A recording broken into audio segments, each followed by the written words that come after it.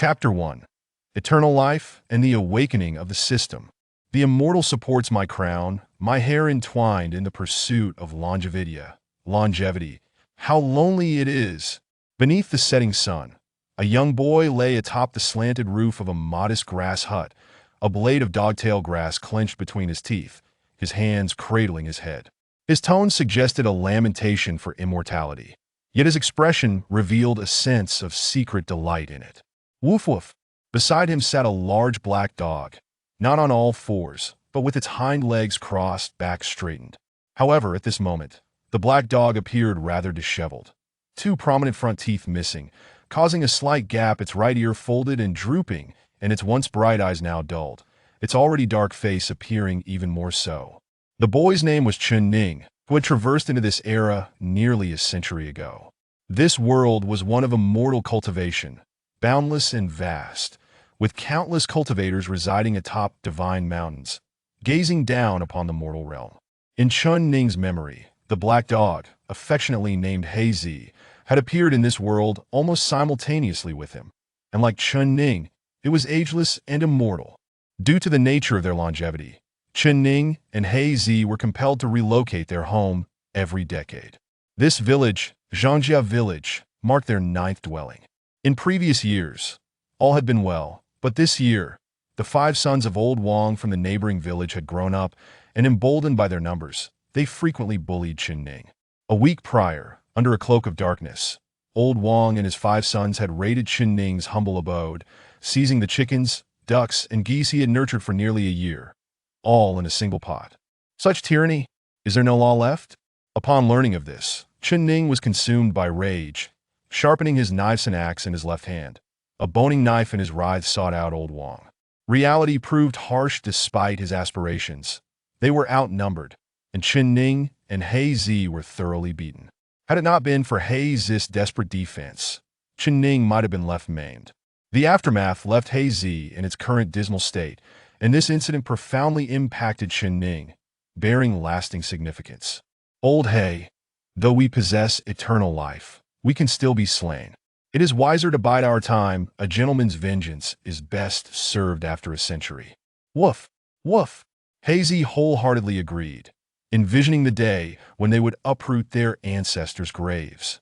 For a century, Chun Ning had spent most of his time living among ordinary folk, absorbing countless tales of the mortal realm. They resided in a land known as Shenzhou, the primary habitation of the human race. Beyond Shenzhou lay 3,000 other tribes, collectively referred to as the divine and demon races by humanity. It could be said that humans were archenemies of the divine and demon races. Since the dawn of creation, humanity had been regarded as the apex of all beings. The 3,000 tribes deemed it necessary to take human form to reach maturity. In contrast, humans were born with innate essence within them. Thus, despite their initial frailty, humans harbored boundless potential. Furthermore, this innate essence held a fatal allure for the ancient beings of the divine and demon races, especially those nearing their end. Not to mention, within the small mountain range where Chun Ning lived, a mere mortal might never escape its confines in a lifetime. Each time they moved, it was always towards the north. Thus, Chun Ning and Hazy had walked in the same direction for a full decade and still had not left this small mountain range. Gazing at the black dog lying beside him, Chun Ning spoke with a hint of melancholy. Old Hay, tomorrow marks another decade. It's time to move again. Woof! You've lived a century, yet you still can't speak. You ancient canine. Woof woof! Vwiff vwiff vwiff. What matters is unimportant. I understand you well enough. But if you keep conversing in barks, I might just start believing I'm a dog myself. Ningxie. It was Erdazi, the only one in Zhangjia Village who had shown kindness to Chun Ning and his companion. I'm here. My mother sent me to call you for dinner. Just go ahead, we'll catch up. Returning to his thatched hut, Chun Ning picked up 2 large carp. The fish, plump and glistening in the sunlight, appeared golden and exceptionally appealing. With the fish in hand, he made his way to Aunt Wang's home with ease. Aunt Wang, I brought you 2 big carp that Old Hay and I caught, so you can nourish Erwazi. Aunt Wang was an ordinary woman, her husband having left for work when Chun Ning first arrived and never returned. Kind-hearted, Aunt Wang had often invited Chen Ning to share meals during his early days, saying it was merely a matter of neighborly kindness to share a bit more food. Great. Just place them in the water tank. It'll make you both soup tomorrow. Aunt Wang replied cheerfully, treating Chen Ning as if he were family. Chen Ning fell into a momentary silence. An old He gently nudged him with its paw. I really enjoy Aunt Wang's fish soup, he said, managing a faint smile that exuded innocence and warmth. As Aunt Wang brought over some dishes, she remarked with a smile, Chen Ning, you've been in our village for a decade now, yet you haven't changed a bit. Truly remarkable. Chen Ning was taken aback, though he maintained his composure. Aunt, don't jest, I'm getting old. Look, my hair is turning white. Aunt Wang chose not to pursue the topic further, merely glancing at old He with a hint of nostalgia. Hazy has certainly grown a lot. He's become quite handsome. Woof. Chen Ning, what did Hazy say? Haha. Aunt, this silly dog is in heat and is asking you to find him a mate. Woof. Woof. Woof. Chen Ning, why do I feel like Hazy is getting agitated? Haha. Woof. A warm yet ordinary dinner unfolded amidst the playful banter between the boy and his dog. After leaving Aunt Wang's home, Chen Ning glanced back multiple times at her busy figure, his eyes slightly moist. Thus far, he and Hazy had relocated 10 times. Yet it was only in Aunt Wang's presence that Chen Ning felt he truly had a home. They had always relied on one another, and Aunt Wang had shown great respect for Hazy. Even during meals, she had provided a special dish for the Dogatal stool where Hazy could comfortably reach the table, paired with a deeper iron bowl than usual. This way, Hazy wouldn't spill his food, and the bowl remained stable. Woof! Hazy's soft bark broke the momentary tranquility. There's no escaping the move. Even Aunt Wang has noticed our situation. If others find out, would surely be deemed monsters. The following morning, a drop of dew fell from a leaf, glistening under the morning sun like a radiant gem. Chen Ning slowly opened his eyes. Ding! Host has successfully survived for a century and has officially bound to the Era character system. Chen Ning suddenly jolted awake. Such a thing truly existed. A Golden Finger, a system. Chapter 2. The Era character system. The Era character system? What precisely was this Era character system? My goodness! After living cautiously for 100 years, could I finally stand tall today? Era character system. Over 5,000 years of history in Huaxia. Countless emperors, sages of old, and youthful heroes. How many unparalleled talents have emerged? Such extraordinary individuals. If they do not shine in this alternate world, would it not be a loss? The host may randomly summon a talented figure to this world. The greater their achievements, the corresponding rewards will be granted to the host. Does the host wish to summon now? What on earth is this bizarre system? Pulling others over to marvel at their greatness, while I remain in hiding. What a joke. However, it's better than nothing. Summon. Chen Ning issued a command in his mind, and immediately a plethora of historical figures from his past materialized. Li Shimin, Ing Zheng, Lu Che Bai Qi, Lu Bang, Qin Hui, Zhao Gao, Gao Qiu. Oh my, are these really considered unparalleled talents? If they come here, won't they just betray humanity at the first opportunity? Yet, considering Qin Hui, though reviled as a treacherous minister for a millennium, he wielded immense power and was one of the 4 great ministers of the Southern Song. How could he not be considered extraordinary? The same could be said for Zhao Gao and Gao Qiu. Each had risen to the pinnacle of worldly power. Damn it, no matter how impressive they are, I don't want them, damn it. Eventually, a figure's information slowly emerged in his mind. Qin, Ing Zheng, the first emperor, the ancestor dragon. What the hell? What the hell? What the hell? A century of self-cultivation was cast aside in that moment. Though he had only lived 50 years in his previous life, those years had been rich and abundant, steeped in the essence of Huaxia's millennia of culture and the aspirations of both material and spiritual realms. Ing Zheng, he is indeed regarded as the most undisputed emperor of Huaxia's thousands of years. No one can disagree. Chen Ning murmured with excitement.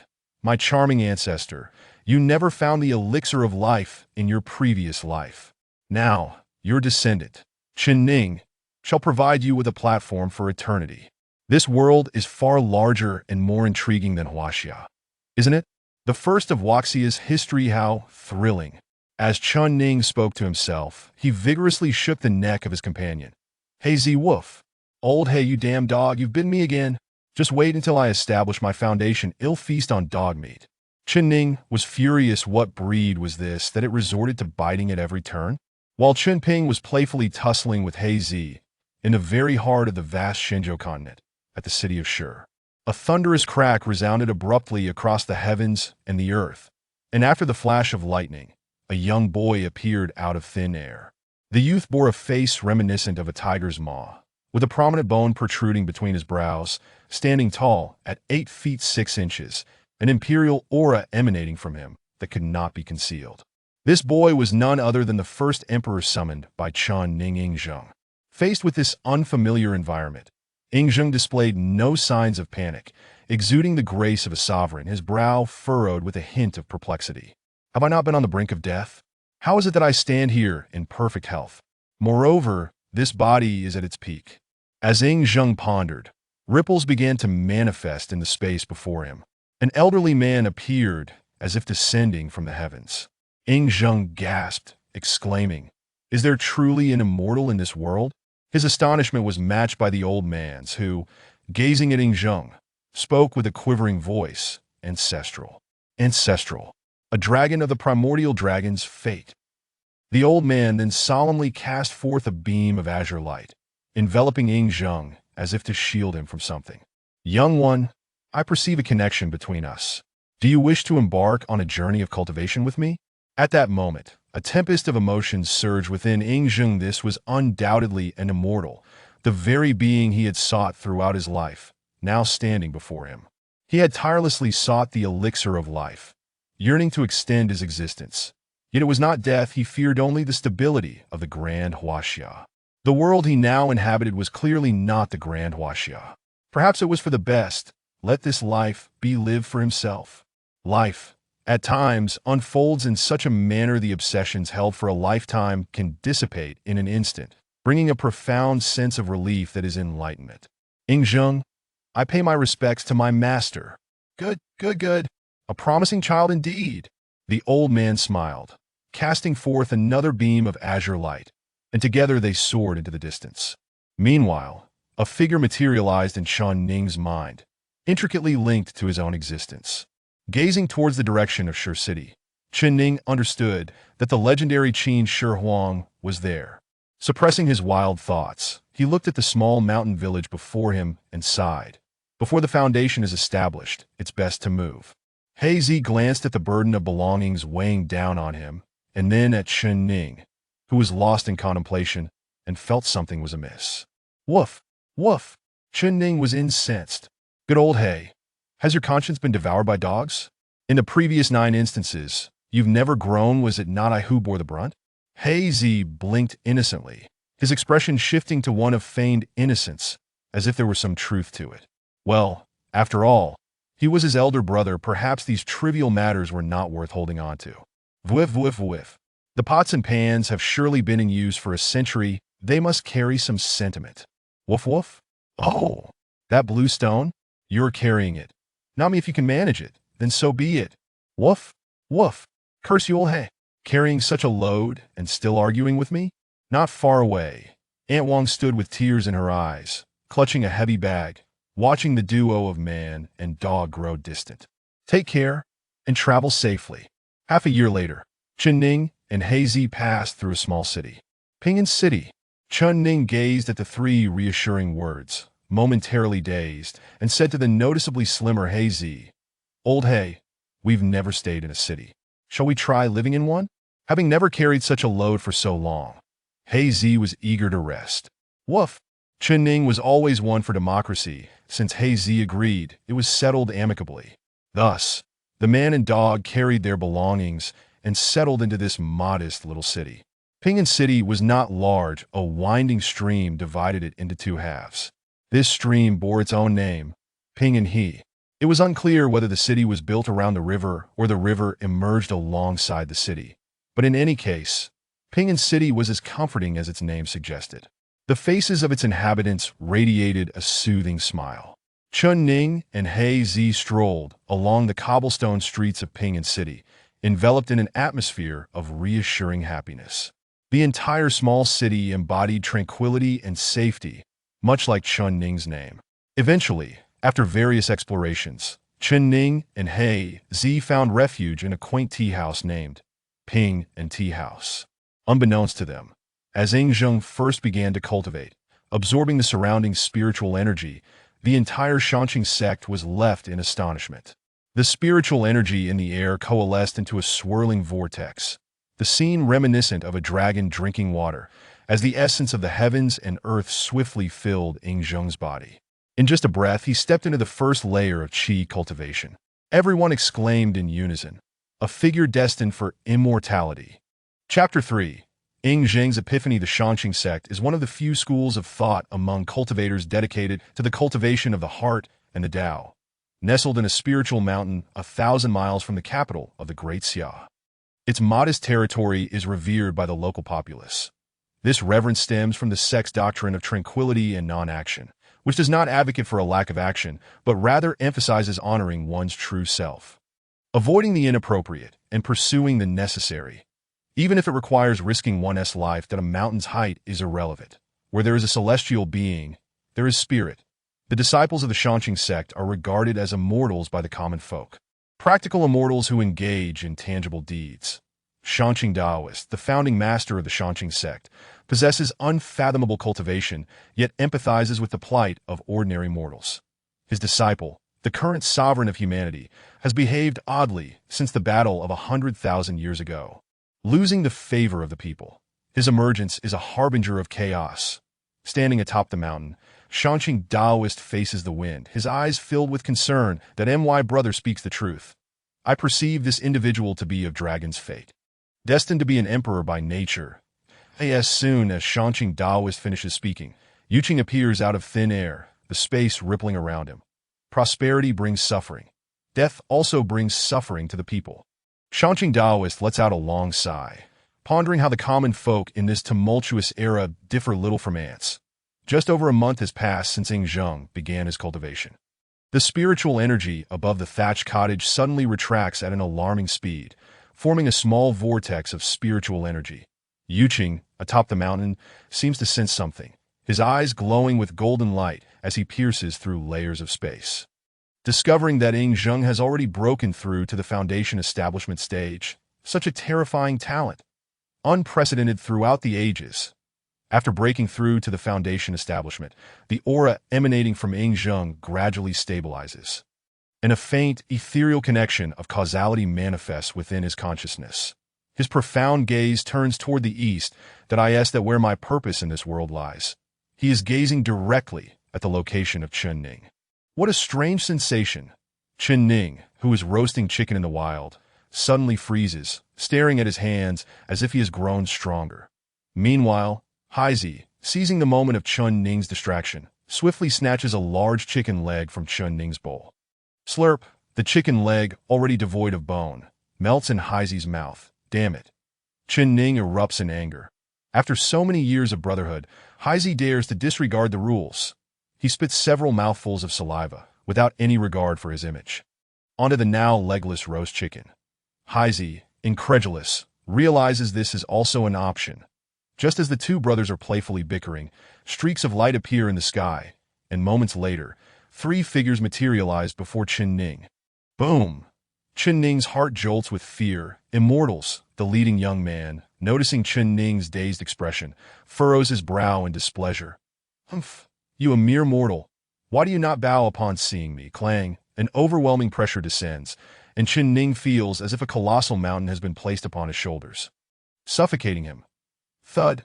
Unable to withstand the pressure, Chun Ning's legs buckle, and he kneels. I have seen an immortal.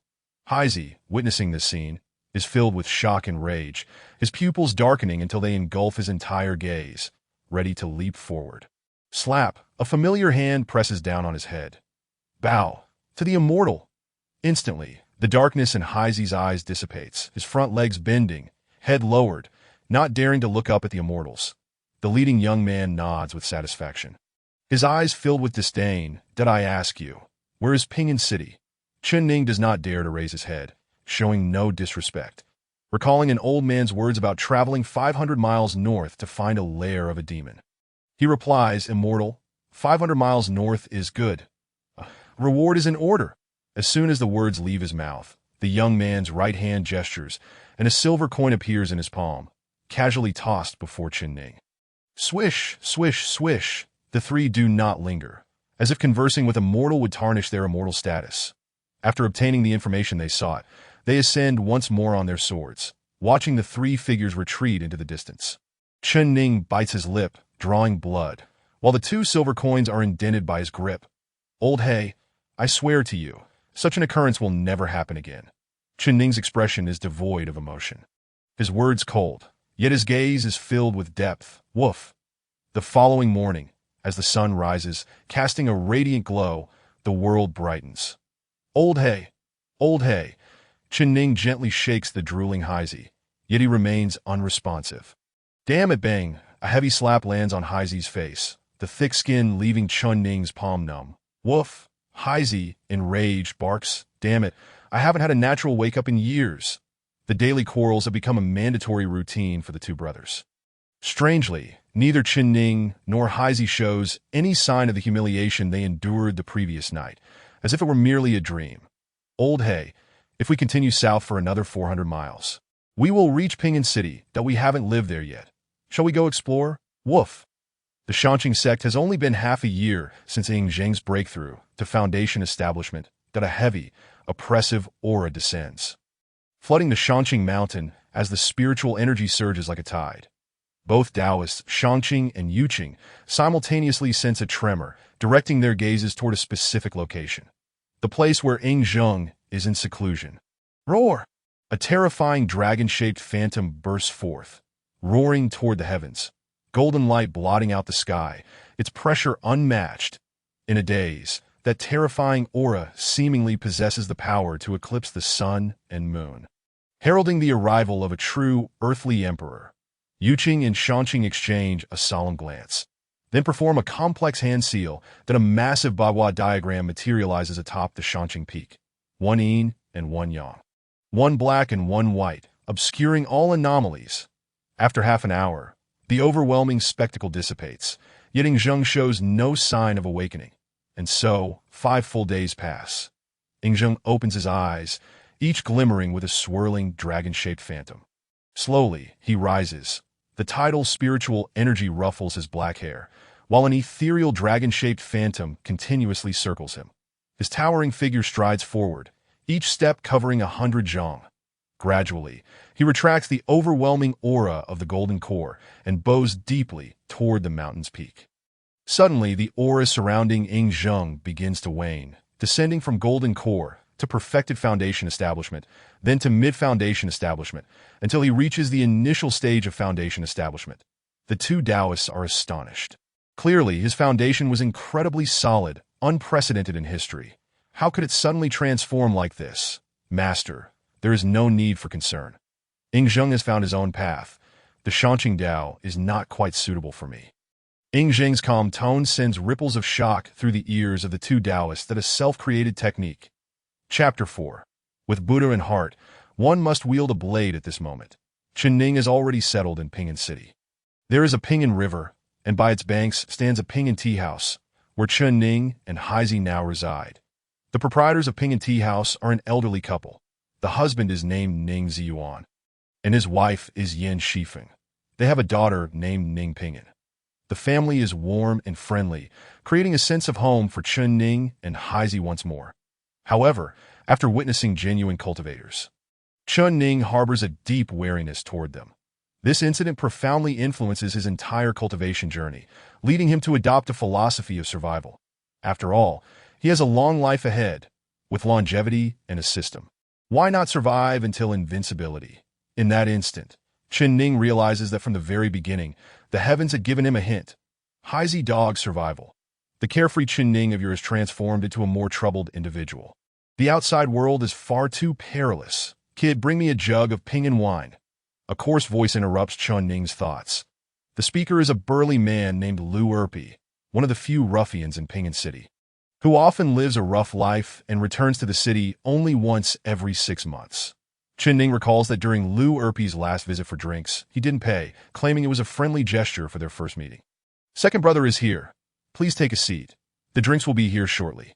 Maintaining a mindset of avoiding trouble, Ning greets Lu Erpy with a smile, though a flicker of disdain crosses his eyes. Damn it.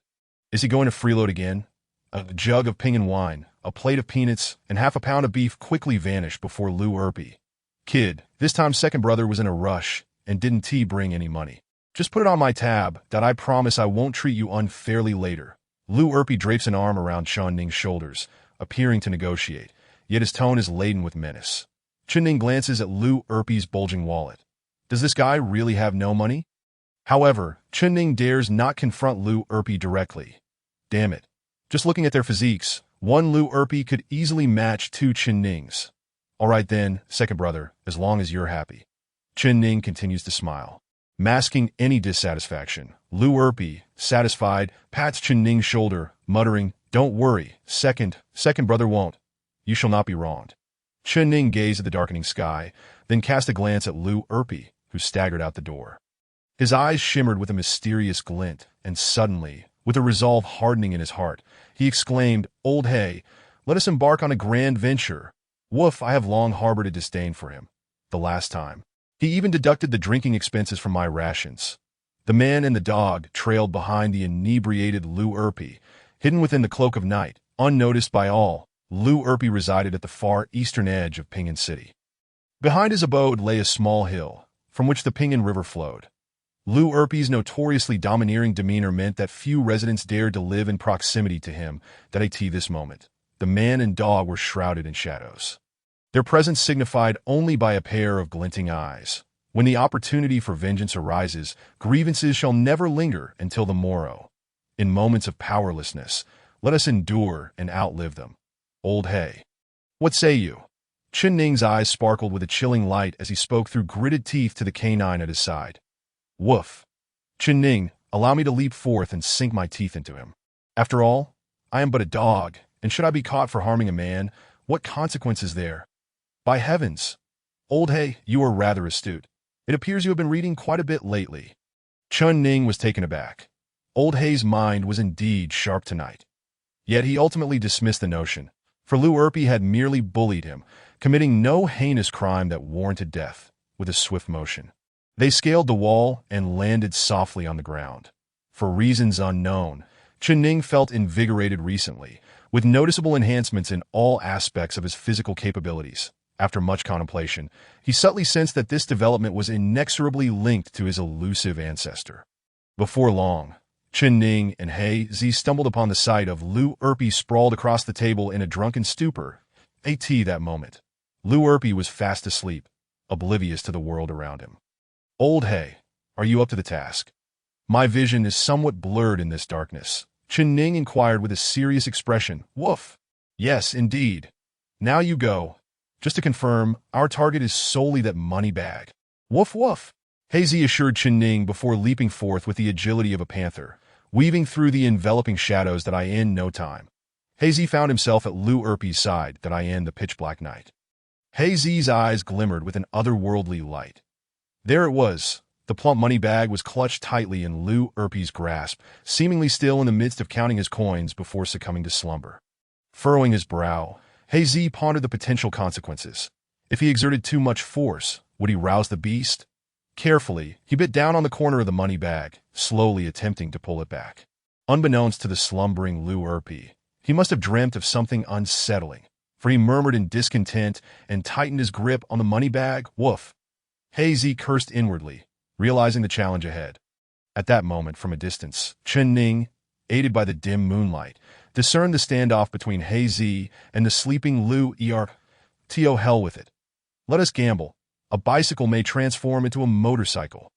Old Hay, muster your strength, bite down, and run. Forget about whether he wakes or not. Hazy nodded in understanding, sinking his teeth deeper into the money bag, gathering his strength.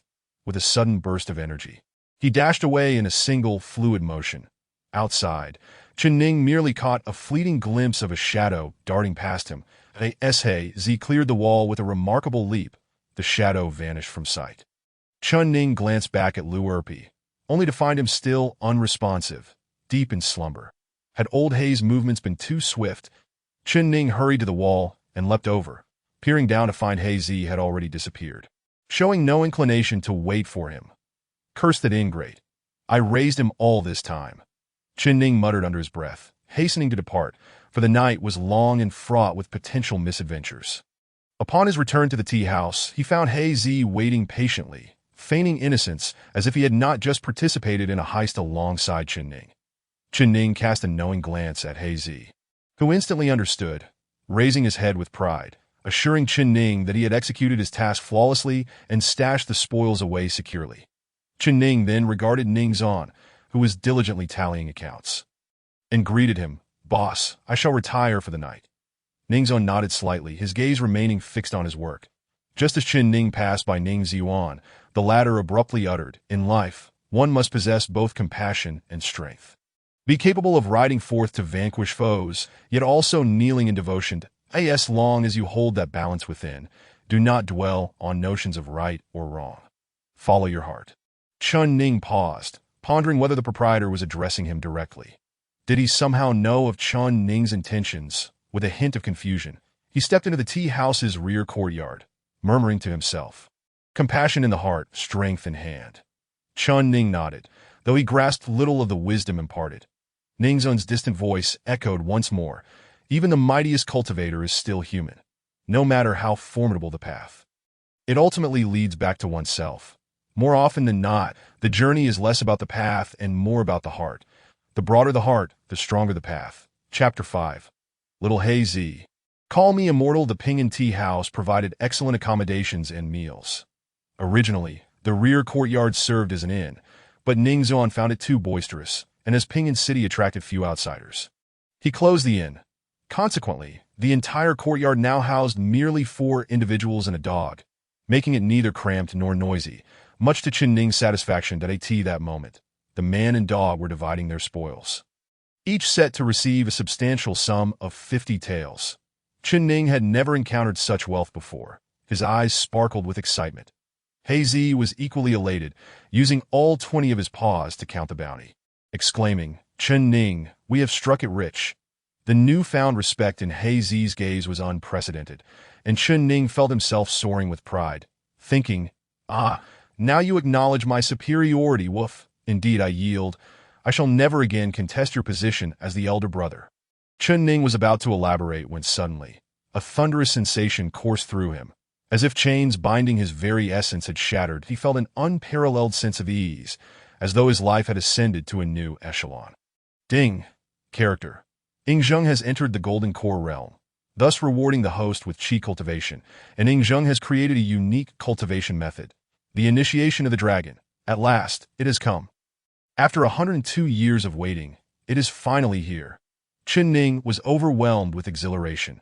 After a century, he was about to take his first step into the realm of cultivation. Old He, set the altar and offer sacrifices. Today marks our grand occasion. Though Chen Ning and He often bickered, when it came to sacrificial rites, He was unwavering in his belief that at the age of 51.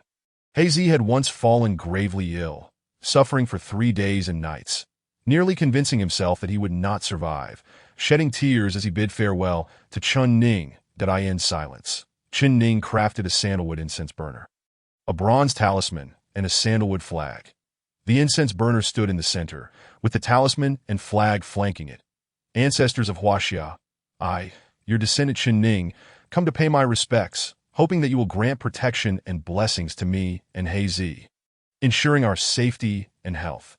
He vividly recalled Chen Ning's devout demeanor at that time, uncertain whether it was truly the ancestral blessings or mere coincidence that had restored his vitality. Nevertheless, after Chen Ning's offerings, He regained his spirited demeanor, that as Chen Ning would say, honoring heaven, earth, and parents, and paying homage to ancestors. There is no shame in such acts. Who knows if the heavens are worthy of reverence? But our ancestors undoubtedly are. Despite this being their second offering, He distinctly remembered every detail of the ritual, that he fetched a small table and draped it with a yellow cloth, meticulously placing the 3 sacrificial items on it, mirroring the arrangement from 50 years prior. Chen Ning spoke solemnly, "Old He, this is insufficient. Go to the kitchen and fetch a duck and a pig's head. Put it on your tab." He, trusting as ever, turned and headed to the kitchen. Yet, just as he stepped outside, a fleeting sense of unease washed over him, but he could not pinpoint the cause. Forget it. The matter at hand is of utmost importance. I shall ponder it later. Shortly thereafter, the altar was adorned with offerings aplenty. Given the quality and quantity of today's tributes, He Zi's scant savings would hardly suffice. Kneeling on the prayer mat, Chen Ning held the incense with both hands, fingers interlaced, and gazed solemnly at the burner. Ancestors of Huaxia, I, your descendant Chen Ning, come to pay my respects from this day forth. I, Chen Ning, alongside He Zi, shall embark on the path of cultivation.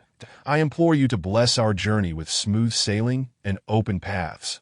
As Chen Ning uttered the first words, he bowed deeply in reverence. Descendant Chen Ning, having shared life with He Zi for a century, we are each other's sole reliance, with no other support but your blessings. Chen Ning bowed again, with He Zi mimicking his actions in earnest. May the ancestors be my foundation. I, Chen Ning, vow that your incense shall never wane. Point 3 bows completed. The incense was placed in the burner. The ceremony fulfilled. Surely, the ancestors of Huaxia would recognize Chen Ning's sincerity. Little did they know, in millennia to come, the ancestors would indeed become Chen Ning's true support. Once the ceremony concluded and the sandalwood had burned down, Chen Ning carefully stored away the sacrificial items, for they symbolized the spiritual bond shared between the two. For Chen Ning and He Zi, this was undoubtedly the most significant affair for both of them. After collecting the offerings, Chen Ning gazed solemnly at the table laden with tributes. Old He, it appears our ancestors from Huaxia have had their fill. Food should be cherished, not wasted. Shall we partake? He Zi's dark canine visage seemed to grow even darker. Finally, it dawned on him that there was something amiss. This entire table of offerings was all on his tab. Alas! Panic surged within Chen Ning, yet his expression remained unchanged. Look at your trivial concerns. As your elder brother, would I deceive you? Fetch the wine. I will cover the costs. Woof. He Zi instantly ceased baring his teeth. His canine face no longer appeared so grim as he bounced away to retrieve a jar of wine. Chen Ning's countenance stiffened. He had acted too hastily. This jar of wine was at least 40 taels. Under the dim light of the waning moon, the pair cast elongated shadows that intertwined, rendering it impossible to discern whose shadow belonged to whom. Enjoying a solitary drink, the gentle breeze grants me a mild intoxication. Woof. I misspoke. It is not solitude, but rather sharing a jar of wine with He Zi. Woof woof. The following morning, Chen Ning abruptly opened his eyes. Invoking the beginning dragon technique, he closed his eyes and slowly began to circulate the cultivation method devised by Ying Zheng. The beginning dragon technique. As Chen Ning operated the technique, a phantom dragon-shaped aura emerged from his heart meridian, meandering along the path of the technique. After completing one full cycle, he could distinctly feel his previously diminished spiritual energy swell slightly. Although he was unaware of how other cultivators practiced, he sensed that this beginning dragon technique was indeed extraordinary. Despite having no prior exposure to cultivation, who could experience such palpable progress after just a brief period of practice? At this alarming rate of advancement, it seemed that Chen Ning could break through to the first level of qi refinement in merely half a month. Contemplating this, he felt an overwhelming sense of boundless potential and vigor, and he slapped awake the still slumbering He Zi. He Zi was furious that Dio not presumed that just because you are my elder brother, you can disturb my slumber at will. Have you ever seen a dog without morning grumpiness? He immediately bared his teeth, ready to retaliate. Chen Ning's expression shifted. His aura surged forth, exuding a celestial demeanor. His eyes cold as he cast a fleeting glance at He Zi. Little He Zi, how dare you be so audacious? Today, you shall address me as a mortal.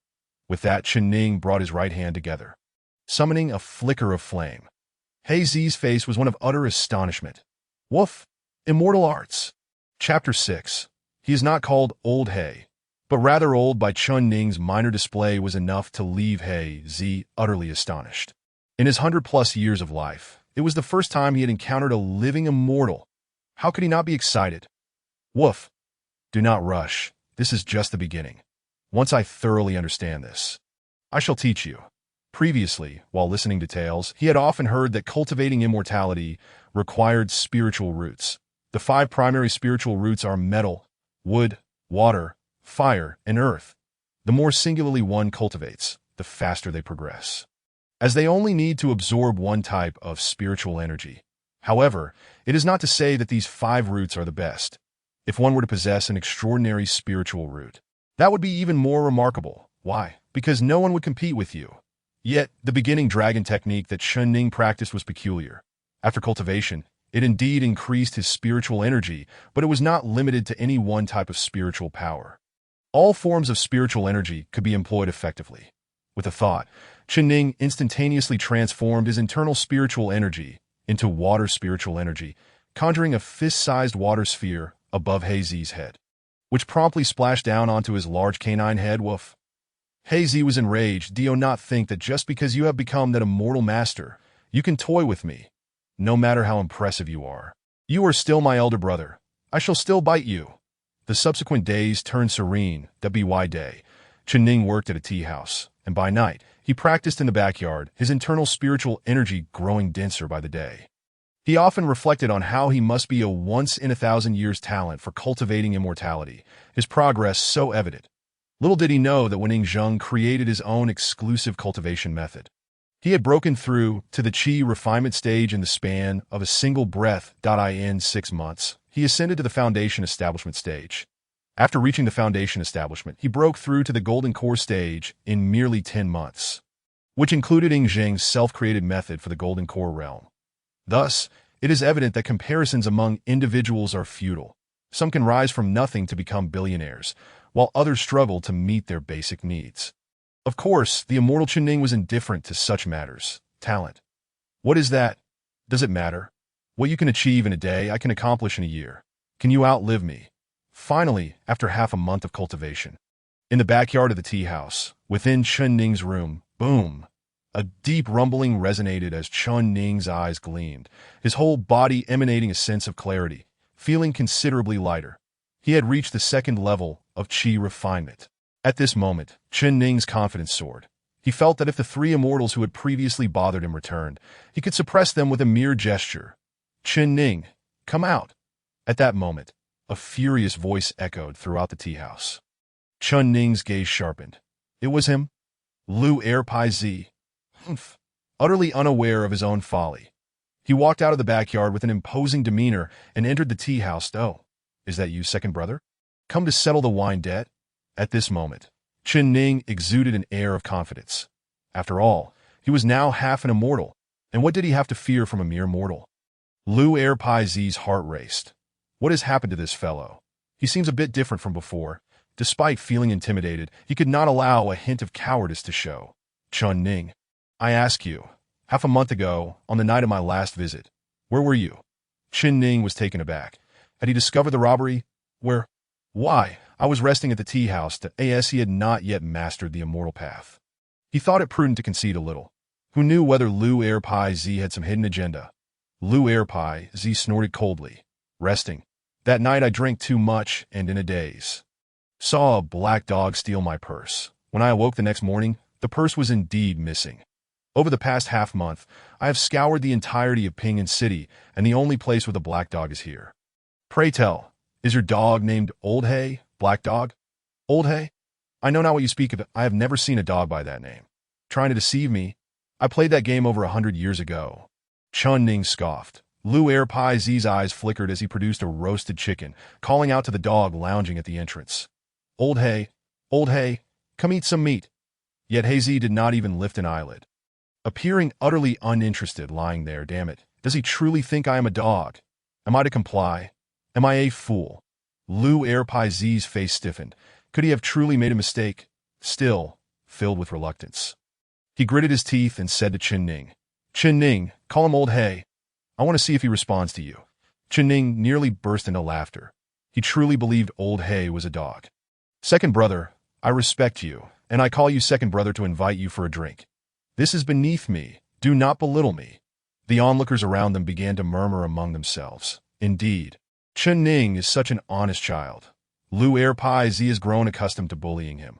Ping'an City is such a wonderful place, yet it is marred by people like these. Hearing the crowd's whispers, Lu Erpai Zi's face flushed with anger, shifting between shades of green and red. However, recalling the hard-earned silver he had toiled for over the past 6 months, he steeled himself. Chun Ning, follow my words. If he truly does not respond to Old He, I shall admit defeat and pay you what I owe for the wine. Chun Ning was overjoyed. Such a stroke of luck. Rushing to receive money, second brother, it seems I have misunderstood you. Old He, come here, eat chicken. Chun Ning called out thrice, his emotion sincere, devoid of any pretense. Yet He Zi remained utterly unresponsive. Ridiculous. Such trifles hardly warranted cooperation. He then shouted, Old Bai, would you care for some roasted chicken? If not, I shall eat it myself. In an instant, He Zi lunged towards the roasted chicken in Lu Pai Zi's hand. Subtly casting a knowing glance at Chun Ning, it was evident that this entirely black dog was not named Old He, but rather Old Bai. Lu Pai Zi, witnessing this, had nothing further to say. He had lost his purse and was obliged to settle his previous debt, while also compensating with a roasted chicken. Woof! After the crowd dispersed, He Zi expressed his dissatisfaction. Old He, our foundation is still shallow. Let us not speak of whether we can deal with that Lu Pai Zi. Even if we do teach him a lesson, if someone with ill intentions discovers it, we could find ourselves in peril. Chun Ning earnestly explained to He Zi, who, though somewhat perplexed, emitted a low growl, sensing that Chun Ning's reasoning bore weight. Thus, over a year passed, and Chun Ning finally advanced to the 7th level of Qi refinement, the so-called late stage of Qi refinement. Beyond this lay the formidable foundation establishment realm. However, on this very day, an unprecedented event unfolded in Ping'an City since its inception. Chapter 7. Water Spiritual Root Qing Xian Immortal Sect is recruiting disciples. All those under the age of 16 are welcome to try. Those with spiritual roots may join me in the sect for cultivation. On this day, an ethereal and melodious voice resonated within the ears of every resident of Ping'an City. In an instant, the entire city erupted in fervor. Immortal. Anything related to this word is an affair that remains lofty and unattainable for mere mortals. Yet now, the celestial beings are taking disciples right before our very eyes. What if the exalted immortal takes notice of me? In stark contrast to the other residents, upon hearing this news, Chun Ning immediately took He Zi to the back courtyard of the tea house. Resolute and unmoving, he would not leave until the immortal departed. Father, I wish to give it a try out on the first floor. Ning Ping'an gazed expectantly at Ning Xuan. However, Ning Xuan remained silent, his head bowed. Lost in thought, daughter, being an immortal is not as easy as it seems. After a long pause, Ning Xuan suddenly uttered a perplexing statement. Father, life is but a fleeting 70 years that if I remain confined to this peaceful town from birth to death, it would indeed be exceedingly dull. At 14, Ning Ping'an was somewhat different from other children. She had known from a young age what she desired and what she ought to pursue. Listening to the patrons at the tea house discuss the immortals who could soar through the heavens and traverse the earth, she had planted a seed of cultivation in her heart long ago. Now, for the first time, Ning Ping'an felt that the path of cultivation was within her grasp. She truly did not wish to relinquish this chance. Alas, you are grown now. As a father, I cannot say much. Pursue whatever it is you wish. Ning Xuan sighed deeply, as if having made a significant decision. Thank you, father. With her father's permission, Ning Ping'an was filled with joy. She could never forsake her cultivation aspirations, but she also did not want to fall out with her father over this matter. With a peck on Ning Xuan's cheek, she skipped joyfully out of the courtyard. As Ning Xuan watched her depart, his gaze flickered, revealing the thoughts swirling within him. Chun Ning, what are you hiding out there for? Ning Xuan suddenly spoke. Shopkeeper, I was merely observing that Ping'an is surely destined to be chosen by the immortal. Chun Ning chuckled awkwardly, feeling an inexplicable oddity about the shopkeeper. Since becoming an immortal himself, this feeling had intensified. Ning Xuan continued to gaze in the direction of Ning Ping'an's departure, as if he could still see his beloved daughter. I am well aware she will be chosen. I would rather she lacked the aptitude for cultivation, he mused. Chun Ning felt a jolt of surprise, sensing that the shopkeeper was acting particularly peculiar today, with an air of strangeness that was hard to decipher. Chun Ning, I know you are no ordinary person. Having been here for 2 years, there are no signs of increase in your soul age or bone age, nor any indication of your cultivation. The A.S. Ning Xuan's calm words washed over him. Chen Ning's heart surged with tumultuous waves that this day, longevity was his greatest secret. Initially, he had thought it was due to the system. But since he embarked on the path of cultivation, he sensed that his longevity was somehow linked to Haizi Dada's shopkeeper. What are you saying? I don't understand. Regardless of whether he believed it, he could never admit the truth. Ning Zuan smiled faintly, choosing not to elaborate, instead producing a pill. Chen Ning, this is a youth-preserving pill. Once you consume it, the aura of the pill will mask the signs of your soul age and bone age. Unless you encounter a practitioner specializing in longevity. Shopkeeper, this. Chen Ning was genuinely bewildered, unable to grasp Ning Zun's intentions that he'll not overthink it. Chen Ning, that I merely wish to cultivate a benevolent connection with you. In the future, should Ping'an encounter difficulties, I hope you will lend her a hand. Intuition told Chen Ning that the shopkeeper meant him no harm. After pondering for a moment, he solemnly nodded in agreement, accepting the youth-preserving pill and swallowing it before Ning Zuan without a trace of hesitation. Seeing this, Ning Zuan's eyes sparkled with appreciation. Caution is a virtue, but if one becomes overly cautious and considers themselves clever, they may miss the mark entirely. Shortly thereafter, Ning Zuan retrieved a book and a jade talisman from the drawer of the counter. You may peruse this book. Take this talisman to the longevity sect, and it will provide you with a place of safety.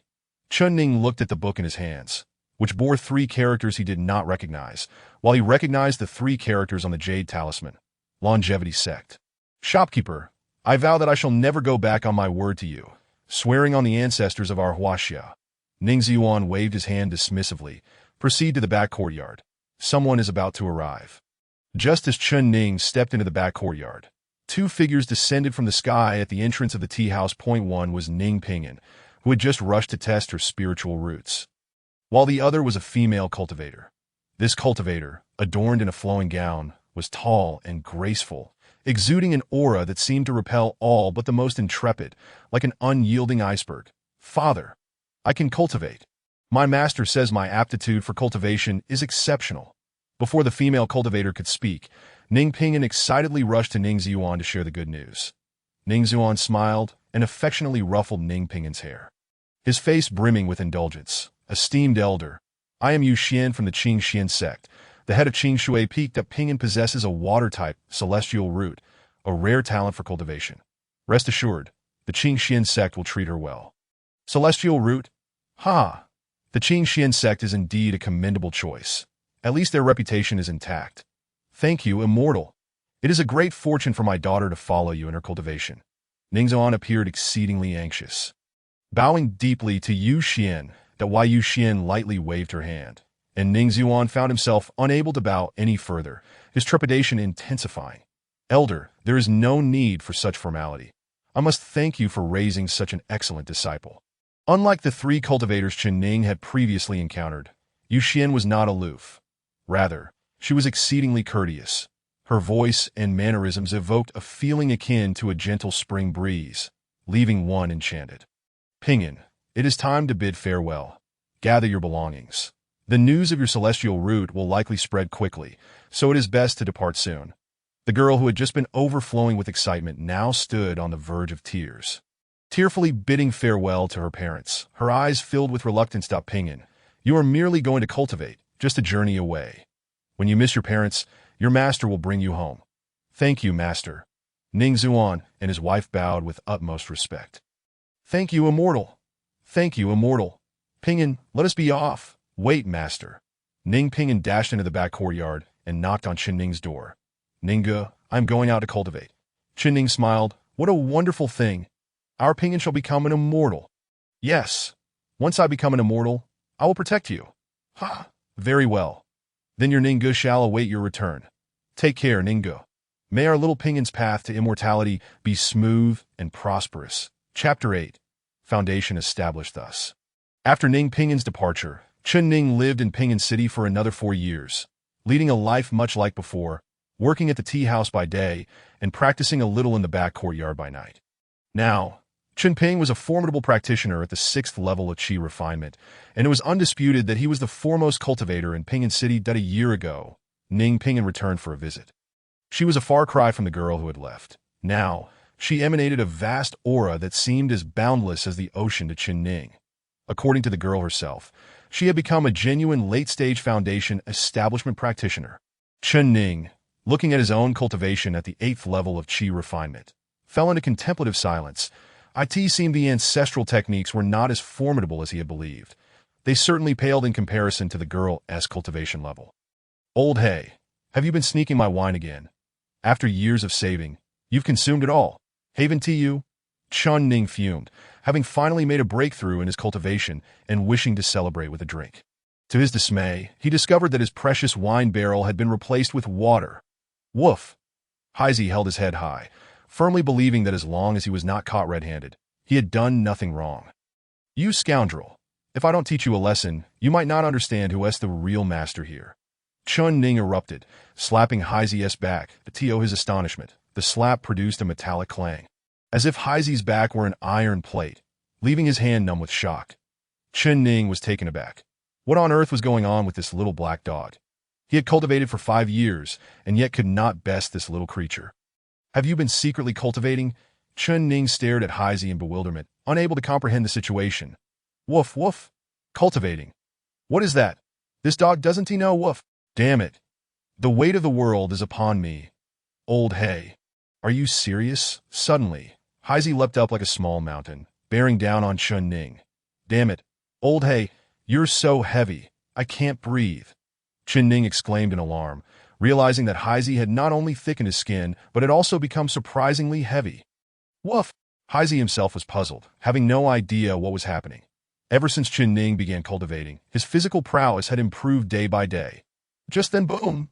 A powerful aura erupted from Chen Ning, and a viscous black substance began to emerge from his body, carrying a pungent, foul odor.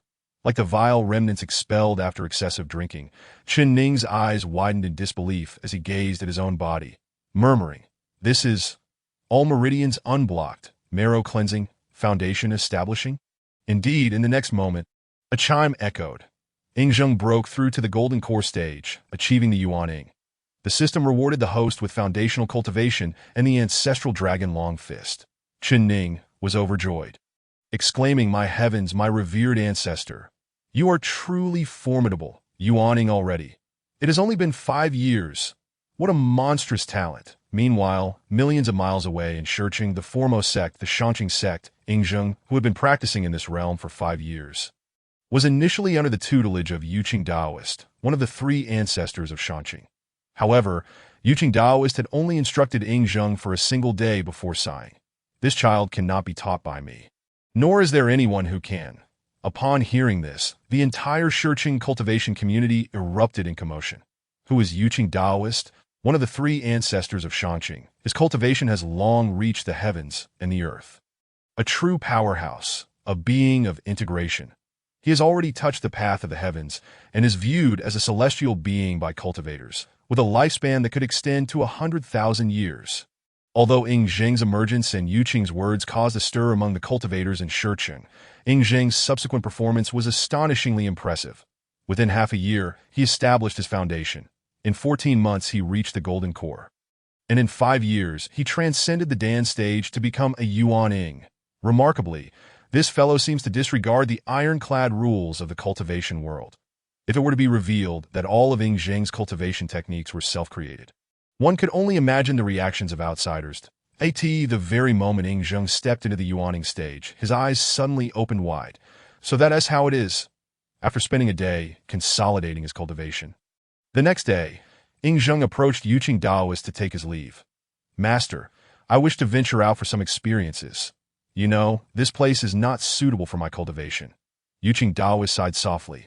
"I knew this day would come, but I did not expect it to arrive so swiftly." Grateful for his master's guidance, Yingzheng did not dare to forget. Upon hearing Yingzheng's promise, Yuqing Daoist felt a sense of relief. "Yingzheng, I am not your master, merely someone who sheltered you for a time. The do you understand?" Yingzheng comprehended. He was not surprised by Yuqing Daoist's words, for no other reason than that his cultivation methods destined him to be at odds with countless individuals throughout his life. One could either perish in endless struggles or grow stronger in the face of adversity, ruling over all. With a casual wave, Yuqing Daoist summoned a storage ring into Yingzheng's hand and gestured. You may go doubt if possible. I hope you can look after the Shanqing sect in the future. Ing Zheng understood. Afterward, he respectfully bowed 3 times to Yuqing Dao as a gesture of gratitude for his kindness, as well as a bow for the sins of his sect. Once done, Ing Zheng transformed into a streak of light, soaring eastward. Whether by coincidence or design, his destination was Pinyin City. The following day, Shiqing was once again abuzz with shocking news from the cultivation world. The Shanqing sect's Ing Zheng, having disrespected his elders, injured the senior disciple of Yuqing, and defected from the sect. At the Pinyin tea house, Chen Ning had completely given up on his cultivation, thinking, cultivation? What a joke. All my years of hard work amount to nothing compared to a single breakthrough by my ancestor. Of course, this does not mean I have abandoned the path of cultivation. I am merely focusing on survival for now. As long as I can hold on for the next 100 years, I can summon an ancestor, which is far better than struggling to cultivate myself. Ultimately, my only task is to survive. If I can live for 1,000 years, I might have 10 formidable ancestors to assist me in cultivation. Live for 10,000 years, and I could have 100. Live for 100,000 years. Heavens, if I could summon 1,000 ancestors from Huaxia, I could probably break through a realm in my sleep. Old He, our survival skills are far too limited. Chen Ning lamented, feeling troubled. His foundation with He was indeed shallow. Thus far, he had only encountered the cultivation technique of the Shilong Ju and the ancestral dragon Long Fist. The Shilong Ju was temporarily abandoned. The ancestral dragon Long Fist was indeed powerful, as every time he practiced this technique, a dragon-shaped fist intent would manifest around him. Chen Ning could sense the immense power of this technique. If one day he could materialize this dragon-shaped fist intent, he could probably shatter mountains with a single punch. Brother, bring me a jug of wine. Just as Chen Ning was lost in thought, a tall figure wearing a bamboo hat appeared at the Pinyin tea house. Chen Ning slowly turned his head, peering through the gaps of the hat, and gasped, "Oh no!" Upon seeing the visitor. He nearly lost his wits. It was none other than the first emperor, Ing Zheng, whom he had summoned to be his support. Upon witnessing Chen Ning's reaction, Ing Zheng knew he had not made the wrong choice.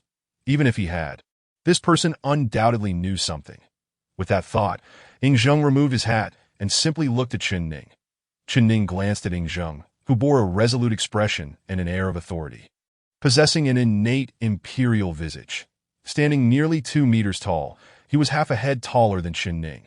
Without even mentioning his cultivation, just his imposing appearance, coupled with Chen Ning's knowledge of his identity, made Chen Ning's heart race. The eternal emperor, Qin Shi Huang. Even though he was his most revered ancestor, now that he stood before him, it was uncertain whether this was a blessing or a curse. Little brother, as a guest, it is impolite to leave me standing at the door. Ultimately, it was Ing Zheng who spoke first. His tone, seemingly the most mundane, resonated in Chen Ning's ears like the decree of heaven. Please, come in. Chen Ning quickly regained his composure and stepped aside. Ning Zuan, who had been counting goods at the counter, cast a discreet glance at Ing Zheng, his expression revealing an unprecedented seriousness. Dear guest, what would you like? It matters not. Be it misfortune or fortune, I shall face it, Chen Ning thought, having come to terms with it, no longer overly timid. Bring me a jug of wine and some of your signature dishes. Certainly, please wait a moment. Old He, go grab half a pound of beef, a plate of peanuts, and 3 tails of pig's head meat from the back. Coming right up. Dear guest, your wine, Pinyin wine? Our house specialty. Pinyin wine? What a splendid name. After delivering the wine, Chen Ning intended to retreat, but Ing Zheng suddenly spoke. Little brother, why not sit down and share a drink with me? I am new here and have no acquaintances. Chen Ning was taken aback. Was he addressing me? Did he notice? Seeing the subtle smile on Ing Zheng's face, a chill ran from Chen Ning's feet to his head, and he forced a smile that was more grotesque than crying. Dear guest, I am currently working. Innkeeper. Ing Zheng suddenly called out to Ning Ziyuan at the counter. What can I do for you, esteemed guest? Might I request this young man to accompany me for a drink? Drinking alone is rather dull. Chen Ning, when did you become so ungrateful? The guest invites you for a drink, which is a mark of respect. Why do you act so aloof? Yes, innkeeper. Chen Ning stammered. Innkeeper, can't you see? Coming right up. Old He hurried in with a large tray, bringing the dishes as well. This fellow has some character. Despite feeling a tinge of fear, Chen Ning mustered the courage to explain, Dear guest, he is my brother, named He Zi. Brother. A hint of intrigue flashed in Ing Zheng's eyes before he quickly returned to normal, addressing He Zi. "Brother He, would you care to join us for a drink?" He Zi's eyes lit up at the invitation. "This is what I like." "Oh, old He says he cannot drink. When he does, he gets drunk and bites people. Woof woof."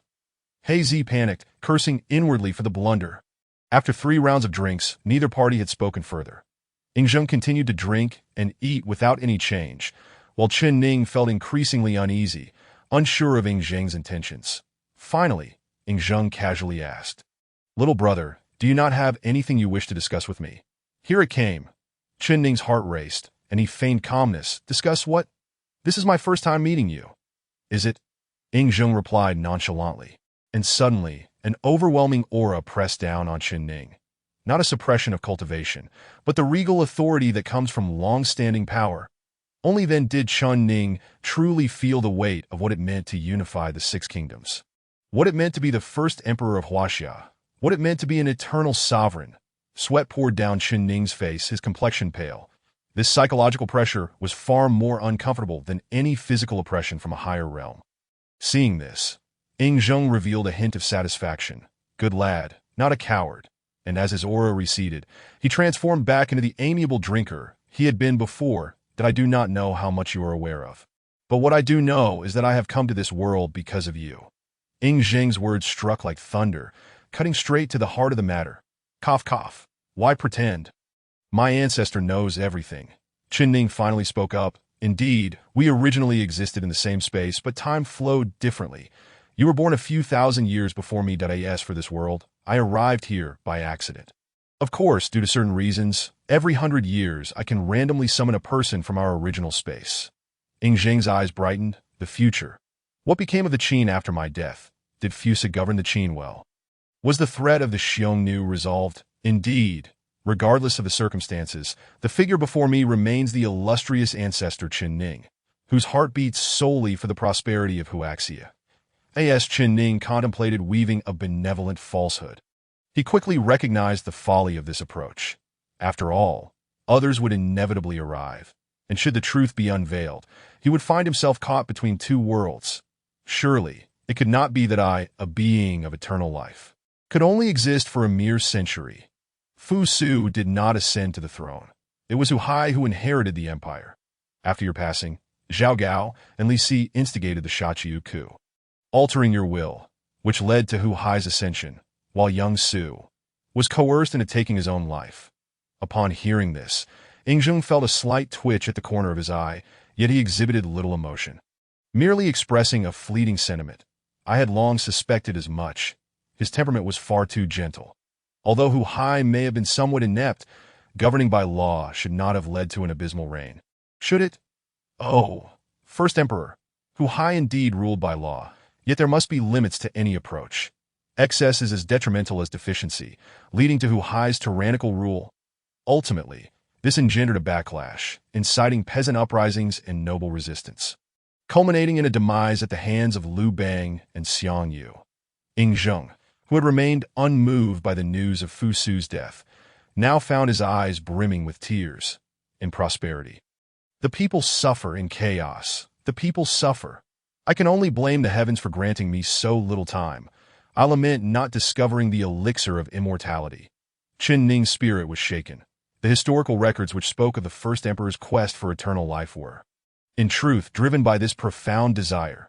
Chen Ning continued, "In my era of Huaxia, there existed no dynasties, no emperors, no nobles. There were no Xiongnu wreaking havoc from without, nor officials oppressing the common folk from within. Only the common people, all equal, with food and clothing for all. In youth, one is accompanied by parents, and in old age by dutiful children." Excellent, excellent, excellent. This is precisely what I envision, the flourishing era of the Qin. Ing Zheng's gloom dissipated as he erupted into hearty laughter. "Future descendants shall not tarnish the legacy of your forebear." Chapter 10. Huaxia, I am Ing Zheng. Ing Zheng suddenly addressed Chen Ning with gravity.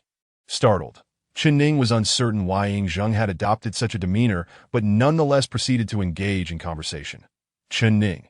Ing Zheng nodded slightly, and then inquired, "Chen Ning, was my summoning to this world merely a coincidence?"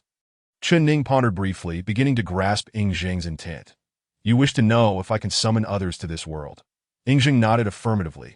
I aim to recreate the great Qin dynasty in this realm. Chen Ning felt a flush of embarrassment. Indeed, this ancestor was innately a warrior. Historical accounts may not be entirely accurate, but they bear some truth. Ancestor, I shall be candid. Your summoning was indeed not a coincidence. Yet it was not entirely precise either. Due to certain circumstances, I can only summon once every century, and each summoning is shrouded in uncertainty. You must understand, our illustrious Huaxia, with its 5 millennia of history, has birthed countless heroes. Moreover, not only heroes but even those infamous, like Zhao Gao, could potentially be summoned as well. Ing Zheng snorted dismissively. Zhao Gao is merely a eunuch. Should he arrive, I would surely grant him death. Chen Ning offered a dry chuckle. His ancestor remained formidable to be. By the way, ancestor, how did you come to find me? Chen Ning was genuinely curious, pondering whether the system operated in both directions rather than the unidirectional understanding he had assumed. After a moment of contemplation, Ing Zheng replied, To be honest, I cannot articulate it. At the instant of my demise, I felt an inexplicable connection to you, a fleeting moment. Perhaps in this direction, I could discern the reason for my arrival in this world. Chen Ning fell silent, uncertain whether this was a blessing or a curse. With so many figures in Huaxia's history, what if one of those he summoned bore a grudge against him? Chen Ning expressed his concerns to Ing Zheng. Ha ha ha, Chen Ning, worry not. Whether it is I or anyone else, we come to this world because of you. This is the cause. Moreover, a thread of fate assures me that not only will they not harm you, but they will also exert every effort to assist you. This is the effect. Chen Ning was genuinely elated. This meant that regardless of who arrived, be they hero, tyrant, or rogue, they would at least serve as his allies. Just imagine, once I live for 100 or even 200,000 years, summoning all those of merit in Huaxia. At that time, with a single arrow piercing the clouds, how many formidable figures would I command? Chen Ning, Chen Ning. Ing Zheng observed Chen Ning's dazed joy and found himself at a loss for words. What are you so pleased about? Here, I am present. Oh, ancestor, if you have something to say, please do. Chen Ning finally snapped back to reality, wiping away the drool that had escaped his lips. After all, the very thought had been enough to awaken him from a dream. I have been in this world for 5 years. Your next summoning will occur in 95 years, thus, I shall impart my Shilong Ju to you. When the time comes, you must practice this technique during the next summoning. Chen Ning was taken aback. I already know the Shilong Ju. However, upon further contemplation, he said nothing and merely nodded. The Chen family code of conduct dictated that speaking less brought fewer errors, while speaking more led to greater mistakes. Ing Zheng, unperturbed, lightly tapped Chen Ning's brow with his finger. Instantly, a complex cultivation manual appeared in Chen Ning's mind, astonishing him with its comprehensiveness, surpassing even what the system had provided, from foundation building to divine transformation. It was remarkable considering that Ing Zheng himself was merely in the early stages of the nascent soul, genius, prodigy. These terms scarcely encapsulated the greatness of this ancestor. Very well, I have conveyed all that is necessary. Should any of my Qin subjects arrive in this era, instruct them to seek me out. Chen Ning, encountering you brings me great joy. With a flick of his fingers, Ing Zheng conjured a silver ring that materialized before Chen Ning. This is for your sustenance. Live well. Having said this, Ing Zheng donned his conical hat and prepared to depart, leaving without a trace of hesitation. Ancestor, regardless of whom arrives in this world, I will ensure they claim to hail from Huaxia. Should I encounter anyone asserting such, I hope you might extend your kindness to them. Chen Ning suddenly interjected. Ing Zheng nodded slightly in response, certainly, as he watched the gradually receding figure of Ing Zheng. Chen Ning murmured to himself, Ancestor, may the future Chen Ning wish you a smooth journey on your path to immortality. Wait a moment. By heavens, the ancestors of Huaxia, one after another, have all been summoned to this world. In the event of significant matters, to whom shall we offer our prayers during sacrifices? Neither Chen Ning nor Ing Zheng could have anticipated that, in the not-so-distant future, these two characters would resonate throughout the realms of gods and demons. As the days and years passed, Chen Ning remained at the tranquil tea house for a full 9 years. Embracing the neck of his canine companion, he exclaimed, Old Hay, we must set off again. Alas, the trials of immortality weigh heavily. You wouldn't wish to be captured and turned into a laboratory subject, would you? Old Hay nodded fervently. Becoming a subject was a fate he vehemently wished to avoid, as it often led to a miserable existence devoid of rights. Our singular goal now is to survive, to live well. Once I summon another ancestor, life will be considerably safer. Woof, he agreed, a dog's life is paramount. Let's embark on this spontaneous journey, brother. What a carefree existence. This state of being was something Chen Ning had never dared to dream of in his past life. Straightforward Old Hay habitually slung a neatly packed bundle over his back. Chen Ning, eyes widening, scolded, "Old Hay, who do you think you are? I am now a grand practitioner of the Golden Core. I no longer need to carry burdens." Just a year prior, Ing Zheng had stepped into the realm of divine transformation. While Chen Ning had effortlessly ascended to the Golden Core stage, Old Hay's eyes sparkled. He had completely forgotten that his elder brother was now a Golden Core master, yet he had still been considering the prospect of physical labor. Woof woof. Of course, if I am not formidable, who is? If I weren't exceptional, how could I be your esteemed elder brother? With a flick of his wrist, Chen Ning stored Old Hay's meticulously packed belongings within his storage ring. Gazing at the ring, he contemplated for a moment before removing it and placing it in the pocket of his hoodie. Old Hay, remember, wealth must not be displayed. This is a treasure of an immortal and must be safeguarded. Old Hay's eyes sparkled once more. His elder brother's words were eternally wise. Suddenly, Old Hay produced a pen and a notebook from his lower pocket, scribbling away furiously. Alas, ever since Chen Ning broke through to the Golden Core, Old Hay was no longer his match. To avoid inadvertently crossing any of Chen Ning's boundaries, he had compelled himself to learn to write, recording all that was good and bad in his notebook. Chen Ning had once secretly peeked at it. Indeed, only a dog could comprehend it. Chapter 11. Surprises and Plans. Who will arrive first? Old Hay, let us depart. To the next destination, woof, it matters not. Wherever you are. Brother, that is home. Ha, at least you know how to speak well. Old Hias Chen Ning traversed the tea house. He paused, retrieving a pen and a sheet of paper. Young Chen Ning, I extend my heartfelt gratitude for the proprietor's care over these years. Rest assured, I shall not forget my promises. The proprietor may be at ease. With utmost care, Chen Ning pressed the note beneath the abacus and withdrew 200 taels from the total savings of 500 taels that the two brothers had amassed over the years, placing it atop the note.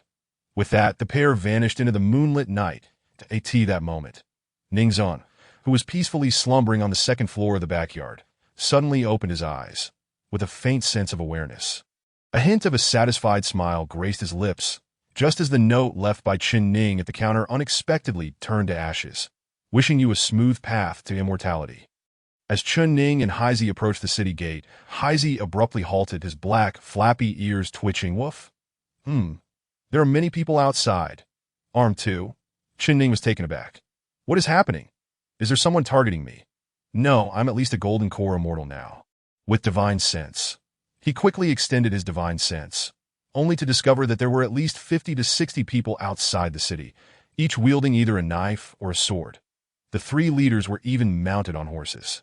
A few individuals were already scaling the city wall, seemingly intent on breaching it. Bandits? Chen Ning's heart raced. He had never encountered such a situation before. Without hesitation, he sought refuge. Little did he know, Ning Ziyuan, still resting in the backyard, was rendered speechless by the sight. Unable to suppress his frustration, he muttered, "This kid, how could he, a Golden Core cultivator, be frightened by a few petty bandits? Is he truly so fearful of death? Old Hay, whatever you do, don't bark. Those outside look like ruthless thugs who have killed and feasted on dog meat. It's best we remain cautious." Although Heisey was unfazed by the thought of murder, he instinctively recoiled at the mention of dog meat, petrified. Moments later, several bandits successfully infiltrated the city, stealthily opening the city gate. Armed with weapons, they quietly entered. Ningzhan's expression darkened. He wouldn't be watching this whole time. Would he? After hiding for so many years, he wouldn't act over something so trivial. Would he? The bandit leader made a gesture to execute, and the underlings immediately complied. Several bandits stealthily approached the first merchant shop just inside the city gate. Woof! Heisey inquired uncertainly. That's Lou Granny's Osmanthus cake shop. She often brings us treats. Chen Ning's face flickered with indecision. Damn, did I truly misjudge this kid? As the bandits prepared to burst through the door, both Ning Ziyuan and Chun Ning felt a cold sweat break out in their palms. Ning Ziyuan was incensed by Chun Ning's cowardice, while Chun Ning was simply terrified. Damn it, I am still a golden core immortal. Suddenly, Chen Ning sprang to his feet, ready to charge forward, but his shadow was faster. That it was Heisey. In a flash, Heisey appeared before the bandits, his paws swiping, and several flashes of cold light emerged, causing the bandits to lose their breath instantly. Then, without a moment's hesitation, Heisey turned towards the group of dozens nearby and lunged forward, positioning himself amidst them. Chen Ning finally reacted, summoning his spiritual energy, conjuring a fireball the size of a face, and hurled it into the crowd. Boom! The fireball burst forth like a blooming firework, instantly engulfing the entire group, reducing dozens of them to ashes, their remnants scattered in the gentle breeze, as if nothing had ever transpired.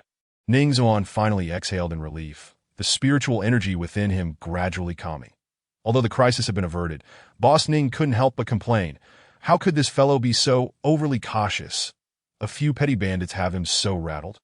What a cowardly cultivator. With a casual fireball spell, Chun Ning incinerated the corpses in front of the shop and stood lost in thought. Woof. Chun Ning shook his head slightly. Old Hay, you did nothing wrong.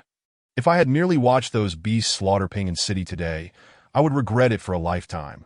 Now I truly understand the saying of the storekeeper. One must hold a knife in hand and a Buddha in heart. One can slay enemies on horseback and recite scriptures below. After exhaling deeply, Chen Ning released the pent-up frustration within him, along with the cautiousness that only sought longevity. Did I end this life? One can never predict whether unexpected events or plans will arrive first. There is no need for excessive worry. At the very least, do not allow the present to become a source of future regret. Old Hay, let us go. Follow your big brother on a journey across the world. Woof woof. Ha, just follow your big brother. I have wine and meat in my storage ring. Woof, of course, if I weren't impressive, how could I be your big brother? Under the moonlight, the shadows of man and dog stretched longer until they vanished at the end of the road. The Pingan City gates slowly closed behind them. The next day, as the sun rose, Chen Ning lay on Heisey's belly, slowly opening his eyes, thoroughly refreshed from his slumber. Glancing at Heisey, Chen Ning was furious. Damn it. How come you always sleep better than I do? With a swift slap, he struck Heisey on the head. Woof. You want to start a fight this early? Old Hay, it's time to get up for breakfast. In an instant, Chen Ning pulled out 6 meat buns and a jug of Pingan wine. Woof.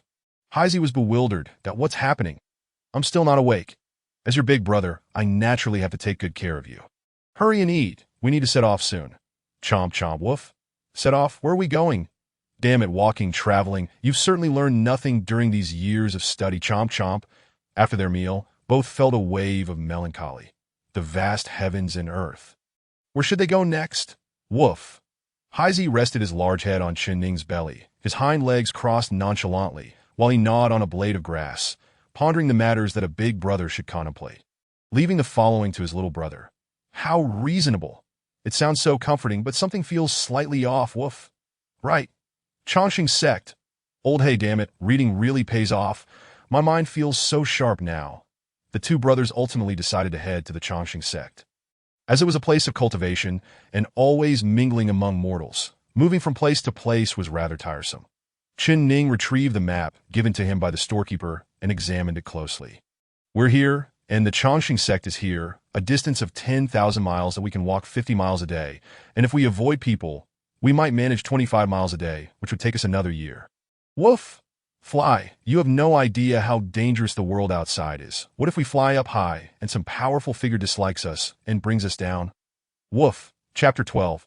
The Chongqing sect were to linger on this journey, wandering thousands of miles, letting the winds and clouds guide us, roaming the world seeking grandeur, treating the 4 seas as home, observing the world, meeting kindred spirits along the road. 1,000 cups are insufficient for shared tales, leaving no mention of returning.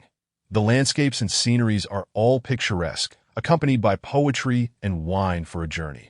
Chen Ning relished this current lifestyle, just him and his dog, wandering the world in tranquility, observing the sights of this strange realm, savoring the exquisite wines of the world. With a drinking companion by his side, was enough that I in the blink of an eye. Over a year had passed. Chun Ning gazed upon the mountain gate before him, where three simple characters were inscribed: Chongqing Sect. Chun Ning's eyes widened in astonishment. Old He, is this really the Chongqing Sect? It feels no different from the village we stayed in before. Woof, Heisey agreed, entirely lacking the grand demeanor one would expect from a celestial sect. Did we come to the wrong place? No matter, we've come this far. Let us go take a look. With that thought, Chun Ning led Heisey up the path. As soon as they stepped through the mountain gate, Chun Ning felt an inexplicable sensation, as though the path they had traversed had vanished without a trace. As if this winding road had appeared solely for them. Well, there's no turning back now. Let's continue onward. Following the path beneath their feet, they ascended further. Before long, a middle-aged man carrying water appeared before the two brothers. Haha, we have new arrivals at the Chongqing Sect. No more water fetching for us. The middle-aged man wore a straw hat and laughed heartily, resembling an ordinary farmer, entirely devoid of any signs of a cultivator. Chun Ning was at a loss, completely unaware of the identity of the person before him. Uncle, is this really the Chongqing Sect? Uncle. Ha, from now on, I shall be your senior brother. Come, little junior brother, let me take you to meet the master.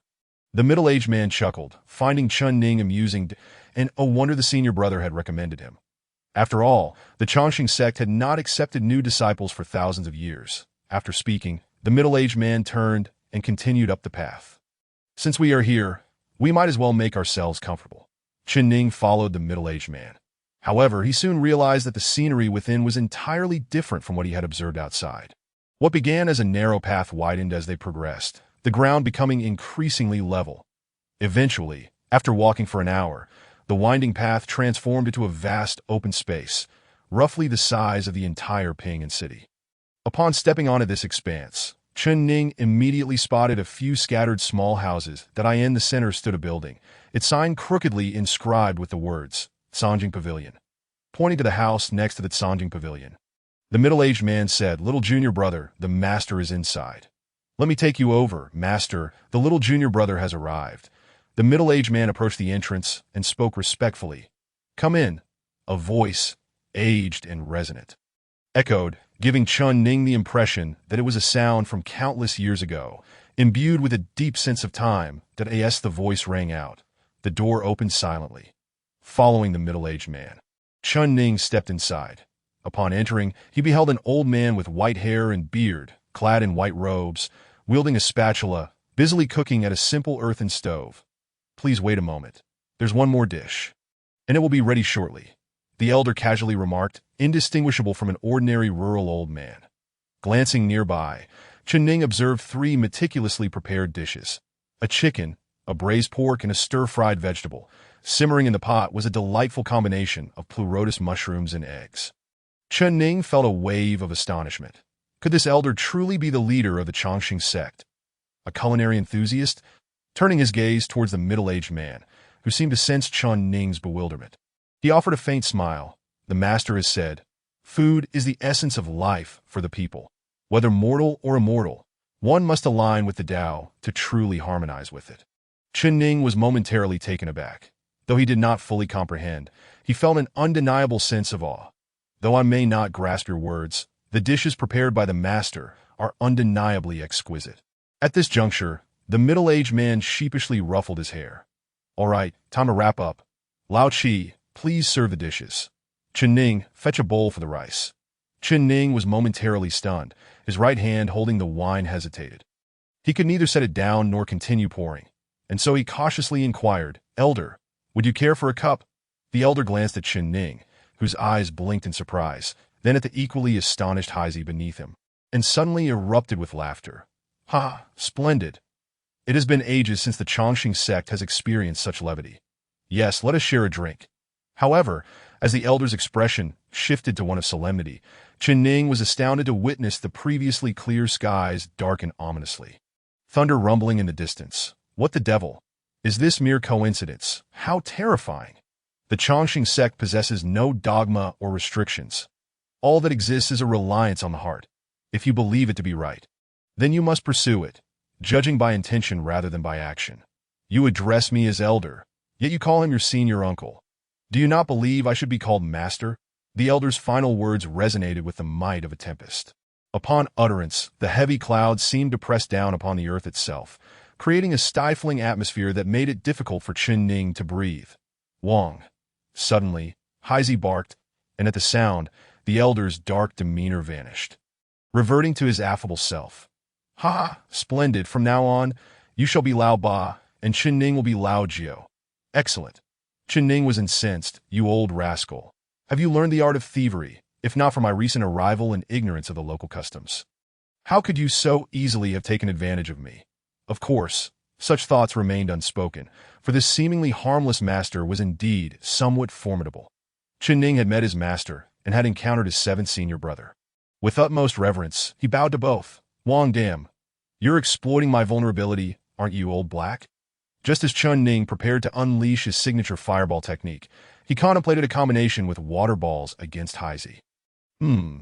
Did Heisey say something erroneous? Both of you called out simultaneously, yet he addressed the master first. What is wrong with you referring to him as your senior brother? It was evident that the master was a reasonable man, earnestly imparting wisdom to Chen Ning. The master spoke of having met Heisey, the senior brother.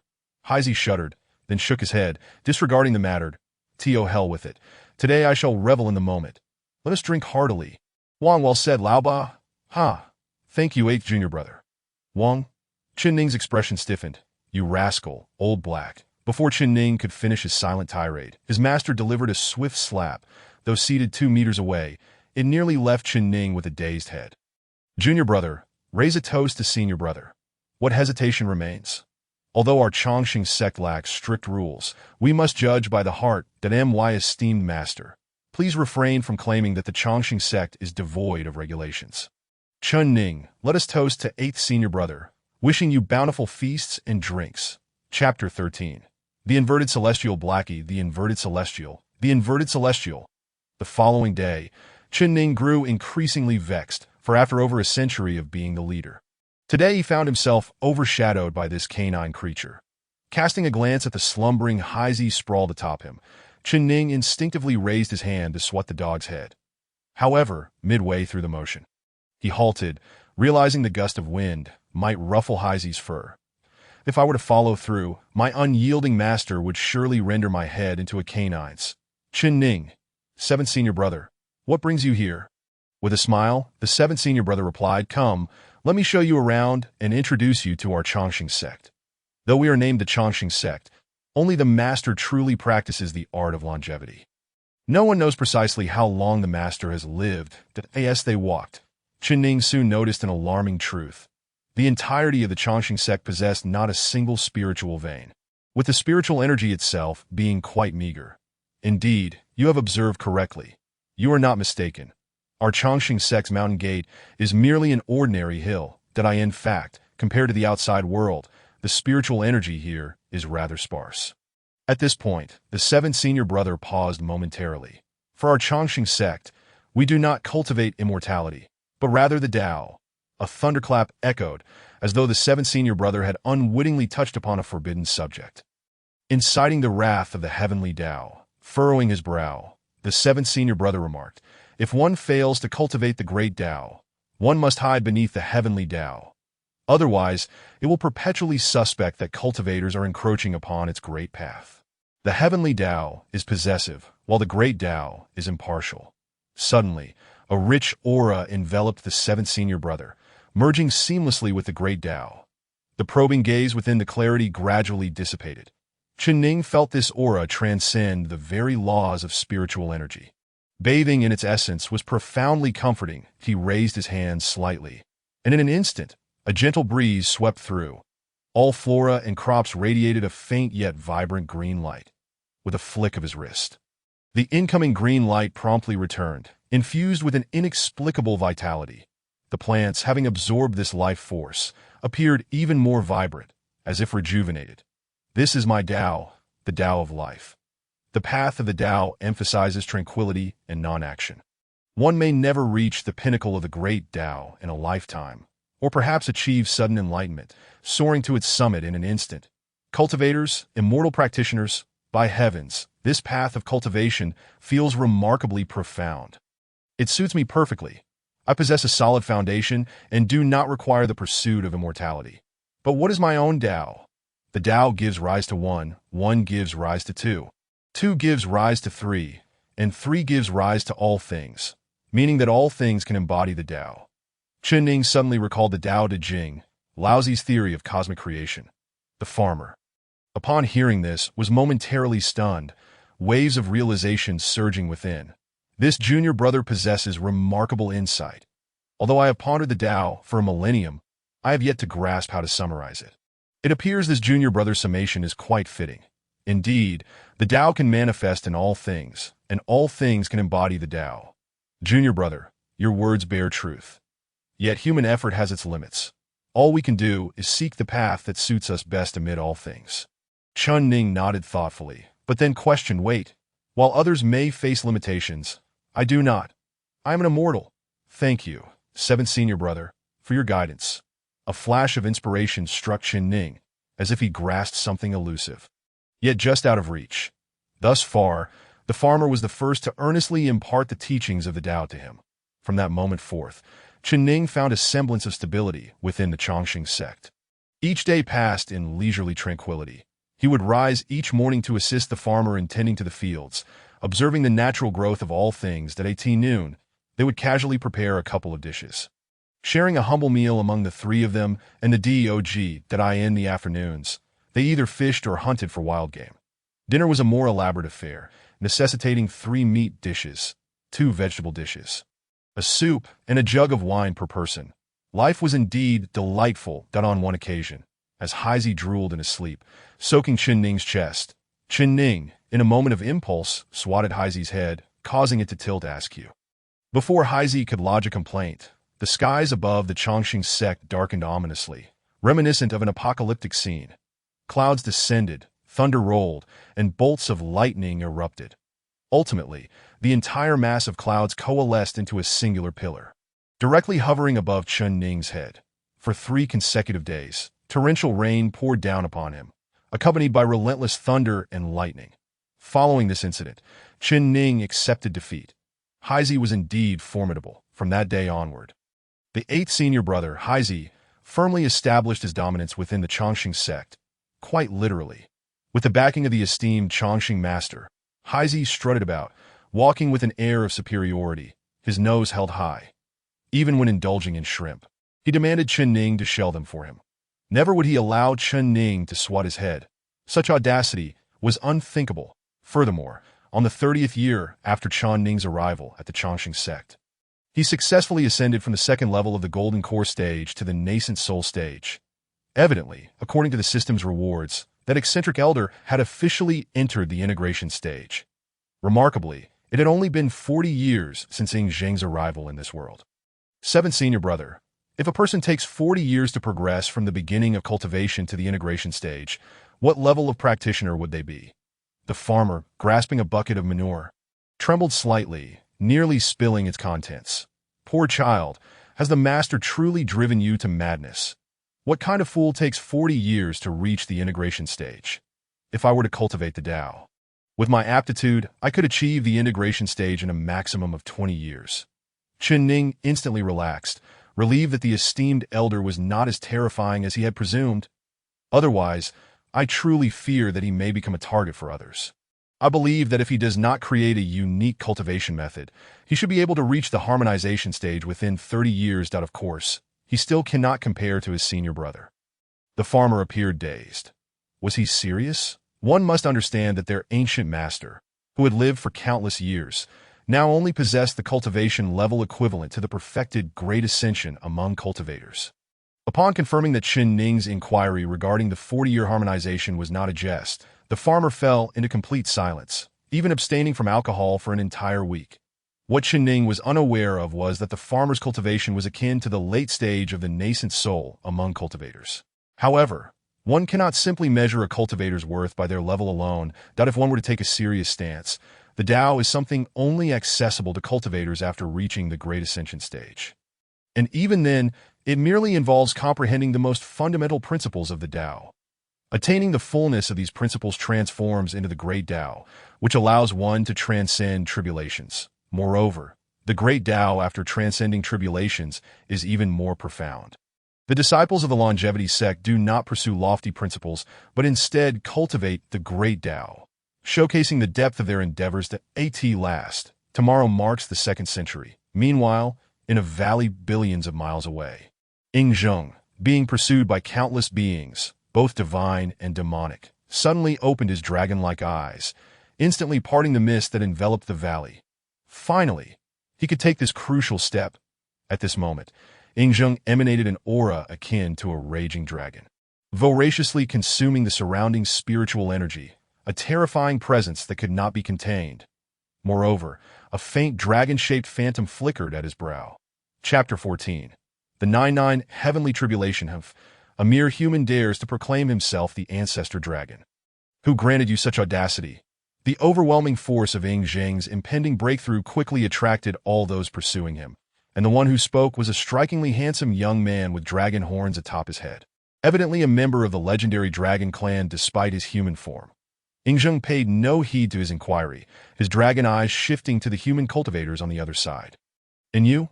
Are you certain you wish to stand against me? His tone was flat, his gaze indifferent. The group of human cultivators, regardless of their varying levels of cultivation, felt an involuntary shiver run through them. As a young woman at the back attempted to voice her thoughts, the leading middle-aged man silenced her with a gesture, rendering her speechless. That I initially thought our race had produced another prodigy. But I never expected such moral depravity. First, he harmed his brother and betrayed his sect. Now he targets lower-level human juniors, harming others and seizing treasures. He must be punished. The middle-aged man made his stance clear. Such a prodigy should either be left unoffended, but since he had already committed offenses, he must be eradicated. Ing Zheng remained expressionless. For who was he?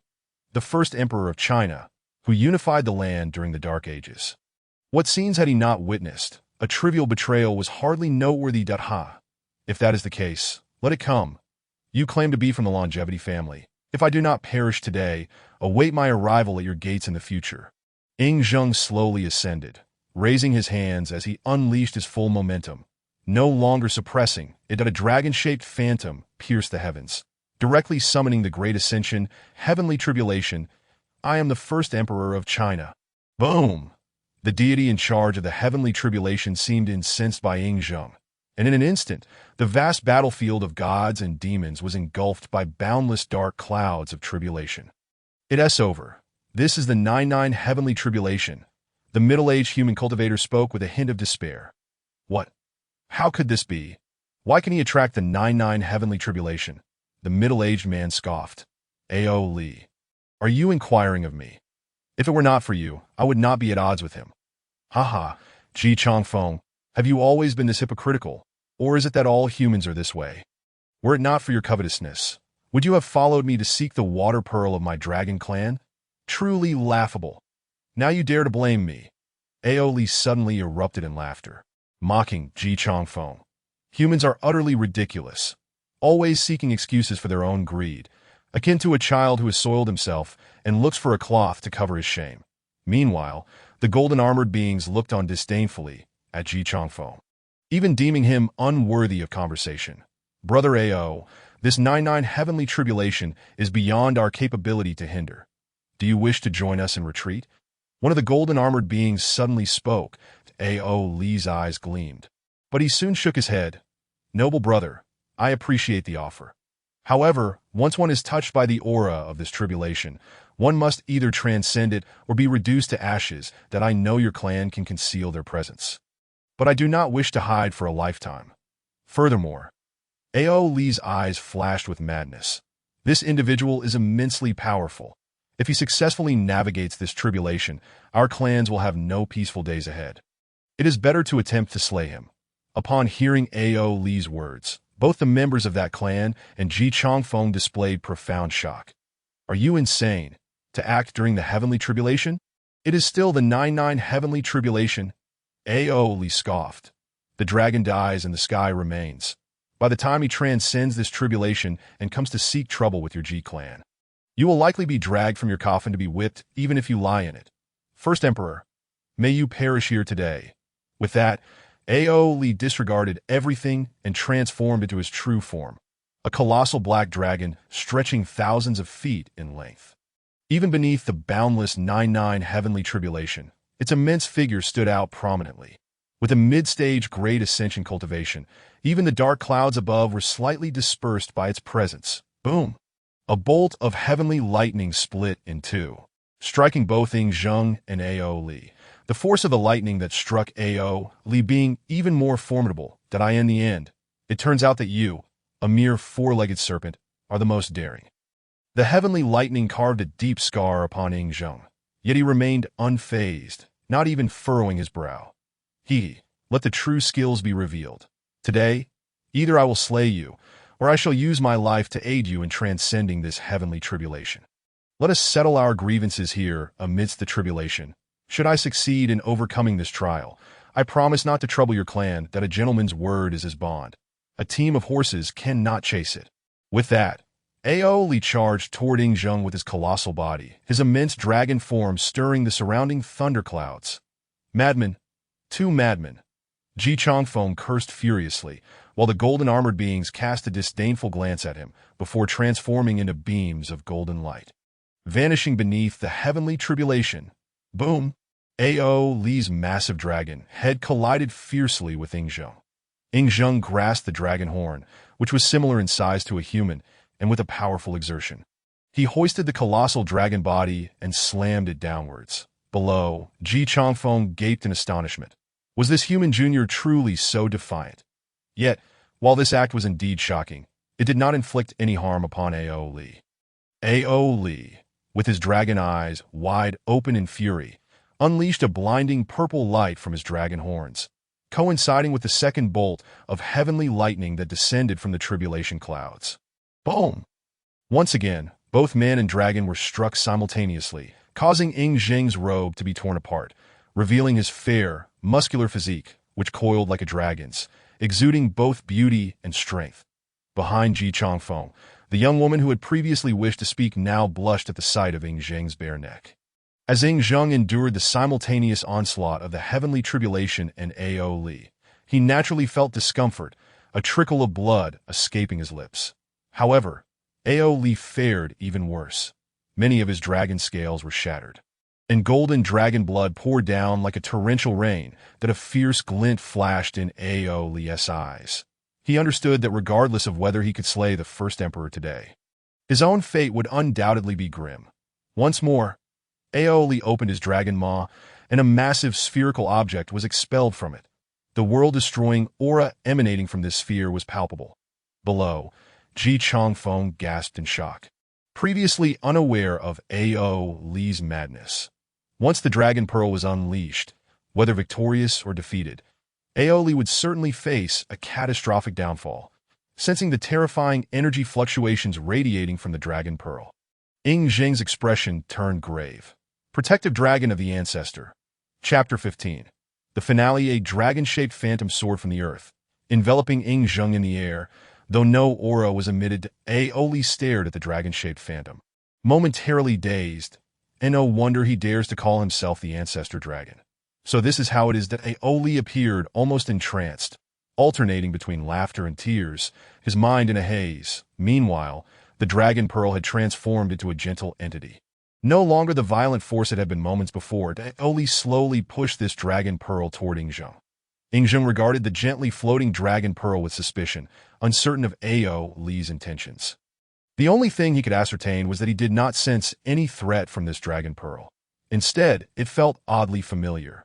Indeed, as the Dragon Pearl made contact with the dragon-shaped barrier in front of Ying Zheng, it began to merge with it. The originally transparent dragon-shaped phantom gradually emitted a hint of white light that Ao Li's eyes glimmered with realization as he gazed at Ying Zheng, his expression shifting.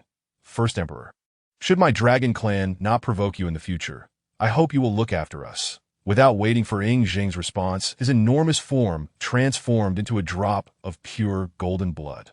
Noble, enigmatic, and formidable. No mere adjectives can adequately encapsulate its essence at this moment. The pale-scaled dragon wall suddenly opened its tightly shut eyes with a swift motion. Whoosh! a droplet of golden blood was consumed by the white dragon, leaving no trace of disturbance in its wake. Having reached this juncture, even Ying found himself bewildered. That wasn't that serpent in the four corners meant to slay me? Why then, out of the blue, has it bestowed upon me such a fortuitous turn of events? Boom! The third bolt of the heavenly tribulation crashed down, showing no sign of abating despite the tumultuous events that had transpired. Ying cast a glance devoid of emotion at Ji Changfeng. With a mere glance, Ji Changfeng understood that his fate was likely sealed. You may leave. Your realms are still low, and you might yet escape this calamity. I cannot. I have brought this upon myself. A bitter smile crept upon Ji Changfeng's face as he gestured, sending the young men behind him away for countless miles. It is often only when one is cornered that they begin to see matters with clarity. The heavenly tribulation consists of 81 bolts of thunder, each more potent than the last, and this was merely the first layer of trials, testing the foundation of the tribulation bearer. Previously, while Ying battled Ao Li, he endured the double impact of the heavenly bolts and emerged unscathed. Now alone, the tribulation had regained its full might, and thus, the lightning was unsurprising. What weighed most heavily, however, was the temptation of inner demons. With a shift of scene, Ying found himself back in his Qin dynasty. That moment, he lay frail upon his bed, aged and wearied. He could no longer discern which was the illusion. Had the century he spent in cultivation merely been a fantasy before his demise? Had he truly never ventured into another world, his experiences simply figments of a mind unwilling to accept death? Ying yearned to open his eyes, but found them stubbornly shut. He wished to move his fingers. Yet it felt as if an immense weight bore down upon him, rendering him immobile. My lord, now that his majesty has passed, should we not take some action? A chilling voice broke the silence. It was Zhao Gao. What do you mean, Lord Zhao? Please be explicit. I find myself perplexed. Lic. Two treacherous ministers. My great Qin has fallen into the hands of these two. Zhao Gao believed that should Prince Fusu ascend the throne, their prosperous days would come to an end. What is your esteemed opinion, Lord Zhao? Speak freely. I believe. As Ying absorbed more of Zhao Gao's words, his mind grew increasingly dazed. His spirit trembled. Meanwhile, Ji Changfeng observed the violent fluctuations of Ying's aura. His emotions conflicted. He wished for Ying's failure in the tribulation, yet also hoped for his success, for he was indeed a prodigy of humanity. And Ji had recently gleaned some insights of his own. Zhao Gao, Li Si, how audacious! How dare you conspire so openly against my great Qin? With that, both the Ying of reality and the one tormented by inner demons coughed up blood simultaneously. Blood from the heart. Danger loomed. Boom! Just as the fire of Ying's spirit was about to extinguish, it felt as though his heart was tugged by an unseen force. The Chongqing sect, Qin Ning's second summoning of a century, was unfolding as Ying had previously requested. Qin Ning channeled the Shilong Ju during the summoning. Suddenly, Ying felt an ethereal thread extending from himself into the heavens. What was this? Such a familiar sensation? No. This was merely an illusion. That thread was him. In that era of Huaxia, there were no dynasties, no emperors, no nobility. There were no Xiongnu causing chaos, nor officials oppressing the common folk. Only the common people remained, equal in status, each with sustenance and clothing. In youth, accompanied by parents. In old age, cared for by dutiful children. Qin Ning. This thread represents the connection between us. Such a formidable inner demon, capable of blurring the lines between reality and illusion. My great Qin is indeed my Achilles heel. Yet if I could establish one great Qin, I can surely establish a second. Break for me. In an instant, that hauntingly real inner demon's illusion, indistinguishable from reality, was disrupted like a stone cast into a still lake, creating ripples, clang, a certain shackle within Ying shattered. Wind surged, the original storm clouds transformed into clouds of vibrant colors, amidst which the great Tao conferred blessings, accompanied by the sounds of chanting. That an overwhelming essence of celestial spirits surged towards Ying as if it were tangible. A faint dragon's roar resonated through the skies, eventually dissipating within Ying's being. Below, Ji Changfeng stood in stunned silence. Who exactly was this young man? The great Tao conferred blessings, the heavenly path imparted teachings, transforming into tangible, celestial spirit. Even the legendary 99 heavenly tribulations should not bestow such abundant advantages. The cosmos has its decrees. With Ing Zheng receiving such bounties, others would naturally receive less during their tribulations. Could this fellow truly be the offspring of the heavenly path? After a lengthy period, Ing Zheng absorbed the entirety of his gains, unleashing an overwhelming pressure that enveloped the world. Upon sensing this aura, Ji Changfeng turned pale, a mid-stage transformation, and one that was remarkably stable at that. Ing Zheng opened his eyes and slowly rose to his towering stature, a black dragon robe appearing seemingly from thin air. He began to descend towards Ji Changfeng. "Tell me, how do you wish to perish?" His voice, calm to the point of indifference, echoed in Ji Changfeng's ears. "That why you? Who exactly are you?" Struggling to mask his fear, Ji Changfeng posed his most pressing question. "Huaxia, the first emperor."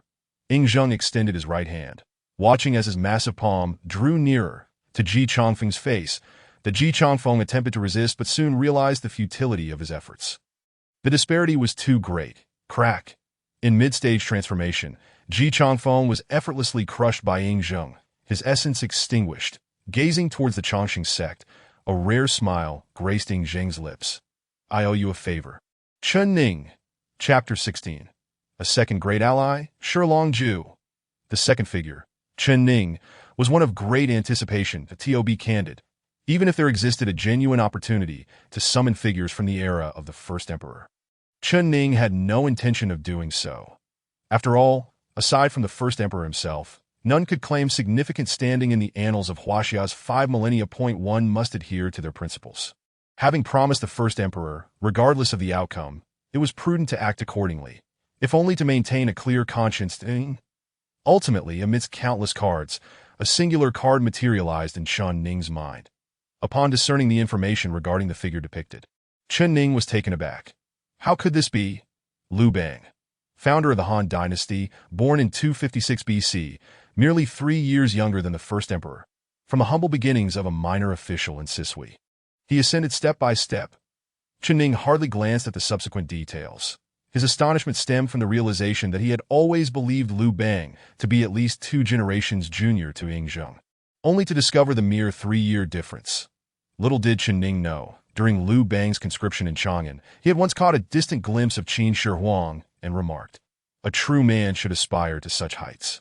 At this juncture, Chen Ning found himself somewhat bewildered. Had the Shilong Ju truly borne fruit, or had it not? Perhaps it indeed had. Liu Bang's entry point in this world coincided with the battleground of gods and demons where Ing Zheng faced his tribulation, separated by merely 5 miles. Just as Ing Zheng concluded his encounter with Ji Changfeng, he felt a sudden intuitive sensation. Who approaches? Someone connected to me, perhaps. Chen Ning, with a sense of curiosity, Ing Zheng soared towards the source of the feeling. In mere moments, he stood before Liu Bang. Liu Bang, sensing an aura, looked up. First emperor. Ing Zheng emanated an aura of authority. "Oh, you recognize me. It seems you are not far removed from my era. Are you of the second Qin or the early Han?" Liu Bang was undoubtedly a formidable figure, but in comparison to the first emperor, he was but an aspirant. It seems this first emperor is well informed, even aware of the second Qin and the Han dynasty. After all, he is the founding monarch of a great dynasty, Liu Bang thought, regaining composure after a brief moment of reflection. The Han dynasty, Liu Bang.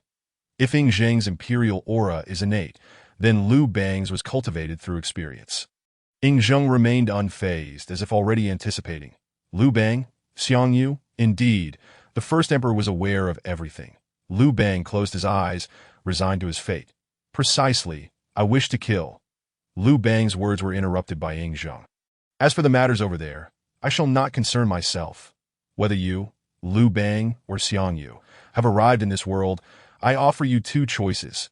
Either follow me to recreate the Great Qin, or venture forth on your own."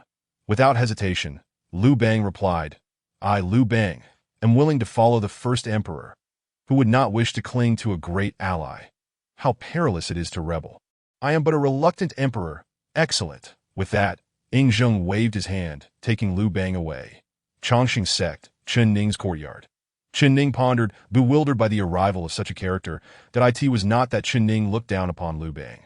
Truthfully, he lacked the standing to do so. Rather, the nature of this world, a world of cultivation. One must possess exceptional talent. Otherwise, how could one seize the opportunities he had hoped to summon a Bai Qi, which would have led to immediate ascendancy, to at the very least, figures like Wang Jian and his son, or Meng Kuo and Meng Yi, or even Zhang Han would suffice. Such individuals were unparalleled warriors. Would they not dominate this world effortlessly? The sheer audacity of it all. Liu Bang, a contemporary of Emperor Qin, truly caught me off guard, and I in a fit of excitement. Chen Ning instinctively slapped the dog's head, exclaiming, "Woof woof." Indeed, the current batch of critics is formidable. Once they start their tirade, it's a cacophony of 3 dogs barking in unison. What's more, Chen Ning has not even a hint of temper left. The moral fabric of society is fraying, and the heavens seem to have turned upside down. With a sigh, Chen Ning lamented that the dog he had painstakingly raised now disregarded him as if he were but an insignificant being. Very well, I shall endure, waiting for the day, after enduring for a millennium or more, when I can finally trample this white-haired master beneath my feet. Meanwhile, the legendary figures of Qin and Han were embroiled in a maelstrom of bloodshed in that lawless land. And what impressed Ing Zheng was Liu Bang's undeniable charisma. Regardless of whether they were righteous or nefarious, he had an uncanny ability to discern and utilize their talents effectively. Thus, after a century and a half, Chen Ning survived another 45 years within the Chongqing sect. Throughout these years, his cultivation of the immortal path showed no signs of advancement, remaining stagnant at the initial stage of the transformation phase. However, his comprehension of the Tao had evolved significantly. To his astonishment, the dog had inexplicably doubled in size, its fur now robust enough to withstand any attacks from those below the transformation phase. Suddenly, while tending to the farmers planting vegetables, Chen Ning was startled by a resounding phoenix cry. "Seventh senior brother, what is this? Could it be an attack on the Chongqing sect?" The farmer chuckled, amused by his young junior brother's paranoia. "What are you thinking? It's your second senior sister returning. Let me give you a warning. It's better to provoke the master than to cross her. Second senior sister, is she truly that fearsome?" The farmer smirked mysteriously. "Her Tao is slaughter, and the master dotes on her. Slaughter. Good heavens, another ruthless one." At the mention of this term, Chen Ning couldn't suppress a shiver. What kind of girl cultivates such a path? It sounds so ferocious. In a flash, a blazing red light descended before Chen Ning and the farmer, revealing an enchanting woman, dressed in a flowing red gown, with ribbons fluttering, her hair adorned with a crimson scarf. Her delicate features and long legs were striking. Chen Ning gazed in awe, devoid of any lewd thoughts, and couldn't he help but exclaim, "Seventh senior brother, this is undoubtedly a celestial maiden. How could she be a demoness?" Just as Chen Ning's words fell, it was not the second senior sister who reacted first, but the farmer, whose earlier jovial demeanor instantly stiffened, beads of sweat forming on his brow. "Oh no, this is bad." Chen Ning cried out in alarm, finding the farmer's reaction excessively dramatic. "Old Seven, it's been 300 years since I've last struck you. Have you forgotten why flowers bloom so vividly?" The second senior sister's voice was cold and eerie, filled with a deadly aura. As she spoke, the plants surrounding them were instantly encased in ice. Earthly slaughter. Boom! A torrent of murderous energy surged toward the farmer, and in the blink of an eye, he was frozen solid. Second senior sister, greetings, little junior brother. The sun shone brightly, radiating youthful vitality, evoking a sense of first love. Chapter 17. The second senior sister raised on fine grains. "Master, I've missed you dearly." The second senior sister, Sha Yi, rushed toward the Chongqing Taoist, playfully tugging at his beard as she acted like a little girl. "Ha! You say you miss me, but you've been away for such a long time." Though the Chongqing Taoist feigned reproach, his eyes were filled with affection. "Oh, master, isn't at the way of our Chongqing sect. Each person must seek their own Tao. I too am on a journey of exploration." Sha Yi alternated between tugging at the Taoist's beard and pinching his baby-soft skin. The Chongqing Taoist, however, remained cheerful, devoid of any reprimand. "How remarkable," Chen Ning mused. "This must be what familial love truly feels like." Suddenly, with a swift motion, the Chongqing Taoist sent Chen Ning flying 100 meters away, his narrowed eyes and chilling voice resonating in Chen Ning's ears. "Today, I am in high spirits. Do not provoke me. Chen Ning found himself immobilized, instantly extinguishing all thoughts in his mind. The old man truly is unreasonable. Master, please don't bully my little junior brother. He is such a good boy. All right, as you wish. With a casual wave, the Chongqing Taoist brought Chen Ning back before the group. Then, my dear girl, what would you like to eat today? Master will prepare it for you that you're the best. Master, I crave braised pork, steamed ribs, and fish head stew. Very well. Master will get started right away. You can play with old Seven for a while. Thank you, Master. You are the greatest. After saying this, the Chongqing Taoist vanished without a trace. Chen Ning felt puzzled. Seven senior brother. Where did Master go? Why didn't he ask us to prepare the ingredients? The farmer scoffed us. Prepare ingredients. With a transformation phase celestial pig and a combined phase dragonfish. What do you intend to use for that? What? Transformation? Combined phase? Ingredients? Indeed, our second senior sister was raised on fine grains. Unlike us who were free-range, before the farmer could finish, a chilling aura erupted behind him. Old Seven, it seems you've been faring well these years, but I wonder if your cultivation has improved. Second senior sister. The farmer turned to reveal a smile that was more sorrowful than tears. Boom! A torrent of murderous energy erupted, instantly encasing the farmer in ice. Little junior brother, pay him no mind. He'll come to understand his own worth in due time. Sha-Yi accompanied Chen Ning to his residence. Upon seeing her, old 8, the dog, eagerly placed a stool before her. Haha, so you're the 8th junior brother. You certainly have more insight than old 7. Sha-Yi's casual remark warmed Chen Ning's heart. Despite their frequent quarrels over the past 200 years, he held old 8 in high regard that in the Chongqing sect, from the seemingly senile master to the second senior sister and 7th senior brother. All respected old 8, treating him as a true disciple.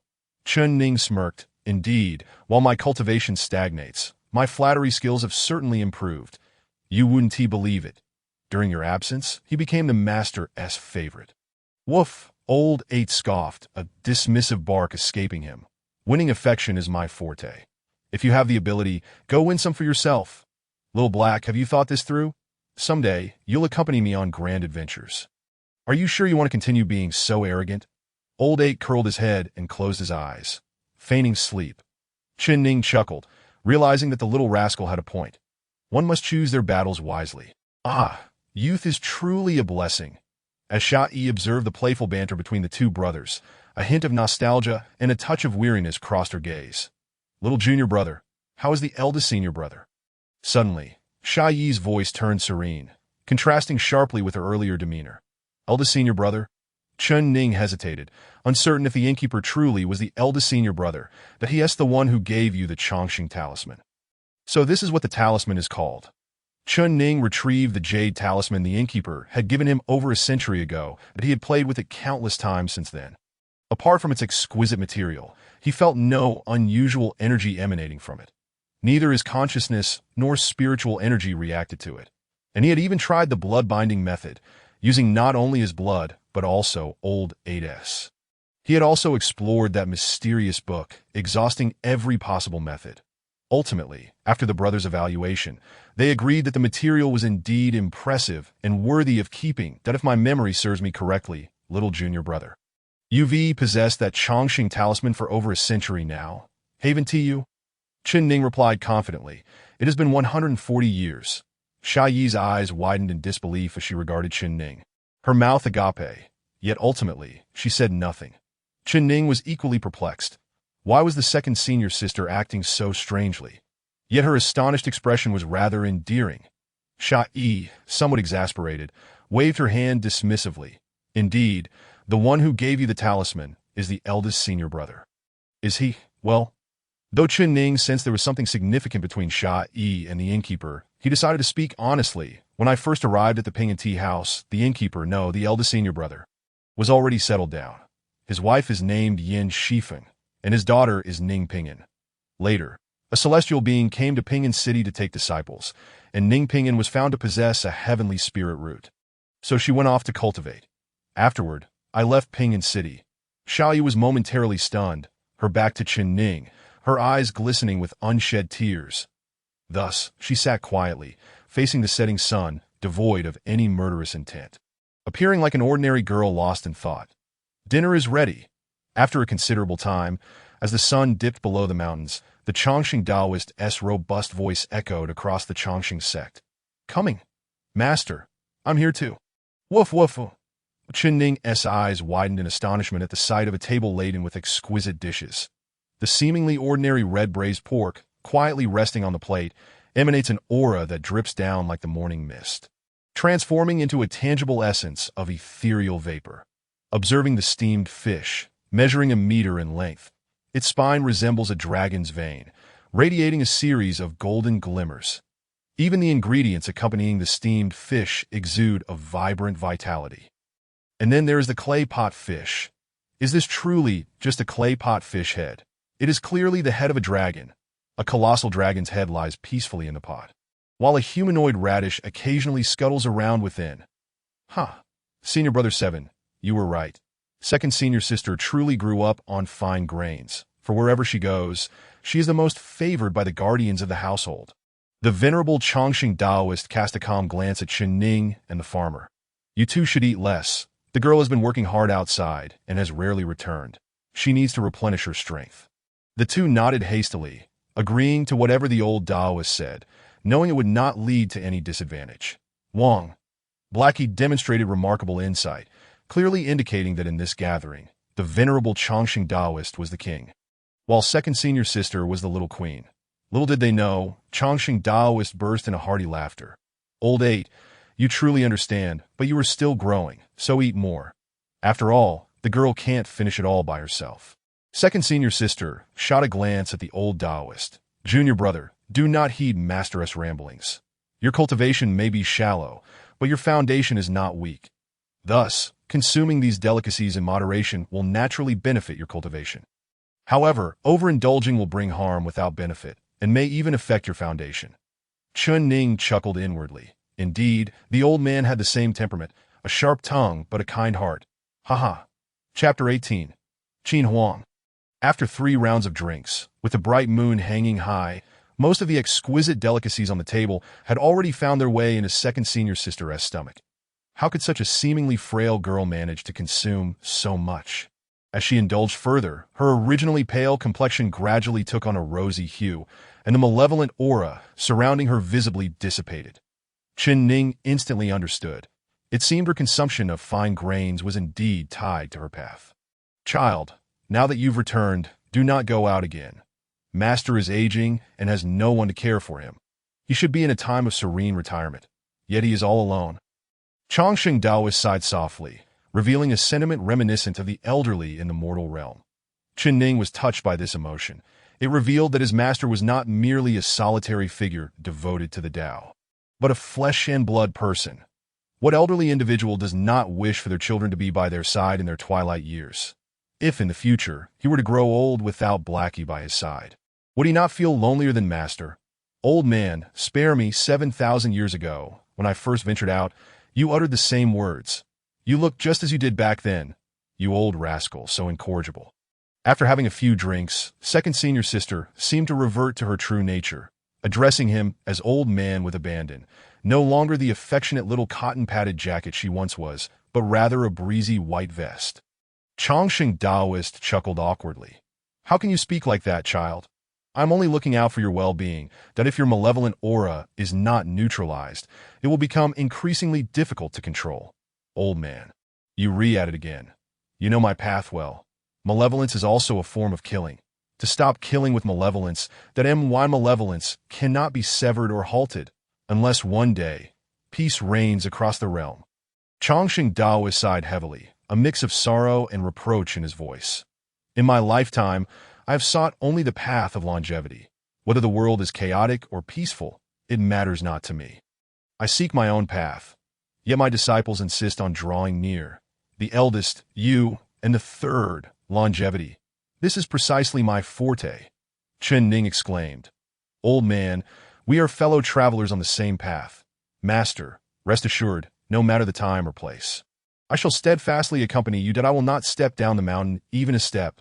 Chongqing Taoist glanced at Chen Ning, devoid of any appreciation for his thoughtfulness. Instead, his eyes expressed undisguised disdain. For heaven's sake. The human race is on the brink of extinction, and you, a 7-foot-tall man, choose to stay by this old man's side.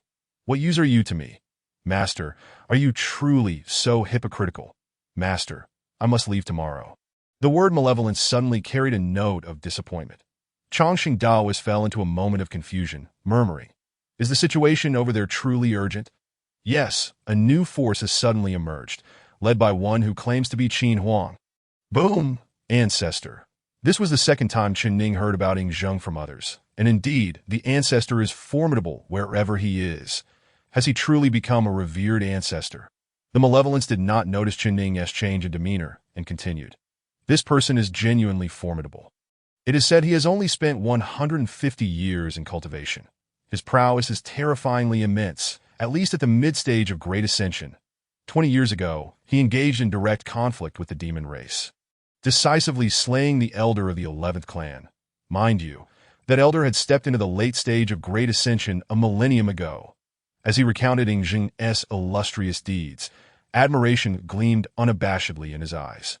Chongqing Daoist replied seriously, "Isn't that a good thing? The human race should experience significantly less pressure in the battlefield against the three races. That battlefield is treacherous, and only those at the peak of Great Ascension can enter. According to your account, this individual's ability to directly defeat the elder of the 11th clan indicates he is at least at the pinnacle of Great Ascension." The malevolence chuckled bitterly. "If he were truly one of our people, I would not be so troubled. This person, aside from targeting the divine and demonic races, is also fervently against the G clan." The G clan? What a G clan? Fortunately, he only targets the G clan. Conversely, should he encounter other members of the human race, he would lend them a hand. Chongqing Daoist showed no surprise, sneering. When one stands too high, they naturally forget how to bend down. For some inexplicable reason, Chen Ning sensed an underlying emotion in Chongqing Daoist's words about the G clan. Not only that, but the Qin Huang has also begun to establish his own power, gathering countless cultivators from the battlefield of the three races. He disregards their past and only considers their capabilities. Moreover, the force he is creating is anything but ordinary. Pausing, the malevolence continued. He has founded the Qin dynasty, self-styled the first emperor, Qin Huang. Chongqing Daoist was momentarily taken aback, then suddenly burst into hearty laughter. Wonderful, wonderful. The younger generation is to be feared. Indeed, the human race in Shenzhou has enjoyed too long a period of peace. The imperial clan, the Ji clan, has also been perched too high for too long. Ji Qianhuang, without your great Xia, how long can you endure? This is delightful, delightful. Cheers. Chongqing Daoist formed a seal with his right hand, and an intricate diagram of an 8 trigrams array appeared behind him, his fingers guiding it. The array merged with him, flowing from his body to his fingertips. Whoosh! A beam of white light shot forth from his fingers, merging into the dragonfish's long spine on the table.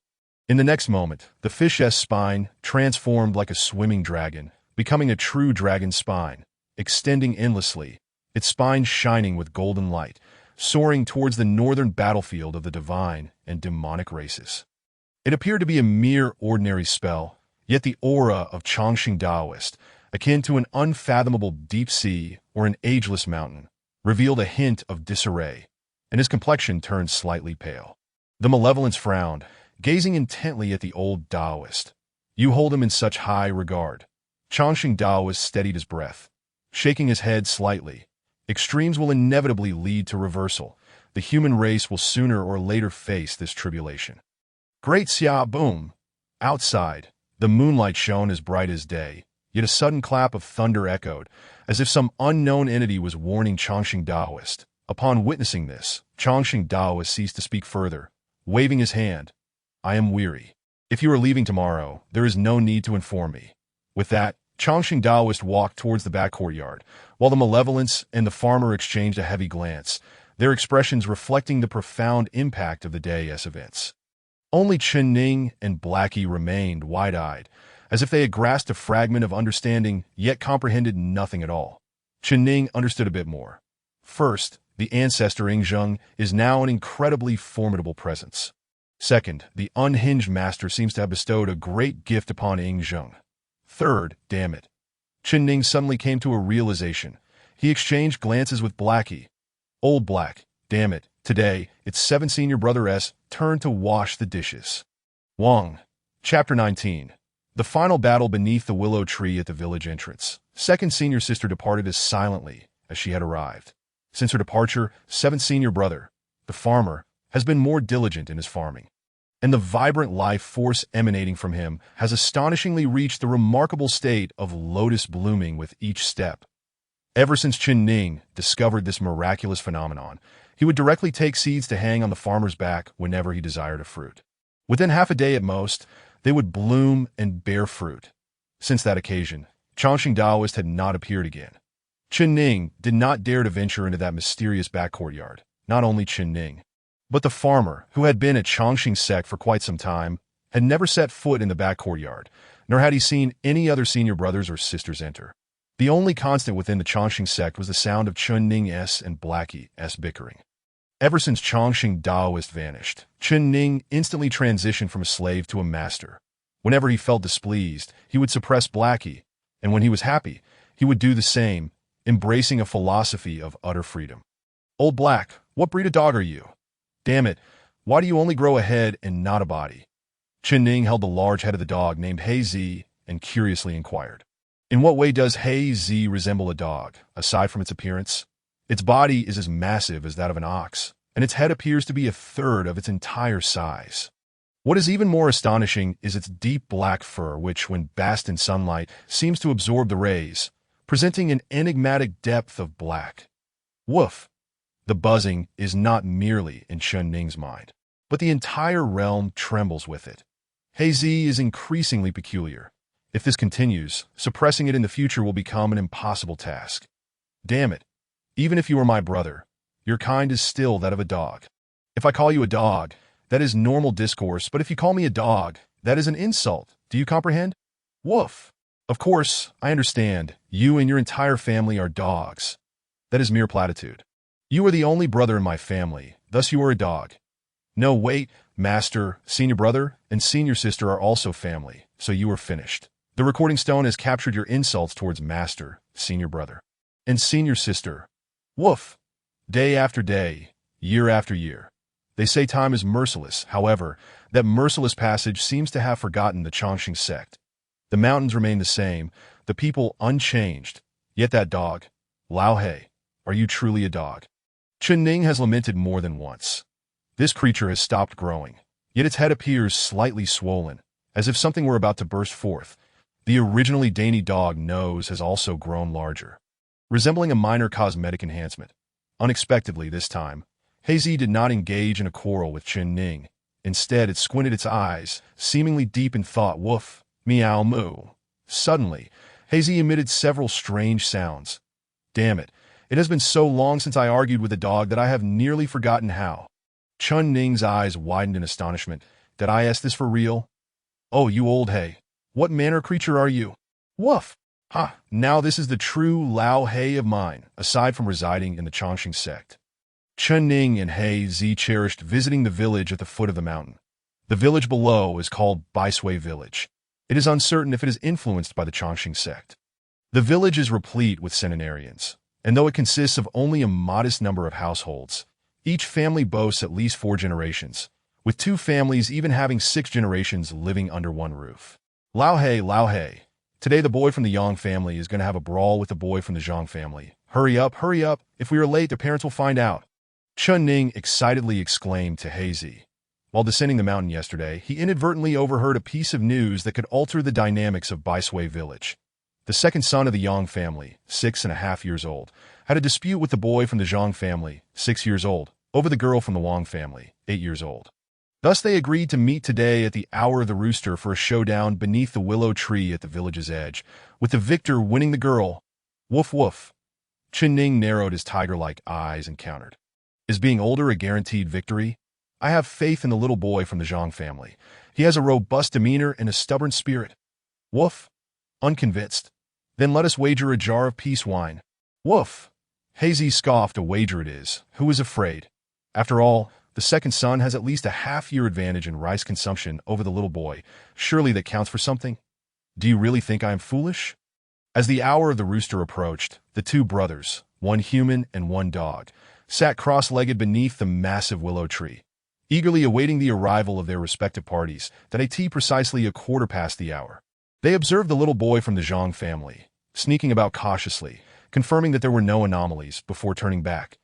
Chen Ning displayed a satisfied expression and whispered to Hazy, "Did you see that? This is called being prudent, investigating for ambushes beforehand to avoid pitfalls." However, as soon as Chen Ning finished speaking, the little boy returned once more. Good heavens, he was followed by two others, his cousin, the 7-year-old Ning boy, and his elder sister, the 8-year-old Yi. Despite the considerable distance, who is Chen Ning? A distinguished cultivator of the transformation stage, eavesdropping on the conversations of a few children is a mere matter of straining his ears. The little boy from the Zhang family first glanced around, ensuring there was nothing amiss. "Sister Ninggu, you two should hide behind the roots of that willow tree. I observed it yesterday, and it resembles a pit. No one can discover you inside. When I engage the second son, do not rush out immediately. Assess the situation, and if I cannot handle him, cover his head with his sack and hand him over to me." Yes, he spoke. The little boy produced a sack taller than himself. The Ning boy hesitated slightly, as he had never participated in such activities before. His elder sister, Yi, was resolute. She accepted the sack with determination, slinging it over her shoulder and nodding vigorously. Yet, feeling it was somewhat inappropriate, she scanned the surroundings and her eyes lit up upon spotting a palm-sized stone. No, sister, dear sister, surely this is unnecessary. If you strike someone with that stone, they might cease to exist. Yi gazed at the stone in her hand with reluctance, but ultimately acquiesced to the little boy's suggestion, discarding it. With one hand clutching the sack and the other pulling along the Ning boy as if he were a fledgling chick, she strode toward the willow tree with the demeanor of a heroic woman. Concealed atop the tree, Chen Ning could only twitch his lips in speechlessness. Are the children of today truly this ruthless? Beside him, Hazy lightly tapped Chen Ning with a paw, casting a knowing glance, as if to say, "Is this the robust spirit you speak of? From head to toe, all stubbornness? I reckon he is 60 pounds of flesh, but 59 pounds of cunning." Chen Ning was at a loss for words, genuinely unsure how to retort. They have arrived. At the hour of the rooster, punctually, a small figure emerged from the west side of the great willow tree. And under the slanting rays of the setting sun, the shadow beneath its feet stretched infinitely long, bestowing an imposing presence, as if this one individual alone could uphold the entirety of the heavens and the earth. Chapter 20. The 3rd century. Wait, there are more people. Chen Ning was startled. Could it be that a single duel has escalated into a brawl? Yet, that could not be right. One was in front, the other behind by several meters. It hardly resembled a brawl. Not long after, Chen Ning's vast consciousness surged towards the second son's rear. Why is it her? Following the second son was none other than the catalyst for this duel. Hunyou. The second son abruptly halted and turned to Hunyou, saying, This is a matter between men. You need not involve yourself." Hunyou bit her lip in silence, yet remained steadfastly beside the second son. "You have arrived."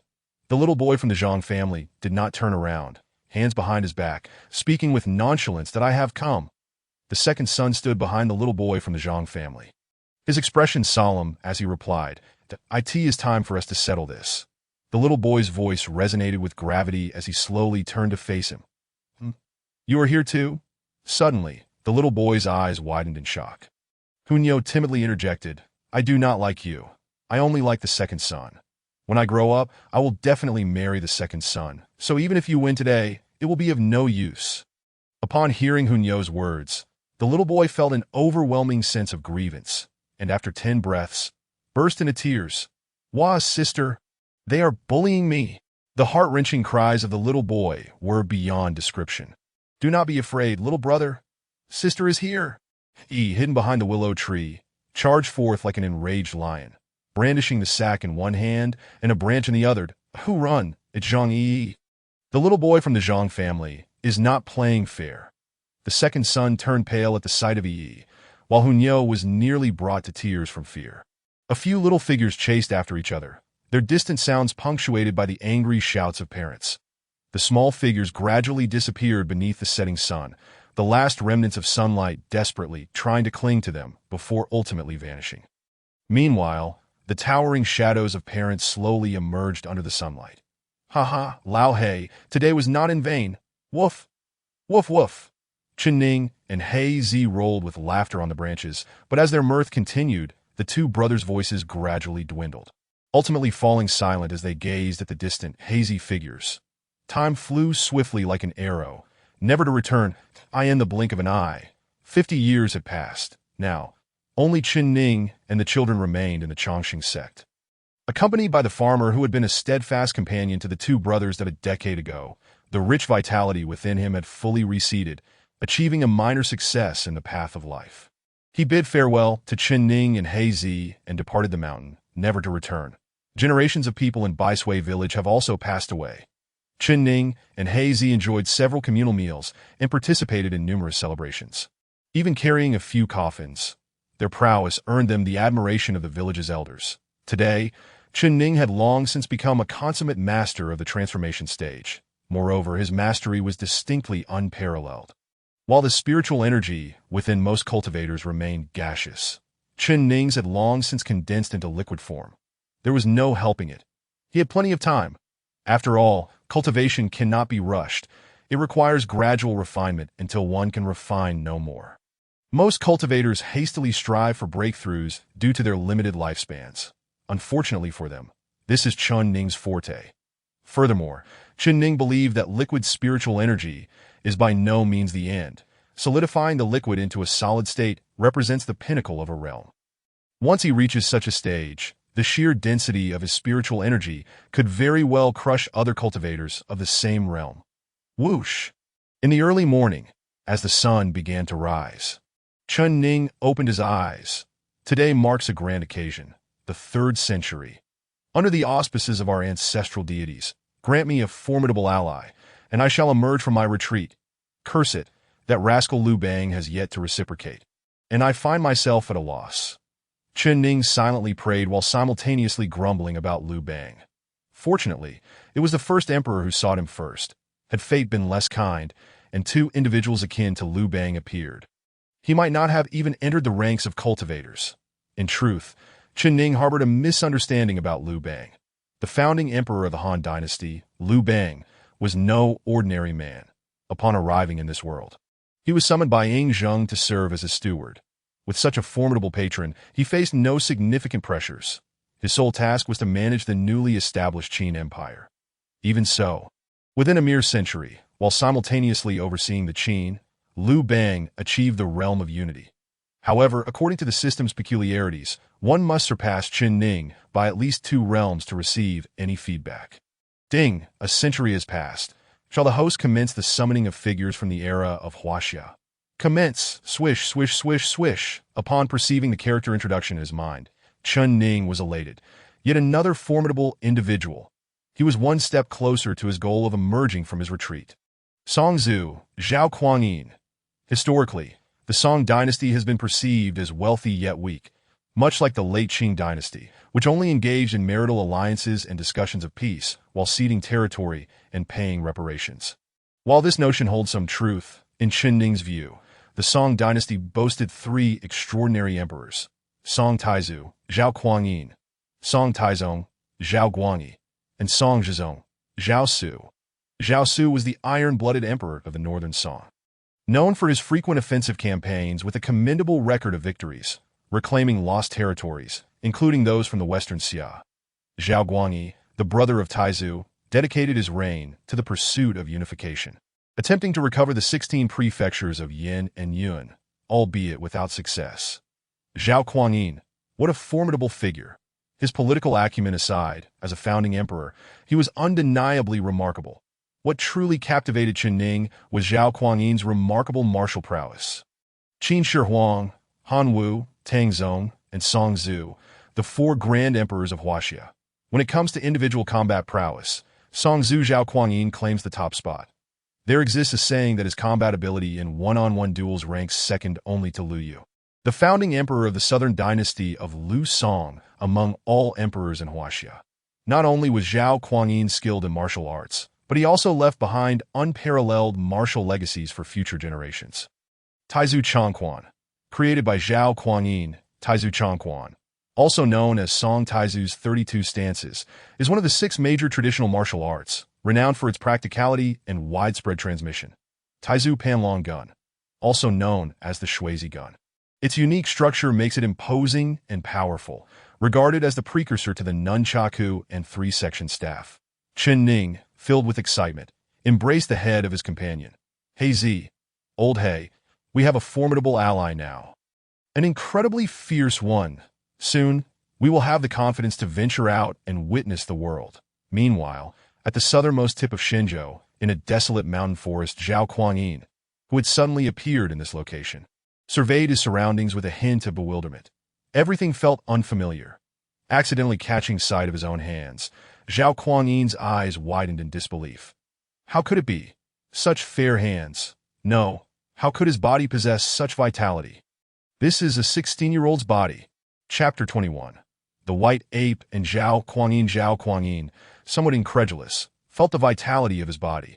It was no dream. Comparatively, he was leagues stronger than the feeble state he had been in just moments prior. True to his reputation as a martial arts master, he quickly accepted the reality of his sudden arrival in this place, that is, for what would become of the Song dynasty in his absence. He hardly cared. After all, the throne had passed to his brother Zhao Guani, but if he had not traversed to this place, he would likely have been on the verge of death back there. Since heaven had granted him a second chance at life, he resolved to live it as he desired. Who, if given a choice, would wish to be an emperor? Wouldn't one prefer to be a chivalrous hero who relishes in adventures? If Chen Ning could hear Zhao Kuangyin's innermost thoughts, he would likely burst into laughter. A hero. This is a world of cultivation, where a mortal hero would not even know how he might perish. Whoosh, whoosh, whoosh. Suddenly, the sounds of staff training echoed through the air. Zhao Kuangyin pondered, is someone practicing long staff techniques? Since he was already here, he decided to follow the sound, soon arriving at a lakeside to TO his surprise. Zhao Kuangyin discovered that the practitioner was not a person, but a pure white ape. The white ape skillfully wielded a smooth, white staff. After observing for a moment, Zhao Kuangyin shook his head slightly and offered his critique. Your grip is too far forward, lacking sufficient force in your strikes. Your horizontal blow is overly forceful. It should be more gentle. To his astonishment, the white ape began to adjust its technique based on his feedback. After only a few attempts, the white ape's eyes lit up. It had not expected that such minor adjustments could yield such significant improvements. After practicing for a while, the white ape suddenly put down its staff and, in the next moment, whoosh, the white ape transformed into a streak of white light, appearing directly in front of Zhao Kuangyin. The white ape bowed its head slightly, gazing intently at Zhao Kuangyin. What is this? How did it suddenly appear before me? Zhao Kuangyin was taken aback, realizing he had completely failed to notice how the white ape had arrived. Moreover, this white ape possessed an overwhelming presence. He had faced tigers before, but had never encountered a beast with such might. The white ape scrutinized Zhao Kuangyin for a long while, its eyes revealing a hint of confusion. A mortal? There was no sign of spiritual energy. How had he appeared at the heart of Kunlun, Divine Mountain? Clang! The white ape suddenly tossed a staff, similar to the one it held, but slightly shorter, catching Zhao Kuangyin by surprise. What in the world? Where did this staff come from? The white ape had only been holding one staff. Ignoring Zhao Kuangyin's bewilderment, the white ape pointed to the staff on the ground, then to Zhao Kuangyin, and finally to itself that is it asking me to teach its staff techniques. After a moment of contemplation, Zhao Kuangyin picked up the staff from the ground and followed the white ape. As Zhao Kuangyin approached the lakeside, the previously calm lake suddenly erupted into towering waves, the massive splashes resembling a divine mountain charging towards him. What in the world is happening? This situation is more perilous than being an emperor. My goodness! Zhao Kuangyin exclaimed in alarm, even resorting to a local curse he hadn't uttered in decades, the moment he spoke. His fear subsided significantly. That moment, the previously tranquil white ape unleashed a furious roar. Oh, whoa! Zhao Kuangyin could hardly believe his eyes. Behind the white ape loomed an enormous white silhouette, so vast that he could not see its summit. With the white ape's roar, the towering waves froze in place, neither advancing nor crashing down. That it appeared to be deliberating, and ultimately, under the watchful gaze of the white ape, the giant waves slowly receded, restoring calm to the lake's surface. The white ape turned slowly, and the enormous silhouette shrank back into its form. Good heavens! This is not an illusion. What in the world is this situation? Why is there no explanation for any of this? Zhao Kuangyin's mind was in turmoil. The anthropomorphized white ape, one hand holding a staff upon its shoulder, beckoned Zhao Kuangyin with the other. What the hell? Since I've lived a life, if I die, so be it. Bring it on! Zhao Kuangyin gripped his staff in both hands, his demeanor shifting to that of a master, exuding confidence in his staff techniques. Perhaps with a mere gesture, you could crush me, but in staff combat, I shall not yield. Whoosh! Zhao Kuangyin struck first, executing a waist-level strike. The staff in his hands seemed to come alive, darting from the side towards the white ape's midsection with remarkable precision. The white ape reacted swiftly, lowering its staff to intercept, blocking Zhao Kuangyin's attack with a resounding thud. Low sweep, staff. Zhao Kuangyin immediately altered his technique, executing a diagonal pull, while simultaneously retracting. Hiss! The staff whipped against the white ape's hand, producing a sharp sound, but alas, the reality was harsh. Not a single hair on the white ape was disturbed, let alone sustaining any injury. Zhao Kuangyin was taken aback. How do I even engage in this? Its fur is impervious to damage.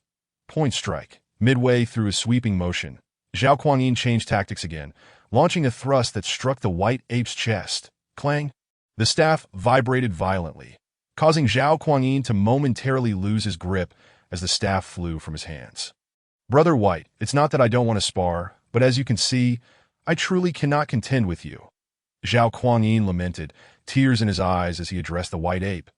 The white ape stared blankly at its chest, then turned its gaze to Zhao Kuangyin, seemingly making a decision that it extended its right index finger, biting down hard, and a droplet of golden blood appeared at the tip. Zhao Kuangyin gazed at the droplet of golden blood. Swallowing hard, he couldn't shake the feeling that this droplet could potentially crush him. After squeezing out the golden blood, the white ape bore a complex pattern on its forehead, which absorbed the wild energy emanating from the golden droplet. At that moment, the golden blood lost its previous heaviness. Subsequently, the white ape pointed, and the droplet of golden blood slowly merged into Zhao Kuangyin's brow. Boom! Zhao Kuangyin's mind exploded with a cacophony of information. Ancient white ape. Ape god body refining technique. Kunlun divine mountain. Da-da. Zhao Kuangyin cried out in anguish. Too much, too much. The information is overwhelming. At that moment, he simply could not absorb it all. The white ape transformed its palm into a blade and struck Zhao Kuangyin on the neck with a resounding crack. The sound of bones fracturing echoed, and the white ape's hand trembled slightly, revealing a trace of concealed embarrassment on its fur-laden face that IT had momentarily forgotten that he was but a mortal. Surely he would not perish from such a blow. This was the only time it had imparted its secret technique. Chapter 22, The Ape God's Forging Method. Uncertain of how long he had been unconscious, Zhao Kuangyin finally awoke, slowly opening his eyes to find the white ape sitting quietly beside him. Why does my neck feel as if it has been severed? Zhao Kuangyin mused, a hint of confusion creeping in. His neck could only tilt to one side, immobile.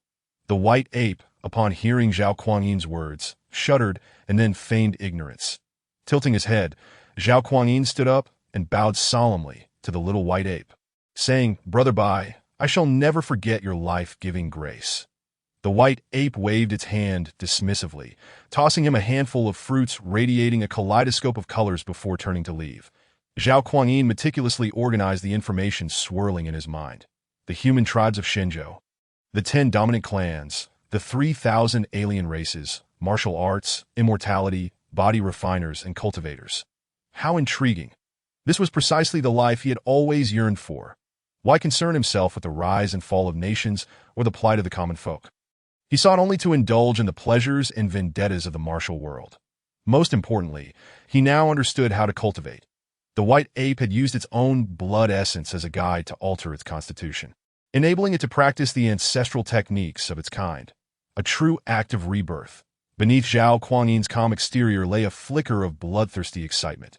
Meanwhile, billions of miles away, Qin Ning was momentarily taken aback. What? How could this happen so swiftly? Ding, character. Zhao Kuangyin has officially entered the realm of cultivation, rewarding the host with the cultivation method, the ape goddess body forging technique. Chen Ning was puzzled.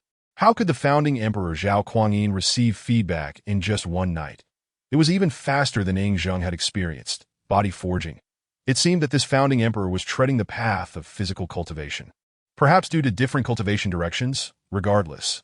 It was a fortuitous development, but he couldn't help but mock Liu Bang once more. With a thought, Chen Ning opened the ape goddess body forging technique in his mind.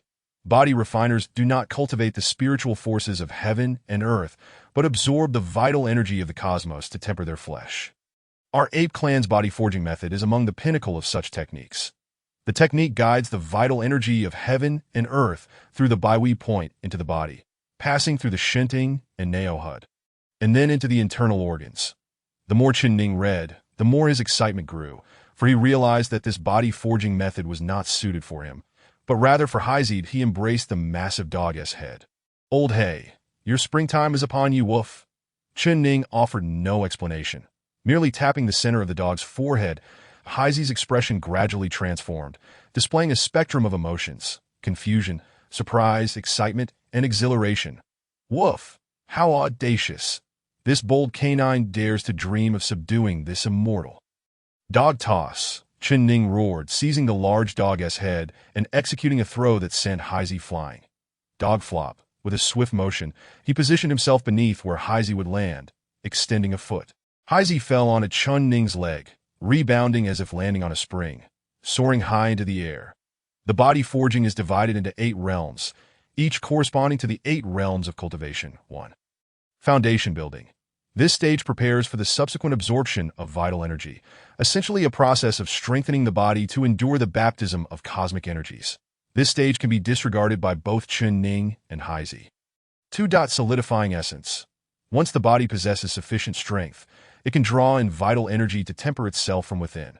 The next 3 realms, body refining, divine mystique, and inner resonance, rely on the same principle, drawing in vital energy and dedicating time and effort to the tempering process. As for the last 2 realms of body forging, golden body and Tao body, let us not even speak of them. They cannot be attained merely through the passage of time. This explains why, despite the lower threshold for body refinement compared to cultivation, so few choose this path. Body refiners have little choice. They must either invest time or amass countless treasures of heaven and earth. Alternatively, they might possess a naturally suitable physique, where a single unit of vital energy is equivalent to 10 for others. Clearly, Chen Ning was not one of those fortunate individuals, nor was he wealthy. Thus, he chose the humble path of time investment. Chen Ning and Haizid ultimately decided not to venture out until they reached inner resonance. The outside world was fraught with danger.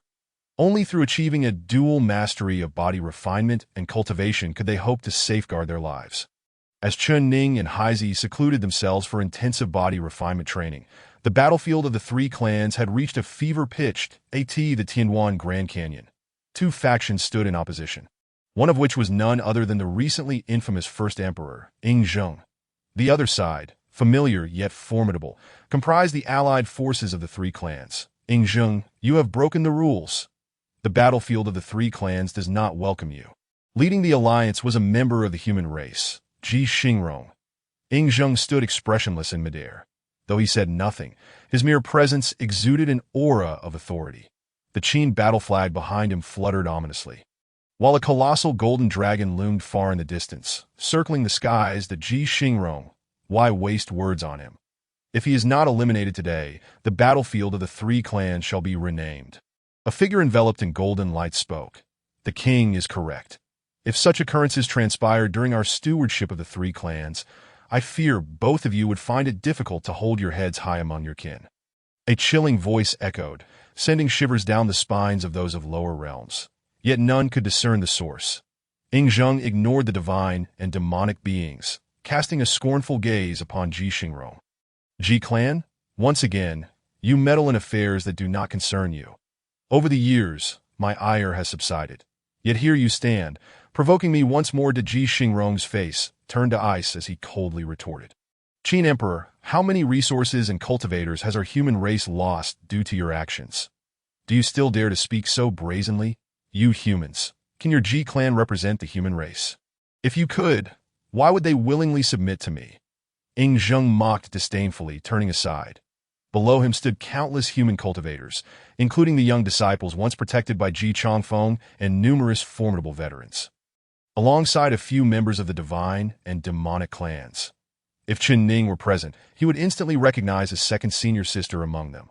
Qin Emperor, Qin Emperor, Qin Emperor. Suddenly, the throng of cultivators below erupted in a deafening chorus, their voices resonating as one, that although their numbers paled in comparison to the three-clan alliance, their collective aura shattered the gray mist enveloping the battlefield.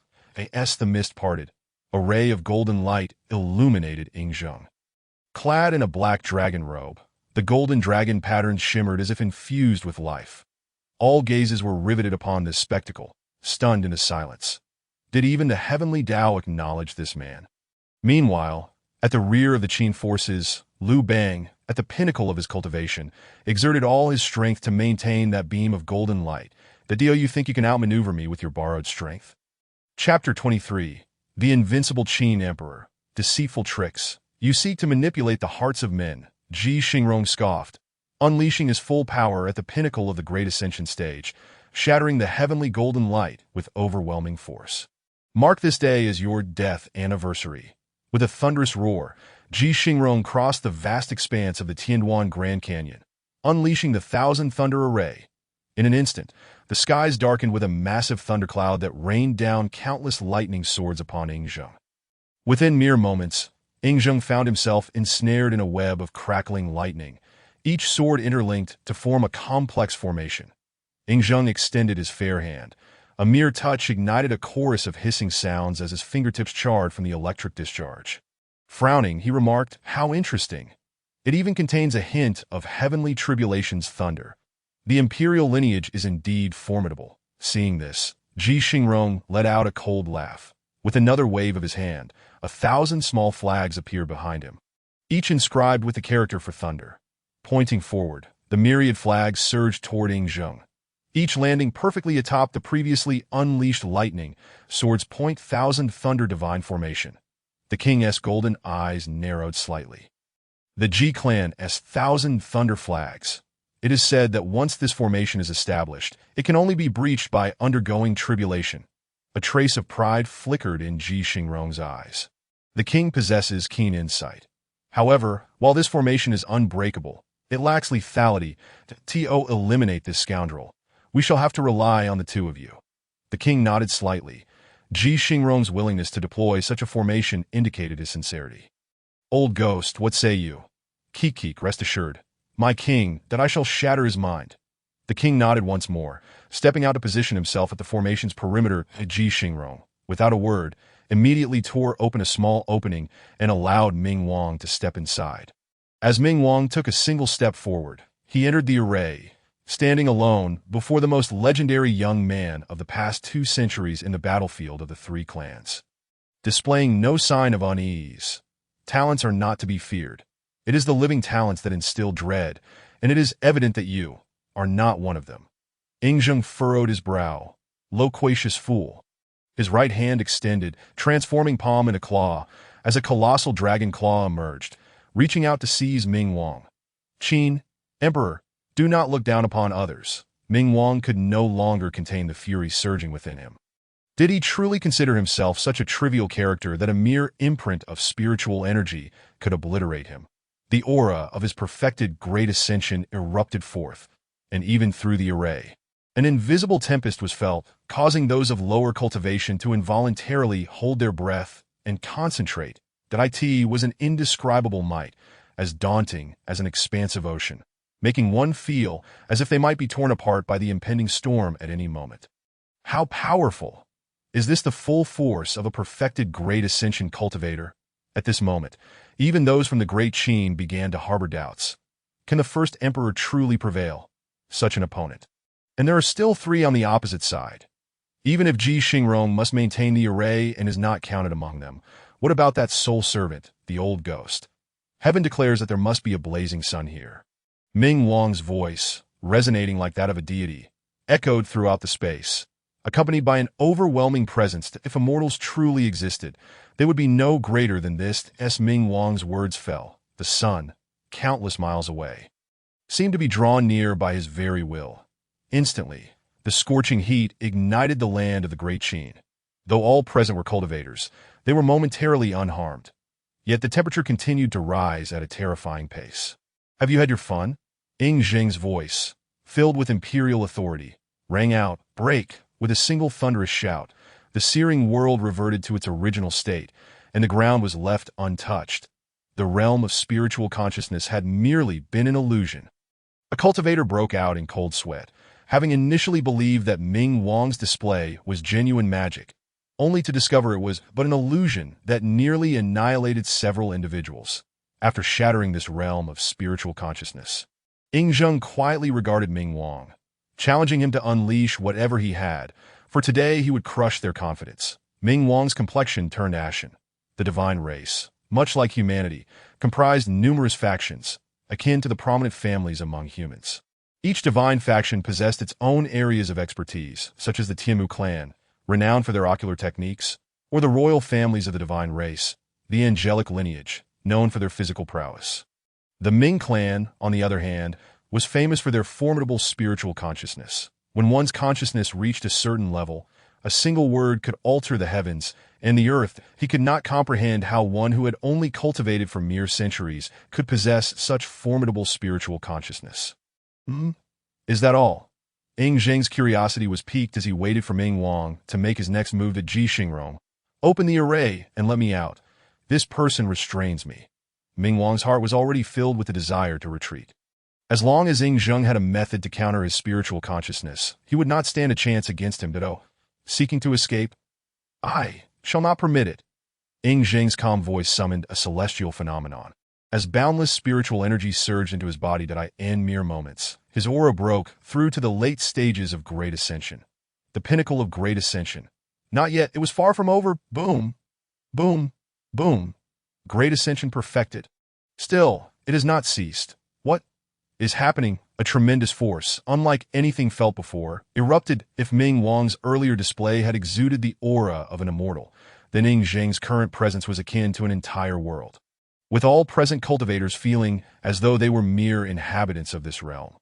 The Thousand Thunder array that had ensnared Ing Zheng disintegrated at a visible rate, leaving the Great Qin cultivators agape, unable to mask their exhilaration. Meanwhile, the three-clan alliance stood in despair. Their faces pale, the Ji Xingrong's Thousand Thunder divine array shattered, and under the backlash, he coughed up blood, gazing at Ing Zheng, who could suppress him with mere pressure. He could not fathom how such a power could exist on the battlefield of the three clans. After all, this power was inherently part of the battlefield itself. How could it possibly contradict the three-clan battleground? Sha, filled with confusion, turned to the man in the blue robe beside him and inquired, "The power of the three-clan battlefield itself. Third junior brother, what does it mean?" The blue-robed man slowly removed his hat, revealing an exceedingly ordinary face. He was none other than the third disciple of the longevity sect. Jin spoke gently. "In my view, every place is composed of three elements: momentum, vein, and soul. Once a person grasps one of these, then stop. Hearing this makes my head ache. Why must your philosophy be so convoluted? Just cut to the chase. Shouldn't it be simple? One survives, and the stronger one prevails." Upon hearing Jin prepare to expound upon his philosophy, Sha immediately felt a headache coming on. "Speak plainly." Jin pondered how to respond simply. "Qin Emperor, in this place for 100 years, invincible." Chapter 24. The dynasty established among the three clans, as Jin's words echoed. The Qin Emperor extended his right hand toward Ming Wang and gently clenched it. Bang! The perfected Great Ascension Ming Wang burst apart like a balloon, whether it was an illusion or not. As Ming Wang fell, the very heavens and earth of this three-clan battlefield trembled slightly, and the naive heavenly path grew a little more mature. The Qin Emperor turned his gaze to the dazed Ji Xingrong, coldly stating, "Why do you not take your own life?" Ji Xingrong's complexion changed dramatically. "He truly intended to kill me. Qin Emperor, as a fellow human, why must you be so relentless? It is only natural for you to wish to kill me. Is it pressuring for me to kill you? Sharing the same clan? I find it shameful. You dare. I am the younger brother of the current ruler of the Great Xia. Should you kill me, there will be no place for you to hide in this vast land. Ji Xingrong shouted hoarsely, truly frightened. As a direct descendant of the Ji family of Great Xia, he was not to be compared with the likes of Ji Changfeng. Having never faced a crisis in his life, everything had always gone smoothly. Even the divine and demonic races, though enemies, had never truly sought to kill him. After all, the one from Great Xia was not to be trifled with. The Qin Emperor could not be bothered to respond, merely shaking his head, bewildered as to how he had managed to reach such a level. So now, just as the Qin Emperor was about to take action, an anomaly occurred that a phantom appeared at the center of the battlefield, and upon its emergence, the entire three-clan battlefield began to tremble. The heavenly path here sensed a crisis and became agitated. The visage of the phantom was indistinct, yet one could feel that it was gazing directly at the Qin Emperor. After a long pause, the phantom slowly spoke. "Your great Qin, I acknowledge. Spare him a path to survival, and your grievances with the Ji clan shall be settled." With each utterance, the phantom's body and a small portion of the surrounding space cracked, a manifestation of the three-clan battlefield's heavenly path suppressing him. The Qin Emperor stared at the phantom, showing no inclination to evade. "Agree to him. You must agree." Liu Bang, positioned at the rear, felt anxious. Surely, one could not remain trapped in this desolate battlefield indefinitely. He had yet to enjoy life since arriving in this world. "I shall not agree." The Qin Emperor articulated each word deliberately, not caring how the phantom would react. Bang! Ji Xingrong was instantly obliterated, his final moments filled with a sense of relief. His invincible elder brother had arrived. Surely, he would survive, right? To his dying breath, he could not fathom that the Qin Emperor would be so resolute. It was poignant that even at death, he did not believe that opposing the Qin Emperor was a mistake. He could naturally guess the phantom's identity. Yet as an emperor of the ages, he had his own pride that Tio simply let someone go at their command. Did he not care for his own dignity? Moreover, he firmly believed that given a little more time, he would undoubtedly match or surpass this individual, both in strength and influence. As Ji Xingrong fell, the phantom's cracking slowed slightly. Clearly, the heavenly path here had gained strength. Perhaps when the heavenly path deemed that a tribulation-level cultivator posed no threat to it, that would be the time for tribulation-level cultivators to make their entrance. The phantom's visage remained unclear. But it was evident that he trembled slightly, whether due to the loss of his younger brother or his own pride being wounded. "Very well. Await my return," the phantom declared before slowly dissipating. Just as it vanished completely, the Qin Emperor suddenly spoke. "No need. You wait for me to seek you out." The Qin Emperor had never been one to dither, since he had already made an enemy. "Let it be so." Casting a glance at the remaining three clan cultivators, he resolved, "Annihilate them. They are an eyesore, unacceptable." A voice interjected, halting the Qin Emperor's actions. It was Jin. The Qin Emperor turned to Jin, who shook his head slightly. The reason Jin prevented him was clear to the Qin Emperor. It simply was not in his character to act thus. Han Wang, at your service. Liu Bang, having seen the crisis averted, strode forth proudly toward the Qin Emperor. Exuding an aura of nobility that garnered admiration, that I have heard that the Han Wang hails from the same region as the Qin Emperor. It is truly astonishing that two such prodigies could emerge from a single place. Do you know how long the Han Wang has been cultivating? 100 years, just a little over a century. A century has passed since the late stages of the harmonization period. 2 centuries have elapsed since the late stages of the Mahayana period. And now, another century has come to a close. Good heavens! Could it be that Emperor Qin and King Han have descended from the legendary realm of immortals? I dare say, it is quite plausible. Amidst the murmurs of the crowd, King Han Liu Bang remained utterly unfazed. As if he had heard nothing at all, he strode directly before Emperor Qin, kneeling on one knee. "Your humble servant. Liu Bang pays his respects to your majesty." Emperor Qin's countenance betrayed his displeasure. "How many times must I remind you? You are equal to me. There is no need for such bowing. The rights must not be neglected. You indeed. I entrust this group of captives to you, that I shall obey your command." With that, Liu Bang gradually stepped back. "Wait." Emperor Qin abruptly called out to Liu Bang, who looked on in mild confusion. "Does your majesty have further instructions?" Emperor Qin raised his right hand, illuminating it with a flash of brilliance, as a seal-like object materialized from thin air. The seal, measuring 4 inches square, bore 5 entwined dragons on its handle. The front was inscribed with 8 characters. bestowing the world. May you live long and prosper, while the reverse side bore the character for Qin. Upon seeing this seal, Liu Bang could not contain his exclamation. The imperial seal of the nation. Emperor Qin cast a surprised glance at Liu Bang. Even he, the creator of this imperial seal, could not have fathomed the weight it would carry among future emperors. The imperial seal of the nation? What a splendid name! Emperor Qin's eyes gleamed with ambition as he contemplated. King Han, after my departure, you shall wield this seal and govern in my stead. As long as the seal is in your possession, no one in this realm shall dare to threaten you. With exhilaration, Liu Bang accepted the imperial seal, recalling a past life in which he had seized one. I end this life. However, it was presented to him by the first emperor himself. Truly legitimate. Your servant humbly thanks you for your grace.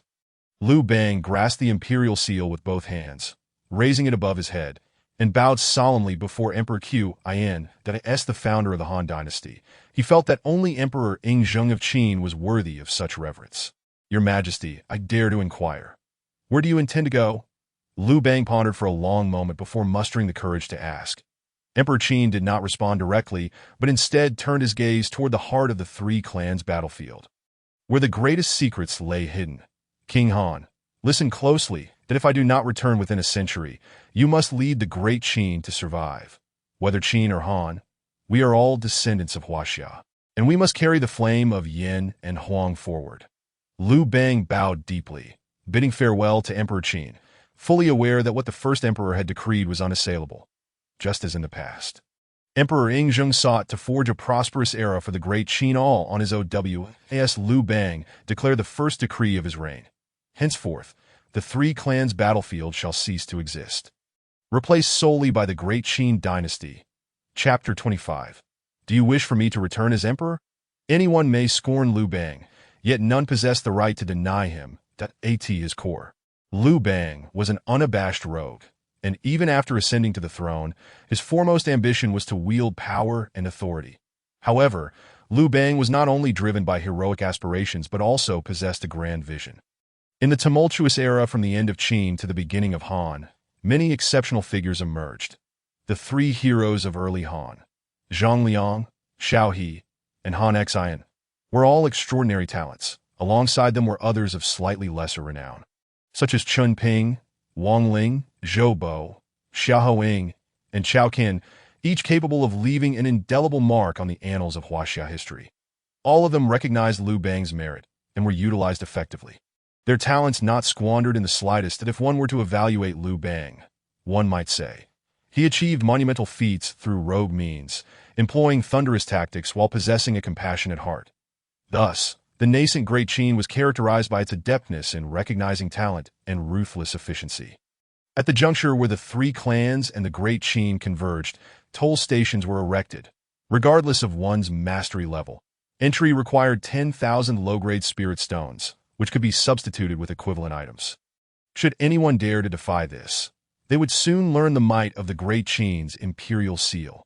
Furthermore, the disciples of the Chongqing sect, upon Liu Bang's repeated invitations, assumed the role of chief architect for the defensive formations of the capital, Yangdu. Any resources they required were readily provided. The second disciple, Xia, was invited to become the commander of the soon-to-be-formed Iron Cavalry of the Great Qin. Liu Bang offered three strategic directions. First, to create a shock troop adept at coordinated assaults for large-scale warfare. Second, to form a magical unit for long-range support. And third, to establish highly skilled small teams for reconnaissance and assassination missions. Of course, these strategies necessitated substantial resource backing. Yet why was this territory once known as the Three Clans battlefield? It was due to the abundance of various resources and countless hidden realms. Moreover, Liu Bang's approach toward the Three Clans softened considerably. He had only one condition: do not harm the people of the Great Qin, and ensure financial compensation. That if anyone were to inquire whether the Great Qin would retaliate against them, the answer was no. They must first devise a means of escape and then come to Yangdu to lodge a complaint, where they would receive a satisfactory resolution. However, if one failed to reach Yangdu, it could only be deemed unfortunate. Conversely, should one be discovered retaliating or acting against the people of the Great Qin, all associates would be subject to a nationwide manhunt. As for domestic governance, it was far simpler.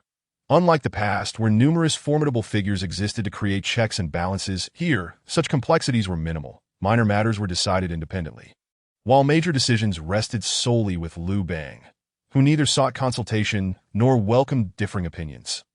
Thus, under Liu Bang's meticulously crafted policies tailored for the current development of the Great Qin, the dynasty underwent a remarkable transformation, evolving at a pace even swifter than the reforms of Chun Ning in his past life. With the support of countless resources, on this very day, Liu Bang's expression suddenly shifted, and he muttered a curse. Can it no longer be contained?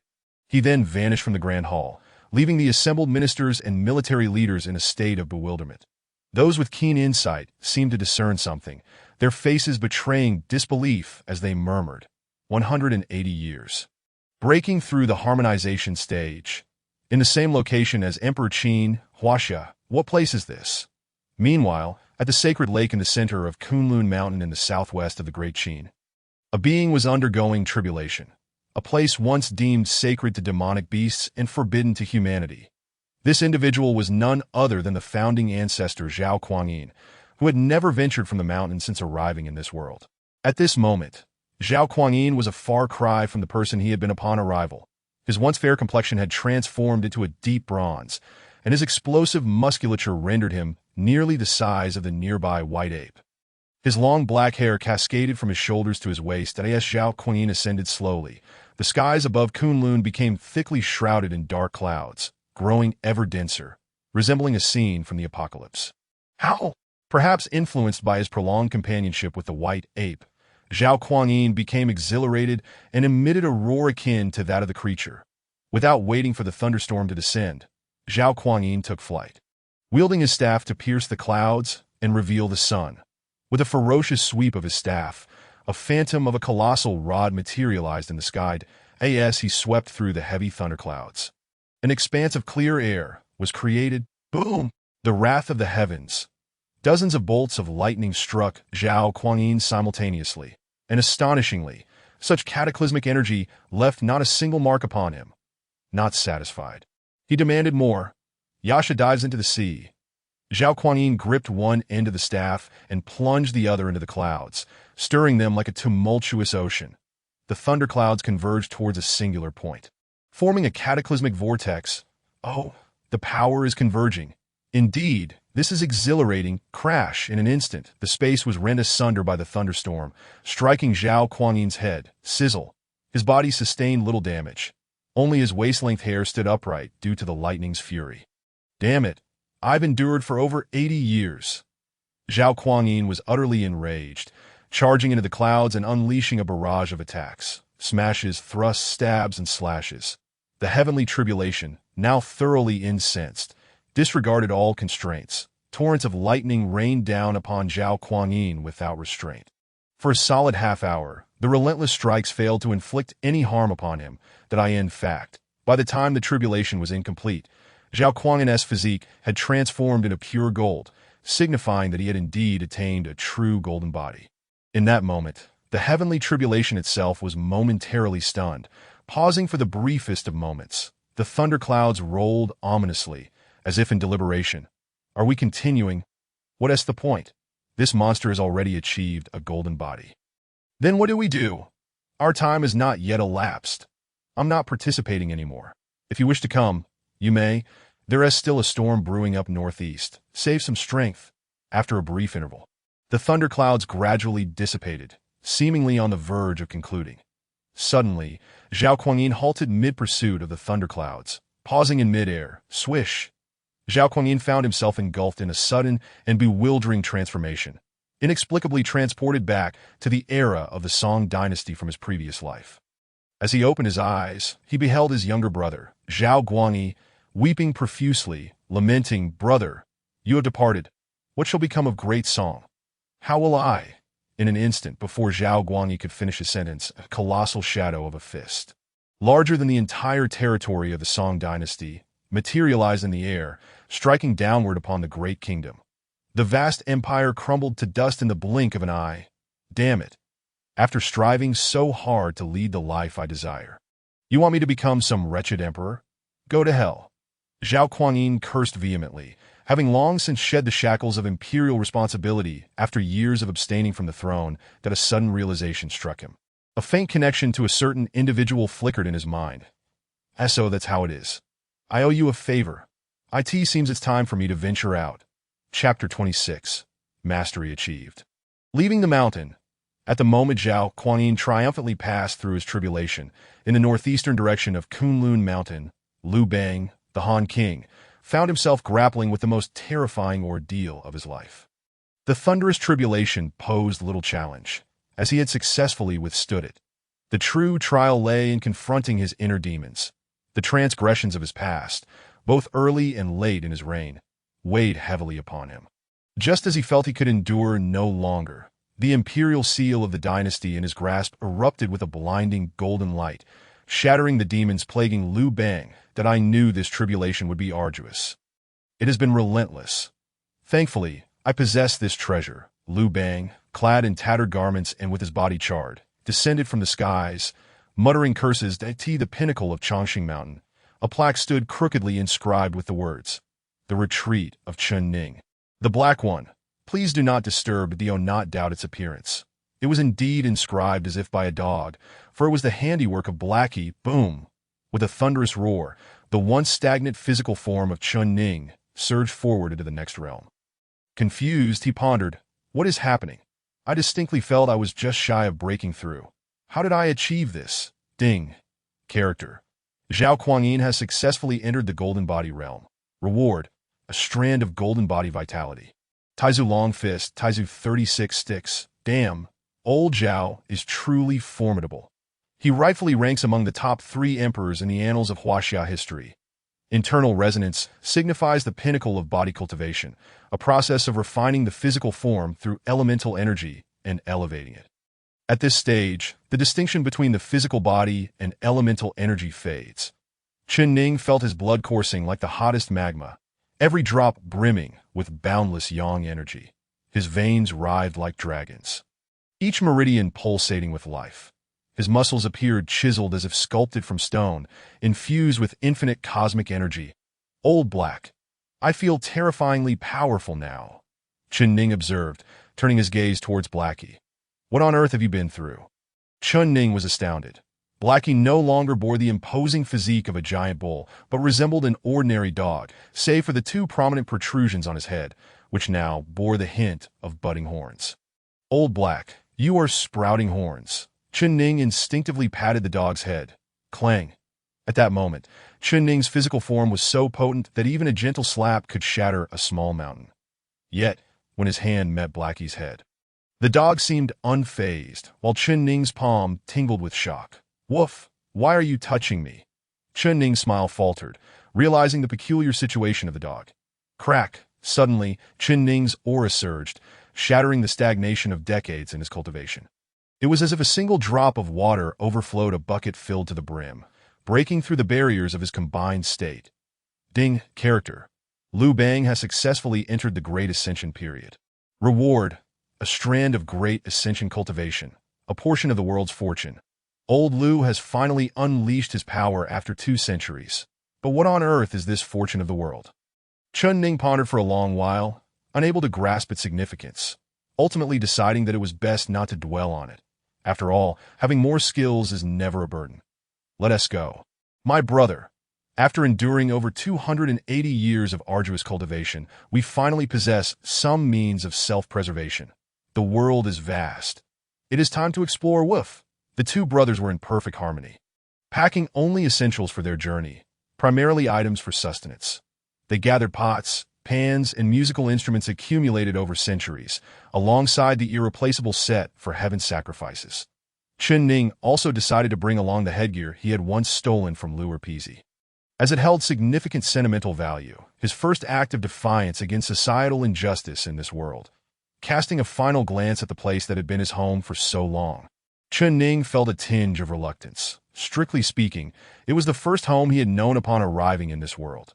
Yet as time passes, the essence of home evolves. It is the people that imbue a place with meaning. What of his irascible master, the eccentric second sister, and the seemingly loyal but fervently passionate 7th brother? He wondered how they fared now. bowing deeply towards the central dining hall of Chongqing sect. Chun Ning took his leave, embarking once more on the path of exploration alongside Blackie. Chun Ning had never harbored any grand ambitions. He merely wished to traverse this wondrous world with Blackie, savoring the finest delicacies, marveling at the wonders of existence, experiencing the vicissitudes of life, and living freely and leisurely. This was his utmost satisfaction. That it was precisely for this reason that Chun Ning had always been reluctant to forge too many connections with others. The bonds formed could become burdensome. Once one develops attachments, the notion of freedom becomes tethered. The innkeeper, the young girl Pingan, his master, the second sister, the seventh brother, and several yet-to-be-met companions. Chun Ning was no longer the solitary cultivator, solely focused on Blackie. How fearful of death could one be? To only dare descend the mountain upon reaching the combined state. Such a mindset raises questions about how one could attain such a realm. Just as Chun Ning and Blackie exited Chongqing sect, an elderly man clad in white with flowing white hair appeared above, the long-lost Chongqing Daoist, who had vanished for over a century. Screening to avoid calamity for the sake of longevity, the Daoist intoned softly, enveloping the entire territory of Chongqing sect in an enigmatic aura that a colossal Bagua diagram cast its shadow over the mountain peak. With a gentle breeze, the Chongqing sect, which Chun Ning had called home for centuries, vanished without a trace, leaving no earthly remnants. Sensing something, Chun Ning retrieved the Chongqing talisman from his storage ring. The characters for longevity writhed slightly, that a peculiar sensation swept over him. It felt as though this talisman had come to life. Turning back to gaze at the now-absent Chongqing sect, Chun Ning felt an odd intuition that it had somehow sprouted legs and fled. That as Chun Ning and Blackie descended the mountain, they were met with a cacophony of cries. The sounds of swona and horns. Chun Ning had long grown accustomed to this. Over 2 centuries, he had witnessed such scenes countless times in this small village. Exchanging a knowing glance with Blackie, Chun Ning signaled, and the dog nodded in understanding. Time to blend in and partake of the feast. With practiced ease, Chun Ning mingled among the guests, choosing a table situated farthest from the stage. He understood well that the further one sat from the stage, the weaker the connection to the host, reducing the chances of being recognized while sneaking a meal. However, it was not long before Chun Ning's expression soured. A young boy, no more than 7 or 8, approached with a tray. As he neared each table, guests would produce coins from their bags and place them atop the tray. Chun Ning gasped in dismay. After a century away from the mountain, customs had evidently changed. Now they demanded a monetary tribute. Before long, the boys stood before Chun Ning, their eyes locking in an awkward moment of silence. "Sorry, I mistook you for someone else." Chapter 27. An unexpected encounter with Ning Ping and Chun Ning and Blackie continued their journey southwest, remaining indifferent to the plight of refugees amidst the chaos of war. Chun Ning understood clearly that while one might help temporarily, such aid could not last a lifetime. Yet, along the way, whenever he encountered cultivators oppressing ordinary folk, he would incinerate them with a single fireball spell, reducing them to ashes. For this purpose, he had even fashioned a set of fearsome attire, creating a black battle outfit atop his original black mask. Blackie clamored for a matching set, but Chun Ning chuckled. Such a fearsome ensemble simply would not suit a dog like him. In a world rife with secrets, good deeds often circulate through whispers, and no matter how cautious Chun Ning believed himself to be, the realm of cultivators was vast, and there were always methods beyond his comprehension that would reveal his actions. Gradually, tales of a fearsome duo began to circulate in the northwestern regions of this divine land. Clad in a black mask and fitted in a tight black outfit that accentuated his muscular build, accompanied by a canine spirit beast, he was a figure of formidable prowess. Yet he had never engaged in open combat.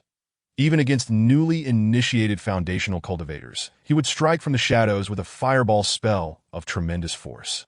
Old Black, you may not grasp this, but even a lion spares no effort when hunting a rabbit. What are we facing, fellow cultivators? If you don't give it your all, how can you discern if they are merely pretending? Blackie paused, taken aback. He had never considered the depths of human treachery. Treachery? What do you mean? Have you forgotten what we encountered half a month ago?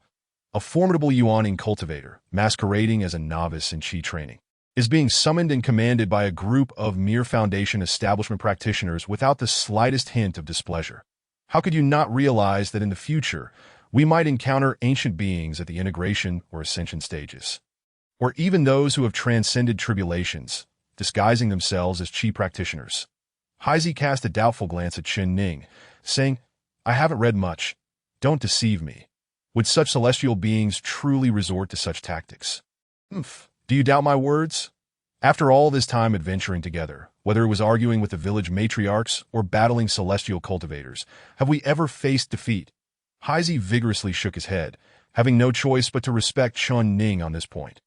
The only time they had suffered a loss was in Pingan City when Liu Erpi had swindled them out of 2 rounds of drinks, which they later repaid tenfold. Study well and observe closely.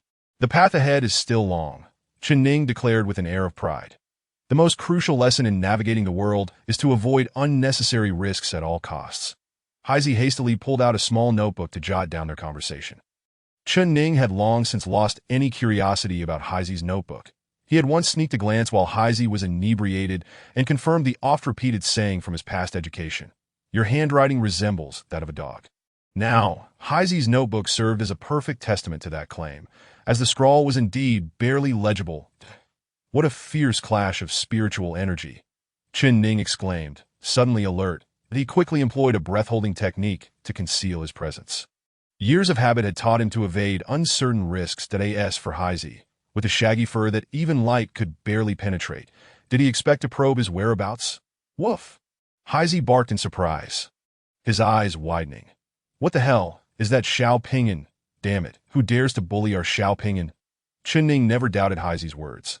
If he said Xiao Pingan was ahead, then it surely was her. With a swift motion, he drew his ancestral bone-picking knife, already clad in his bandit attire as they traveled. Wearing that outfit, Chen Ning felt as though he had concealed every aspect of his mortal self. Exuding an aura of fierce ferocity that stirred the surrounding spiritual energy into a frenzy. Expanding his consciousness, he quickly discerned 2 figures being besieged 500 miles away, one of them being the very Yu Xian who had once taken Ning Pingan away, alongside a younger individual who bore an uncanny resemblance to the childhood Ning Pingan. Suddenly, Chen Ning noticed that the assailants surrounding Ning Pingan were 5 evil cultivators, emanating a nauseating aura. Boom. 2 levels. Chen Ning silently chanted, amplifying his aura as it gradually reached the mid-stage of the integration realm. The first level represented his full power against cultivators below the Yuaning stage. The second combined his celestial cultivation with his physical prowess for an all-out burst. Typically employed against foes at the integration stage and above. As for the third level, it was for retreating.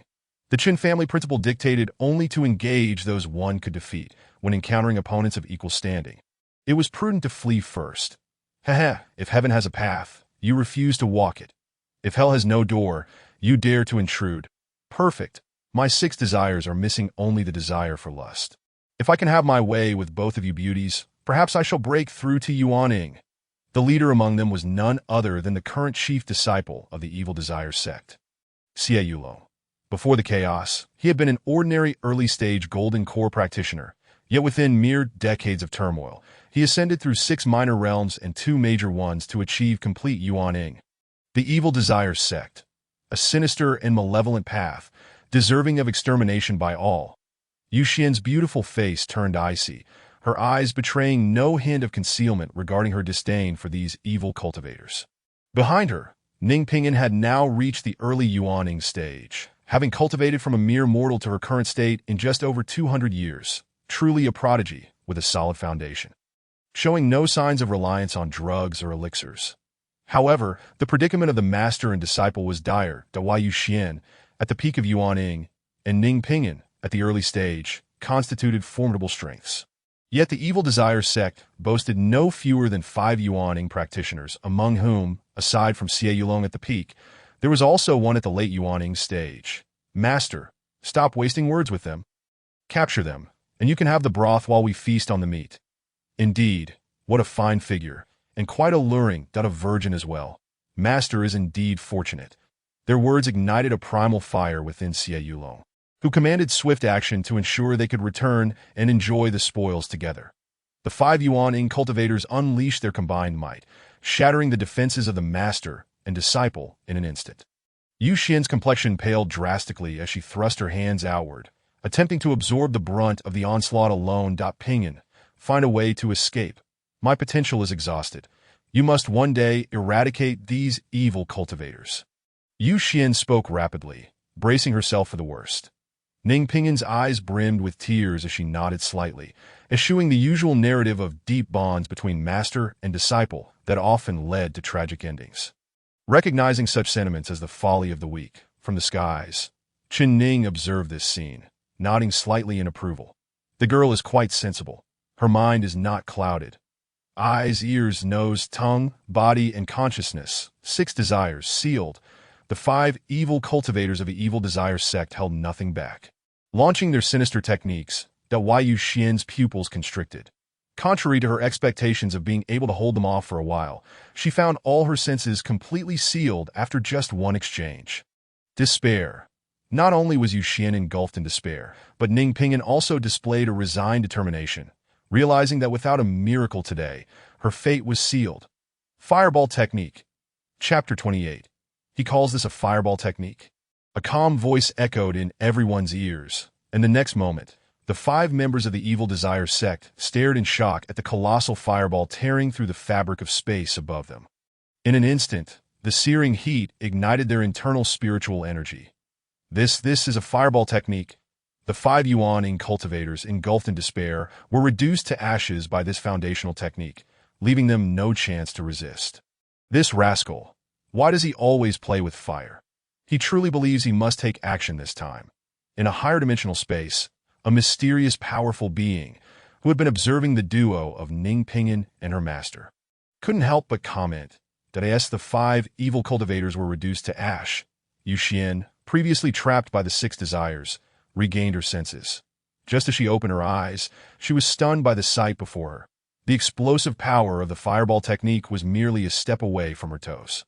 Beyond that step lay a bottomless pit with a diameter of a mile. The 5 evil cultivators were at least within her grasp, but this overwhelming display of power was beyond her imagination. He calls this a fireball technique? Haizi. Ning Pingyin's joyful exclamation brought Yu Xian back to reality. Slowly, Yu Xian lifted her gaze, spotting a figure in the air, accompanied by a dog. Was it even a dog? Standing atop a long staff, the dog appeared unremarkable aside from its obsidian fur that absorbed light. However, the figure, Yu Xian's expression turned peculiar as she beheld him wearing a black hood that revealed only 4 holes. 2 for eyes. 1 for the nose and 1 for the mouth. Clad in a striking black outfit that clung to his form, his physique was not overly muscular, yet the contours of well-defined muscles were clearly visible beneath the tight fabric. His stomach evenly divided into 12 sections. Cough. Pinyin. Do you know this esteemed senior? Despite feeling this individual was somewhat peculiar, there was no denying his formidable prowess, evidenced by his sculpted physique, suppressing a hint of embarrassment. Yu Xian inquired. This is my elder brother, Qin Ning, and the one beside him is elder brother Haizi. Ning Pinyin replied confidently, her eyes sparkling like crescent moons. What Haizi? His name is Baizi. Qin Ning, with his eyes peeking out from the hood, shot a glare, causing the recovering spiritual energy around him to momentarily falter, and Yu Xian felt a weight in her chest. The person before her was at least at the peak of the transformation stage, truly powerful. Yet the little girl seemed unfazed, pouting her delicate lips in discontent. Qin Ning, do you not wish to acknowledge me? When I see my parents next time, I will definitely tell on you. The shopkeeper. Qin Ning instinctively expressed surprise, quickly covering his mouth. Haha. You still claim you're not my elder brother, Qin Ning. Ning Pinyin mischievously darted into the air, exclaiming, I miss you all so much. While she called out to Qin Ning, she threw her arms around the large Haizi, resembling long-lost siblings reunited. Qin Ning's lips twitched. Beautiful women were always full of contradictions. Shaking his head slightly, he revealed a paternal smile, grateful that the girl was still safe. Thank you, esteemed senior, for saving our lives. Unlike Ning Pinyin, who was unreserved in her joy, Yu Xian understood that most powerful beings, having lived for so long, often possessed unpredictable temperaments. Qin Ning sensed her Yuan cultivation, still a young one, but one that could hold her own. With that thought, he waved his hand dismissively at Yu Xian, his voice calm and indifferent. I saved Pinyin. You were merely an afterthought. Yu Xuan's body stiffened in a bow. Realizing that these ancient beings were indeed as capricious as the weather, Brother Ning, if you continue this way, I shall ignore you. That is my master. Do you dare treat my father with such disdain? Ning Pinyin spoke discontentedly, asserting that only a little girl would concern herself with your status as a great cultivator. And no matter how formidable you are, you remain Brother Ning, merely a shop assistant to my father. Oof. Before Ning could respond, Yuxuan felt a tightening in her heart. This girl had been rather disrespectful. Little did she know that Pinyin, upon hearing the shopkeeper's words, felt somewhat intimidated. Even the little girl herself was unaware that her father was not only Ning's employer, but also his elder brother in the art. Ning's consciousness surged forth. Splendid, within 1,000 miles, there were no cultivators to be found. With a casual wave, he exchanged his bandit attire for a more normal appearance. The menacing garb was shed. Ning's aura became tranquil, devoid of any lingering hostility. Brother Ning, are you disguising yourself? Ning Pinyin inquired, puzzled. Naturally, one must learn to protect oneself while traversing the martial world. Brother Ning, you are so impressive. Ning Pingyin's eyes sparkled with admiration, her reverence for him unabashed. Yuxuan glanced at Ning and then at the grinning Haizi, musing on the notion of disguise to be by the way. Pinyin, have you seen the shopkeeper recently? Yes, my father used to visit me every 20 years.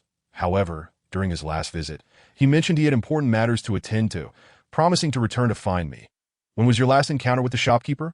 Approximately 80 years ago. 80 years. That coincides with the time when the 7th senior brother descended the mountain. Could there be a connection? What plans do you have next? Ning inquired. Ning Pinyin looked to Yuxuan. For despite being a Yuaning cultivator, she remained a naive girl at heart that I intend to take Pinyin back to the sect. Unlike me, her future holds boundless possibilities. It is prudent to be cautious until she matures. Yuxuan contemplated for a moment before speaking. Ning nodded slightly.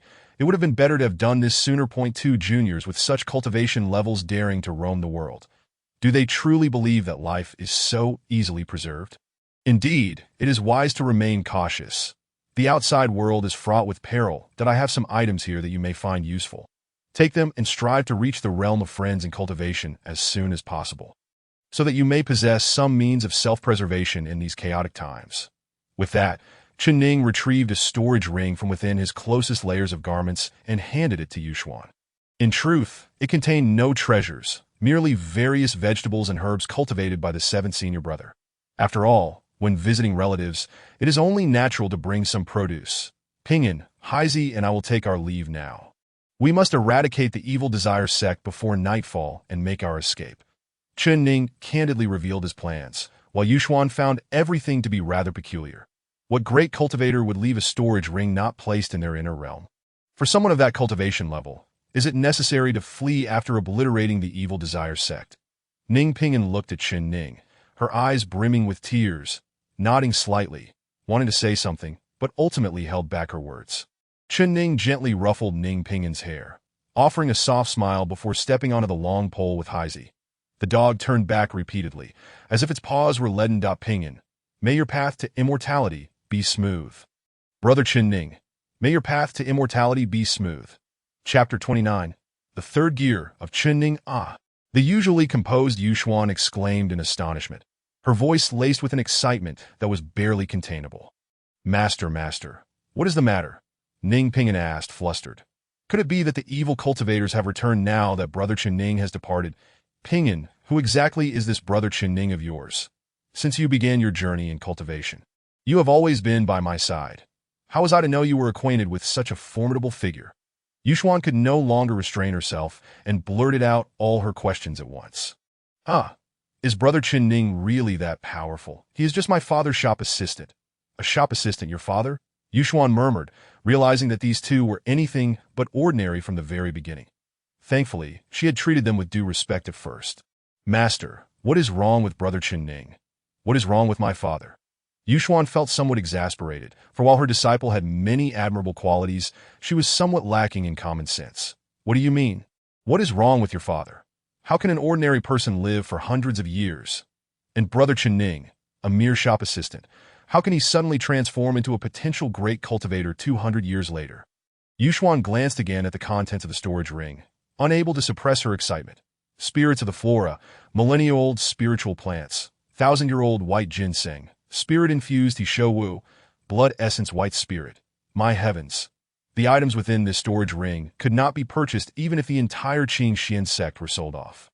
And he simply bestowed them upon me. This is not mere trust, but self-assurance. Such a powerful cultivator surely possesses unique capabilities. The more Yushuan reflected, the more astonished she became, beads of cold sweat forming on her forehead. Truly, every powerful figure was not to be trifled with. Had she harbored any ill intentions, she might have found herself ensnared in a predicament beyond redemption. Old He, we possess little of value, that I believe that little Pinyin would appreciate those vegetables. The ones cultivated by the 7 senior brother cannot be found outside, and their taste is truly remarkable. Chen Ning felt a twinge of anxiety, fearing that Ning Pinyin might not appreciate his offerings. After all, he had little of worth to give, and both he and Old He were living rather frugally. Wang, indeed, Pinyin is just like us, deeply sentimental. Wang. As night fell, the two brothers arrived at the Evil Desire sect. Once regarded as pariahs during the chaotic era, the sect had not dared to reveal itself to the world. Now, ancient trees loomed ominously in the moonlight, casting eerie shadows around the sect's entrance. Where chilling cries echoed from within. The entire sect seemed to be steeped in a palpable sense of resentment, coalescing into a gigantic ghostly visage. Beneath this apparition, several formidable presences could be felt, drawing on the power of this resentment to cultivate. More terrifyingly, a massive artificial pit lay at the back mountain of the sect, nearly filled to capacity with bones. New corpses were frequently cast into the pit, only to be swiftly consumed by the beasts lurking in the forest. Haizi, go investigate whether there are any fellow cultivators of the same realm. Chen Ning stowed away the recording stone, contemplating that if the Evil Desire sect lacked cultivators of the combined body realm, it would be wise to destroy it. If such cultivators were present, retreat would be prudent, and he would disperse the recording stone afterward, but he firmly believed that while humanity possessed a dark side, not all of it could be as malevolent as the Evil Desire sect. That a quarter of an hour later, something suddenly brushed against him from behind. What the hell, Haizi? You scared me to death. Old He was indeed remarkable.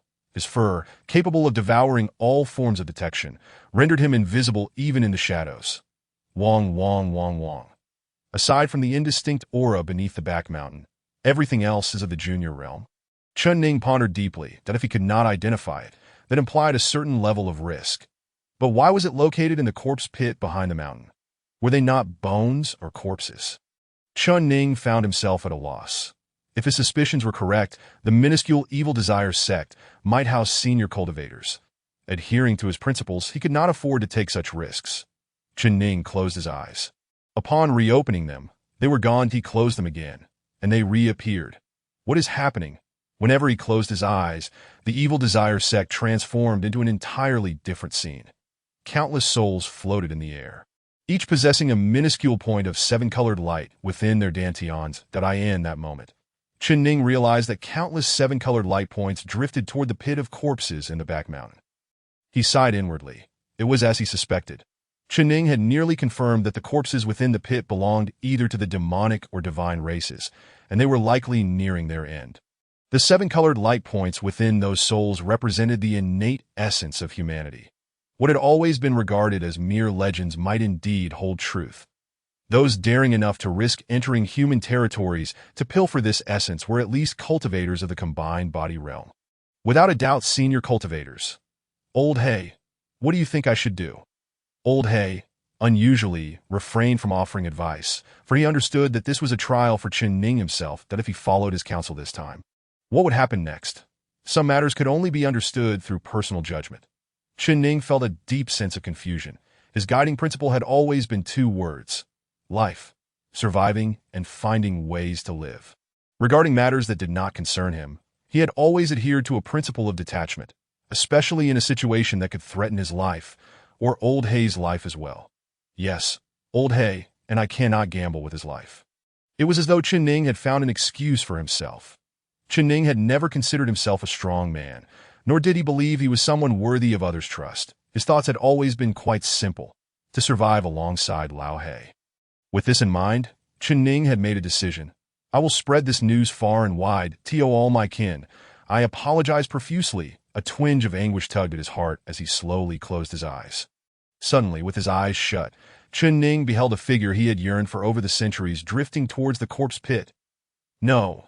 Chen Ning erupted with a thunderous roar, shifting through the levels of power. 1, 2, 2.5. This was the mightiest stance he had ever assumed since embarking on his path of cultivation. An overwhelming aura surged, soaring into the heavens. Fury, fear, and murderous intent. A myriad of exhilarating emotions propelled Chen Ning's momentum to yet another pinnacle. 3 levels. It turned out that the third level was not for fleeing. Rather, it was for fighting with all one's might. In his past life, Chen Ning had lived in a single-parent household, dependent solely on his mother. Due to the circumstances of his transmigration, he had never had the chance to provide for her in her twilight years, which remained the softest memory nestled deep within his heart for centuries. Now, amidst the countless souls drifting towards the corpse pit, he recognized a spirit that bore an uncanny resemblance to his mother. Chapter 30. The most virtuous monk. A massive rift in space manifested above, revealing an enormous fireball.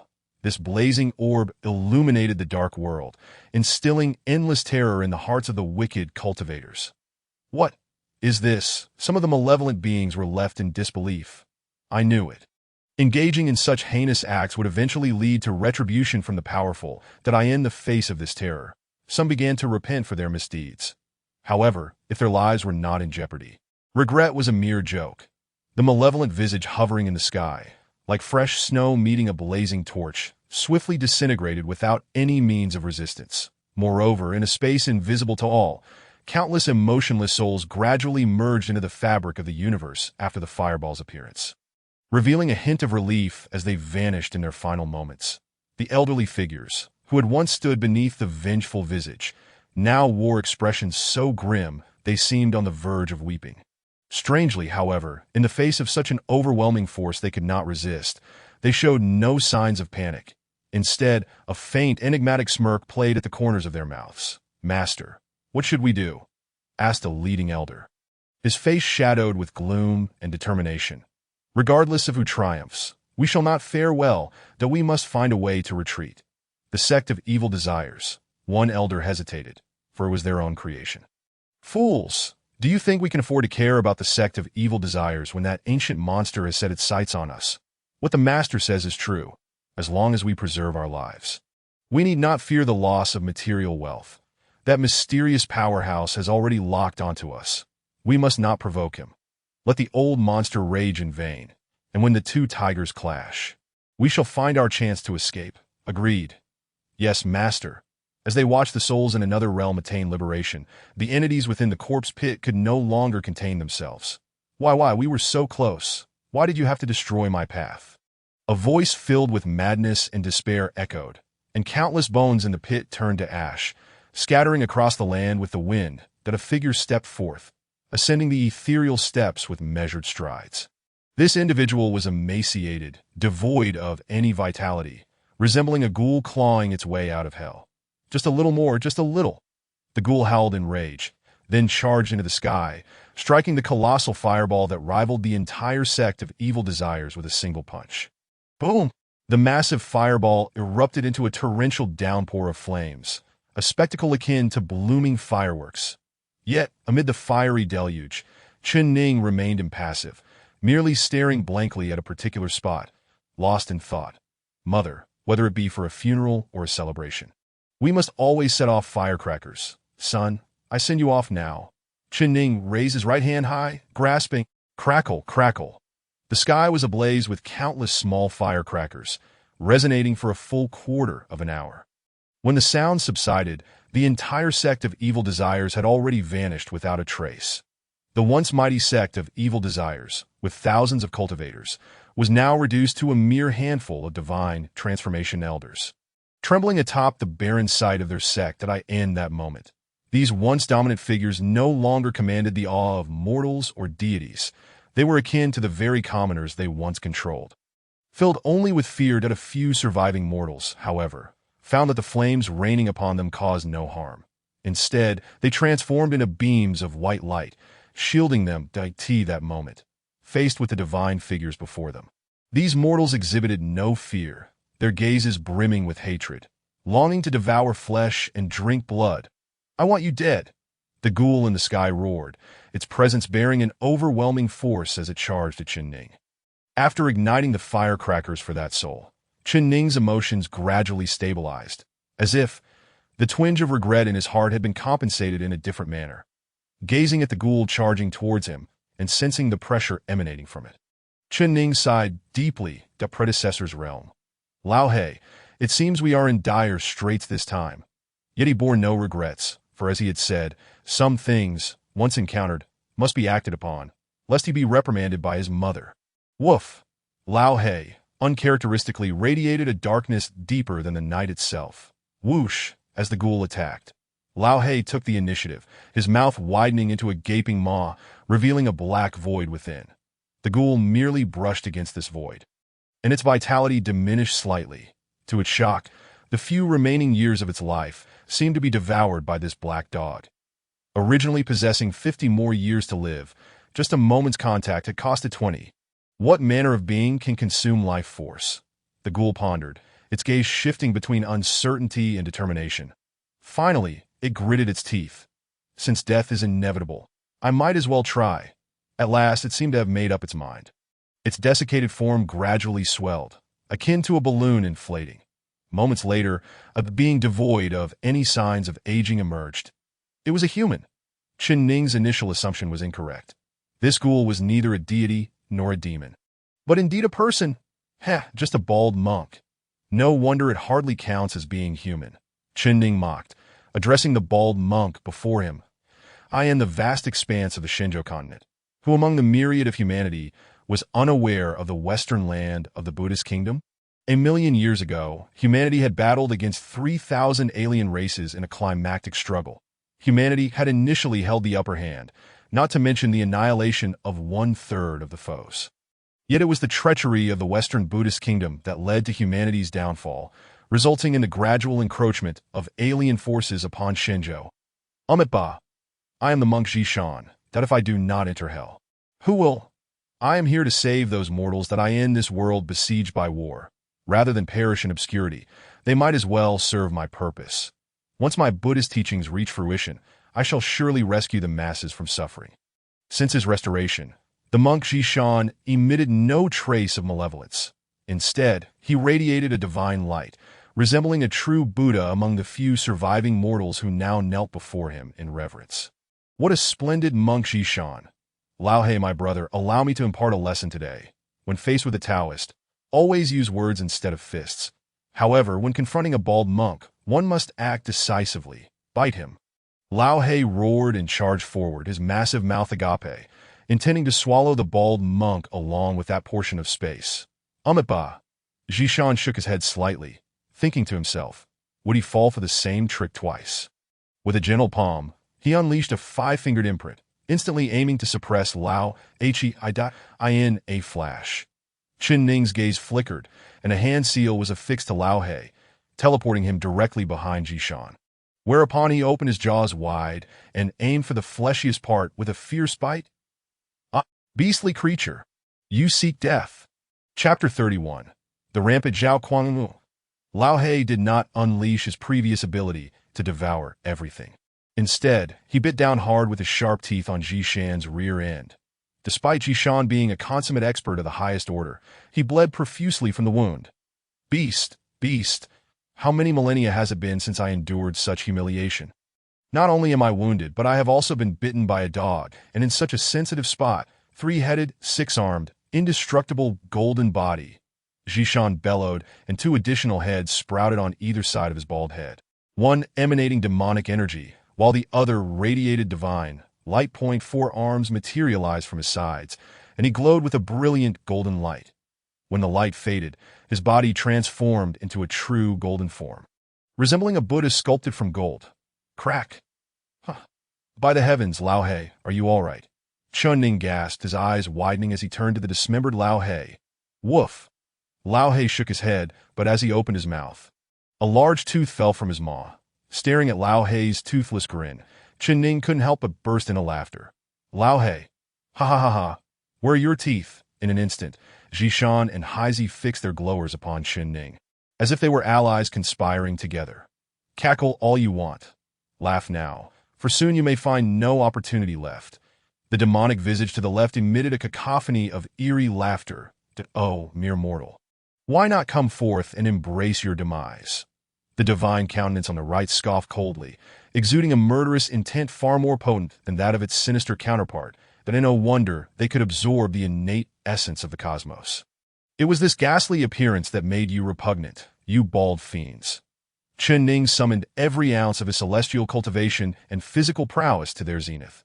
With a flick of his right hand, the Panlong staff materialized. With a gesture of his left, the fierce mask of a bandit appeared. Come forth. Today, it is either my survival or your annihilation. Qin Ning roared, charging at Zhishan with resolute determination. Amitba, Zhishan intoned, reciting a Buddhist mantra, and with a casual wave of his hand, he manipulated the surrounding space within 100 miles, ensnaring Qin Ning himself within his grasp.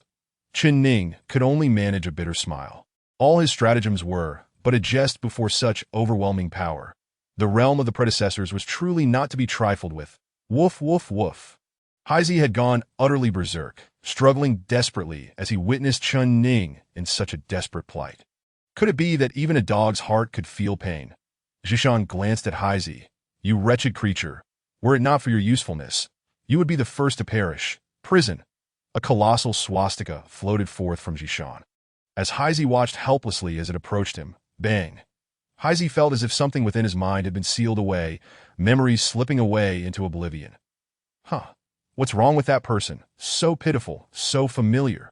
Haizi's gaze shifted towards Qin Ning, becoming increasingly dazed. And upon seeing the three-headed, six-armed Zhishan beside him, his neck instinctively recoiled, a voice echoing in his mind warning him of the terrifying nature of this being, urging him not to resist.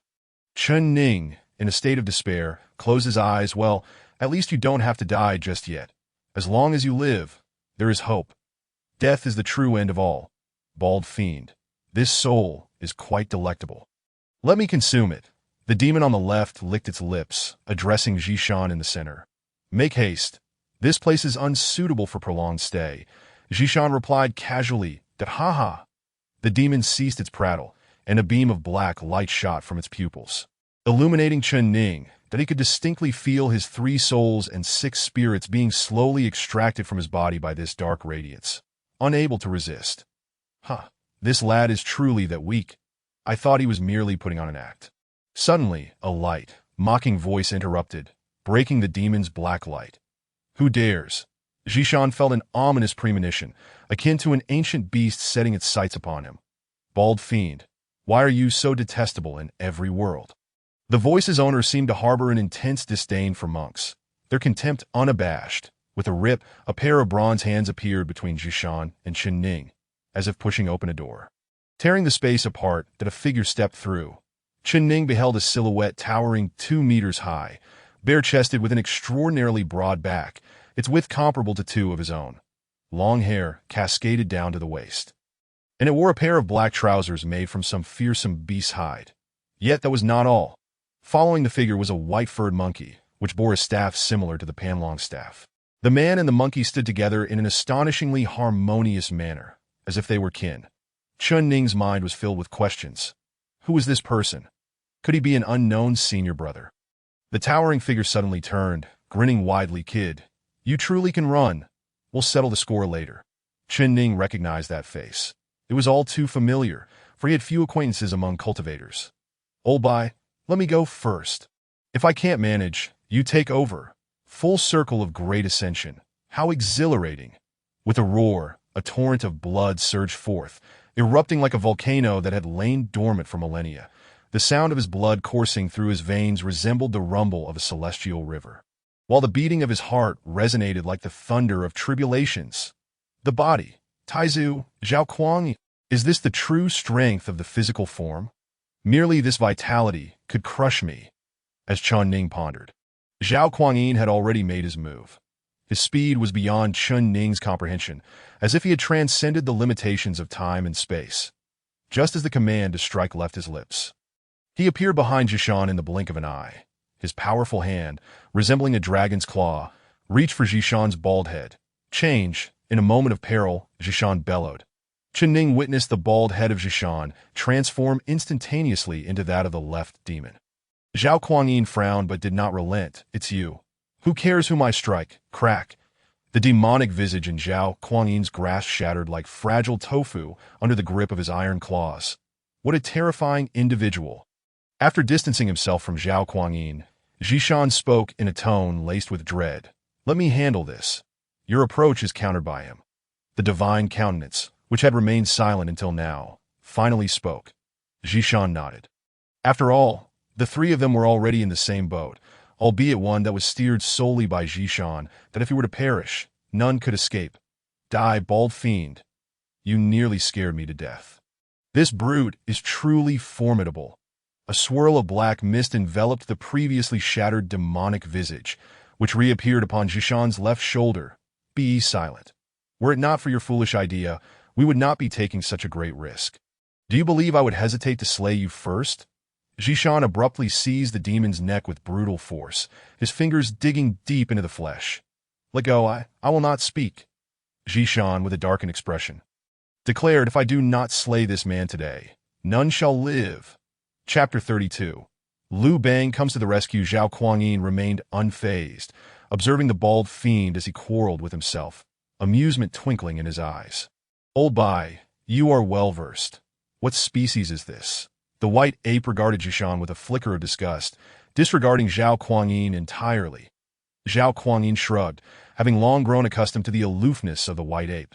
Brute, the divine visage sneered. What of it? Is it any concern of yours? Do you partake of my rice? You all act as if you were superior to me. Zhao Kuangyin suddenly resembled a street thug. Becoming incensed as they argued, bring forth the staff. In the tranquil space, ripples began to emanate as a staff similar to that in the white ape's hand tore through the boundless void, gradually materializing. Upon grasping this staff, Zhao Kuangyin's aura transformed. This change was not merely an increase in combat prowess, but rather a shift in his mindset. Just as Chen Ning donned his mask, Zhao Kuangyin too felt emboldened, declaring, with a staff in hand, the world is mine. A deep voice resonated as the divine visage finally made its move. Unbeknownst to the method employed, the entire space seemed to detach from the greater world. Illuminated as if it were daylight, filled with golden light and a soul-corroding power. Chen Ning furrowed his brow, feeling an unsettling sensation as his body became inexplicably unmanageable. Was this the power of this peculiar domain? What a strange phenomenon! Who dares to siphon my strength? Though they attempt to abscond with it, it remains here, merely to irritate me. Zhao Kuangyin erupted in a fit of rage, cursing vehemently. Chen Ning, suddenly enlightened, thought, yes, this is the feeling. It seemingly does nothing, yet it incessantly scratches at you, while also pilfering a little strength. What could they possibly want? Damn it, how vexing. If you possess the ability, step forward and engage in a fair fight. Zhao Kuangyin grew increasingly agitated. Open the heavens. A terrifying aura emanated from Zhao Kuangyin, and Chen Ning could distinctly sense the awakening of an ancient demonic deity. Yet, as Zhao Kuangyin's might intensified, the very space grew more stable. Chen Ning felt the connection between himself and Haizi begin to blur. Bang. Chen Ning's mind went blank. So this is how it is? Old Zhao. No, it was too late.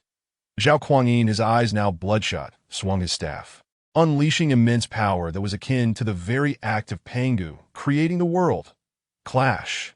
A white figure materialized beneath the mighty blow of the staff, and Chen Ning's pupils constricted. It was the white-furred monkey. The white ape, staff in hand, bore the brunt of this unparalleled force. However, how could Zhao Kuangyin's unreserved strike be so easily endured? Blood began to stain the white fur at the sides of the ape's head. Old Bai, what are you doing?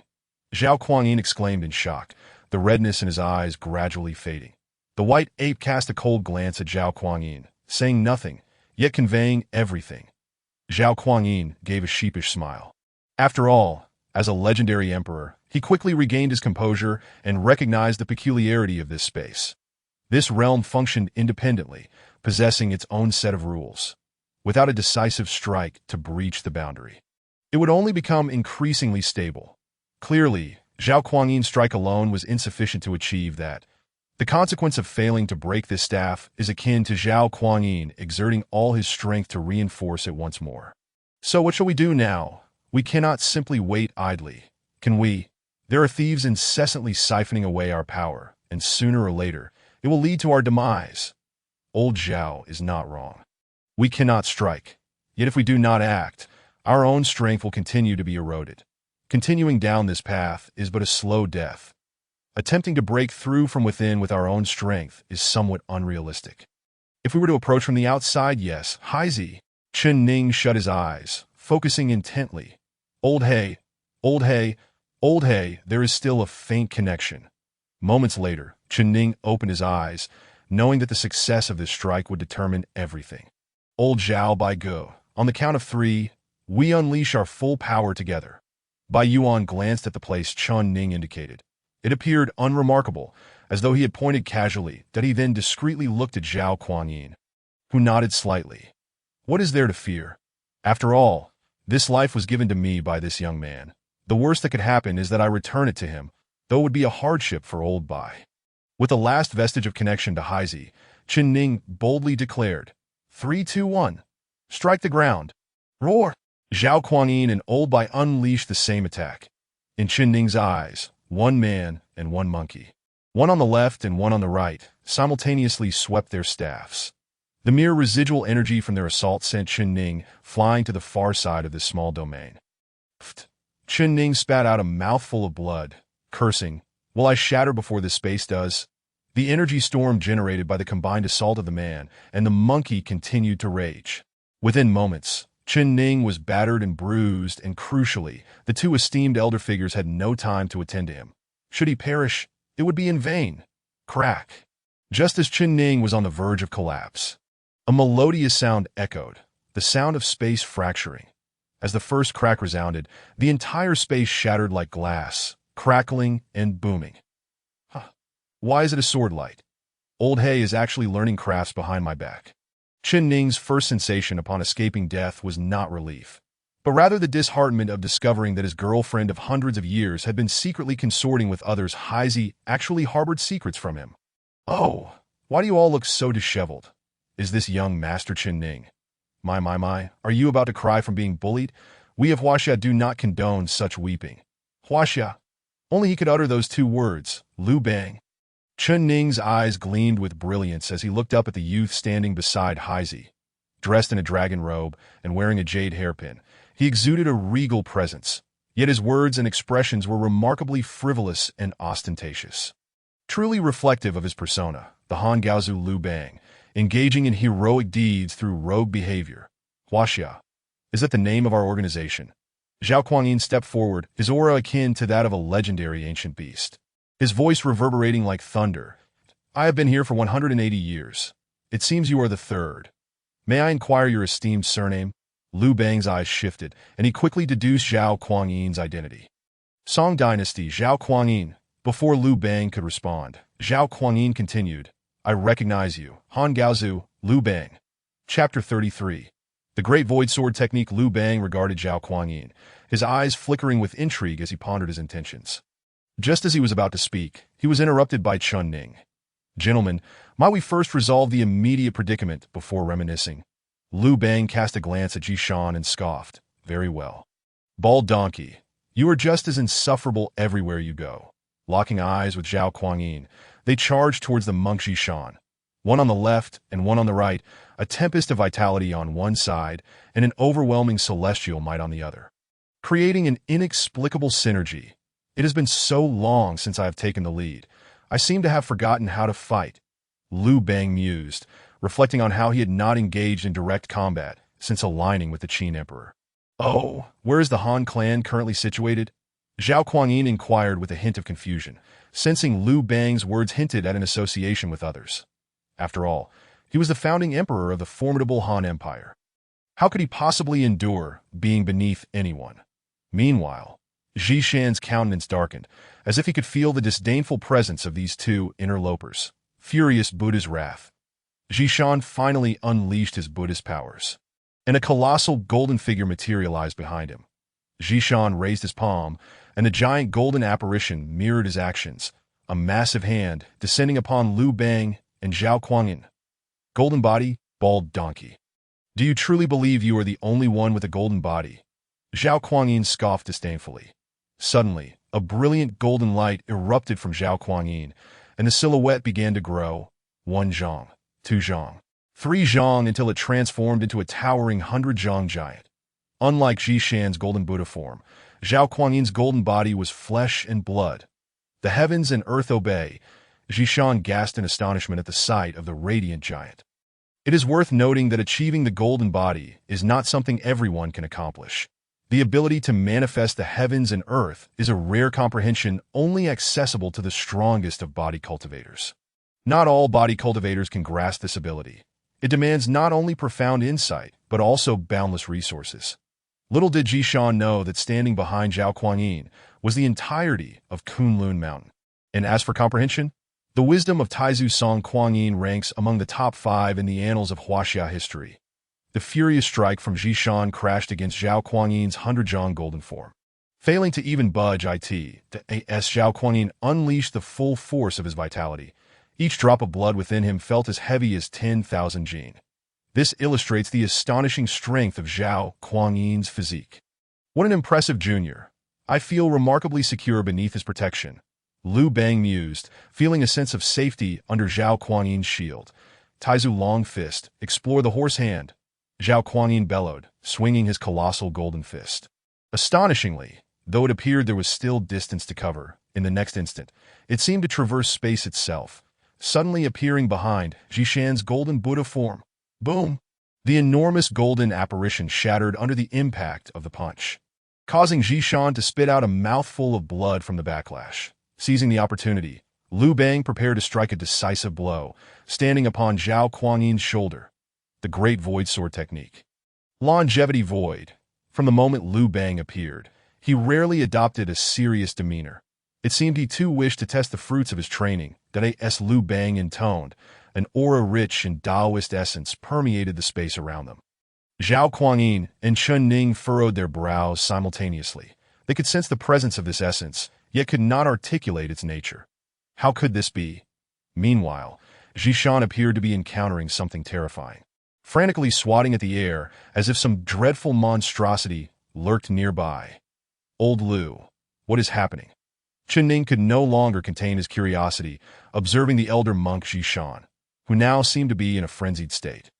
It is the longevity specter. For those cultivators whose lives are nearing their end, it is the most terrifying of existences. The longevity specter survives by devouring life, but it possesses a peculiar trait: the stronger the life force, the more it struggles to consume it. Conversely, the weaker the life force, the easier it is to devour. Chen Ning shrugged nonchalantly. Such entities posed no threat to him, as he was blessed with limitless lifespan. Zhao Kuangyin remained unfazed. After all, at less than 100 years old, he was still considered a minor in the realm of cultivators. In less than a quarter of an hour, Zhishan's aura visibly waned, reverting to the grotesque visage he had sported earlier, appearing as if he might perish at any moment. Shall we strike while he is weak and deliver the final blow? Chen Ning proposed. You lead the charge. I am preparing to make my exit. Zhao Kuangyin, who had exhibited immense strength from the outset, suddenly declared. Huh. Chen Ning was puzzled, unable to comprehend why Zhao Kuangyin would choose to retreat when Zhishan appeared to be on the brink of collapse. Old Zhao is not mistaken. That bald donkey has only a few hours of life left that we need only to withdraw and await his natural demise. After all, he is a peak cultivator who has achieved great completion. If we were to engage him in a life-or-death struggle, I and old Zhao would likely emerge unscathed, but as for you, it is uncertain. Liu Bang remarked, casting a teasing glance at Chen Ning. A shiver ran down Chen Ning's spine. These two old codgers were not to be underestimated. It appeared that the seemingly brawn-over-brained Zhao Kuangyin was, in fact, remarkably shrewd when faced with real danger. Old He, retreat. Chen Ning called out to Haizi and took off into the distance without looking back. Liu Bang and Zhao Kuangyin exchanged a knowing glance and chuckled softly. This lad is indeed amusing. Yet soon, a serious expression crossed their faces. Depart. It is impossible to truly leave. a peak cultivator on the verge of death, if allowed to unleash destruction and slaughter without restraint, could render this entire region a desolate wasteland. With scarcely a soul left alive. Old Bai, lend a hand. Zhao Kuangyin spoke in a deep voice. Just confine him. He has little time left. A flicker of unease crossed his mind, prompting him to reiterate his instructions. The white ape cast a disdainful glance at Zhao Kuangyin, as if to say, "Is that really necessary?" The trio, 2 men and 1 ape, formed a pincer movement, encircling the monk Zhishan. Bald donkey, you useless bald donkey. You've squandered our last chance of survival. The frenzied head of demonic nature screamed, his eyes brimming with despair and hatred. Silence, Zhishan retorted, his expression dark, unabashedly revealing his disdain for the demonic head. That it has been far too long since I've engaged in a proper battle. Let me revel in this fight once more. The divine head, however, displayed no fear or regret, maintaining a calm demeanor as it requested a final confrontation. Upon uttering these words, the divine head miraculously detached itself from the body of Zhishan, transforming into an independent entity. Zhishan showed no surprise at this development, while the demonic head on the left exhibited a fleeting moment of shock before swiftly regaining composure. Subsequently, the demonic head also extricated itself from its original body. The once unified Zhishan, now a being of 3 heads, had completely transformed into 3 distinct individuals. Their aura of great enlightenment diminished to that of late-stage attainment, and factoring in their waning vitality. Their individual combat strength now equated to that of mid-stage enlightenment. In contrast, Liu Bang and his companions possessed the robust strength of early-stage enlightenment. Who would emerge victorious remained uncertain. Chapter 34. The Fate of Heaven and Earth. Having a scapegoat before death is not without merit. After separating from Zhishan, the demonic head felt no fear of impending demise. Its dark eye sockets were filled with a frenzied gleam. Amitba, Zhishan uttered no more than a chant, pondering whether the complete severance of his divine and demonic natures would lead to any regrets for his past actions. The divine head, unwavering in its resolve, maintained a fierce battle spirit, reminiscent of its youthful vigor. What are gods, demons, or Buddhas? Merely the past, present, and future manifestations of Buddhism itself.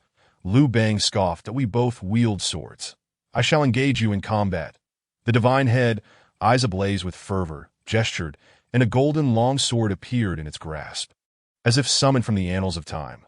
With a thrust, the divine head lunged at Liu Bang, executing the most basic of sword techniques, reminiscent of a novice learning the craft. Simple stabs and slashes that left Liu Bang disheveled. Damn it! I can see his moves clearly, yet I can't block them, Liu Bang muttered in frustration. Old Bai, this bald donkey is mine. Zhao Kuangyin was the first to strike, charging toward Zhishan with an indomitable golden form. Amitba, Zhishan summoned the Vajra Buddha behind him, effortlessly halting Zhao Kuangyin's advance with a mere gesture. An ancient white ape. In my Buddhist order, there exists a Vajra protector, an ancient white ape. I wonder what relation it bears to you. The demonic head, embodying a nature of chaos, radiated a potent aura of malevolence. The white ape, upon hearing this, flashed a rare glint of hatred in its eyes and wielded its staff, striking at the demonic head with the force of creation itself. A thunderous crash echoed as the tremendous blow landed, yet it failed to inflict any harm upon the demonic head. I am a demon, and demons are everywhere. The demonic head cackled, dismissing the white ape entirely. Damn, old Zhao, I can't take him on. A figure was sent crashing into Zhao Kuangyin's massive form. It was Liu Bang, whose python robe had been shredded by the sword's energy. Damn, this turtle shell is remarkably tough. Although Zhao Kuangyin had not been at a disadvantage, he found himself unable to contend with Zhishan. The Vajra of Buddhism proved to be an unparalleled defensive force. Amitba. Zhishan remained unperturbed, clearly aware that Liu Bang could not best the divine head. Meanwhile, the white ape was faring no better. Although the demonic head appeared to possess a physical form, it was comprised of countless resentments. The white ape's devastating strikes, potent as they were, proved ineffective against the demonic head. Conversely, each sly attack from the demonic head worsened the white ape's wounds that if Zhishan could merely stall Zhao Kuangyin until the divine and demonic heads joined forces against this brute, he was confident they could vanquish him. Old Bai, let us switch. I'll deal with this demon. Liu Bang, overwhelmed by the relentless onslaught of the divine head, proposed, stop him. Do not let him come closer. This little white ape is on the verge of collapse. The demonic head urged anxiously, not believing Liu Bang had any means to counter it, yet unwilling to take any risks. The divine head, however, paid no heed to its pleas, gazing at the white ape with an intensity akin to that of a man entranced by a stunning beauty. Though reluctant, the white ape complied with Liu Bang's suggestion. Acknowledging its inability to contend with the demon that as circumstances shifted, Liu Bang approached the demonic head with no intention of holding back. Liu Bang. Regent of the Great Qin, I beseech the heavens for fortune, he proclaimed, raising the imperial seal high towards the sky as his voice echoed. A pure, soft light descended upon the darkened sky, responding to the imperial seal and forming a sacred prison. Upon seeing this prison, the demonic head's eyes widened with instinctual terror. The fate of heaven and earth, the prison of supreme goodness. Why can you control this prison of goodness? As the demonic head was drawn into the sacred prison, it gradually vanished within the imperial seal. Why? Because this imperial seal was crafted by the eternal Emperor Qin. Because I, Liu Bang, am the founding emperor of the Han Dynasty, saving countless souls from peril. Do you know how many commoners the Qin king and I have rescued? We are not the embodiment of goodness. Who can claim to be so? After subduing the demonic head, Liu Bang felt elated. Unconcerned about his tattered white robe, embodying a rogue's demeanor. Old Zhao, if you need assistance, just let your brother Liu know. You need not worry about me. Go check on the white ape, Zhao Kuangyin casually replied. Aware that while he had no means to contend with the bald donkey could hardly best him either. Liu Bang turned to the white ape, astonished to see it unleashing a relentless barrage of strikes. Each one more powerful than the last, resembling surging waves at 98, 99, 100. Liu Bang counted the white ape's blows, a mere fraction of the onslaught it had unleashed. Boom. Just when it seemed a coincidence, or perhaps the white ape had sensed Liu Bang's count. Upon reaching 100, the white ape unleashed a culmination of its thousand-strike staff technique, erupting with colossal energy upon the aged form of the divine head, that in an instant, the already frail body of the divine head, riddled with wounds, spewed forth a torrent of golden blood. Delightful, I concede, to experience such exhilarating combat before death. I harbor no regrets. After uttering these words, the divine head closed its eyes, accepting its demise with tranquility. Devoid of struggle or fear. Zhishan, witnessing this scene, bore a compassionate expression marred by a single tear of regret. Within that tear, the visage of the divine head was reflected that in this life, the only person I have wronged is you. Upon saying this, Zhishan relinquished the protective power of the Vajra Buddha. With the defense dismantled, it seemed as though his life was drawing to a close. Images of the past danced before his eyes. Who among humanity has not experienced youth, filled with fervor? Liu Bang spoke truthfully.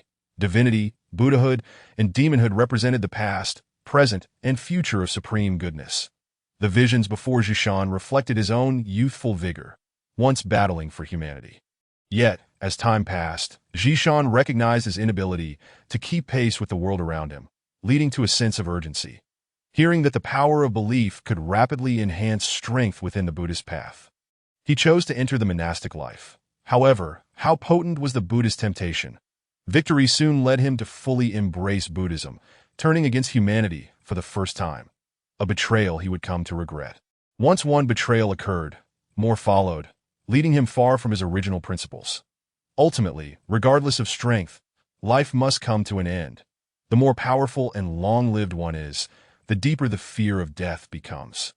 In such dread, the essence of his future self, the demonic nature, was born. Under the ceaseless temptation of this demonic essence, he descended into chaos. Thus, he sought to harness the innate essence of humanity to attain immortality. Throughout it all, the divine head remained a vestige of humanity's supreme goodness. Today's battle was, in essence, a fulfillment of its long-held desire to embrace death. Chapter 35. Liu Bang's vulnerability. Amipa. The revered monk uttered the final chant of his life. And shortly thereafter, the flame of his existence was completely extinguished. It was the culmination of his journey, In his first venture out into the world to engage in battle, he was met with a formidable challenge. Zhao Kuangyin lamented. Who could argue otherwise? After nearly 2 centuries of tranquility, I come to confront this young fellow, only to be faced with such an extraordinary being to hone my skills against. Liu Bang, feeling somewhat drained, sank to the ground, realizing that neither the Taishu swordsmanship nor the celestial manipulation of fate were within his current realm to wield freely. Why aren't you two leaving? Just then, the cautious voice of Chun Ning broke the silence. Liu Bang and Zhao Kuangyin exchanged a glance and chuckled softly, recognizing the cleverness of the young man. Moments later, the 3 of them, a monkey, a dog, and a human, sat around a bonfire. Zhao Kuangyin cast a meaningful glance at Liu Bang, clearly indicating that it was Liu Bang's turn to inquire. Clearing his throat, Liu Bang pondered, where should I begin? I heard from the Qin Emperor that your name is Chun Ning, correct? The Qin Emperor? Which Qin Emperor? Before Chun Ning could respond, Zhao Kuangyin leapt to his feet in excitement. Such naivety from the younger generation. In all of Huaxia, apart from that one, who else can claim the title of Qin Emperor? By my word, Zhao Kuangyin exclaimed, his dialect slipping out in his fervor. Where is that esteemed figure now? Old Zhao, could you please allow me to finish my question first? Then we can discuss. Liu Bang cast a disapproving glance at Zhao Kuangyin. Was it truly necessary to make such a fuss over a Qin Emperor? It was as if he had never encountered an adult before, reacting with such exaggerated astonishment. Zhao Kuangyin took a deep breath to regain his composure, revealing that he, too, was a fervent admirer of that figure. Chun Ning, what exactly is going on here? Liu Bang finally ventured to ask once Zhao Kuangyin ceased his antics. Chun Ning paused thoughtfully, discreetly glancing at the white ape seated nearby. Liu Bang understood immediately, pondering how to broach the subject with Zhao Kuangyin. Gentlemen, without Brother Bai, there would be no Zhao Kuangyin. That if you do not trust Brother Bai, it follows that you do not trust me, Zhao Kuangyin. It is of no consequence if I do not partake in the ensuing dialogue. Zhao Kuangyin asserted with unwavering resolve, despite the likelihood that the 3 hailed from the same land but different times. Zhao Kuangyin felt indebted for the second chance he had been granted. Yet without the white ape, the current Zhao Kuangyin would not exist. Setting aside the miraculous drop of blood that had altered his fate and the body-refining techniques passed down through his lineage. The resources expended for Zhao Kuangyin to ascend from a mere mortal to the realm of golden bodies would take him 10 millennia to repay, if he even had the means to do so. Chun Ning looked at Liu Bang, uncertain how to proceed. The notion of summoning the ancestors of Huaxia was exceedingly implausible and represented his greatest secret. Noticing Chun Ning's gaze, Liu Bang swiftly turned away. This is your matter to resolve. You are too young to outsmart me. Suddenly, it was Blackie who broke the impasse, prompting both Chun Ning and the white ape to look at him in surprise.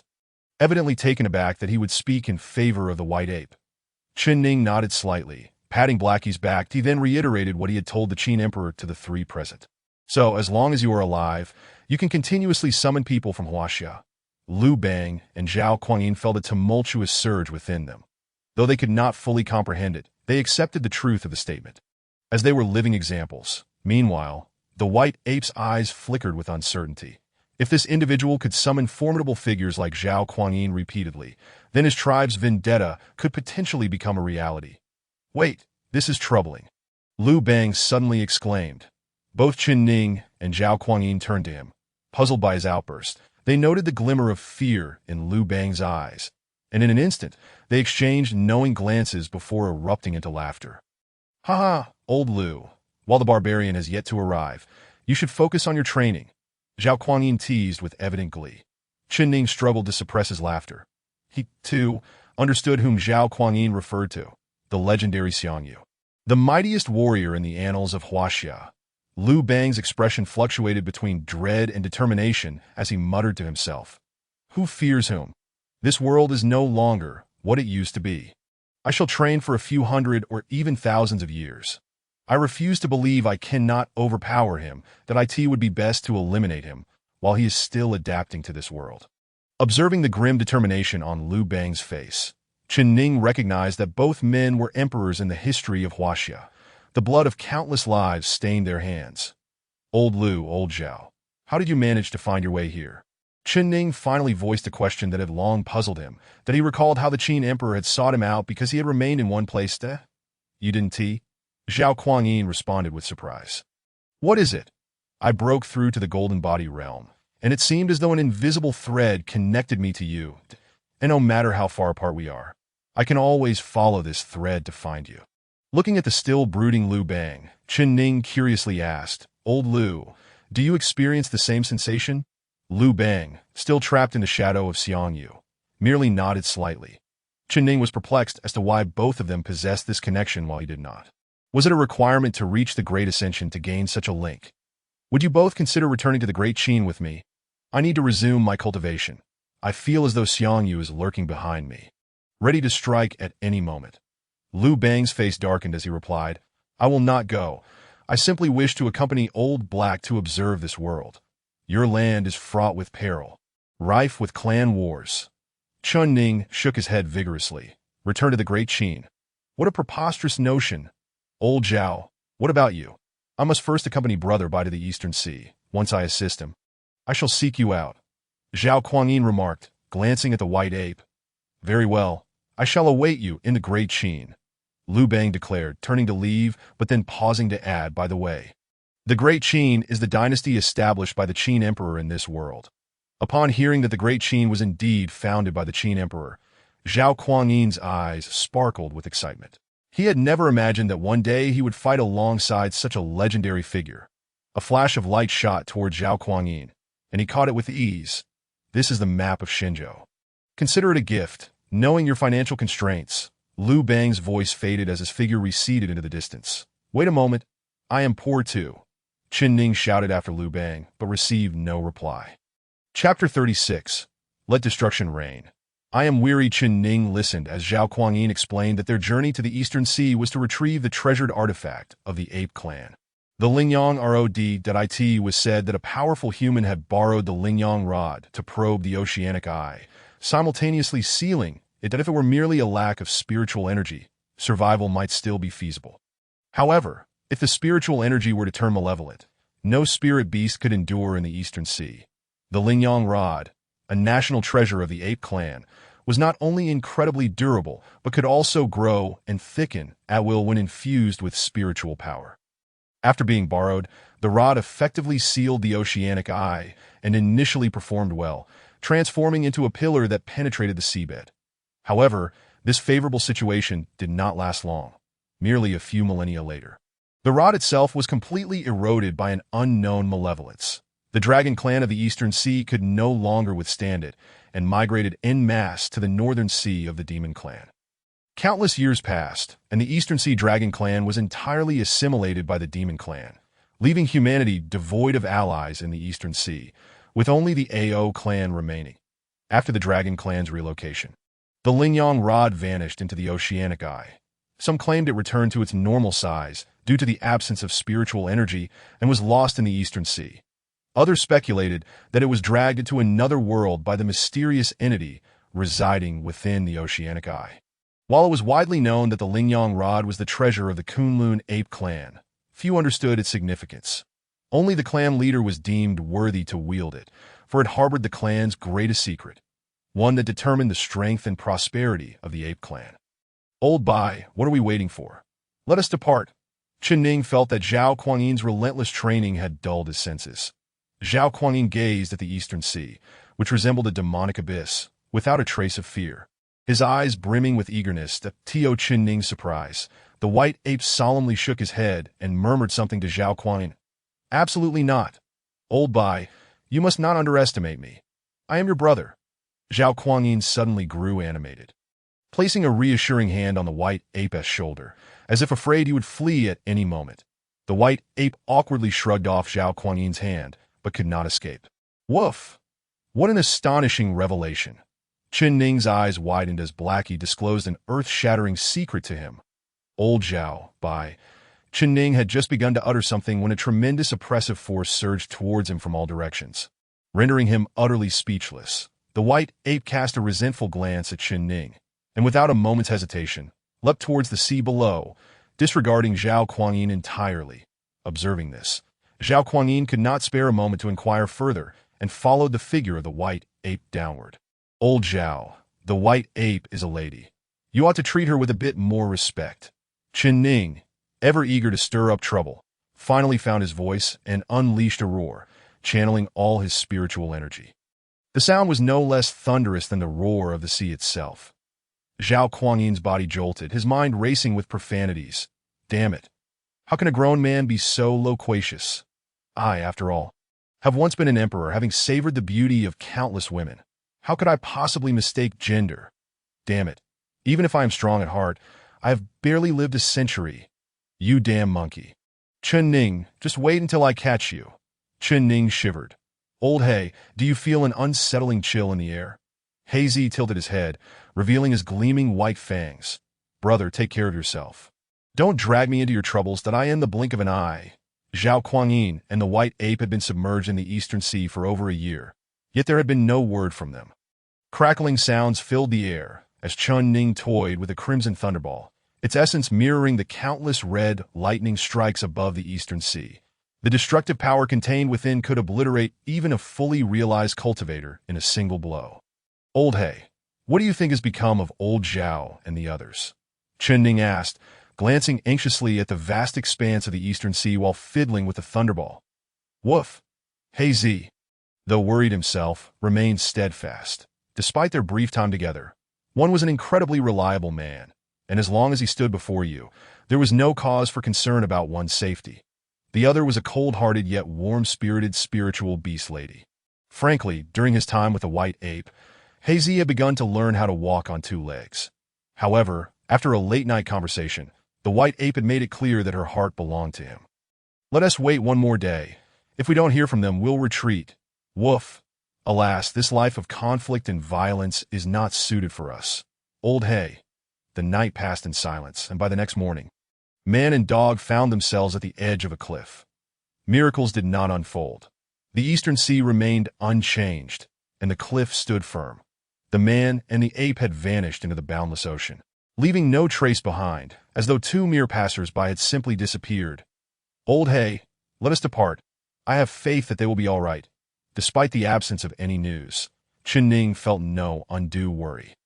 Just as Liu Bang and Zhao Kuangyin had sensed one another, Chen Ning too felt an inexplicable connection. The people of Huaxiao were all steadfast, not a single one missing Dati, the heart of the Eastern Sea. At the sea's eye, a man and an ape had finally endured countless hardships to locate this mystical spot. The white ape, after careful sensing, suddenly displayed signs of excitement, feeling her bloodline pulse with life. Old Bai, what is the verdict? Zhao Kuangyin inquired anxiously, his body suffering from the pervasive evil energy that gnawed at his flesh and will. Prolonged exposure had begun to take its toll even on this formidable golden-bodied cultivator. The white ape nodded and pointed towards the unfathomable sea before them. I it within. Zhao Kuangyin's expression fluctuated as he gazed at the swirling malevolence emanating from the sea. His thoughts inscrutable. Behind him, the white ape revealed a rare look of tension, not directed at the sea, but at Zhao Kuangyin. She longed to ascertain the choice this human man would make. The malevolent energy within the sea was on an entirely different level compared to that outside. While the external evil merely caused discomfort, prolonged exposure to the energy bubbling from the sea would have far more dire consequences. The density of the malevolence was visible to the naked eye, and Zhao Kuangyin, merely standing beside it, felt his consciousness begin to waver. His golden form flickered between black and gold. Damn it, Old Bai. I'm going in first. You follow right behind me. What is there to fear? If we perish together. Upon hearing Zhao Kuangyin's words, the white ape initially exhibited a glimmer of joy, soon followed by an expression of incredulous shock. For Zhao Kuangyin had already leapt into the sea. The white ape roared, nearly cursing in frustration. She intended to jump in. And yet, this was a human, more reckless than the dim-witted tiger of Kunlun. Without a moment's hesitation, the white ape followed Zhao Kuangyin's lead and plunged in as well. That he's not wrong. If death is our fate, then let it be. Destruction awaits. Living is truly exhausting. Chapter 37. The betrayal of the human sovereign. The mountains loomed azure, shrouded in morning mist, when the sound of a Swona pierced the tranquil air, followed by waves of sorrowful weeping.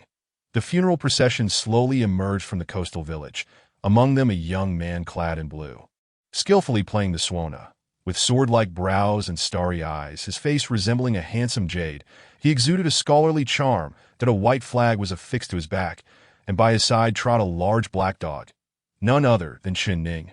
The mournful notes of the suona flowed from his lips, dominating the cacophony of drums and gongs, igniting the grief of the funeral procession. Despite his slender frame, the drummer uncle harbored concerns about whether Chen Ning could keep pace. Pace? Nonsense. Among all instruments, the suona reigns supreme. It is either ascension or marriage. When the suona sounds, I am the rhythm. Chen Ning showcased a glimpse of his talent, shocking the drummer uncle, who praised him for possessing the aura of a funeral emperor. Finally, our coastal village's ensemble is complete. The drummer uncle sighed, as this particular funeral was for the very musician who played the suona in the coastal village. The ensemble had been lacking a suona player for quite some time. If this funeral proceeded successfully, Chen Ning would firmly establish himself in the coastal village, officially becoming a member of the ensemble. Amidst the suona's melody, He Zi's barks intermingled, though not harmonious, under the coordination of Chen Ning and He Zi. They harmonized perfectly as the funeral procession ascended the mountain. At last, the coffin was placed into the grave, and the officiating priest concluded the incantations. Chen Ning and the ensemble played a lamentation. Dust to dust. Earth to earth, the yellow springs lead to no return. With everything finally concluded, Chen Ning successfully joined the coastal village's ensemble as the procession returned to the village for the final meal. He and He Zi sat at the professional team's table. Logically, a banquet should involve drinking, chatting, and boasting. Yet today, due to Chen Ning's addition, the atmosphere shifted. While the drummer uncle and his companions indulged in libations and idle chatter, Chen Ning and He Zi focused solely on devouring the meal. Their table manners were not unbecoming, yet their efficiency was remarkable. In the blink of an eye, a significant portion of the food had vanished.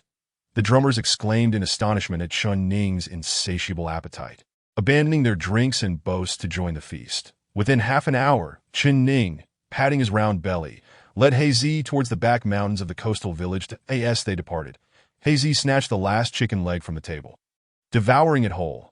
"You crafty dog, saving dinner for yourself," Chen Ning exclaimed, calling He Zi sly. Woof! Reaching a small clearing on the mountainside, they found a thatched cottage quietly standing, with a plum tree growing at its entrance.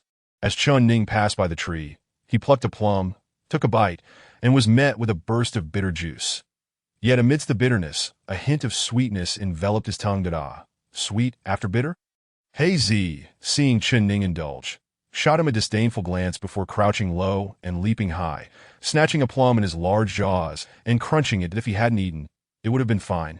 But now, as he chewed, He Zi's curses grew even more colorful.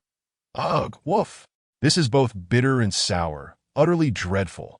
Ha ha, yuck! Seeing He Zi fall for the trick, Chen Ning couldn't help but burst into laughter, quickly spitting out the plum he had bitten into. Woof, truly! Who is the real dog here? He Zi grumbled as he sneaked into the cottage, scribbling something in his little notebook. Chen Ning reclined comfortably in a small chair outside the cottage, humming a light tune, basking in the tranquility. This was life. What did it matter if one was invincible? What significance did it hold to reach the pinnacle of the celestial path? Was it not enough to simply live? Perhaps even more fulfilling than at this moment?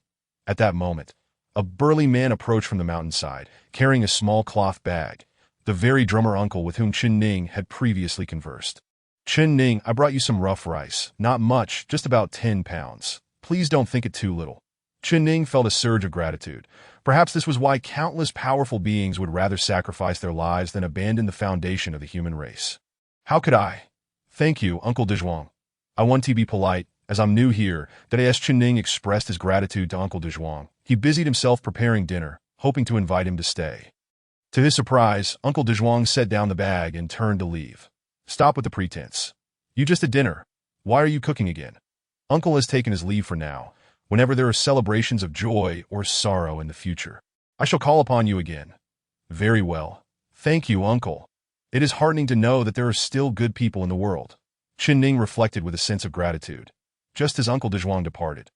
Other uncles and aunts from the village, some carrying wild vegetables, others with chickens and ducks, and yet others with a jar of vegetable oil, all came over to tend to this young lad who was accompanied solely by a black dog.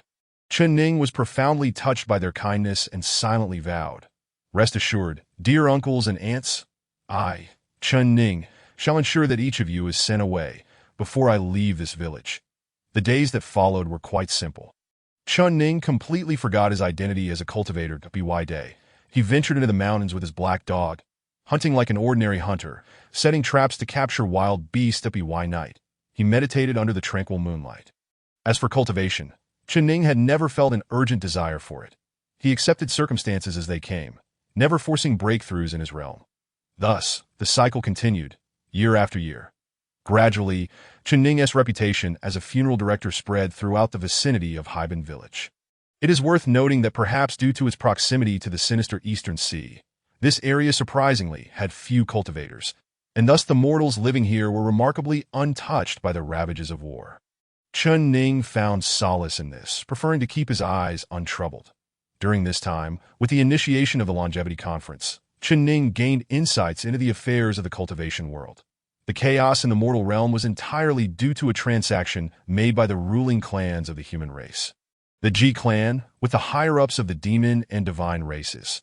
The agreement stipulated that the demon and divine clans would launch suicidal attacks to seize control of the Qin Empire. Their true aim was not to conquer the Qin, as the Emperor of Qin was nearly invincible within his domain due to the influence of the heavenly Tao, the demon and divine clans. Fully aware of the futility of their efforts, persisted in their assaults solely to neutralize the heavenly Tao within the Qin territory. The natural heavenly Tao of the demon, divine, and human races was exceedingly complete, embodying the true path of the heavens, without bias towards any particular faction that in contrast. The heavenly Tao of the Qin was nascent and required a representative. It was evident that the Emperor of Qin had been chosen as this representative by the heavenly Tao. Energy is conserved. As long as the great Tao continued to be absorbed within the Qin territory, once the heavenly Tao attained a certain level of self-preservation, the so-called representative would merely become a jest. In exchange, Emperor Ji Qianhuang offered the feeble innate primordial energy within the human race, which was immensely alluring to the high-ranking members of the demon and divine clans facing their impending demise. However, this required the lives of countless mortals to fulfill. Chapter 38. Cloning technology. As for the few senior brothers and sisters of the Longevity sect, aside from the missing senior brother Ning Xuan and the yet-to-appear fourth senior brother, the rest had gathered in the Qin Empire, their allegiances evidently made clear. "Old Black, let me show you something amusing," Chen Ning said mysteriously to Old Black. Old Black widened his eyes, fixating on Chen Ning. Chen Ning drew forth a drop of essence blood from his fingertip, pulsating with vibrant life force. The essence blood slowly ascended, and Chen Ning closed his eyes, pouring his immense consciousness into that single drop. In mere moments, the drop began to swell, coalescing into a human form. Gradually, limbs and facial features emerged, and Old Black's eyes widened in disbelief, for that drop of essence blood had transformed into another Chen Ning, identical in every aspect from life fluctuations to soul imprint. The only difference was that this clone was at the nascent soul stage, exhibiting no other peculiarities. "Old Black, are you stunned? Even your big brother is unrecognizable to you?" The nascent soul Chen Ning playfully smacked Old Black's head, while the original Chen Ning stood with hands on his hips, brimming with pride. "Ha, Old Black, I tell you, I am indeed a true genius." "Woof! Oh, you wish to learn? A good memory is no match for a poor penmanship. Go grab some paper and a pen quickly." "Woof!" Old Black swiftly produced pen and paper, adeptly setting up a small table and stool. Sitting cross-legged with his front paws holding the pen. "Listen well, your teacher Chen is about to commence class. This technique I am teaching you is called cloning. It refers to the asexual reproduction of living organisms through somatic cells, resulting in a population of offspring that are genetically identical. In simpler terms, cloning is the process of creating one or more organisms with identical genetic characteristics through asexual reproduction.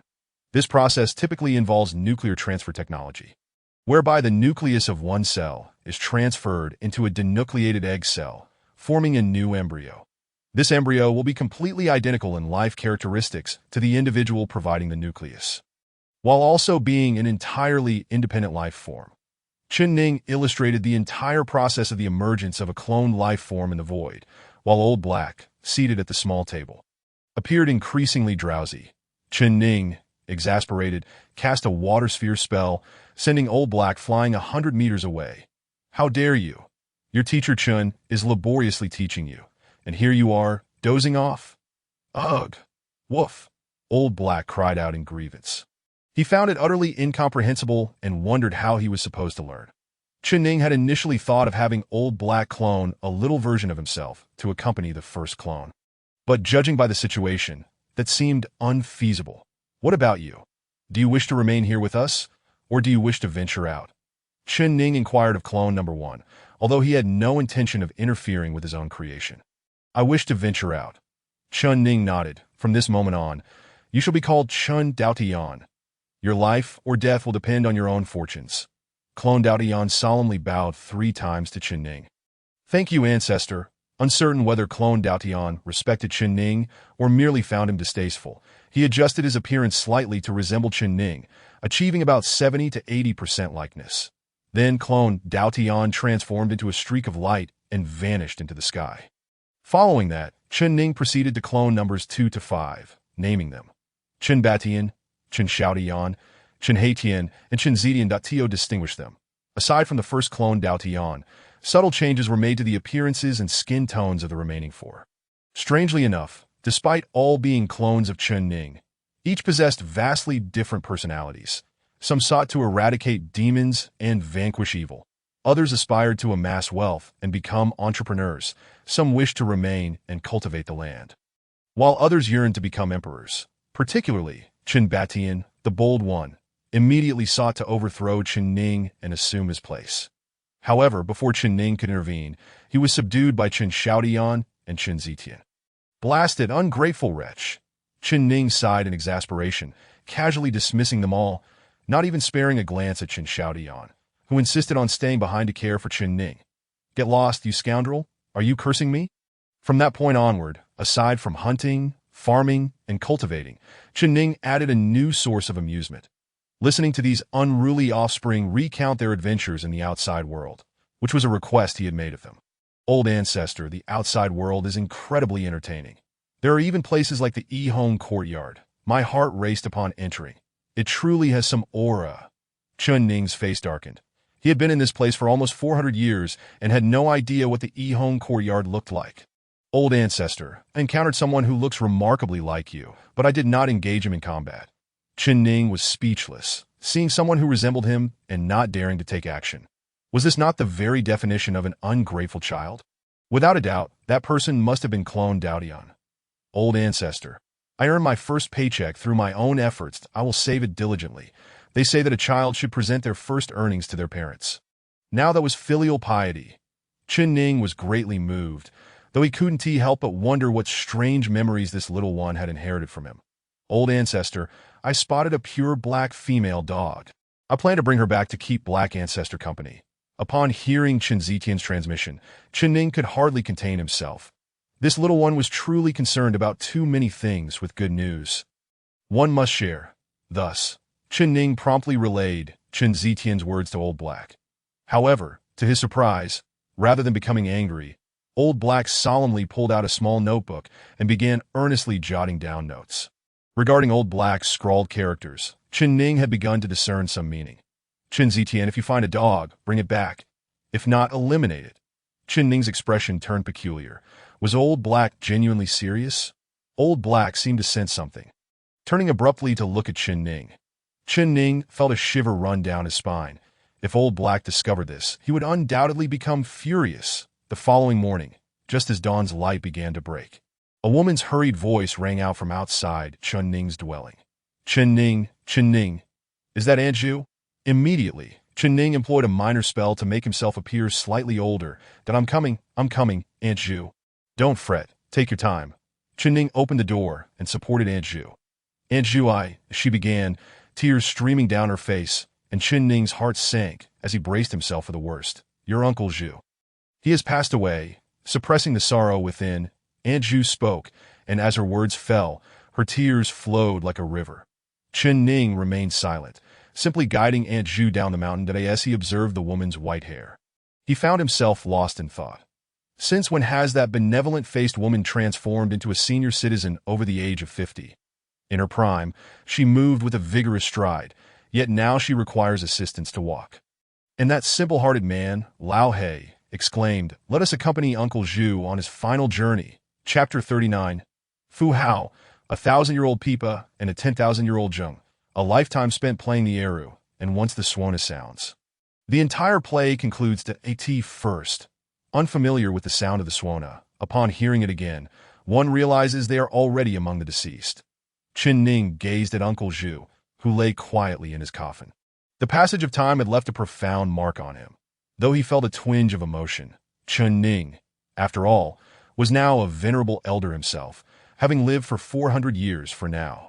This farewell was merely for an ordinary person like Uncle Zhu that I in the future. However, with the whimsical second senior sister and the refined third senior brother, an idea suddenly surged in Chen Ning's mind.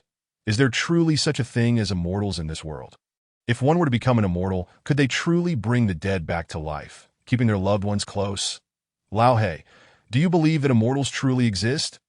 Longevity is as lonely as snow. One morning, Chen Ning calculated the time. It's here ding a century has passed. Does the host wish to summon a figure from the era of Huaxia? Although this was already the 4th time, Chen Ning's heart raced with excitement. Each summoning felt like opening a mystery box. Thus far, his luck had been remarkably good. Yingzheng Liu Bang, Zhao Kuangyin, each a patriarch of Huaxia as history. Summon. Chen Ning silently chanted, and a torrent of information about countless figures surged through his mind. As he discerned the figure that appeared in his thoughts, his expression grew peculiar. Not because the individual was undesirable, but because it was a woman. Fu Hao, the first female military strategist and general in Huaxia as history, who also served as the high priestess of the Shang dynasty, is revered by later generations as Muex Ayan, a small city of the Great Xia, merely 100 miles from the borders of the Great Qin. Wang Yu Ridge. The current leader of the human race in Shenzhou, Ji Qianwang, observed the distant Great Qin, his calm demeanor concealing a flicker of excitement. Yingzheng, you truly deserve to die. I have nurtured the embryonic form of the great Tao for 100,000 years, only for you to reap the rewards that if this incident leads to U.S. demise. At this point, Ji Qianwang's regal aura transformed into a ferocious menace. The small border city beneath his feet trembled under this overwhelming momentum. As if the heavens themselves had descended, I shall scorch your spirit and incinerate your soul. For eternity. Boom! As Ji Qianwang's words echoed, a thunderclap resonated, with the heavenly Tao bearing witness. Sovereigns do not speak idly. The elder behind Ji Qianwang revealed a hint of reluctance and disappointment, a swirl of complex emotions evident in his eyes. The elder mused, perplexed. After the heavenly lightning struck, how could a person, a woman, suddenly appear? Boom! The elder widened his eyes. An inexhaustible awareness surged towards one direction. Simultaneously, Ji Qianwang's imperial majesty vanished in an instant, replaced with disbelief as he materialized at the juncture of Great Xia and Great Qin. You. The woman in Ji Qianwang's gaze was none other than Fu Hao, summoned by Chen Ning at that moment. Fu Hao wore an expression of bewilderment. Having been on the brink of death, how had she suddenly found herself in a strange world? Seemingly unscathed, suddenly, as if struck by a revelation, a flash of astonishment crossed her eyes. Could it be that the legends are true, that after death, one could live anew in another world, as the high priestess of the Shang dynasty? She had always firmly believed in the existence of deities, spirits, and the concept of reincarnation. My husband, I shall wait for you here. Boom. Yingzheng, you should never have dared to lay hands on my Yu. A voice of immense imperial authority echoed, laden with boundless fury, descending upon the immature, heavenly Tao of Great Qin.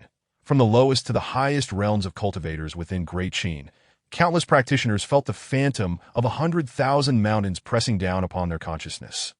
Liu Bang was taken aback, springing from his throne in shock. Had he lost his mind? Was it merely a slight to his pride that warranted the annihilation of the entire human race? Liu Bang seized the imperial seal, fervently channeling the nascent dragon energy of Great Qin into the seal, striving to reinforce the heavenly Tao. Rumble, rumble. The heavenly Tao of Great Qin, sensed a life-or-death crisis. Success was almost at hand, and while it lacked substantial consciousness, it possessed an instinct for survival stronger than any in existence. In an instant, all realms of Great Qin seemed to awaken, an immeasurable amount of spiritual energy summoned by the heavenly Tao, desperately resisting Ji Qianhuang's oppressive force. Meanwhile, in the realm of gods and demons, several aged voices exchanged words in the void. This Ing Zheng Jr. truly possesses audacity, daring to strike against Ji Qianhuang's woman. He seems to disregard the entirety of the human race. The last time Ji Qianhuang went mad was when his woman's foundation was destroyed by the White Emperor. Tisk, truly terrifying. The White Emperor nearly met his end at Ji Qianhuang's hands. Black Demon, cease your mocking that if this emperor harms his woman and severs his path, should he ascend to the throne of humanity, the first to perish will be you, Black Demon. Kakik, the White Emperor has arrived. His spirit is robust. It seems he has nearly recovered. Black Demon, restrain your tongue, that if the White Emperor had not spared his woman, how could he have entrusted us with such a vast amount of innate essence? The younger generation is indeed formidable. Who would have thought that after the last incident, someone would still dare to assault Ji Qianhuang's woman? And still a member of the human race. How amusing. With the protection of the imperial seal, Liu Bang appeared before Ji Qianhuang. Yet even so, he found it exceedingly taxing that he had always known the leader of the human race, Ji Qianhuang, was formidable, but he had never anticipated him to be this powerful. Summer Emperor, do you wish to bring about the mutual destruction of Great Qin? Though he felt a sense of satisfaction, Liu Bang, representing all of Great Qin, could not afford to retreat. Mutual destruction. Do you believe you are worthy? Hand over Yuer, and I may grant you a brief reprieve at Yuer. Liu Bang followed Ji Qianhuang's gaze, and there stood a woman of exquisite beauty, with a delicate nose and full lips, her fair complexion and graceful figure making her appear ethereal. Despite the overwhelming pressure, her pallor and flicker of fear could not obscure her inherent valor. Liu Bang furrowed his brow. This woman seemed hauntingly familiar. Boom. No, it cannot be. A century has passed. Could it be? A vague realization began to dawn upon Liu Bang. Yet he could not confirm it. In Huaxia. Fu Hao. Liu Bang's consciousness transmitted a cautious inquiry, clear and resounding in Fu Hao's ears.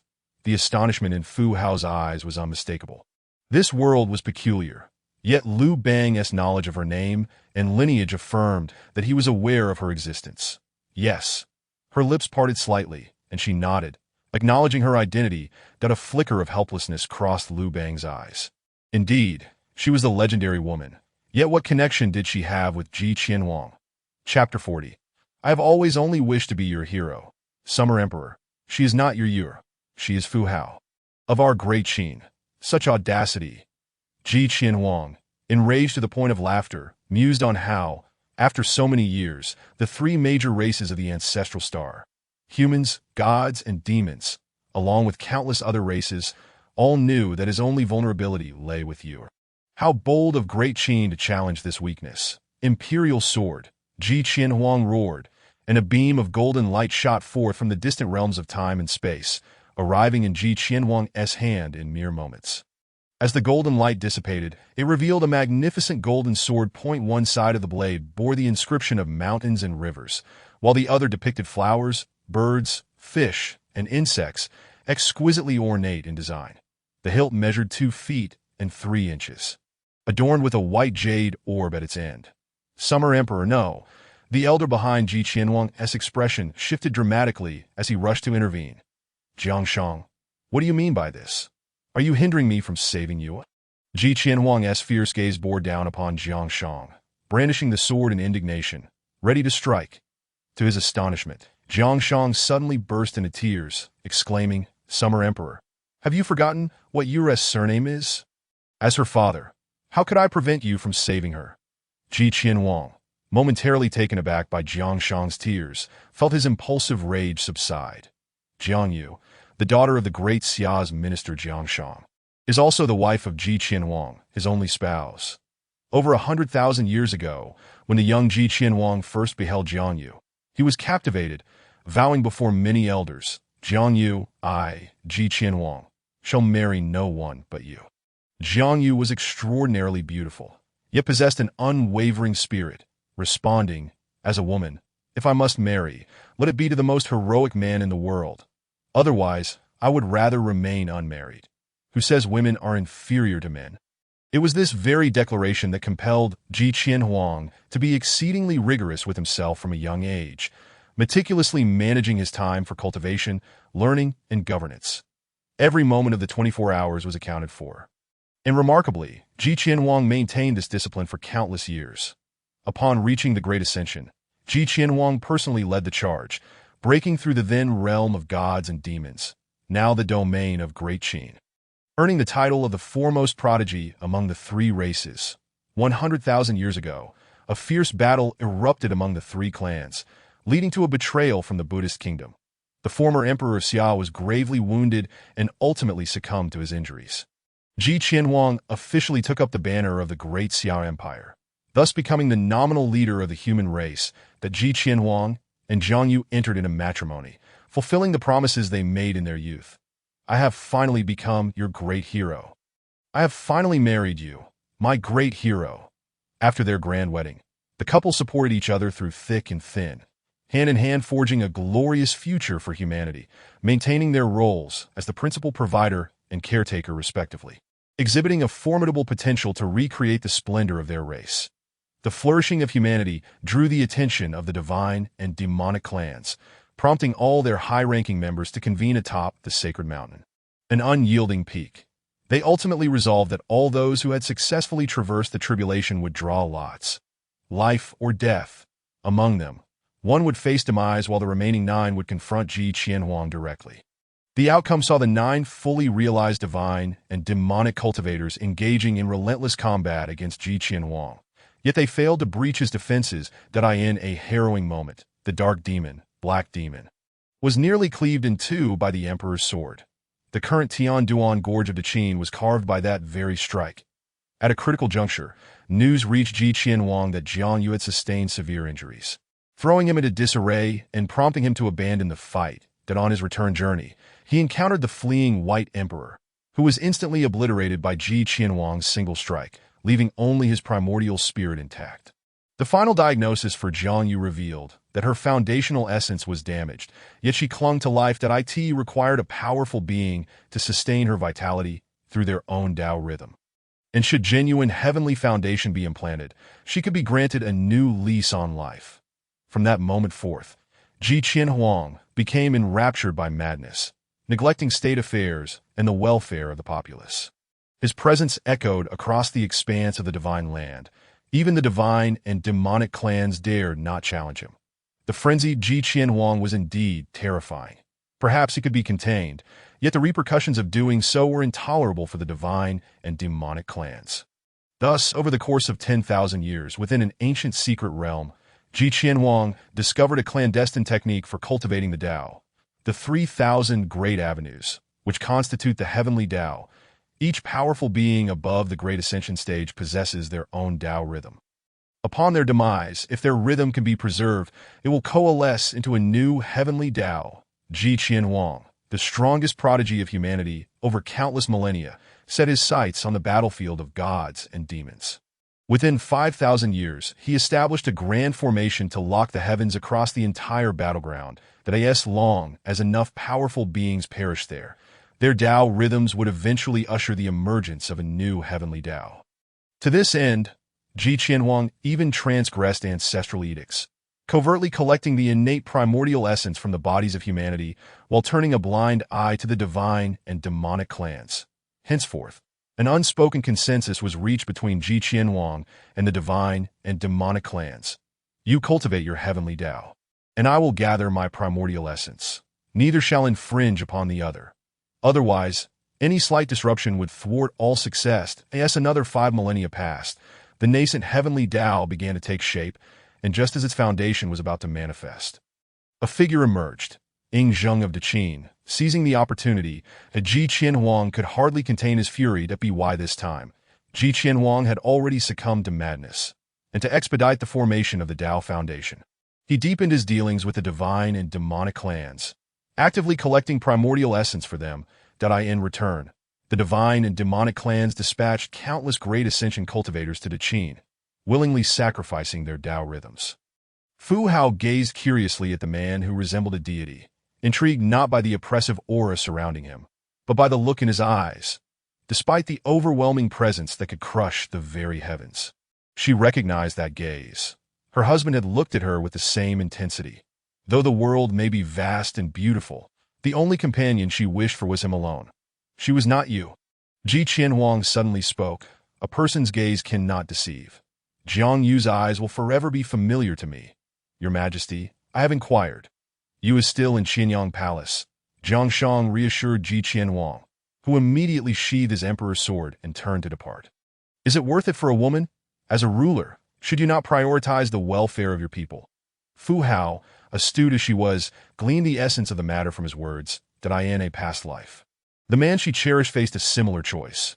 Yet he had chosen the people. The Ji Qianhuang's steps faltered momentarily, his aura momentarily chaotic. That it is worth it. His resolute voice echoed through the heavens, thunderous applause resounding in the Tao, as if his path was intertwined with hers. What I have always aspired to be is your hero. Chapter 41. The Huaxiao Academy. Fu Hao watched the figure recede into the distance, lost in thought. How could he be so brazenly selfish? Suddenly, a flash of light appeared, and a jade token materialized in her hand, inscribed with a single character, G. Should you ever require assistance, present this token in Shurqing to find me. The gentle voice at her ear bore none of the earlier commanding authority. Truly a madman, merely a woman, and yet he has ascended to the throne of the great Xia. Liu Bang muttered as he approached, unable to comprehend Ji Qianhuang's motivations. That I am Liu Bang, king of Daqin. Honored to meet you, Lady Exing. Fu Hao discreetly tucked the token away and turned to Liu Bang. I am Fu Hao of the Great Shang. Haha, Lady Exing, you are recorded in the annals of Huaxia as the first female general. It is a privilege to meet you. So many questions filled Fu Hao's mind. What was truly happening here? Was this not the realm of the deceased? And what of the divine abilities she had witnessed? Why did they differ so vastly from those of Huaxia? Lady Exing, come with me, and I shall elucidate everything for you. Liu Bang, employing his own powers, whisked Fu Hao into the air, soaring toward the palace of Daqin. If only Xiang Yu were here, I would crush him without a second thought. Liu Bang thought with resentment. Each moment without Xiang Yu only exacerbated his headache. Liu Bang was never afraid of intelligent adversaries. It was the mindless ones, blessed with overwhelming strength, that he dreaded. Moreover, this world was one of cultivation, where sheer might could dismantle any scheme. Hansheng. A soft call interrupted Liu Bang's contemplation. Yes, Lady Exing, the world we inhabit now is an entirely different realm from the Huaxiao of your past life. This is a world of cultivation. Upon hearing Liu Bang's explanation, Fu Hao exhaled a long-held breath, marveling at this divine realm that far surpassed the splendors of her previous Shang dynasty, that if this were not a realm of the deceased, but one summoned to. Perhaps Wu Ding may not arrive here after all. For reasons unknown, a flicker of joy coursed through Fu Hao at the thought that her fate in this world was hers to dictate. A glint of determination shone in her eyes as she addressed Liu Bang. Your Highness, what must I do to cultivate? Please, guide me. Liu Bang's expression brightened with satisfaction. She was indeed worthy of being recorded in history. Come forth, present yourselves to the king. Lead General Fu Hao to the Huaxiao Academy, announcing her arrival. Upon hearing the phrase Huaxia compatriots, the soldiers' eyes lit up, recognizing the significance of the visitor. Yes, they responded eagerly. Perhaps this time they would witness the birth of yet another legend, and they would be leading the charge. Thank you, young brother, Fu Hao murmured, feeling as if every individual here towered like a colossal mountain. Their mere presence nearly suffocating and own need for formalities. Just call me Wang San, he replied, somewhat flustered that you're a compatriot of the Qin Emperor and Han King. The prevailing belief in Daqin is that the Qin Emperor and Han King are indeed beings from the celestial realm. Their speed of cultivation is inexplicable otherwise. Then I shall not hold back, Wang San, she said without pretense to an own need for formality. I hope that in your future cultivation, you might take care of me. Wang San blurted out half-jokingly. Who knows, indeed. Fu Hao replied with an air of confidence, her demeanor far removed from that of a mere mortal meeting cultivators for the first time. Wang San's conviction regarding Huaxia as a celestial realm only solidified further. Before long, they arrived at the heart of the Deqin Palace, a courtyard structured in the traditional Sihiyuan style, the entrance prominently displaying a plaque inscribed by the Qin Emperor himself. Huaxia Academy. What a magnificent inscription! The essence of royal destiny permeates the air. Fu Hao gasped in admiration. The creator of such characters was undoubtedly a born ruler. Hearing her praise of the Qin Emperor, Wang San's chest puffed with pride. Indeed, that is the Qin Emperor's own handwriting. The Qin Emperor, another Huaxia compatriot. As Liu Bang mentioned, this world is truly fascinating. Upon entering the Huaxia Academy, one is greeted by 3 courtyards, each adorned with a single character.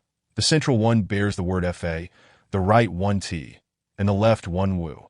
Beneath each character stands an individual, some meditating, others reclining on loungers, or practicing their physical forms. Upon noticing newcomers, a few did not even lift their eyelids, for not everyone possesses the qualifications to be accepted as their disciple. Ahem, esteemed seniors.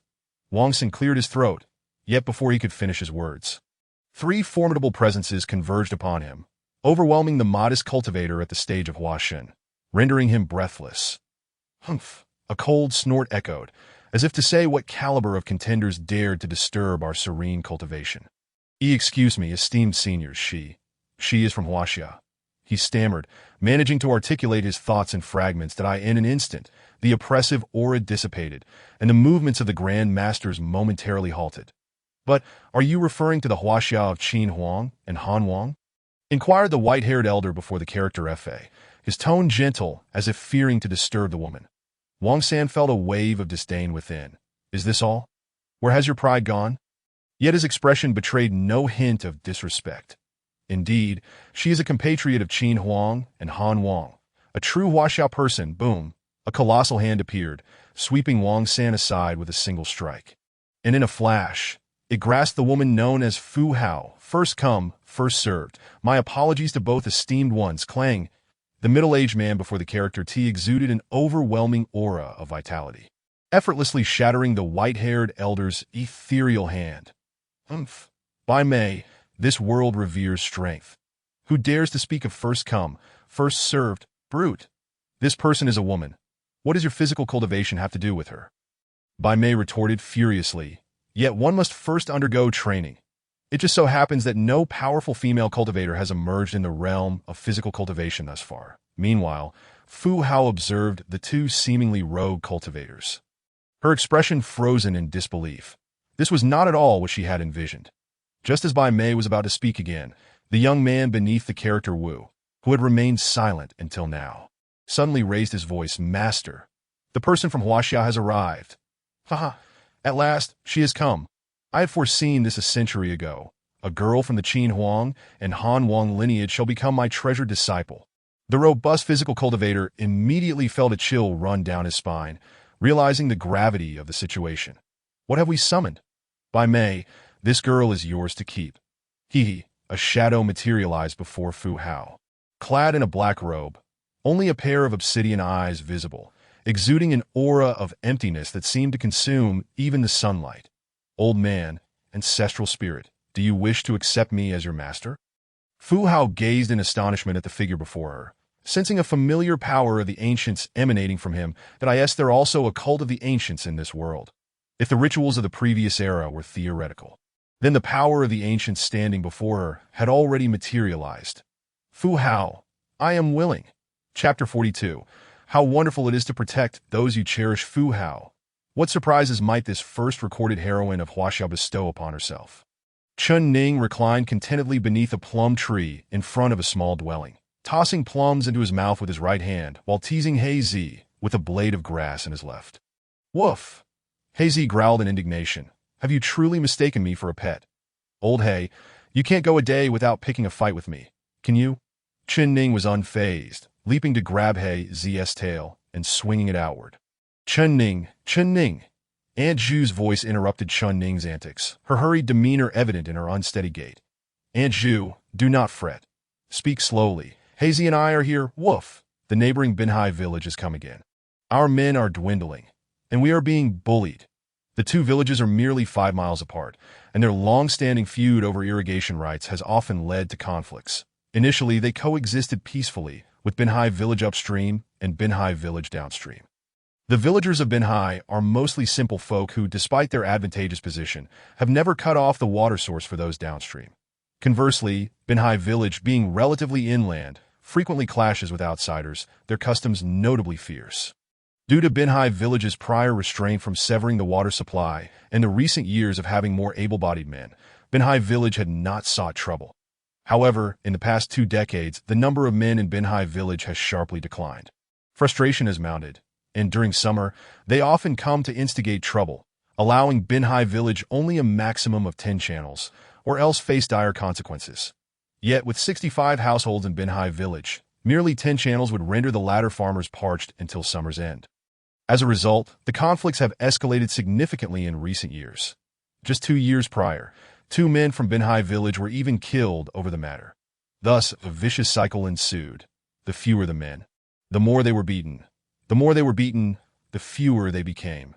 "Damn it, old hay, grab your weapons," Chen Ning declared fiercely, after residing here for 20 years and having received much from the village. It was intolerable that the bullying had reached his doorstep.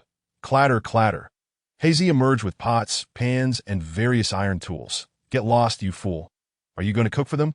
Chen Ning kicked the pots and pans off Hazy, taking only the 2 trusty knives, the bone-cutting knife and the firewood-cutting knife, strapping them to his waist.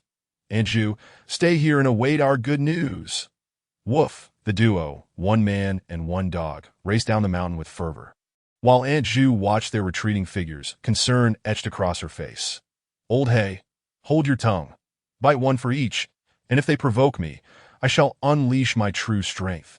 After all, I am now a formidable cultivator." Chen Ning's expression was grim. Woof! Before reaching the base of the mountain, shouts of battle echoed in Chen Ning's ears. "Lu Er, you have gone too far." The speaker, whom Chen Ning recognized as the elderly village chief from Binhai village, a well-meaning man whose son had been one of the 2 killed 2 years prior. "What of it, old man? Even your son fell to my hand. Who says I cannot bully you? I'll fight you." The old chief brandished his knife, staggering towards Lu Er. "Ha ha, I will fight you." Lu Er remained unconcerned, even mockingly mimicking the old chief's words. Upon seeing the 2 groups, a glint of determination flashed in Chen Ning's eyes. It appeared bloodshed was inevitable today. Binhai village boasted 56 able-bodied men, all in their prime, while Binhai village had only 20, including the elderly village chief. "The do you dare to challenge me, old man?" Lu Er barked. And before his words had fully escaped his lips, he drew his 3-foot-long knife without hesitation, aiming it straight for the old chief's head. How ruthless! This was a strike meant to kill. "Old hay." A shadow darted forward. Hazy leaped onto Lu Er's neck, its fangs gleaming as Lu Er clutched his throat, wide-eyed in shock. "Woof, woof dog, damn it. Avenge Lu Er today. We shall wipe out Binhai village, killing all the men and taking the women back to warm our beds." Binhai village, known for its fierce customs, showed no fear upon witnessing such a bloody scene. Instead, they sought to seize the opportunity to conquer Binhai village. "Damn it," Chen Ning roared, wielding a bone-cutting knife in his left hand and a firewood-cutting knife in his right, charging fearlessly into the fray. Each strike was a decisive blow, akin to chopping vegetables, each cut resulting in death. In his effort to avoid shocking the world, Chen Ning deliberately withheld all his spiritual energy and physical might. Even so, the blades from Binhai village merely grazed him, leaving shallow wounds across his body. That moment, Chen Ning was drenched in blood, surrounded by 23 lifeless bodies, each felled by a single stroke. Meanwhile, Hazy had taken down 15, the battle resembling a swift and brutal execution. "Will you still annihilate Binhai village?" Chen Ning's voice rang out, hoarse and fierce, his bloodied appearance resembling a vengeful spirit emerging from the depths of hell. "No, we won't." The villagers of Binhai village had never witnessed such carnage. In mere moments, 1 man and 1 dog had slaughtered 40 to 50 people. They were fierce, yet this duo felt utterly inhuman. "Get lost," Chen Ning roared, for they were merely ordinary folk. As long as they posed no threat, he would ensure their safety. The villagers of Binhai, despite their fear, recognized good from evil. Chen Ning, Hazy." Hey Z, uncertain who started it, the villagers began to chant the names of the two brothers, and soon the entire village, from the 7-year-old village chief to the 5-year-old children, echoed their names in unison. Chun Ning and He Z exchanged glances, a smile shared between them. How wonderful it is to protect those whom you cherish. The fierce battle between the two villages culminated in a resounding victory for Haibin village. In celebration of this triumph, the villagers hosted a grand feast solely for the distinguished Chun Ning and his brother, indulging in a lavish banquet that lasted from midday until dusk as the sun dipped below the horizon. The beauty of the sunset lay not only in its vibrant hues, but also in the tranquility and warmth it bestowed upon the beholder. Standing beneath the waning light, Chun Ning held the head of his beloved dog. Haizi, gazing at the fiery clouds on the horizon, enveloped in an indescribable sense of peace. The sunset is infinitely beautiful. One can appreciate it daily. He mused, laughing heartily. Haizi woof woof. Chapter 43. The four heavenly kings of the Chun family. Time flows like a swift current. And in the blink of an eye, 2 decades have elapsed since the great battle of Haibin village. Throughout these 20 years, this coastal village has remained as serene and harmonious as ever. Families have been established, children have grown, and the cycle of life has continued, akin to a series of reincarnations, perhaps embodying the very essence of existence itself. Old He, once Aunt Zhu departs, shall we find another place? At this moment, Chun Ning, with his head of white hair and sagging skin, resembled an ordinary old man, revealing the inevitable signs of aging. The scars from the previous battle were faintly visible on his exposed arms. Haizi's fur remained as lustrous as ever, though the only change was the emergence of gray in his once sturdy whiskers, as if signaling the twilight of his canine existence, responding weakly with a bark. While the mountain village basked in tranquility, the world of cultivation simmered with undercurrents. Over these 20 years, a band of notorious cultivators had emerged within the realm.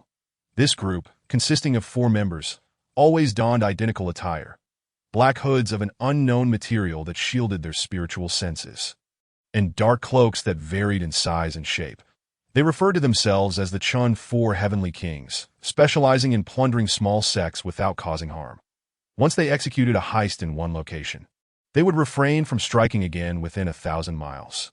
Notably, the smallest among them had a peculiar penchant for abducting canine spiritual beasts. At that moment, the Chun Four Heavenly Kings were concealed within an obscure valley.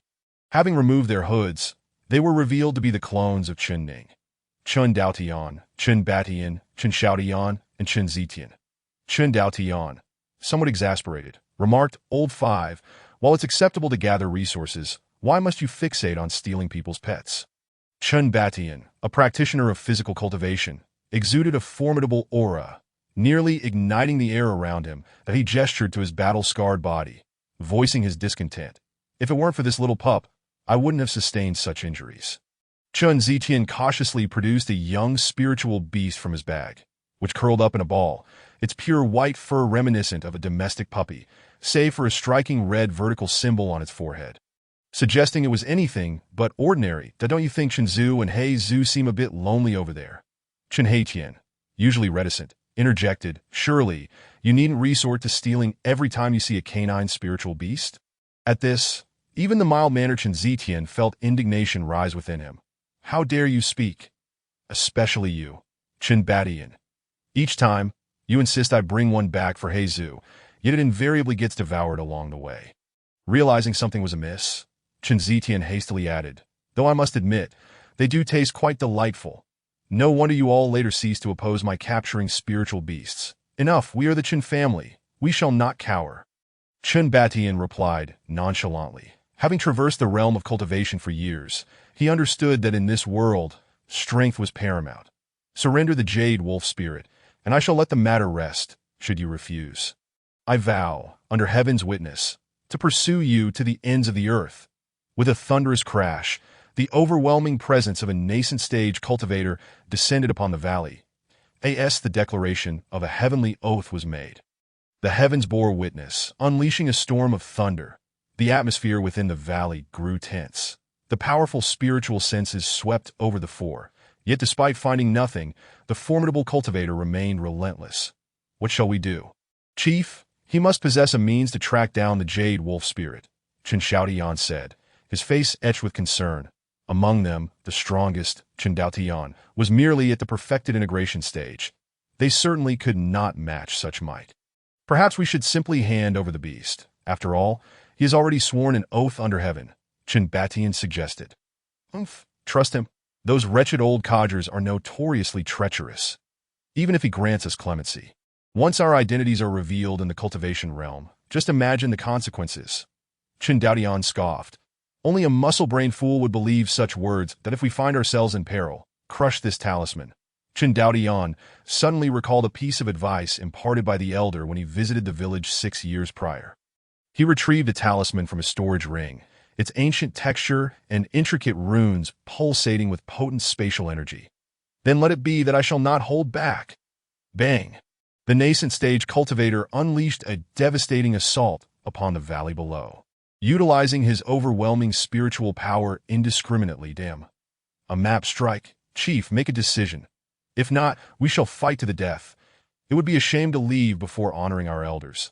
The Suona I learned last time is yet to be put to use. Chen Batian growled fiercely. As the map strike threatened to engulf their hideaway. Chen Batian gritted his teeth, channeling his spiritual power to swiftly obliterate the talisman. Whoosh! A beam of white light erupted, enveloping the four and their beast, vanishing from the spot in an instant. Spatial teleportation. I shall see where you dare to hide. Haiban village on the hillside. Chen Daotian and his companions reappeared, their expressions devoid of the fear of pursuit. Ancestor, we have returned. Where is everyone? From the mountain below, the mournful strains of the Suona echoed, piercing through the miles to reach the hillside, resonating deeply within the heart. It's a funeral. Chen Daotian's keen hearing discerned the faint cries mingled within the Suona's notes. The four grew solemn, ceasing their laughter, patiently awaiting Chen Ning's return, for the elder had once stated that the passing of a senior was of utmost importance. Everyone must harbor a deep respect for life.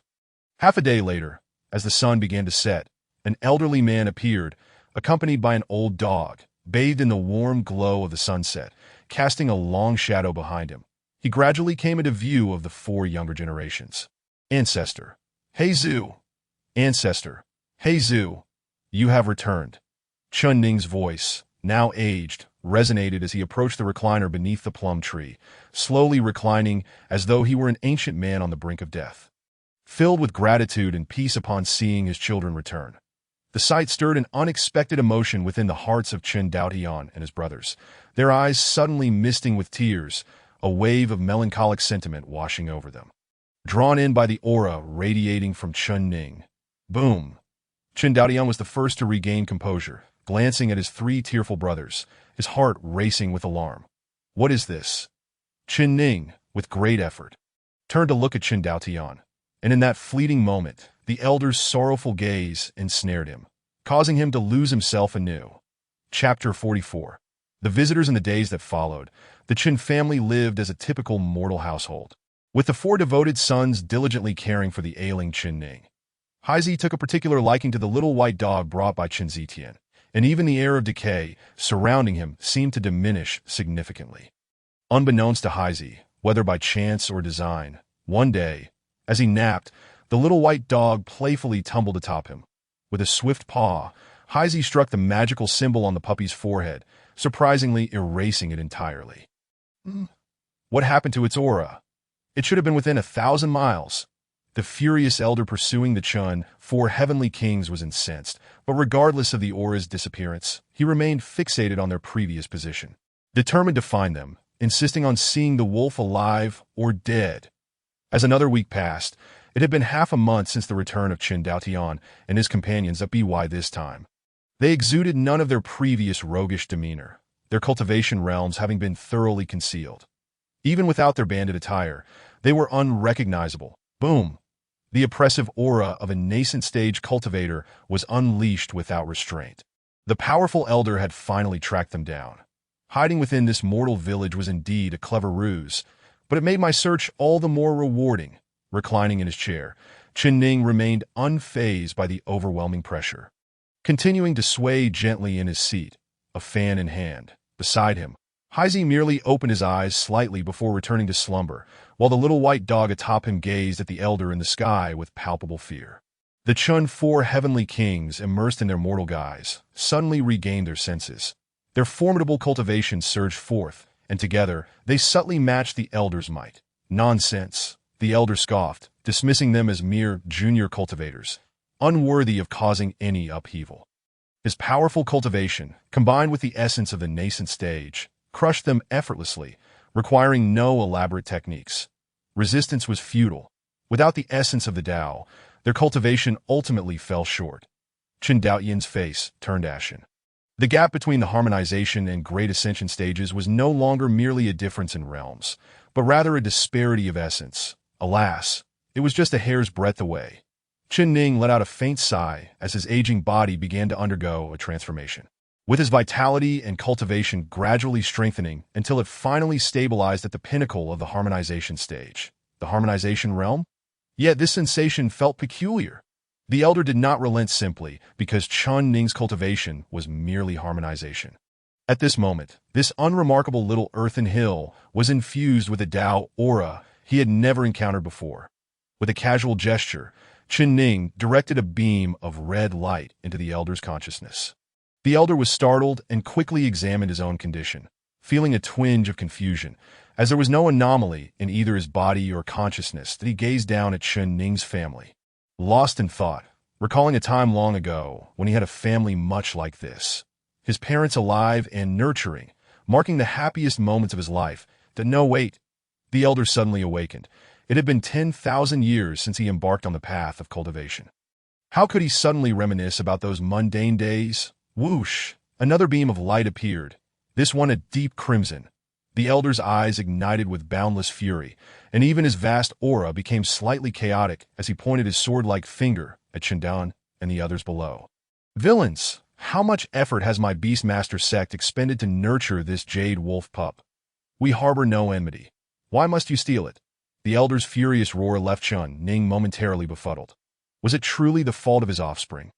So what if a mistake was made? If the young one erred, should not the guardians protect him? It is not as if he committed some heinous act. It is an unclaimed possession, after all. What? You claim this is cultivated by the Beastmaster sect? Then ask that little white dog whom he wishes to accompany.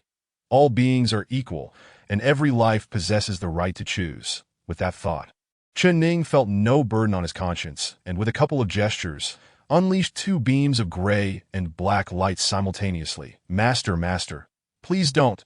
Fenger did nothing wrong. Please, Master. At this moment, the elder appeared as if he had lost his mind. His eyes filled with terror and profound sorrow. This time, however, the elder only managed to hold on for a mere quarter of an hour. Crash! The elder, suspended in the void, fell heavily to the ground, devoid of any breath, while a trace of the Beastmaster Tao aura resonated with the world. Chun Daotian and the others looked at their ancestor with eyes full of admiration, awestruck by his prowess. Ancestor, you are truly formidable. Ancestor is amazing. Ancestor, I bow to you. Chen Ning clearly relished the heartfelt praises from his progeny, a satisfied expression adorning his face. Once Chen Ning reclined in his chair with the little black dog once more. Chun Daotian and the others exchanged murmurs. Eldest brother, you truly are remarkable. Indeed, with just a little flattery, our ancestor forgets to punish us, truly deserving of being the one who resembles our ancestor the most. Such skill and flattery. I concede. I will no longer vie for the position of eldest. Chen Daotian's face mirrored the satisfaction of Chun Ning in response to the compliments from his younger brothers. Chen Ning seized the little white dog, lifting its hind leg at a male. Then I shall name you Bai Yujing. Did you hear that? Bai Yujing blinked its large eyes, seemingly perplexed by Chun Ning's naming. Smack! Chen Ning slapped Bai Yujing's face without a hint of pity. I am asking you a question. Did you understand? When an adult speaks, how can a child ignore it? Stunned by the slap, Bai Yujing nodded its little head, seemingly fearful of receiving another blow. Woof! Blackie, dissatisfied, snatched Bai Yujing away. Why hit a child? He is still young. Hey, old Black, you don't understand. Males can be mischievous. They must be disciplined. When a little girl comes along, then you may be gentler. Woof woof. This is non-negotiable. You know nothing of it. How many books have you even read? I at least attended a home study university.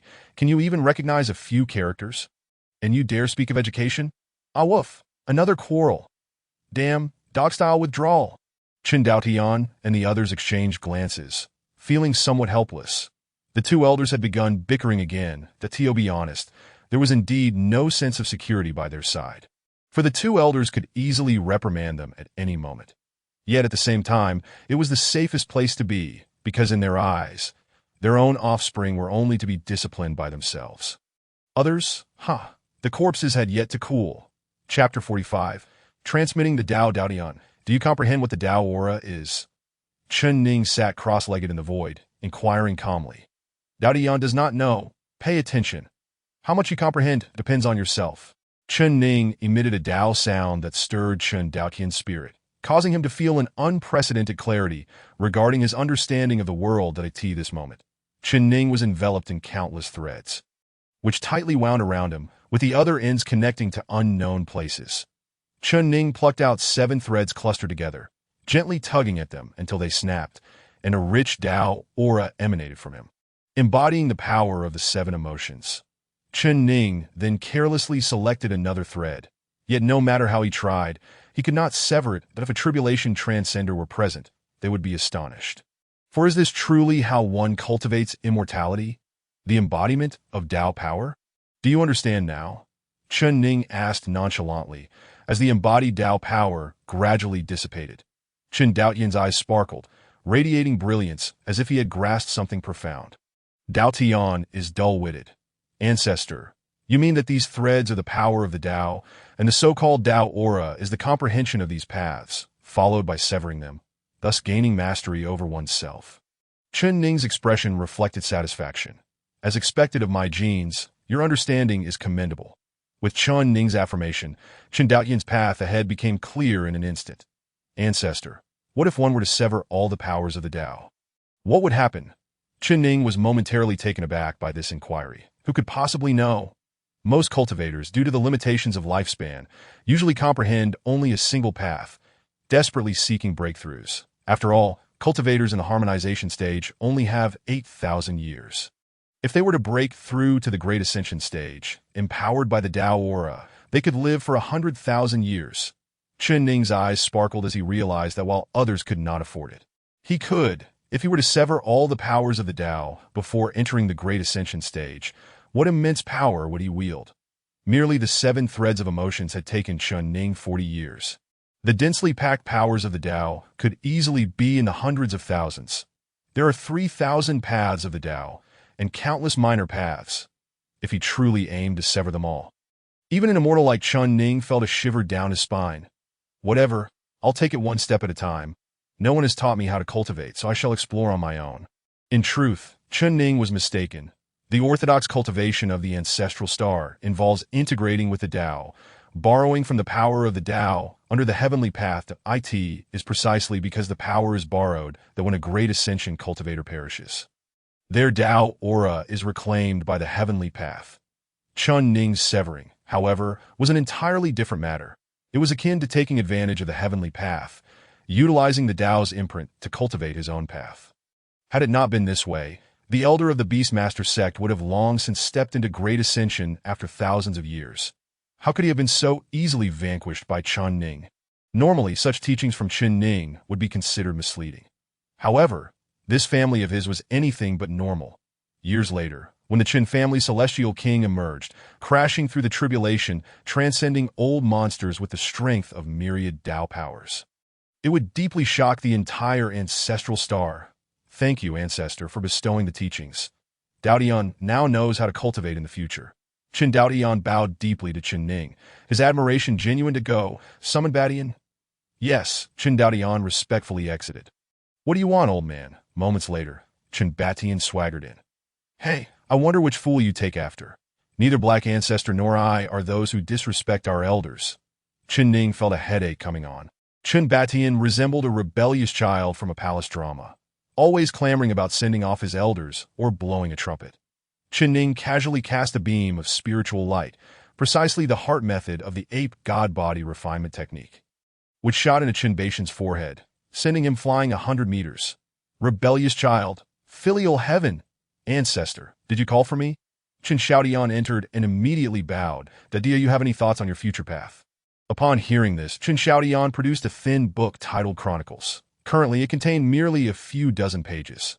Chen Xiaodian opened the first page detailing Chen family, ancestor Chen Ning, black ancestor Blackie, elder brother Chen Daotian, second brother Chen Xiaodian, I, Chen Batian. By Yujing. On the second page, he wrote, "Today I encountered someone who looks exactly like our ancestor, that I fought him and lost. It was somewhat embarrassing. Later, I found out he's actually our elder brother. Ancestor, my path is to follow the Chen family and explore this world." Chen Ning was taken aback for a moment before nodding. "That is good. Having your own goals is always beneficial. You may leave now." Xiaodian took his leave. As for Zetian Chen Ning, there is no need for concern. This lad has been spending his days in the company of Lao He, the two of them as close as father and son. Meanwhile, Chen Haitian has been thriving, as he claims to run a spiritual attire shop in Shurcheng, catering specifically to the voices of cultivators, earning a fortune. Thus Chen, the four great kings, accompanied by the two elders, enjoyed a tranquil and heartwarming period before donning his notorious bandit garb once again, embarking on a new journey of robbing the rich to aid the poor, targeting the realm of cultivation while benefiting the Chen family. Standing on the mountainside, Chen Ning gazed at the small village he had inhabited for 40 years, feeling a pang of reluctance. Although the place was familiar, it now bore an air of strangeness, as if the ghosts of the past lingered. "Lao He, it's time for us to depart." "Woof woof," both Haizi and Bai Yujing replied in unison. Upon hearing Bai Yujing's mournful whimper, Chen Ning felt an uneasy twinge and swiftly kicked at him, sending the little creature rolling far away, only for him to scamper back eagerly. Each time Chen Ning kicked him, the spiritual stones and herbs he had consumed would swiftly be digested. "Lao He, he lacks understanding, but you do too. If he keeps on whining like this once we move to a new place, it will only raise suspicions." Chen Ning's reasoning resonated deeply with Lao He, who was well aware of humanity's treachery, and he promptly held Bai Yujing's head firmly, barking with unprecedented severity. Bai Yujing pouted, struggling to find words. "Wu Wang." Chen Ning exchanged a glance with Haizi, both filled with exasperation. "Let us go, shall we? Look at the stars above." With one person and two dogs, they quickly gathered their belongings, their destination set. A place with snow-capped mountains that in both past and present. Chen Ning had never laid eyes upon snow mountains, which was indeed a source of regret. Chapter 46. Chen Ning's path in the realm of humanity. Shenzhou is divided into the eastern, western, southern, and northern states, with the four states encircling the imperial capital. Shurcheng. At this moment, at the juncture of the northeastern states, the East Hui Grand Snow Mountain, three phantoms were hurtling down the steep slopes at a breathtaking speed of 180 yards. These phantoms were none other than Chen Ning and his two dogs, gliding swiftly on their self-made sleds. None of them utilized spiritual energy for protection. The biting cold wind struck against their bodies, seeking the most primal thrills of humanity. "Lao He, Xiaobai, isn't this exhilarating?" Chen Ning bellowed against the howling winds. "Woof, woof, woof." The black and white canine brothers responded enthusiastically. "It's all you, Chen Ning. You truly know how to have fun." Suddenly, amidst their revelry, a streak of light plummeted from the sky, landing squarely on their path.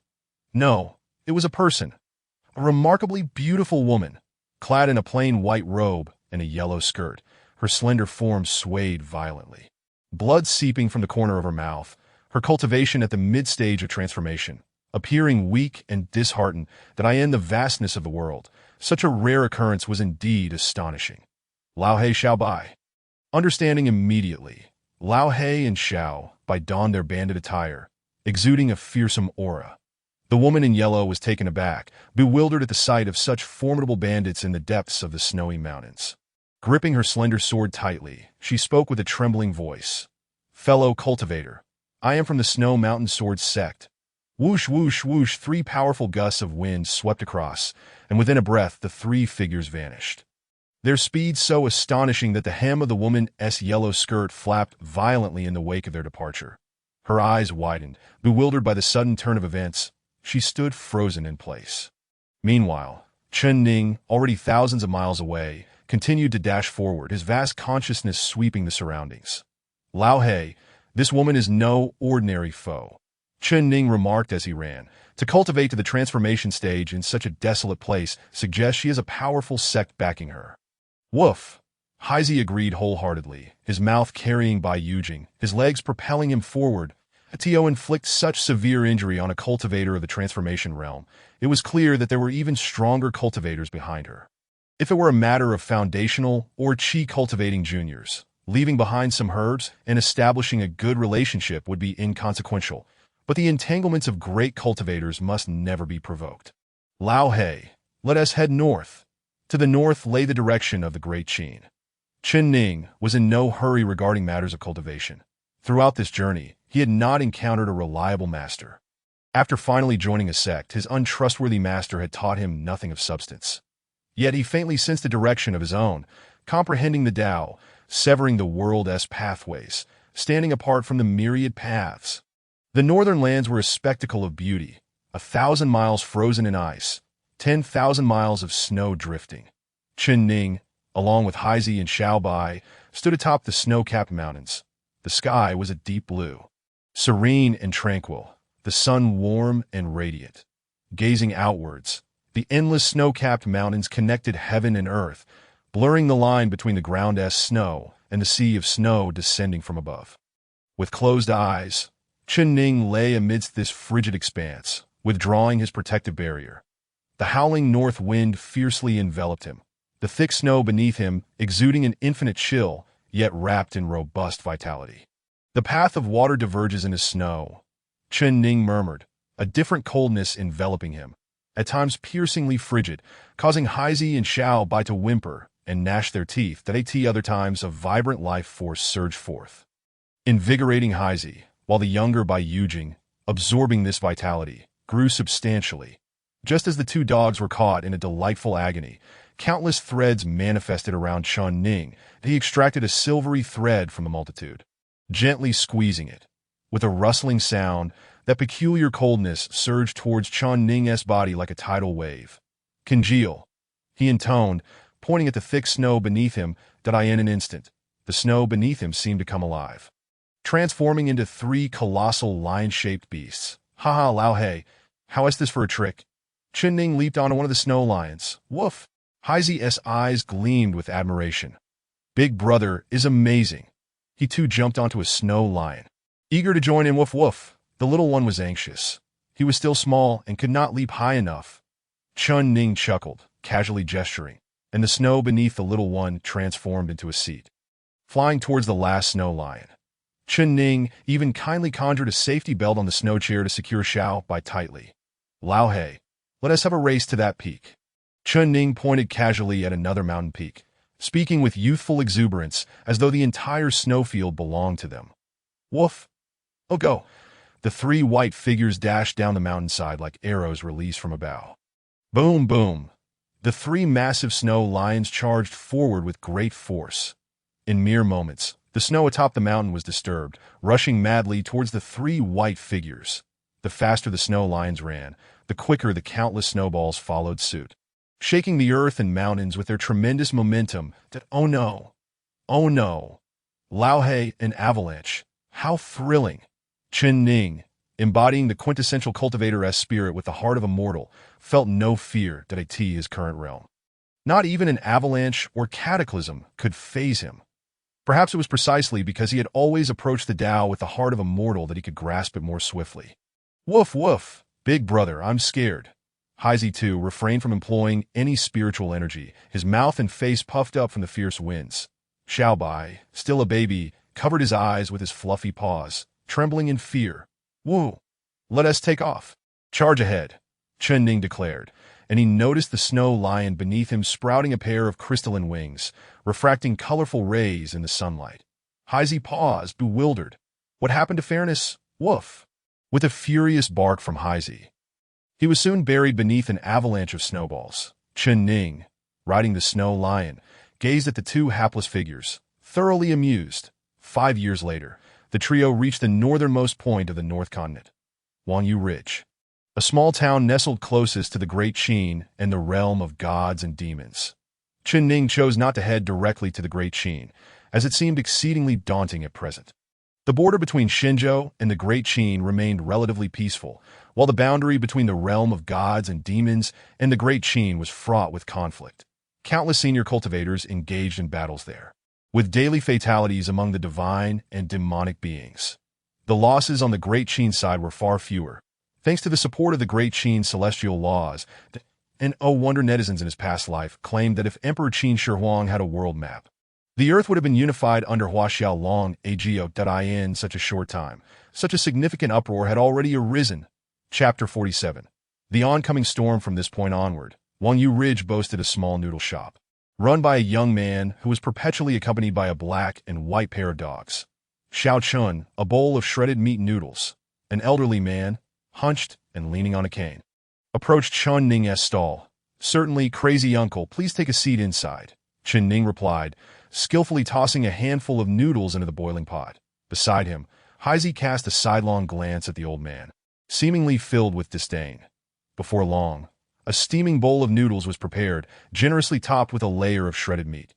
"Crazy old man, take your time. No need to rush," Chen Ning said with a chuckle. After handing the noodles to the elder, he lazily reclined on a deck chair in front of the shop, gently swaying it back and forth.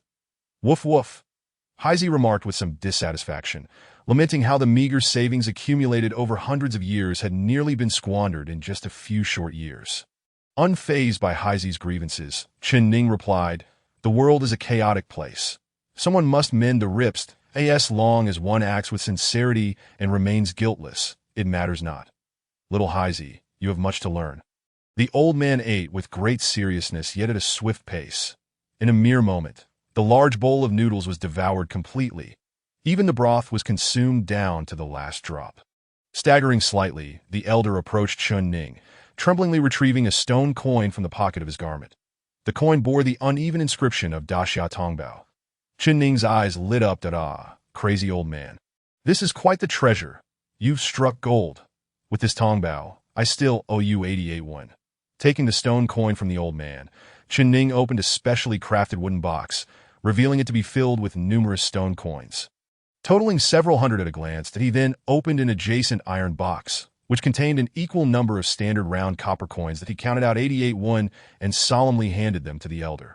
The crazy old man, now beaming, walked briskly toward a nearby meat stall, his steps noticeably lighter.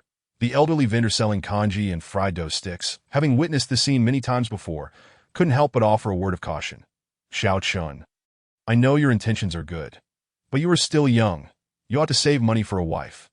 Your noodle shop is doing well, yet it hardly brings in profit. Alas." Chen Ning could feel the genuine concern emanating from Zhang Bo, and warmth flooded his heart as he softly replied, "Zhang Bo, it's nothing to worry about. Earning less doesn't affect me, but without these coins, they might very well starve." Zhang Bo shot Chen Ning an exasperated glare. "We are but common folk. We ought to mind our own business. Who has the energy to look after others?" He then lowered his voice, subtly gesturing towards the sky. "If that celestial being above doesn't care, who else in Daxia will bother with ordinary people?" Chen Ning followed Zhang Bo's gaze towards the northern city wall of Wang Yu Ridge, where countless formidable auras lay hidden, as if awaiting a command to pounce upon the neighboring Qin dynasty like fierce tigers and leopards. It was somewhat ironic that the closer one was to Qin, the safer mere mortals felt, while the cities within the heart of Shenzhou were already in ruins. Chen Ning murmured, "What could that being be thinking?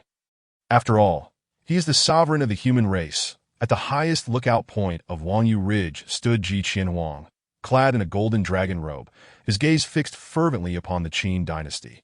Soon, it will be upon us." Behind him, Jiang Shang's eyes reflected deep concern that if it were not for the current ruler of Daxia, there would be no chance to take that crucial step. Were it not for this ruler's lingering obsession, he would surely prevent such a reckless act. However, should this ruler indeed take that step, all sacrifices would be justified. Jiang Shang had never been one to gamble, yet Daxia had left him no choice. "Your Majesty, I advise that we transport all the various deities and demons, along with human criminals who have been imprisoned over the years, to the realms of the Qin dynasty." Dado? Ji Qianhuang turned to Jiang Shang. Somewhat surprised, "Old Jiang, have you suddenly had an epiphany?" Unfazed by the jibe, Jiang Shang continued.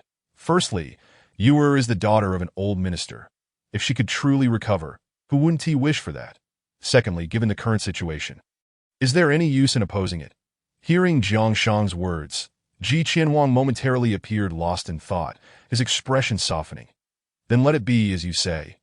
Without Yuer, you are my only kin. Jiang Shang sighed softly. But there are risks involved. If those individuals ally with Qin, it could become a significant headache. They are but a bunch of clumsy fools. What storms can they stir? Ji Qianwang's domineering voice resonated, showcasing the might of the human sovereign, that if I can save you, what does it matter if I stand against the world?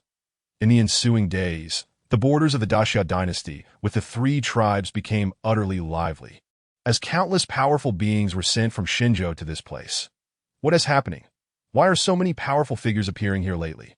You don't know. My cousin is part of the Ji Imperial Guard. He told me to leave this place quickly. The Ji Emperor is about to wage war on the Qin. The Qin, that newly established dynasty across the way. Does it even require a war to deal with them? Some scoffed, dismissing the notion. They merely occupy advantageous terrain. Without the protection of the heavenly Tao, how could the 4 great kings and the 10 generals of Daxia, all of whom are old monsters in the tribulation stage, not easily crush them? However, before he could finish, he was met with a retort from another. What do you know? Do you think Qin was able to establish itself without the support of the demon and divine races? Alas, my friend speaks the truth, that if it were just Qin, there would be no cause for concern, but the demon and divine races are lurking in the shadows that it's best to leave this place soon. When gods clash, mortals suffer. Hell, Eve, do you still think that the current divine and human races are like the old days when the borders were unassailable and the clans were worry-free? Within the clans, it may be even more perilous. Friend, do not speak such blasphemy. How can such treasonous words be uttered? Though such rhetoric was swiftly quelled, many cultivators gazed at the mighty human figures above with expressions that betrayed their thoughts. Can you still consider yourselves the sages of humanity? Ji Qianwang's immense divine sense enveloped Wang Yu Ridge, absorbing the discussions below without revealing a hint of his own feelings, that no one knew what thoughts churned within him. Behind him, the Prime Minister of Daxia, Jiang Shang, regarded the imposing figure before him with a complex expression. Chapter 48. Then let it be done, Xiao Chun.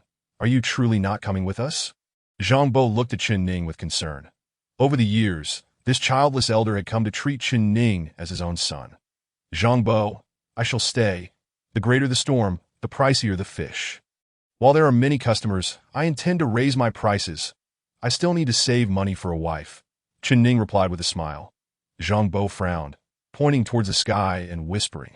Chen Ning, the Wang Yu Ridge is currently filled with immortals that if we provoke them, no amount of money will be of use. Furthermore, he glanced around, patting his waist pouch, lowering his voice even further. I have saved quite a bit over the years. How about this? You come back with me, and I will take care of your marriage. Chen Ning felt a lump in his throat. Just as he was about to speak, Zhang Bo played the emotional card. Chen Ning, I genuinely care for you. You have a good heart and respect your elders. You know I have no children or relatives to see me through my old age. After pondering for a moment, Chen Ning smiled and replied, Very well, Zhang Bo. From now on, we shall live together that I will take care of you in your old age. Good, good. Hurry and pack. We shall leave today. I have already contacted the merchant caravan from the East House in the west of the city and reserved 2 spots. All right, Zhang Bo, I will go prepare. With that, Chen Ning entered the back courtyard of the noodle shop, and moments later, he emerged with a bundle. Hey, Chen Ning, where are Haizi and Xiaobai?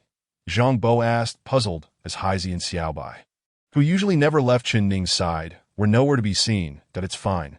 Zhang Bo, they have found companions here, so let them be. Chen Ning reassured. Zhang Bo felt a tinge of disappointment. He genuinely liked Haizi and Xiaobai, who were intelligent and obedient. Taking Zhang Bo's bundle, Chen Ning led him westward. That it's all right, Zhang Bo. If they prefer to stay here, then let them. Wang Yu Ridge isn't too big, but it isn't easy to find them either. Alas, it seems so. I can only hope they encounter good people. Yes, the old and young gradually walked away, disappearing into the streets of the west. The noodle shop, which had been tightly shut, suddenly creaked open again. It was none other than Chen Ning. Haizi stood quietly beside him, while Xiaobai lay lazily on Haizi's back. The little family was intact. The moon waxes and wanes, and people experience joy and sorrow. Such is life.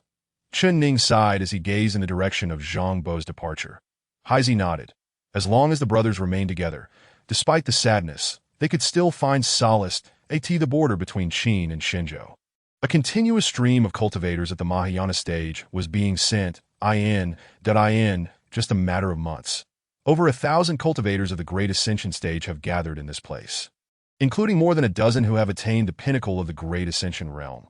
These cultivators have spontaneously divided into 3 factions: humans, deities, and demons. The human faction is the largest, comprising at least half of the total, and their numbers continue to swell. What exactly does the Great Xia signify? Why have we been left here, neglected and unacknowledged? What does it matter? I have finally emerged. Even if I were to perish here, it would be preferable to dying in that wretched place. After a full 10,000 years, I am finally free. Some are filled with weariness. Others weep uncontrollably, while some let out a long howl towards the heavens. Each of the 1,000 mighty beings displaying a myriad of emotions. Suddenly, a voice imbued with authority reverberates through the air. This king, regardless of your origins or past identities, once you arrive in the Great Qin, you must abide by its laws. Do you comprehend? Great Qin, what sort of entity dares to impose rules upon me? As soon as Liu Bang's words fell, a disdainful voice countered. Following the sound, Liu Bang beheld a figure enveloped in darkness, with only a pair of emerald eyes visible, a demon of the emerald-eyed serpent. Was it not said that he had reached his end 2 millennia ago? I have also heard that he ventured into the human realm to seek breakthroughs. Could it be that he succeeded? This is no ordinary Great Ascension completion. This is a half-step to transcending tribulation. Gasps of horror arise. A half-step to transcending tribulation means that if he merely returns to the demon realm and recuperates slightly, he could easily break through. The emerald eyes fixate upon Liu Bang with a lethal intensity, questioning his qualifications to set rules for him. Liu Bang remains unperturbed, smiling as he queries, "It seems you are unwilling to comply?" "And what of it? Then that makes things easier. I fear not those who wish to reason with me. I am so accustomed to dealing with force that I might be at a loss if we suddenly start discussing reason." With a swift motion, Liu Bang brandishes the imperial seal of the Great Qin, and in an instant, the surrounding space is locked down by the power of the heavenly Tao, creating a crushing weight that causes all present to bend under its might. With a resounding crash, thousands of figures collapse to their knees, akin to wheat being harvested. Liu Bang appears before the emerald-eyed serpent without any flourish, and with a forceful slap, he strikes the serpent's face, unveiling the dark cloak that shrouded it. For a brief moment, both are taken aback. How exquisite! Liu Bang gazes at the unveiled emerald-eyed serpent, exclaiming, "What beauty!" Her brows rival the green of willows, her face competes with the blush of peaches. Her visage is like a silver plate, eyes akin to water-soaked apricots, lips naturally red without a trace of pigment. Despite her emaciated appearance from prolonged confinement, her innate beauty cannot be concealed. One may be killed, but never humiliated. If you wish to slay me, then do so. Why must you subject me to such indignities? The serpent's emerald eyes, paired with that stunning visage, wield an indescribable allure. Did I offer you a choice? Either submit to me or perish. Liu Bang disregards the serpent's hostility, speaking to her in a voice as tender as if addressing a beloved, exuding the utmost gentleness. Observing Liu Bang's lascivious demeanor, the serpent's animosity transforms into disdain. A man, to me, you are but a fleeting whim. Do you dare to kill me? Unexpectedly, Liu Bang, who had just been soft as water, suddenly radiates a murderous intent. Then let it be so. A half-step to transcending tribulation should provide ample benefit to your bloodlust. Thank you, King of Han. Chen Ning, the second sister, clad in crimson armor, exudes an air of valor as she steps forward, brandishing a red-tasseled spear. The overwhelming aura of slaughter permeates the emerald-eyed serpent's being, causing her pupils to dilate in shock. He is indeed serious. Wait. Before she can utter another word, the spear is stained crimson, and under the suppression of the heavenly Tao, the serpent, a half-step to transcending tribulation, collapses without resistance beneath the spear of slaughter. having blood from a half-step transcending tribulation on her hands. Chen Ning's might surges, standing tall like an ancient demon god amidst the heavens and earth. Chapter 49. The phenomenon of the imperial seal. Liu Bang discreetly gazes into the boundless void, furrowing his brow slightly as he holds the imperial seal of the Great Qin. Feeling the connection between the elusive heavenly Tao and the imperial seal grow tenuous once more. Qin Emperor, if you do not return soon, I fear I shall not endure. Meanwhile, at the northernmost edge of the Great Qin, where it meets the northern sea of the Demon Realm, three exceptionally powerful presences are relentlessly assaulting a black barrier. Qin Emperor, without external aid, it is difficult for the three of us alone to shatter this barrier. These three figures are none other than Ying Zheng, Zhao Kuangyin, and Bai Yuan, who have been absent for a considerable period. The aura emanating from Ying Zheng and Zhao Kuangyin is vast and boundless, akin to an ancient divine mountain, unfathomable. Bai Yuan, though slightly inferior, is comparable to the recently slain emerald-eyed serpent, albeit with a somewhat more robust presence. Ying Zheng furrows his brow, halting his actions as he contemplates. Thus, let us three strike at the same point simultaneously, as long as I can release even a trace of my aura. It shall summon the imperial seal here. I trust the King of Han knows what to do. That seems to be the only course. With a roar, Ying Zheng closes his eyes to gather power. And behind him, various manifestations of dragons and phoenixes emerge, intensifying the weight of his presence as if a great world from beyond the heavens were being drawn towards him. Zhao Kuangyin's blood surges suddenly, and his originally golden physique becomes commonplace. Yet now every movement exudes a mysterious Tao rhythm, embodying the path itself. Bai Yuan expands to immense proportions, his iron rod also soaring to incredible heights. Inscribed with three characters that resonate with divine essence, Spirit Sun Rod. Suddenly, Ying Zheng opens his eyes, shining like the dawn breaking through chaos, cleaving the dim world in twain with a beam of golden light, unleashing a dragon-shaped aura that shoots forth. Zhao Kuangyin and Bai Yuan follow closely behind, their iron rods, one gold and one silver, intertwining into a combined attack. Boom! The tremendous collision reverberates as if two vast worlds are colliding, causing the entire dark realm to tremble. The ground quakes, and a soft white light shines through, illuminating the area. This is the radiance from the Great Qin. Success. Even the Qin Emperor, who remains unyielding amidst the chaos, cannot suppress a flicker of joy at the corner of his brow. Qin Emperor, Zhao Kuangyin exclaims hastily, I do not wish to linger in this wretched place. Ying Zheng nods, his mind shifting as he connects with the imperial seal of the Great Qin through the newly formed fissure.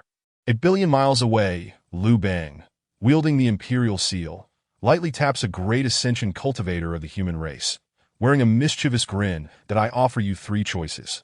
1. Assist me in my endeavors. Obey and be compliant. 2. Die. 3. Return whence you came. The great ascension cultivator's countenance pales, but he dares not express his anger, cursing inwardly. Why can't you show me a little respect? A mere token of consideration, and I would have yielded. Just as he struggles against the pressure of the heavenly Tao and contemplates submission, the immense weight suddenly lifts, and the oppressive force dissipates in an instant. Boom. Liu Bang is momentarily taken aback. Why does it feel as though he struck a divine weapon rather than flesh? The great ascension cultivator is equally astonished. Has the heavenly Tao suppression vanished? With a whoosh, the imperial seal suddenly propels Liu Bang northward, vanishing in a mere breath. As the pressure of the heavenly Tao recedes, waves of powerful auras erupt. Although diminished from years of confinement, these auras, now numbering over 1,000 great ascension cultivators, surge forth, scattering Chen Ning and Bai Yuan across the vast expanse. The previously humiliated great ascension cultivator rises slowly, taking 1 step, 2 steps, 3 steps, until he stands before the two, his aura restored to the mid-great ascension stage and still climbing. How do you wish to die? Liu Bang has fled, and the fury of the moment naturally descends upon those left behind. Chen Ning's lips bleed slightly, despite facing 1,000 cultivators of the same realm. She does not yield, instead igniting her bloodlust. Die, even in death. I shall drag you down with me. With a thunderous crash, the red-tasseled spear slams into the void, her aura transformed into a stunning crimson. Ready to fight to the death at a moment's notice. Die? I wager you do not dare. At that moment, Bai Yuan speaks casually, his tone laced with nonchalance and disdain. The Great Ascension cultivators eye Bai Yuan with furrowed brows. Suspicion evident in their gazes. Transformation? Integration? Great Ascension? Transcending tribulation? The realm of this youthful figure is inscrutable. The more they dismiss him, the lower they perceive his cultivation. Yet, the more they doubt him, the more they sense his formidable presence.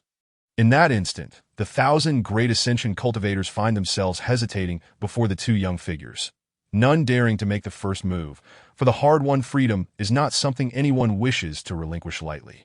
Meanwhile, on the other side, the Imperial Seal carries Lu Bang through layers of space, traversing billions of miles, arriving within a mere half-hour. Upon reaching the fissure created by Ing Zheng, the Imperial Seal joyously flits about. As if reunited with its long-lost parents, Lu Bang observes this anomaly, a look of confusion crossing his face. Boom! Truly, Lu Bang is a man of meticulous thought that I in no time. He conceived a plan, his vast spiritual awareness scanning the area around the Imperial Seal of the realm. Soon, he detected an anomaly. The space directly before the Imperial Seal was significantly weaker than the surrounding areas, as if it had been forcibly breached.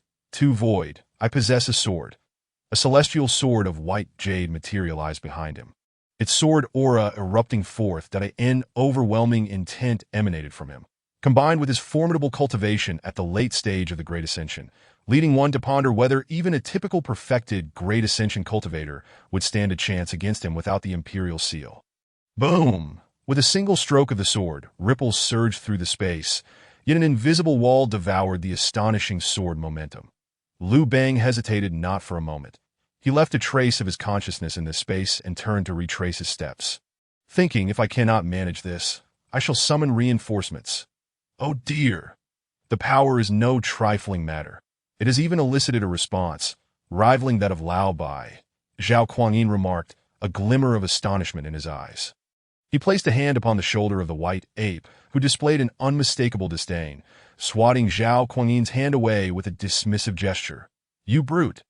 Zhao Kuangyin chuckled, unperturbed by the rejection. Upon seeing this, Ing Zheng's lips curled into a slight smile. Pray tell, Zhao brother, how well do you know the Han King? Ah, Lu Bang. He is a prodigious talent indeed. When discussing the Lu family, one cannot overlook a certain individual, a name that stands in equal regard to the Qin Emperor. The later generations refer to him as Qin Huang and Han Wu. Oh, Han Wu, the descendant of the Han King. Indeed, he is a direct descendant of Lu Bang, effectively his great-grandson. If given the opportunity, I would truly wish to meet him. Ing Zheng's mind conjured the image of that youthful figure who called him ancestor, his smile widening. With him around, it shall be so. Chapter 50. The Despair of Ao Xingboom. In the midst of Wangyu Ridge, Chen Ning suddenly unleashed dozens of Dao rhythms, nearly triggering a heavenly calamity. Upon reflection, such a grand bestowal must surely stem from that esteemed individual. Yet why was the connection so fleeting? Chen Ning extended his right hand towards the void, grasping forcefully. The intangible space seemed as if it were being forcibly wrenched away, revealing his physical and spiritual essence. It was clear that Zhao Kuangyin had somehow become intertwined with the Qin Emperor, as indicated by the fleeting insights he perceived. The two were evidently trapped in some realm, a place where even the Tao could be obscured. After 2 full hours of a standoff with 1,000 Great Ascension cultivators, Lu Bang finally made his appearance. All of you, follow this king. Lu Bang wasted no words. Upon his arrival, he casually dispersed numerous elixirs, some for replenishing vitality, others for restoring spiritual energy, and some for mending consciousness. The 1,000 cultivators exchanged glances, surprisingly refraining from protest, quietly selecting the elixirs they needed and consuming them. Move swiftly and recuperate. Do not dawdle. Lu Bang swiftly instructed, leading the way forward. Over a dozen perfected Great Ascension cultivators exchanged glances, hesitating momentarily before deciding to follow suit. The strongest among them acquiesced, and the rest had little reason to hesitate, as the assembly of over 1,000 Great Ascension cultivators soared northward in grand procession. Your Majesty, calamity has struck. The Han King of the Great Qin has come with his forces. In the Dragon Palace of the North Sea, a trembling shrimp soldier reported to the Dragon King. What? Ao Xing was taken aback, rising abruptly that he had certainly heard of this newly risen dynasty. Yet upon reflection, could the North Sea Dragon clan have ever provoked them? No, that was impossible. Ao Li. With a furious roar, Ao Xing unleashed his nascent energy, shaking the entire North Sea with his formidable presence. How many have come from the Great Qin? Ao Xing inquired gravely, for even amidst his rage towards Ao Li, it was futile. The individual in question was already dead. 1,000, stammered the shrimp soldier. How many? Speak clearly, be concise. Ao Xing glared, uncertainty creeping into his voice. The shrimp soldier took a deep breath, steadying his nerves. 1,000? If a mere 1,000 cultivators, how could they instill such fear in you? Ao Xing sighed in relief, expressing dissatisfaction towards the shrimp soldier and My King. 1,000 great ascension cultivators. The shrimp soldier lamented. Ao Xing spat out a mouthful of dragon blood, his fury erupting as he struck the shrimp soldier down. The aura of his nascent energy spiraled into chaos. Seal the palace. Under no circumstances may we confront them. After issuing this command, Ao Xing withdrew his vast consciousness, retreating into a secluded space, his breaths becoming slow and deliberate. Trembling, he produced a mirror, a treasured artifact of the Dragon Clan. The sky-peering mirror, capable of revealing scenes from miles away to an hour and a half later. The 1,000 great ascension cultivators swiftly approached the northeast in Ao Xing's view. These cultivators exhibited no restraint in their auras, voraciously absorbing the spiritual energy of the heavens and earth, sweeping through the air like locusts, leaving the surrounding spiritual energy utterly depleted. This was evidently an indication of them preparing for a life-and-death confrontation. But why? Was it merely because a junior had once offended the Qin Emperor? Moreover, that junior had already been slain by the Qin Emperor. Stop! Upon reaching their destination, Liu Bang commanded, and the entire Great Ascension army came to a halt, glancing back. Most of them had nearly restored their vitality through the elixirs. The Great Qin and you all shall never be enemies. On the contrary, it is only through the survival of the Great Qin that none of you shall face the wrath of the Divine Land. I hope you all grasp this truth. Who is Liu Bang? The most adept emperor in the annals of Chinese history at utilizing talent. If anyone were to understand the hearts of men, Liu Bang might not even need to cultivate to reach the realm of Tao Ancestor. First, he would eliminate a half-step transcendence powerhouse with overwhelming martial might to intimidate this group of ruthless marauders. Then openly provide healing elixirs to demonstrate his intentions, and finally articulate that the interests of the Great Qin would undoubtedly outweigh the detriments for them. Following this, he would weave some intangible promises. After all, human hearts are swayed by interests. The Great Qin exists within the fissures between the three clans, and are you not the same? This region is rife with secret realms and treasures. As long as there are sufficient resources, who among you is not a figure of prominence? Advancing further need not be an insurmountable challenge, correct? At that point, shall we not become the fourth clan? Noble lords and ministers, do they possess the divine right? In the vastness of the heavens and earth, who is innately endowed? Liu Bang's voice resonated, igniting the covetous desires within the hearts of those present. None of whom were virtuous individuals that a burly man, bare-chested, with a physique that resembled a furnace of the world, seethed with fervor. The Han King speaks truth. What nonsense is this imperial lineage, the Ji clan? My forging sect has never provoked them. Yet the Ji clan, merely coveting my sect's body refinement techniques, exterminated us.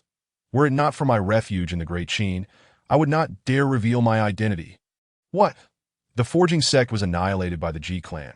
The butcher is indeed one of the forging sect.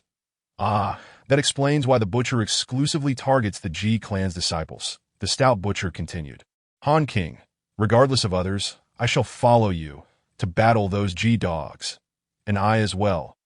Liu Bang observed this assembly of malcontents against the Ji clan, his heart brimming with delight, but he could only wonder what the Ji Emperor was thinking.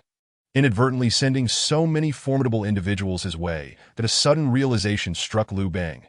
Indeed, as the sovereign of the human race, the Ji Emperor could not possibly be a fool. There must be some underlying deceit. But that mattered not. First, let us extract the Qin Emperor. Gentlemen, I am aware of your intentions. Now, in this critical moment, let us first extract the sovereign of the Great Qin. Liu Bang pointed towards the location where he had left his consciousness. Onward, with fervor. Through the sky-peering mirror, Ao Xing beheld the direction Liu Bang indicated, nearly having his dragon's soul dissipate in fright, for the location he pointed to was none other than his own dwelling. 3, 2, 1. 1,000 great ascension cultivators unleashed their full power, a tempest of spells, turbulent spiritual energy, and overwhelming vitality, creating a scene reminiscent of world annihilation. No! Ao Xing bellowed. Boom! The entire realm of the Great Qin trembled. As though the target was the North Sea, yet an invisible barrier thwarted their advance, akin to striking the earth itself. In another dimension, Ingzheng opened his eyes, speaking with conviction. Zhao, brother, they have arrived. The two men alongside the ape fixed their gazes intently on the space before them. Tear. The entire expanse slowly began to crack, yet it remained just out of reach. It is our turn now. Ingzheng and Zhao Kuangyin exchanged a knowing glance.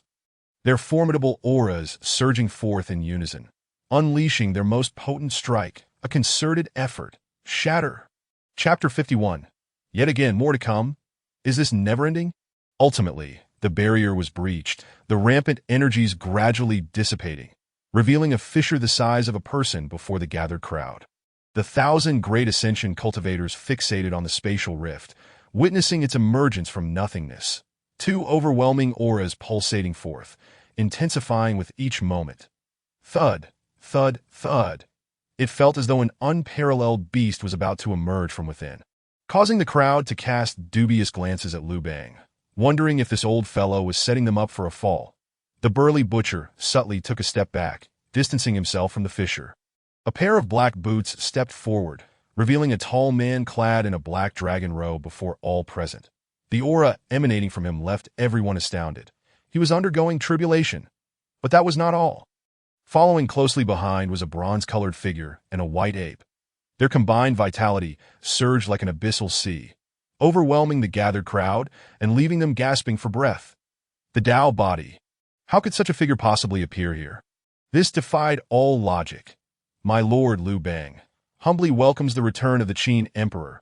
Liu Bang was the first to express his allegiance, kneeling on one knee, while the menacing figures of Xia and Xie, who had stood behind him, quickly followed suit. That we welcome the Qin Emperor. A gentle yet irresistible wave of vast spiritual power lifted the three of them, that didn't own need for such formalities. His gaze then shifted to the dense throng of 1,000 great transcendental cultivators. Enemies. Ingzheng was bewildered, feeling the boundless pressure that rivaled the previous heavenly Tao force, weighing heavily upon the 1,000 great transcendental cultivators. The Qin Emperor, all of you are the ones who have come to assist me in my plight. You are fellow practitioners. Liu Bang's explanation, though clear, bore a tone that was neither warm nor cold. Ingzheng, being a person of remarkable insight, naturally understood Liu Bang's intentions. Useful, but untrustworthy. Very well. Ingzheng nodded slightly.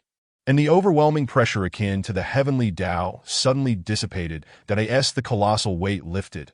The crowd collectively sighed in relief, pondering whether this emergence of a living heavenly Tao was a blessing or a curse.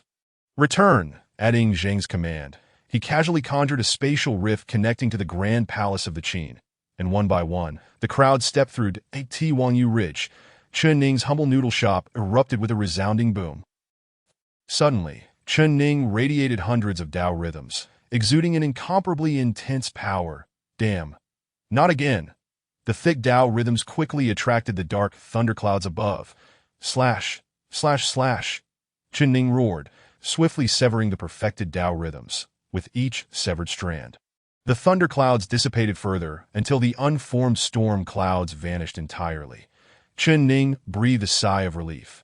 It seemed the Qin Emperor had successfully escaped his predicament. Happiness arrived too suddenly.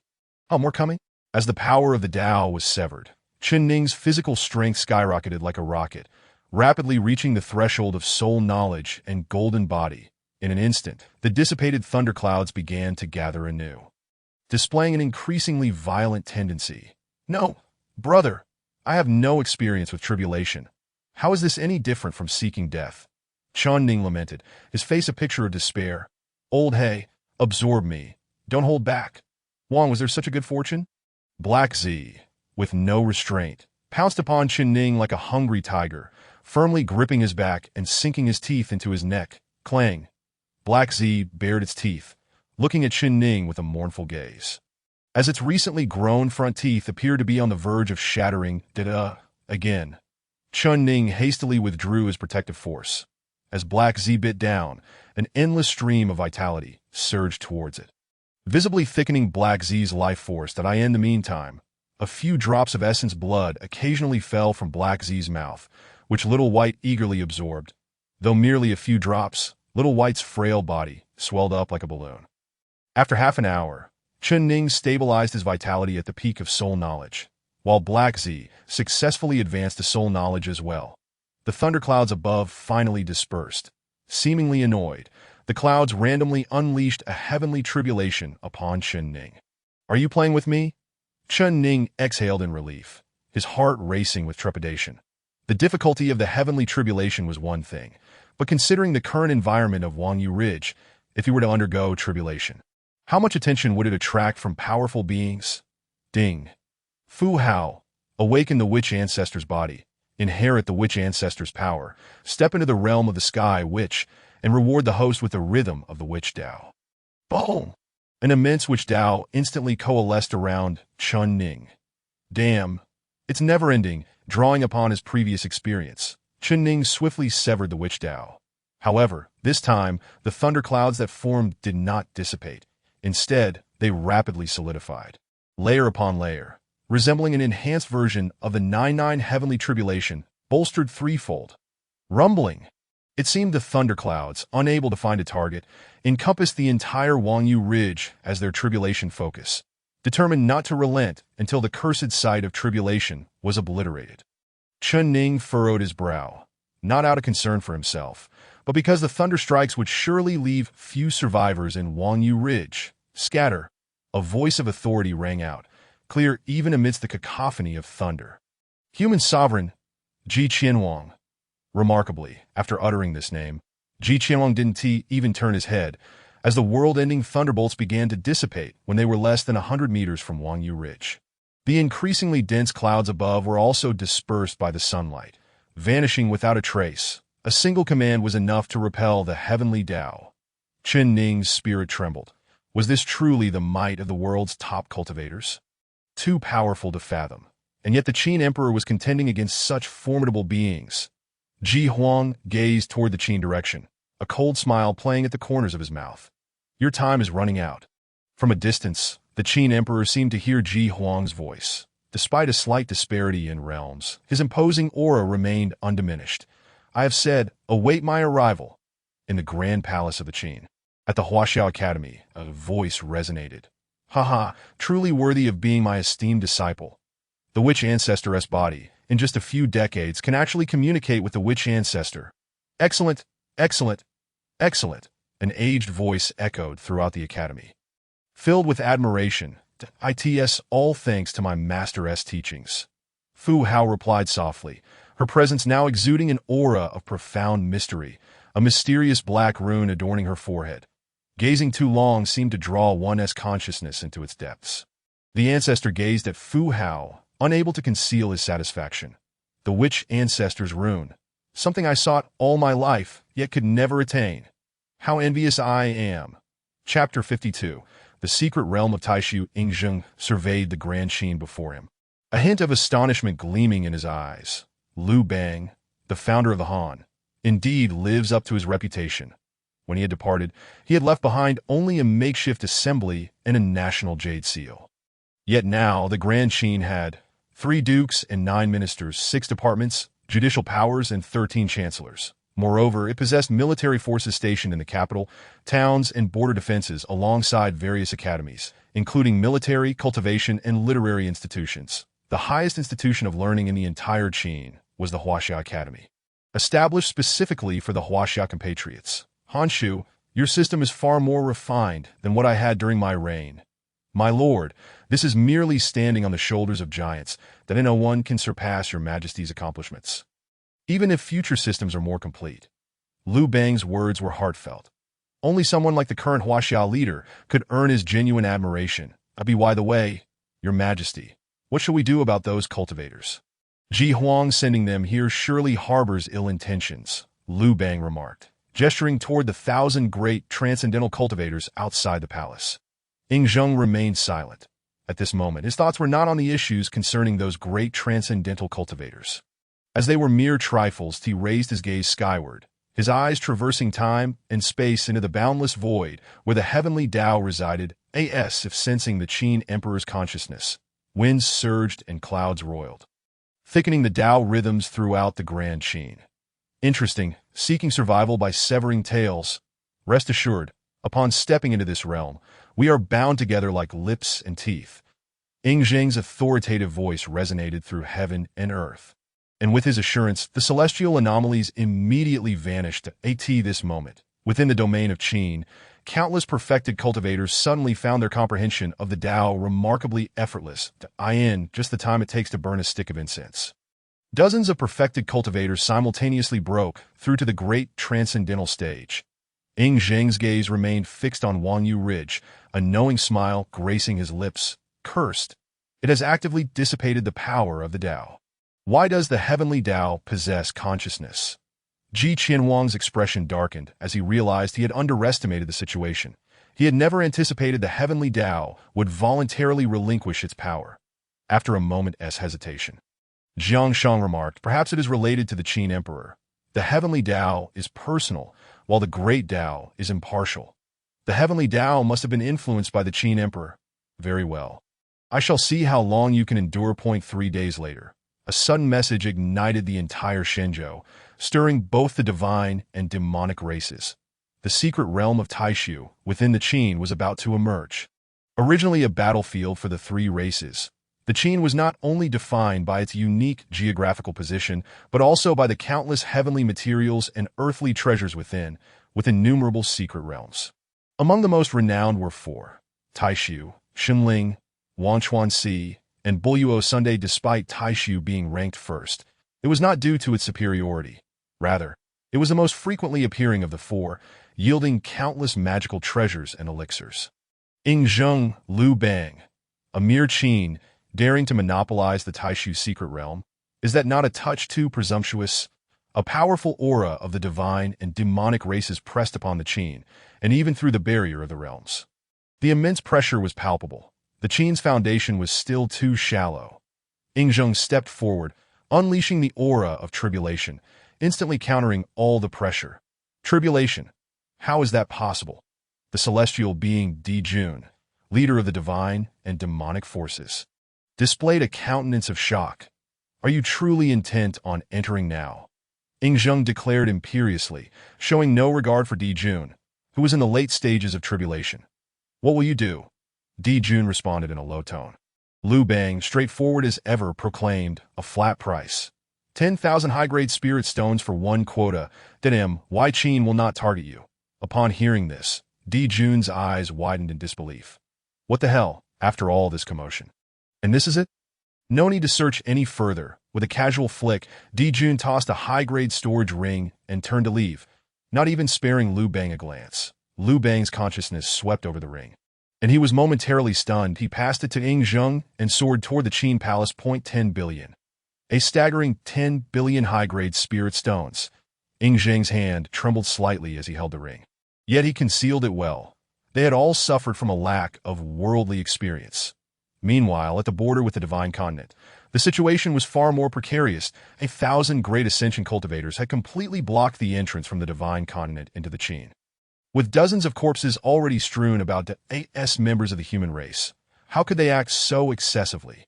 Leading the human side was the prestigious Jiang family, with Jiang Luer being one of the top 10 prodigies under a millennium in the Divine Continent. When you annihilated my sect, did you not also claim to be of the same human race? The butcher sneered, unleashing the full force of his perfected golden body, demonstrating his resolve. Jiang Luer's expression darkened, and with disdain, he retorted, if it weren't for your fear of the Qin, would you mere country bumpkins dare to block my path? Ah, then I shall offer you a fair opportunity. Each of you must pay 1,000,000 high-grade spirit stones. And my chin shall not hinder you. At that moment, a figure clad in crimson appeared amidst the 1,000 great ascension cultivators, smiling as he spoke. Very well, I will pay. Without much hesitation, Jiang Luer declared. Just 1,000,000, a trifling sum. With a flash, a storage ring appeared before the figure, yet he did not take it. Instead, he suddenly proposed, how about we gamble? If you win, you take back the 1,000,000, if you lose. It doubles, agreed. I too wish to see how my luck fares this time. The figure produced a die and a cup that could obscure spiritual senses that as the cup shook, the die rattled within .1 roll to determine victory or defeat. Let us see whose is greater, small. The figure unveiled the cup, exclaiming, damn, just two. Jiang Luer unceremoniously reclaimed the storage ring from Chen Ning, saying, thank you. So you were just boasting, big guy. Jiang Luer approached the butcher, pointing a finger at his nose. Has your youth intimidated you? The butcher, taking the initiative, instantly enveloped himself in golden light, summoning a giant Dharma body behind him. With a resounding strike, he unleashed a powerful punch. Contrary to expectations, the colossal Dharma did not inflict any harm on Jiang Luer. It merely sent him flying 1,000 meters. Jiang Luer smirked, unleashing his full strength in the late stages of Great Ascension. Summoning 4 exquisite spirit swords behind him. .4 symbol sword array. The swords darted around the butcher at an incomprehensible speed. Within a mere incense stick's time, the butcher was left covered in wounds. Witnessing this, the crowd displayed signs of fear. Indeed, a prodigy from a prominent family was no easy opponent, as even the perfected golden body of the butcher could not withstand the onslaught. Perish! Jiang Luer's killing intent surged as the 4 swords converged, emanating an icy chill toward the butcher's brow. I bet your swords contain no spiritual energy. A playful voice rang out. Chapter 53. The Tao of Heaven is non-intervention. The tribulation cannot be escaped. As the figure's words fell, Jiang Luer's lethal strike suddenly became as fragile as mundane iron, landing on the butcher with a crunch before shattering to pieces. Jiang Luer's eyes widened in horror. How could it be that the 4 exquisite spirit swords have lost their might? The butcher, momentarily taken aback, then revealed a sinister smile as his robust physique transcended space, appearing before Jiang Luer. With a palm the size of a fan, imbued with the force to shatter mountains, he reached for Jiang Luer's head. Jiang Luer glanced warily at the figure not far away, then crushed a teleportation talisman, vanishing to an unknown location. Thank you for your assistance. The butcher retracted his golden form and offered a sincere bow to the figure. Just luck, really. Had I lost the gamble, it would have been your life. The figure waved a hand casually, then turned to the other human cultivators, calling out, what about you? Care to join in? Of course. Let's play. A 50% chance. The ensuing scene was rather unexpected, as hundreds of human cultivators lined up to gamble with the figure. However, to everyone's astonishment, the figure engaged in 360 rounds of betting and lost every single one. Haha, what a good person. Saved 1,000,000 spirit stones. Everyone was elated, praising the figure's integrity for using the guise of gambling to provide them with an opportunity. Even the 1,000 criminals had their grievances against the figure. Had it not been for the figure saving the butcher earlier, they would have thought he was one of the human race. Meanwhile, the cultivators from the divine and demonic factions coldly observed the scene. Clearly, there is some underhanded dealings between the Qin and divine continent, showing such blatant favoritism. Only the figure wore a knowing smile. Losing? That would be for the best. A blank slate strategy, lose a little now, and win big later. Boom. A colossal and boundless phantom appeared above the Qin, stepping on 7 stars, with 7 celestial swords floating behind it. Surrounded by countless luminous orbs, the Taishu secret realm will open in 100 years. Those holding the realm token may enter. The phantom surroundings were inscribed with the essence of the Tao. Simply described, and the luminous orbs transformed into streams of light, scattering across the lands of the Qin. This scene unfolded across the vast expanse of the Qin, igniting fervor in the hearts of all. The Taishu secret realm, the Taishu Sword Emperor, the legendary Sword Immortal, a true immortal. Within the Qin Palace, Liu Bang beheld this spectacle and curiously summoned his own Taishu sword, meticulously comparing it to the 7 celestial swords behind the Taishu Sword Emperor. Do they resemble one another? Liu Bang asked, somewhat uncertain, as he nudged Zhao Kuangyin's shoulder. Zhao Kuangyin glanced over and casually replied, "Indeed." Liu Bang? Isn't he curious? Curious? Damn. Curiosity won't help. The days of the old white ape transforming are not far off. Zhao Kuangyin's emotions were rather complex. He had known since early on that the white ape was a female, but had not paid much attention as she was always in beast form. However, now, moments later, Zhao Kuangyin arrived at the Xianyang Palace where Ying Zheng resided. "Brother, what should I do now?" During their escape, the two had formed a bond akin to brothers of different surnames, with Ying Zheng as the eldest, Liu Bang as the second, Zhao Kuangyin as the third, and the white ape as the fourth sister. "This matter concerns you and the fourth sister. Even as the elder brother, I cannot meddle too much," Ying Zheng replied with exasperation, then shifted the topic. "However, you must advise the fourth sister not to rush her breakthrough. She should strive to perfect the Tao of power. Currently, in the Qin, the heavenly Tao is dispersed, and comprehending any Tao will yield only half the results for double the effort. This opportunity must not be squandered." Zhao Kuangyin nodded. Though troubled, he understood the importance of the matter. Boom! At that moment, the aura of the heavenly Tao in the Qin abruptly shifted. In an instant, a sense of fragmentation emerged. From the divine continent and the realm of the divine and demonic, two formidable auras that instilled dread in all living beings awakened. Ying Zheng's pupils constricted, his face registering shock. Even standing at the pinnacle of the ancestral stars cultivators, he felt as insignificant as an ant beneath these two auras. "Mature heavenly Tao," Ying Zheng articulated slowly. "Word by word, the heavenly Tao is unkind, often siding with the virtuous. The heavenly Tao is non-intervention. The profound heavenly ultimate truth is inherently non-intervention. The heavenly Tao of the Qin must not mislead itself." To the left and right, two resonances filled with the essence of the Tao echoed in the hearts of all cultivators within the Qin. The expressions of all cultivators in the Qin morphed drastically. The very reason they dared to contend with the colossal forces of the human race and the divine and demonic was due to the backing of the heavenly Tao. No one had anticipated that the human and demonic races would possess a means of communicating with their own heavenly Tao. This was not a matter to be taken lightly. As the two great sounds of the heavenly Tao reverberated, the heavenly Tao of the Qin withdrew all suppression of external cultivators. Meanwhile, Ying Zheng and Zhao Kuangyin found themselves bound, unable to act freely within the Qin. Henceforth, all factions within the Qin stood on equal footing. The divine and demonic races laughed raucously. Compared to great ascension cultivators, how could our 10 great hegemonic clans and 3,000 exotic races fear the human race? Their indiscriminate mockery lumped the Qin and the human race together.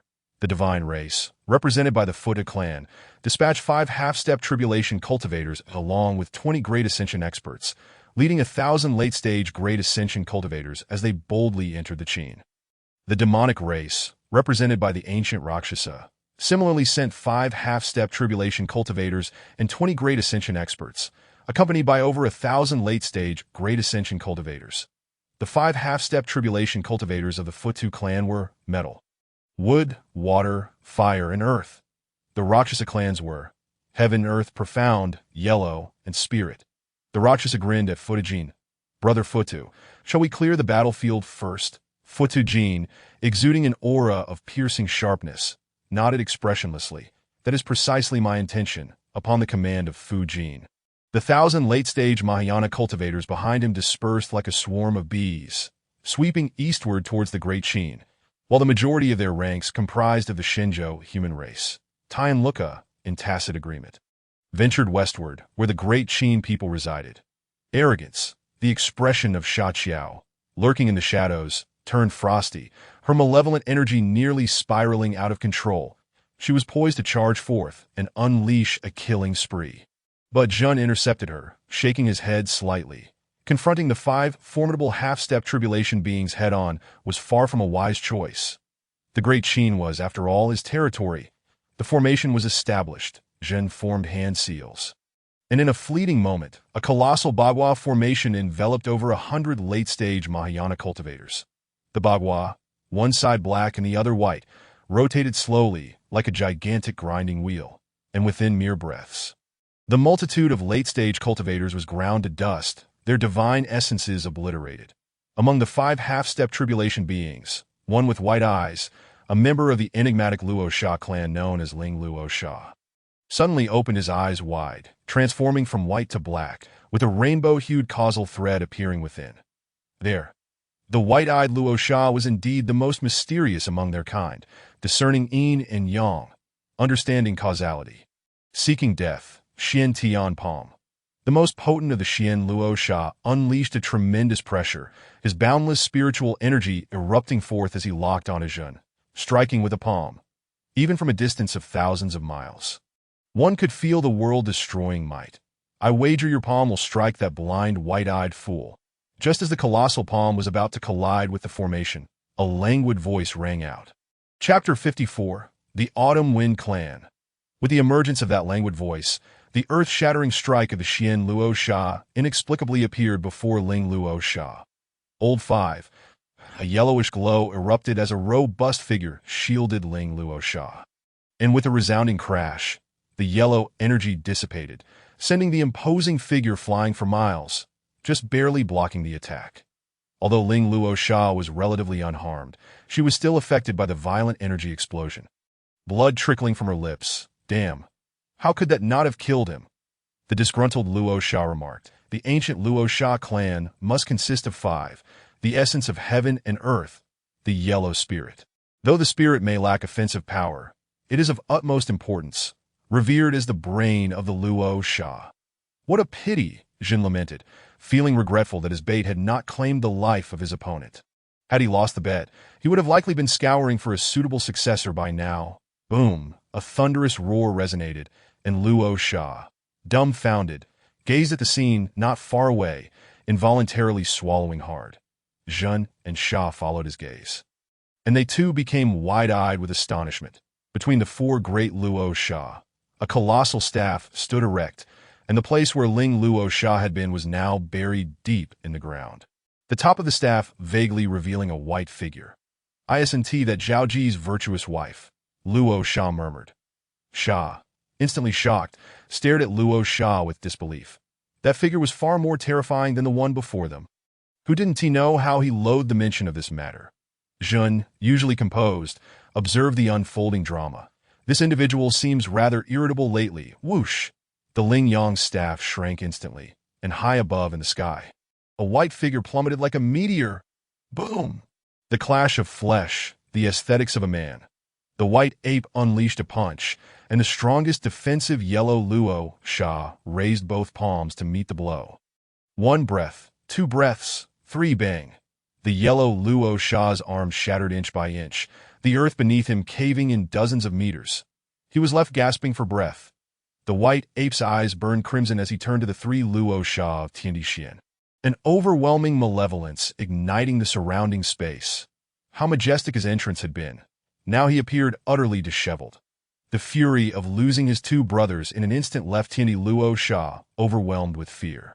So brutal, so violent, the ancient Luo Sha, half-step tribulation. In the blink of an eye, reduced to nothingness. To be frank, it was not that the ancient Luo Sha were weak, but rather that the White Ape clan was excessively monstrous. The White Ape clan, unlike other races, embodied their entire lineage within the Ling Yang staff. Whoever wielded it became the White Ape clan. Rumble. The sky darkened with thunderclouds, and the White Ape sensed a faint suppression. She realized she could no longer act, lest she be forced to break through. Casting a glance at the heavens, a hint of regret flickered in her eyes. Then, taking a step forward, she appeared before the 3 and casually waved her hand, opening a spatial portal, leading them through. Once the White Ape departed, the 3 Luo Sha of Tiandi Xian collapsed onto the ground, gasping for breath. Terrifying. So terrifying, absolutely not human.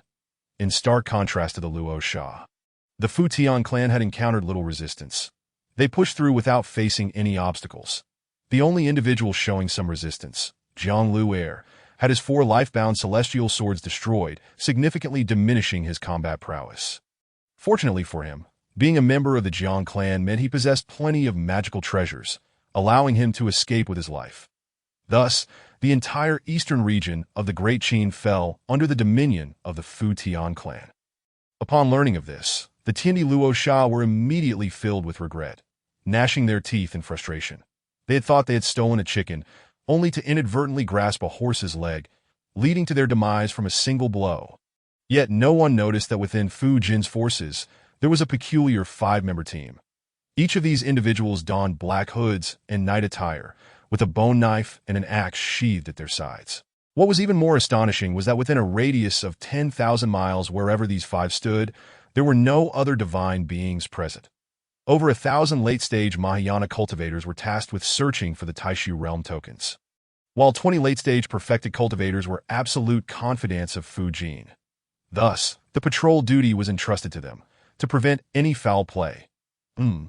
One late-stage perfected cultivator pondered, perplexed by the appearance of such peculiar individuals among the divine race, and those strange garments capable of even blocking divine sense. "Who are you?"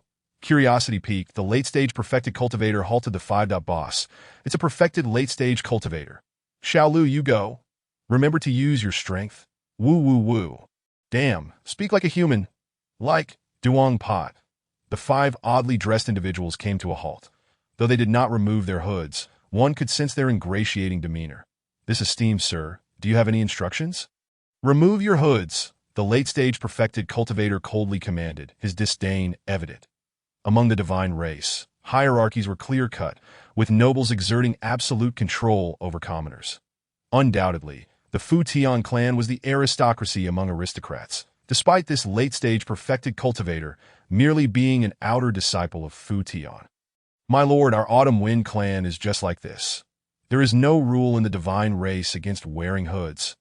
One of them responded cautiously, seemingly wary of inciting the ire of the individual before them.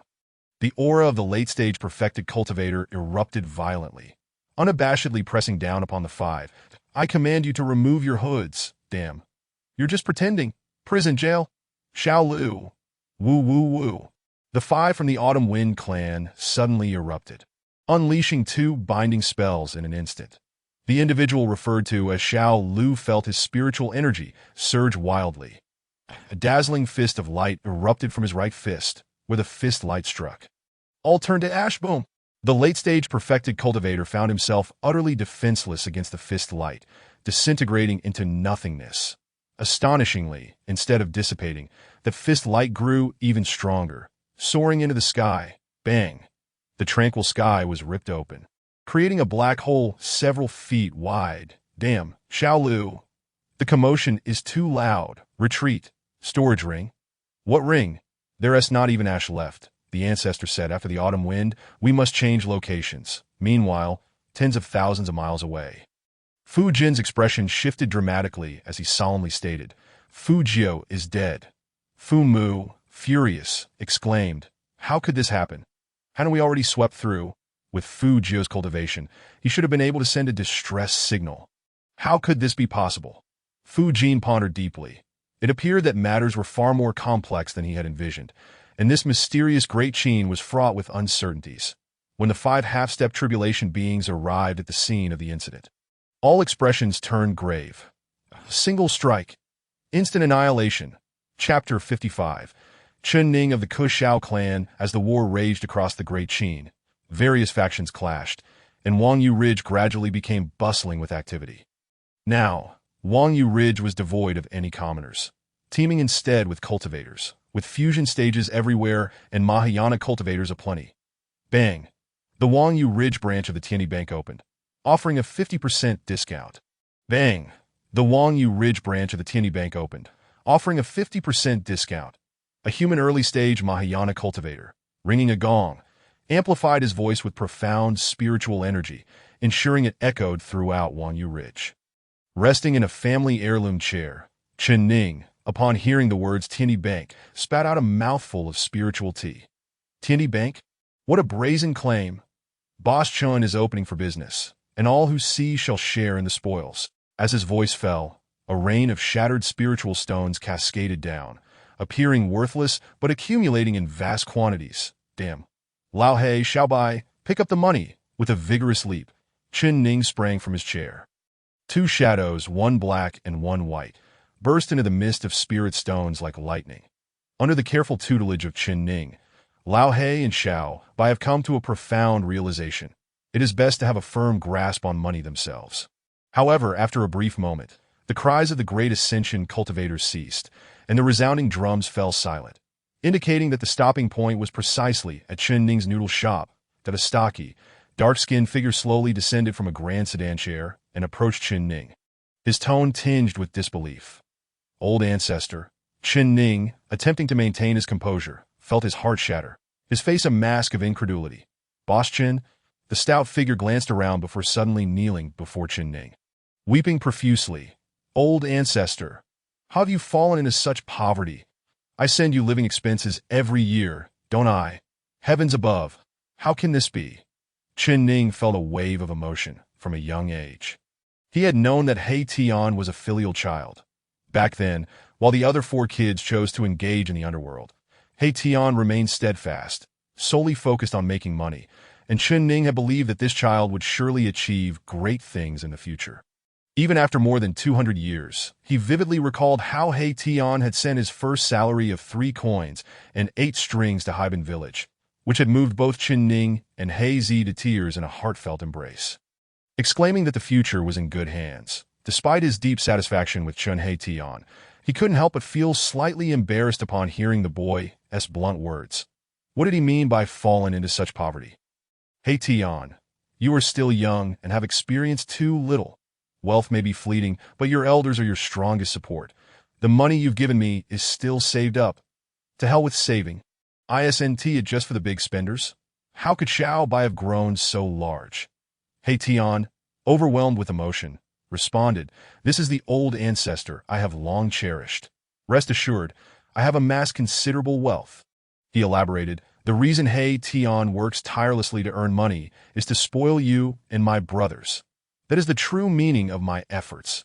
Qin He Tian's filial piety made Qin Ning realize the necessity of teaching him how to articulate joy.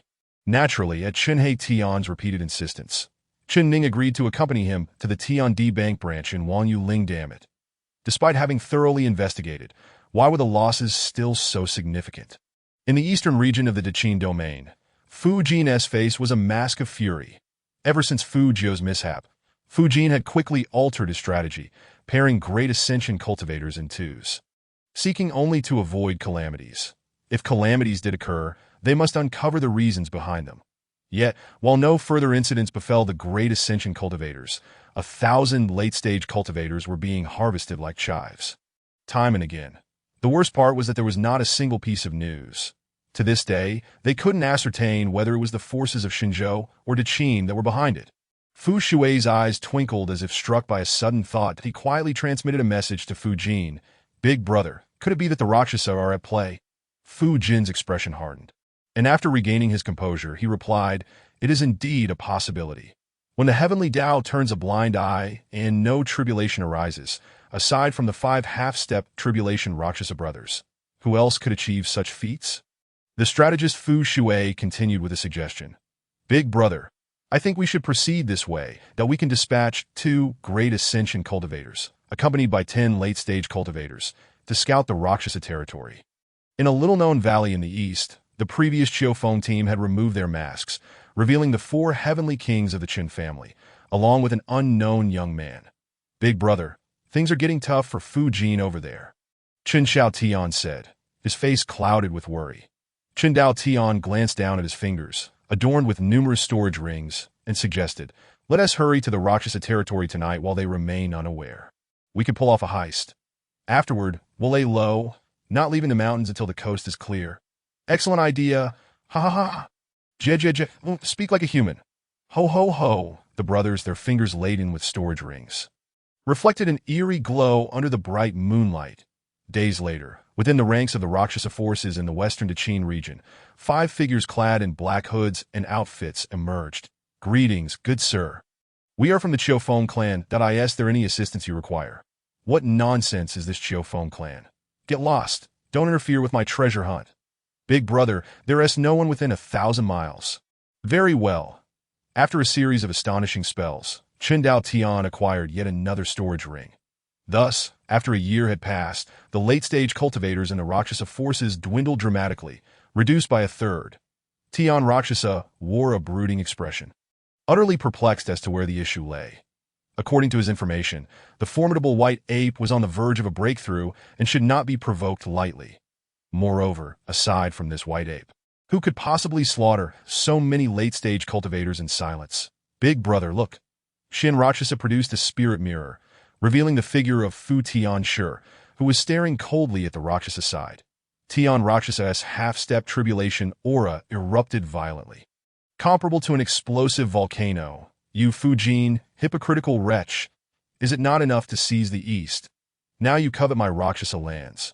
Meanwhile, the discovered Fu 11 was diligently reporting to Fujin.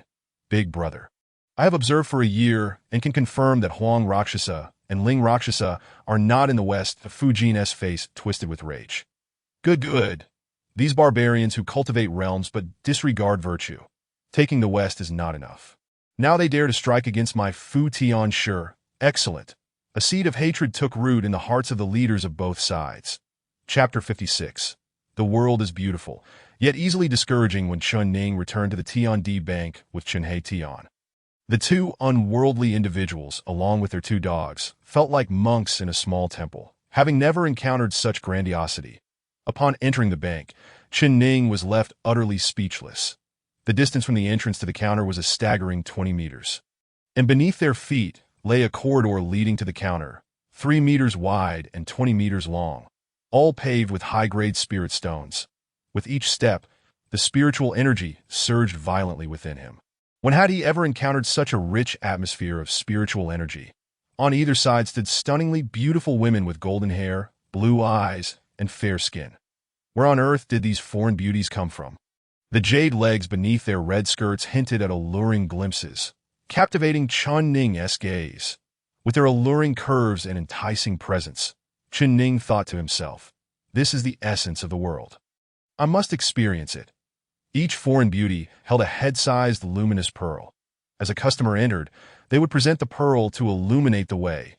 Each side of the counter boasted 4 spirit elevators, each as spacious as a room, equipped with a black and white 8 trigrams array at the base, filled with countless spirit stones for operation. Inside the elevators, various spiritual fruits were displayed, and projections detailed the available services and the number of customers in line. Chun Ning was already astonished beyond words, pondering what peculiar inheritance this child had received while under his care. Noticing his ancestor's shock, Chunhei Tian smiled mysteriously. Old ancestor, the surprises await inside. Chunhei Tian led Chun Ning into a side room, where an imposing stone pillar stood over 10 feet tall, crowned with a massive soul stone. Chun Ning was familiar with soul stones, as every mortal and cultivator possesses 3 souls and 7 spirits. The 3 souls are divided into heaven, earth, and human, with each person's human soul being unique, akin to a fingerprint from a past life. This soul stone is specifically designed to identify human souls. Yet the key feature was not the soul stone, but the 3 glaring characters inscribed on the pillar. Wealth creation treasure. Pooh! Chun Ning spat out his spiritual tea. Hey Tian, what is this? It's the wealth creation treasure. Soul payment, safe and reliable. Old ancestor, this was inspired by the Ma Baba you remember. I saw in your memories that he is the person you admire most in this life. You truly are a talent. Chun Ning approached the wealth creation treasure, only to find an advertisement on its back. Esteemed cultivators, when you possess precious treasures and vast wealth, do you fear that powerful beings will seize them? Do you dread thieves? Come and utilize the wealth creation treasure. Soul registration, one-click payment, accessible anytime, safe and reliable, universally applicable in Tiandi Bank. The branch manager of Tiandi Bank in Wang Yuling, Shi Xiaohui, greeted Chen Zong. A melodious voice drifted in like a spring breeze, exuding warmth with a hint of allure. Chun Ning felt a shiver run down his spine. An exquisite vixen, turning around. He found his assumption to be correct. Every movement radiated feminine charm, combined with her enchanting voice. It was enough to make one spend lavishly. Chen Zong, this is... Shi Xiaohui smiled sweetly, exuding grace and elegance. A natural at socializing. This is the old ancestor called Chun Dong. Chen He Tian's newly acquired flamboyance was unmistakable as he stood with hands behind his back, nostrils flared, exuding an air of arrogance. Chen Dong, Shi Xiaohui maintained a charming smile, addressing him softly, comfortable. Chen Ning took a deep breath. This is your black deputy director. Chen Heitian continued to introduce Vice Director He. Shi Xiaohui's expression remained impassive. She did not exhibit any negligence despite the fact that He Zi was a spiritual dog. As a diligent employee, one must heed the boss's words without confusion or hesitation. Chen Zong. A few days ago, the Southern King captured a group of foreign tribes at Fugong and sent them over. Would you like to take a look? Chen Heitian's face darkened with discontent as he replied, How can one be so inconsiderate? Can't you see I am currently in the presence of our ancestor? Fugong? Could it possibly be the foreign tribes? I have never seen them. Let us go and have a look together. Very well, Chen Dong. Shi Xiaohui responded, leading the way gracefully, each step as elegant as a blooming lotus. Her feline-like movements captivating Chen Ning, who exclaimed in admiration. Before long, Chen Ning beheld a group of foreign tribesmen imprisoned in cages. They appeared no different from the human race, albeit shorter in stature. There were over 10 of them, both male and female, their bodies short and their eyes reflecting an innate sense of subservience. The females, being somewhat petite, appeared rather endearing, their features delicately refined, despite their diminutive size. They possessed all the necessary attributes in abundance that AS for the males. Chen Ning, He Zi, and Chen Heitian exchanged glances, clearly in agreement. What a disgraceful sight. They look utterly ridiculous. Let us take them out and bury them. What a waste of resources. Understood, boss. With a snap of her fingers, Shi Xiaohui summoned several figures clad in black, each grasping a male foreign tribesman, escorting them out. Yamit. Yamit. A cacophony of terrified chattering erupted, and the onlookers lamented their misfortune. Ancestor, are you truly not residing here? Chen Heitian, with tears streaming down his face, grasped Chen Ning's hand. That it was evident that this child was striving diligently to earn money, genuinely wishing for Chen Ning to lead a better life. It felt as though Chen Ning's solitary filial piety had been entirely inherited by him. Chen Ning shook his head slightly. While the mundane world is beautiful, it can easily lead to disillusionment. Though women may be delightful, they can lead one to ruin. That a heart devoid of distractions allows for swift progress. Heitian, remember this. Merchants pursue profit, yet one must also find peace of mind. Whatever you do, as long as it is justifiable, I shall always stand behind you. Chen Ning pointed at Chen Heitian's chest, speaking earnestly. Chen Heitian nodded gravely, his expression laden with reluctance as he watched Chen Ning gradually fade from sight. Brother, we recently acquired a new batch of goods. When will you come to collect them? Chen Heitian retrieved a communication talisman, sending a message to the Qiufeng Five, who were situated in the Daqing region. Ding! Just as he finished, Chen Daotian, who had been accompanying a small Qiufeng, took out a flickering communication talisman, his eyes lighting up. There's new stock from the fourth. Who will go to retrieve it? I shall go. I am the fastest, Chen Xiaotian declared. Very well. Make haste and return. Chen Xiaotian opened his record book, flipping to the page detailing the information on Wang Yuling. That a surge of spiritual energy enveloped him, and the record emitted a beam of white light, causing him to vanish from his location. The human race within the divine land knew only of Chun, the owner of the Heavenly Bank. But none were aware of the Qiufeng Five behind him. For centuries, the Qiufeng Five had contributed their earnings to Chun's entrepreneurial ventures, without substantial financial backing. Who could truly rise from humble beginnings? Chapter 57. The Innate Anchor of the Holy Body.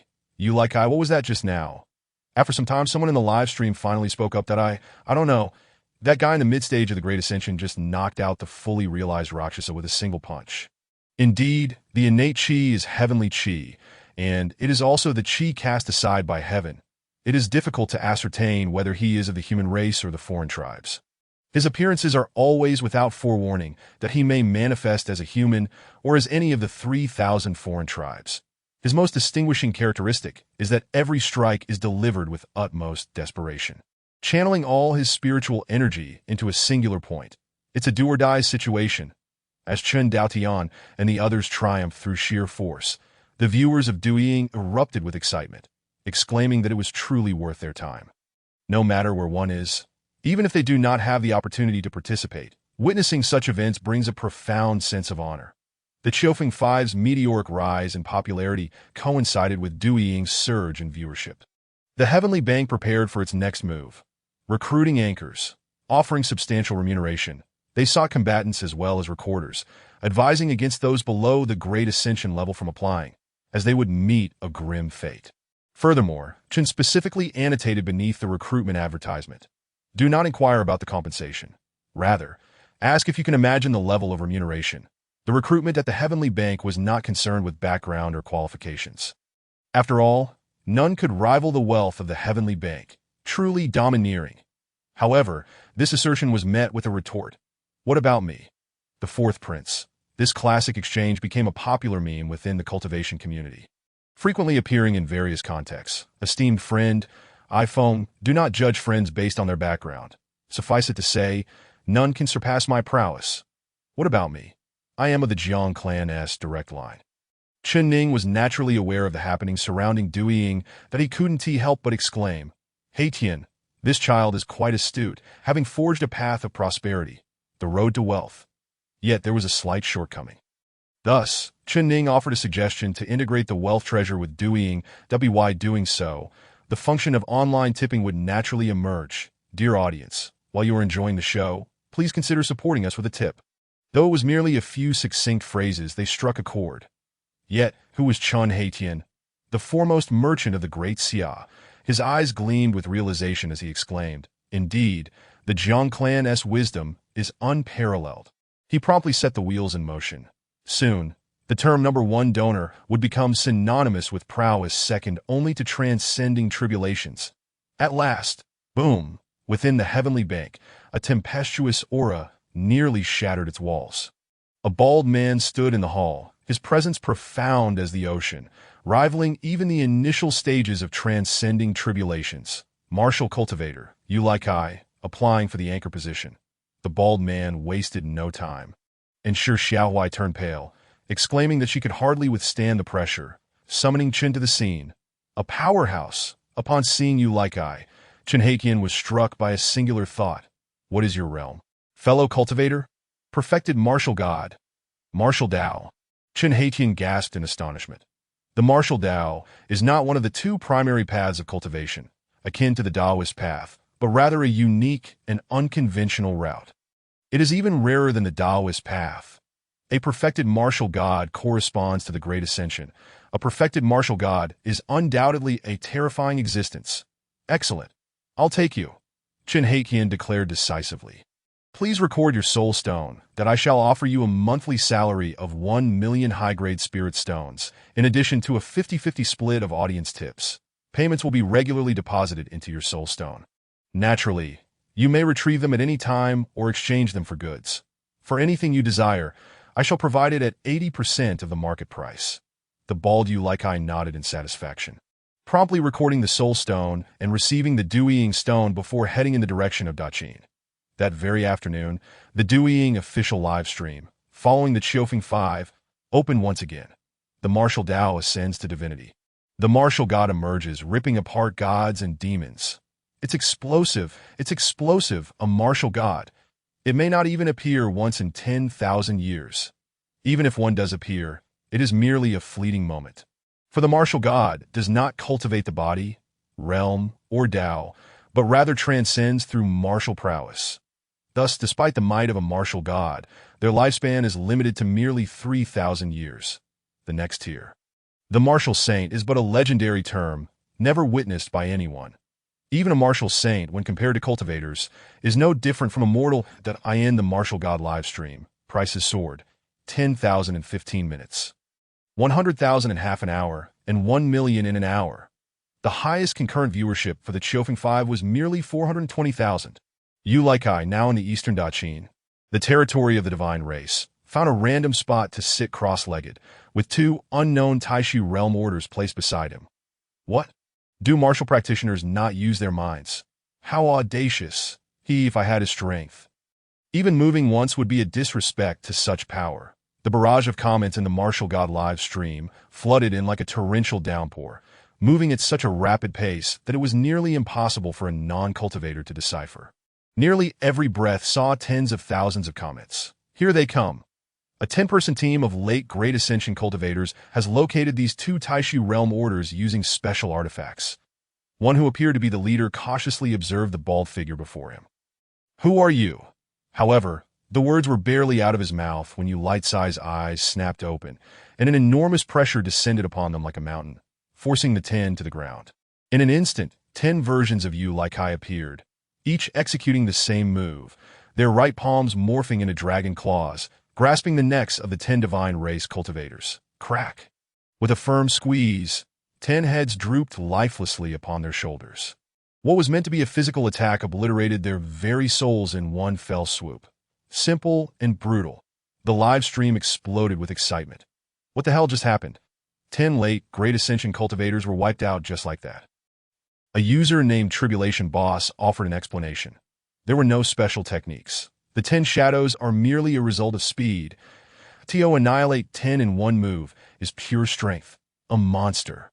After vanquishing the 10, Yu Likai carefully stored their spatial rings, then callously discarded their corpses behind him. So audacious, so audacious. Yet I absolutely adore it.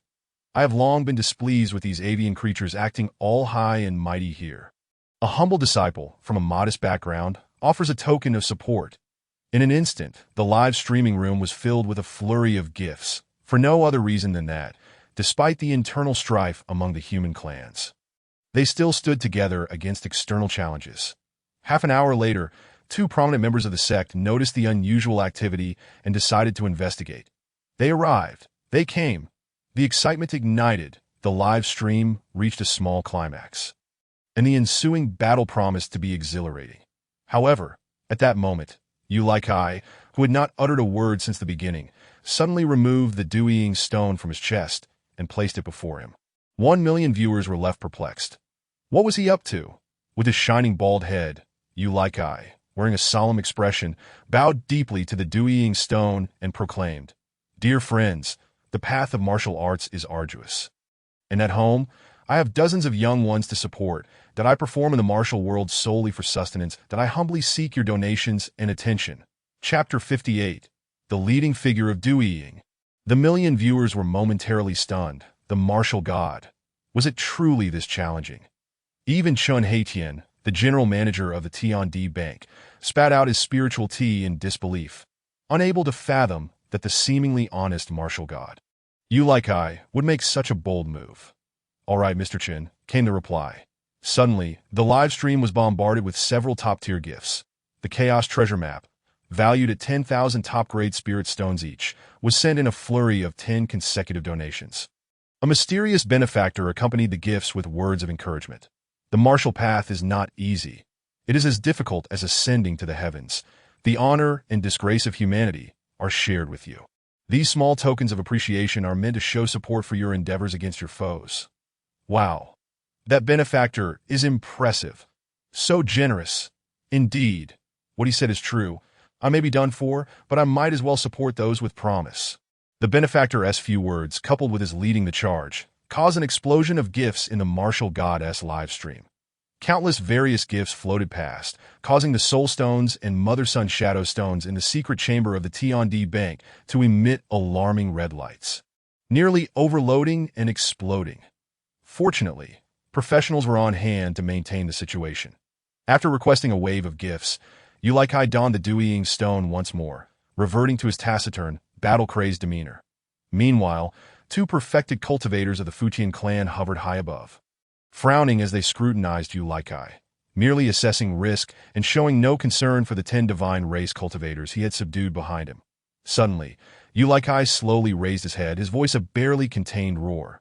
"Who permitted you to stand above and watch me?" Boom. A tremendous aura erupted. The pure essence of martial arts dispersed the spiritual energy for 1,000 miles around, down, Yu Likai bellowed, sending shockwaves through the hearts of the 2 perfected cultivators. The lioness roar, boom. Their internal spiritual power stagnated, plummeting like cannonballs. Seizing the momentum, Yu Likai surged forward, leaving countless afterimages in his wake. Tiger and crane form, roar, gore. The tiger's roar and the crane's call converged. As the 2 beings, one tiger and one crane, charged at the two cultivators with unmatched ferocity. Fear filled their eyes as they could not have imagined that the seemingly simple-minded bald man before them was capable of such valor. A martial artist embodies spirit, energy, and essence.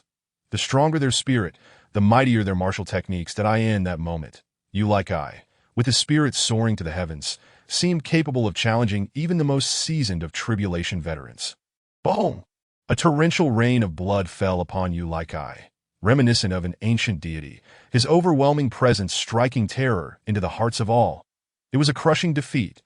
The two perfected cultivators from the Fujian clan were utterly powerless to retaliate. Falling victim to Yu Lai Kai's might. Martial God. Martial God. The million viewers in the live stream erupted in fervor, reveling in the glory. Yet one comment in the chat sparked outrage among the audience. I am the #1 supporter of the martial god. I don't know what you all are so pleased about, that in an instant, the once bustling live stream fell into an eerie silence, the comments vanishing. 1 breath, 2 breaths, 3 breaths. Damn. Who do you think you are? I am asking my big brother for money right now, Dad. Someone is looking down on our Wong family. Send me 100 million spirit stones, just transfer it to my wealth account. Old you. This is your share from the live stream, Chen Haitian said, with a smile, handing Yu Lai Kai a spatial pouch, as a regular storage ring simply could not contain such wealth. That Yu Lai Kai accepted the pouch, sweeping his consciousness over it. Damn. The martial path is truly profitable. In just 1 short hour, he had slain 10 late-stage perfected cultivators and 2 perfected martial artists, and Yu Lai Kai, at that moment, was left in disbelief, his pupils widening in astonishment. Mr. Chen is being a streamer this lucrative. 50 million, a staggering 50 million top-grade spirit stones, and that didn't even account for his salary. Chen Haitian smiled lightly. Surely you don't think I'd be losing money for you at Tiandi Bank. Yu Lai Kai exhaled deeply, attempting to calm his racing heart. Mr. Chen, you can keep the spirit stones, but I require some medicinal herbs for replenishing energy and extending life. More is better. Chen Haitian's expression turned slightly peculiar. Old you, were you serious about seeking donations? Yu Lai Kai chuckled helplessly. Indeed, a martial artist consumes vast amounts of resources. The Yu family, a rare martial lineage, naturally possessed their own enterprises. Yet with Yu Lai Kai's peculiar nature, he faced no bottlenecks in his martial cultivation, progressing smoothly. However, the resources consumed were staggering. Martial artists do not solely cultivate their physical bodies, spiritual power, or the Tao, yet they require a bit of everything. The vitality of the physical form, the support of meridians, and the comprehension of martial techniques. Once perfected, they become nearly unmatched within their realm. Chen Haitian nodded in agreement, promising Yu Lai Kai that he could return in 10 days to collect his desired herbs. Ensuring his satisfaction. Herbs? I have a great uncle whose name is Farmer. In this world, it's all about connections. With the explosive rise of martial god Yu Lai Kai, the recruitment of Duiying streamers at Tiandi Bank reached a small peak. Some sought fame, others profit, and many simply enjoyed the feeling of being in the spotlight. Without a doubt, every applicant was a top-tier cultivator beneath the tribulation level. In today's Qin dynasty, one could easily find late-stage perfected cultivators. Those without skill would hardly have a place there. Yet, the limelight still belonged to martial god Yu Lai Kai and the Autumn Wind Quintet, their strength undeniable, bolstered by their first-mover advantage and the popularity of veteran streamers with numerous fans. Curiously, however, the Daxia government had yet to systematically send anyone to compete for the Taisu realm token, as if they were entirely uninterested in the Taisu secret realm. It is noteworthy that several formidable figures had recently emerged from the Great Qin, the #1 powerhouse beneath the tribulation. Bai Yuan was beyond dispute. Apart from Bai Yuan, the second disciple of the Chongqing sect, Xia, had progressed at an astonishing rate under such conditions, using killing to nurture killing. Now a perfected cultivator, exuding an aura so fierce that even stray dogs would think twice before approaching. The Han Wang, Liu Bang, experienced a series of fortunate encounters, akin to a favored child of destiny, effortlessly attracting treasures from the heavens, rapidly ascending in rank to perfected cultivator, the ancestral sorcery of the Zhu Wu line. Led by the heir Fu Hao, wielded spells that were nearly impossible to counter, that a veritable bulldozer in battles. The more cultivators he killed, the faster he advanced, that he was a relentless force contending with the Tao of heaven. Now at the Yuan Wu realm, Additionally, there was a self-proclaimed demonic figure among the humans, whose temperament was as unpredictable as the weather, difficult to categorize as either a member of the Great Qin or the divine demons. However, given that he had slain the majority of divine beings, he could tentatively be considered part of the Great Qin faction. The demon was exceedingly sinister. Wherever he went, not a single soul remained alive, including the 3 perfected cultivators of the Rakshasa clan who vanished simultaneously. Decades flew by, and the 5th century was soon upon them. Chapter 59. Among men, Elbu; among horses, red-haired. The century has passed. Shall we proceed with the character extraction? Chen Ning opened his eyes, which sparkled like the vast cosmos. Countless stars shining as the magnificent Milky Way flickered briefly, the aura around him thick with the essence of the Tao. Extract. Ding ding ding, Duong. The loyal and righteous Marquis, Elbu, styled Fengxian, this was the 5th extraction. The reward includes a companion spiritual beast. Chen Ning was taken aback. A companion spiritual beast? Among men, Elbu; among horses, red hair. The famed steed would descend alongside Elbu. What a stroke of luck! This fellow has truly struck gold. However, Elbu is well known for his unwavering loyalty solely to Emperor Xian of Han, having upheld the dignity of the Han dynasty at critical moments. Chen Ning sighed softly. No wonder Liu Bang was the bearer of the world's fortune, as if even the system favored him. Upon Liu Bang's identity as the founding emperor being revealed, the loyal Marquis would surely kneel, exclaiming, "Ancestor, the descendants are unfilial. Our Han are suffering." As Chen Ning severed more and more of the powers of the Tao, he found himself increasingly aware of the locations of various individuals from Huaxia. He was somewhat puzzled that Elbu's arrival was still within the Great Qin. Could it be that the greater the concentration of Huaxia people, the stronger the attraction? Is this the unique cohesion of Huaxia? Elbu, Liu Bang, Xiang Yu He. Indeed, Liu Bang was quite adept at ingratiating himself. Knowing that Chen Ning resided in Wangyu Ridge, he often dropped by with small gifts, frequently bringing along any treasures he stumbled upon. With this thought, Chen Ning suddenly had an idea. Old Liu, this 5th summoning has brought forth a formidable figure. Ding, formidable? Just how formidable? I am now a remarkable and fully realized master of the great vehicle. Among the few who could challenge Xiang Yu in a duel throughout the history of Huaxia. Where is my adoptive father? I am determined to see Xiang Yu suffer a setback in his most esteemed domain. Chen Ning was left speechless. Indeed, Liu Bang's small-mindedness was instinctual, yet he was not a bad person and knew how to navigate situations. The tome on array source analysis that you found last time. I shall deliver it to you tomorrow. The Great Qin Palace lies 10,000 miles to the east, in a vast plain 10,000 miles east of the Great Qin Palace. A chaotic battle was unfolding. The people of the Fuqin clan were engaged in combat with the Rakshasa, while the Rakshasa fought against the Duiying streamers, targeting anyone they could catch that in essence, as long as it was not their own. It was fair game. Suddenly, a thunderous roar erupted above the tumultuous battlefield. A celestial lightning bolt descended, stirring the mist strangely. This mist could obstruct divine consciousness. At last, as the fog cleared, a magnificent figure was seen astride an exceptionally fine red steed. This individual stood over 7 feet tall, with a complexion like powdered jade and sword-like brows framing starry eyes. The Tao put it plainly. He was tall, handsome, and formidable. As the mist dissipated, the cold-faced Elbu and his steed, red hair, were suddenly taken aback. This was a terrifying presence. Countless towering auras, vast as the abyss, surrounded them. In the blink of an eye, Elbu and red hair felt their innards and skin surge with blood. The foremost Duiying streamer, Yulikai, furrowed his brow. After all, as fellow humans, he swiftly positioned himself in front of Elbu to shield him. Elbu managed to raise his gaze and regarded the man before him, who stood steadfast against such overwhelming auras, unyielding as a mountain. Such is the demeanor of a true man. One man can hold back 1,000. Just then, Yu light-sized communication talisman flickered wildly. Old Yu. There's a junior on your side, one of our Huaxia compatriots. If you encounter him, please look after him. That a glimmer of intrigue flashed in Yu light-sized eyes. Having navigated Great Qin for so long, he was acutely aware of the weight carried by the term Huaxia.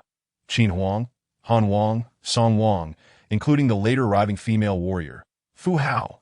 all forged legends in a remarkably short span. Rest assured, I will take care of him. Yu Kai scrutinized the extraordinary mortal before him, growing more astonished with each glance. His meridians were naturally unobstructed, his skeleton remarkable, and his physical coordination surprisingly adept that a mortal standing amidst so many great vehicle cultivators. Though alarmed, showed no fear, revealing his resolute spirit. Young man, I perceive you to be a rare martial genius among the billions. Would you care to train with me? Elbu expressed skepticism. I know a little about martial arts. But from what I understand, it is impossible to reach such heights that Yu Kai suddenly laughed heartily. Ha ha. Young one, behold, martial arts too can transcend the divine. With that, he gently propelled Elbu towards the other dew-eating streamers. Take good care of him. Keep an eye on him. Yu Kai commanded, crouching slightly, his fists at waist level, right fist coiled, and slowly thrusting forward. What seemed like a basic martial arts move, an utterly ordinary punch.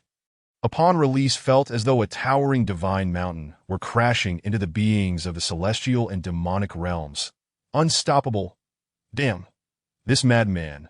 The celestial and demonic beings cursed in unison, yet found themselves helpless against such overwhelming strength.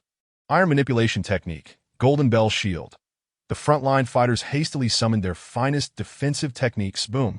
An invisible wave of energy exploded outward, clearing a 1,000-mile radius in an instant. The celestial and demonic warriors fell in disarray. Their gazes towards Yu Kai filled with dread. This monster has grown even stronger. A half-step into transcending tribulation, none could rival him.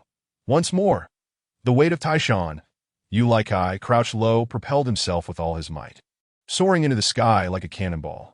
Moments later, he descended with even greater speed.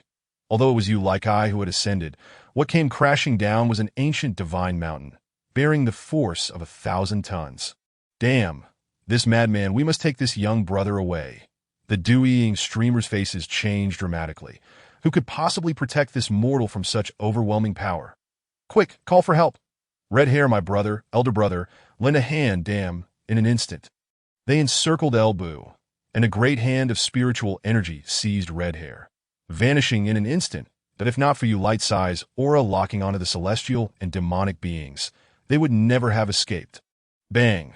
The violent clash resonated as if two miniature worlds had collided, annihilating everything. A massive pit appeared out of nowhere, spanning 100 miles, with dozens of late-stage celestial and demonic cultivators reduced to nothing. Only a bald giant, treading through the void, advanced towards Elbu with strides of 10 miles each. Young man, how do you fare? Yu Kai stood in the void, looking down at Elbu, speaking with an air of calm authority. Elbu, with parched lips, managed to squeeze out a bit of saliva to swallow. Feng Xian, I pay my respects to Master. Yu Kai laughed heartily. Good disciple. Chapter 60. Ancestor. The Han Dynasty suffers greatly. Old Yu. Is that Huaxia Jr. of mine all right?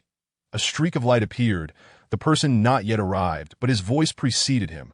It was Liu Bang, the Han Wang. The Yu Kai nodded in acknowledgement. The current Han Wang had established a strategic partnership with his second home, the Heavenly Bank, in secret that he is fine. Yu Kai stepped aside, revealing the protected Elbu and Red Hair. Upon seeing Liu Bang, Elbu was struck dumb. This was not the very ancestor of the Han, revered during the ancestral sacrifices of the Han Dynasty. You are Gaozu? Indeed, I am Liu Bang, Han ancestor. The Han suffers greatly. Treacherous ministers abound. Feng Xian, the killings are unending. Elbu burst into tears, clearly aggrieved. Even Red Hair behind him began to whimper in sympathy. Liu Bang was taken aback, gazing at the handsome man before him, weeping profusely. His heart softened slightly, and he gently tousled Elbu's hair, speaking softly, "It is all in the past, all in the past. The world today is a far more splendid one, that you need no longer bear the burdens of national grievances.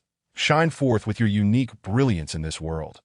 One cannot help but commend Liu Bang. The legendary ascent of an ordinary man to greatness. With just a few words, he assured Elbu of his faith in this Han ancestor. Feng Xian, calm yourself. The world we inhabit now.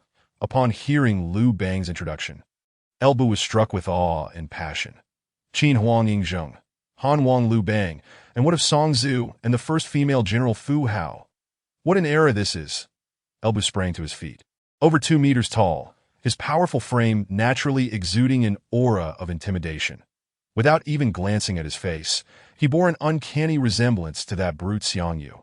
Observing Elbu before him, Liu Bang began to formulate a plan. My dear brother Xiangyu, I shall prepare a great treasure for you. Ha ha ha. Han ancestor, Feng Xian has resolved to follow my teachings in martial arts. Elbu stated earnestly. He had little interest in divine techniques, that Yu Light-Sai's extraordinary presence had already left a profound impression on him, and having pledged his allegiance, he had made up his mind. Everyone has their own path. I have no objections, Liu Bang replied. Brother Yu, I entrust him to you. Here, take this. I will cover this child's resources. Brother Yu, should you have any requests, do not hesitate to let me know. Rest assured, Han Wang, Feng Xian is a martial genius rarely seen in a millennium. His future achievements will surely surpass mine. Just as Liu Bang was about to depart, he was interrupted by the sound of a neighing horse. Turning to see Red Hair, battered and bruised, grinning broadly, exuding a sense of endearment. Clearly, he was saying, Ancestor, the horse hasn't received its due yet. Ha! Liu Bang chuckled in disbelief, pondering briefly, and with a flash of spiritual light. He instilled a legacy of the dragon horse technique into Red Hair's mind, enabling it to transform into a dragon at the highest level of cultivation. Red Hair was overjoyed, struggling to rise, bending its front legs in a bow towards Liu Bang.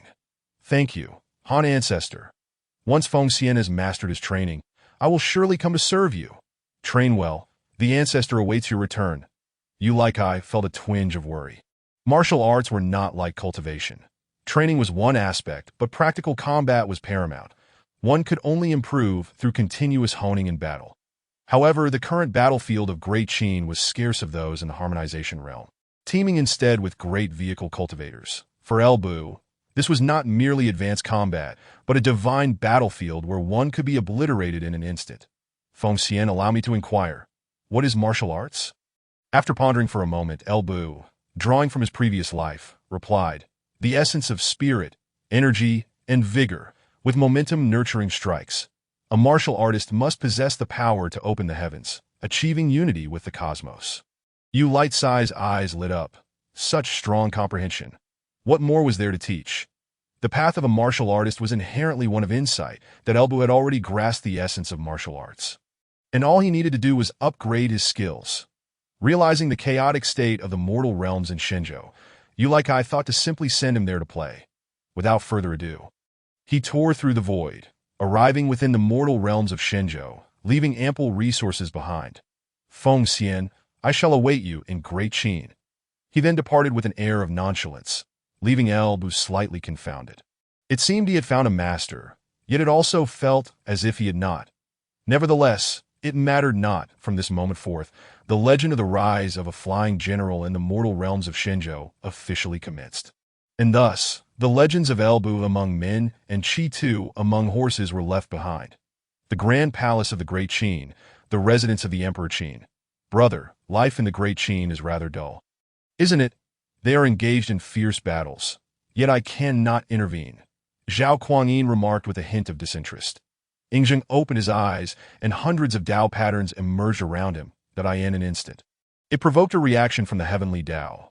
Though the Emperor Qin was its representative, the current heavenly Dao sensed a profound threat emanating from him, as if hundreds of perfected paths could sever at any moment. Yet, these Dao patterns flickered and swiftly concealed the heavenly Dao's attention from the Emperor Qin. What does the third brother wish to do? Yingzheng inquired calmly. Brother, shall we continue our playful escapades? Yingzheng pondered deeply, calculating meticulously. The current state of the Great Qin's heavenly Dao still had some time before reaching maturity, at least a century. This coincided perfectly with the closing of the Tai Su secret realm, where 5 days equate to a day here. However, what the current Yingzheng and Zhao Kuangyin lacked was precisely time. 500 years was ample.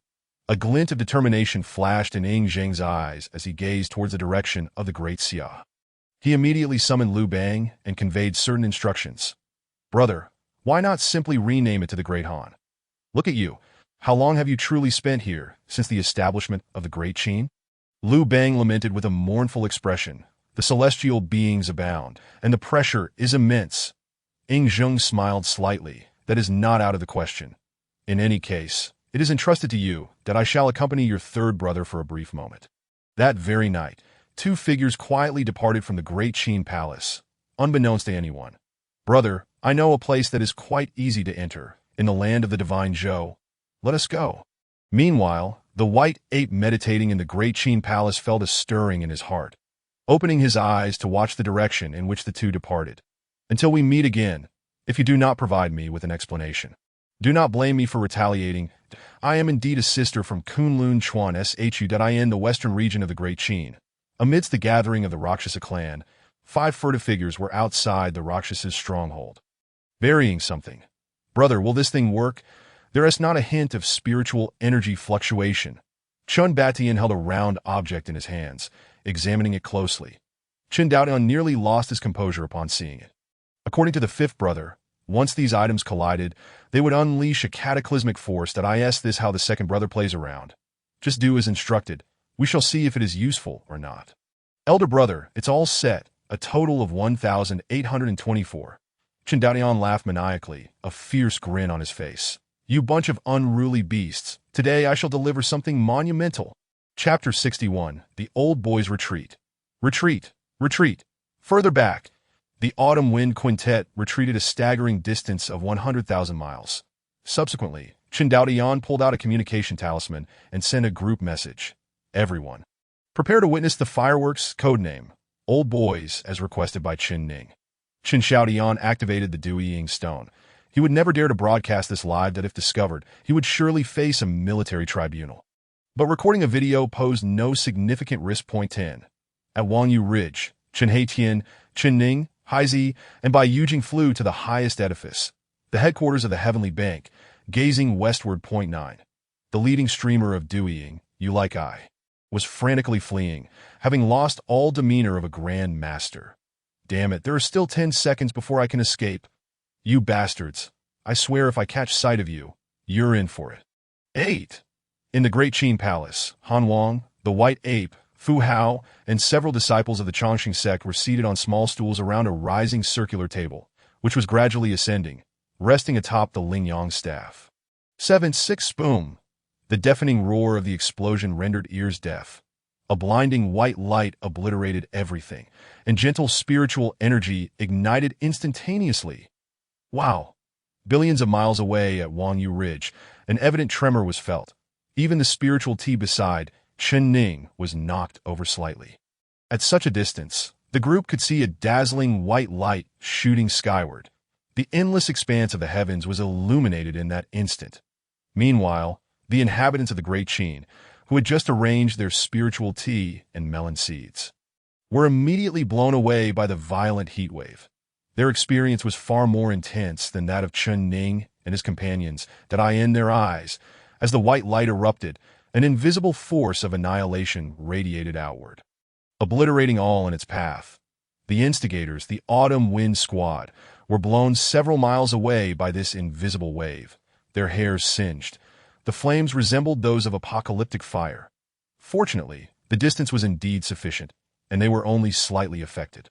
Brother, is this new fellow really that formidable? The ever-fearless Chun Batian stuttered as he spoke.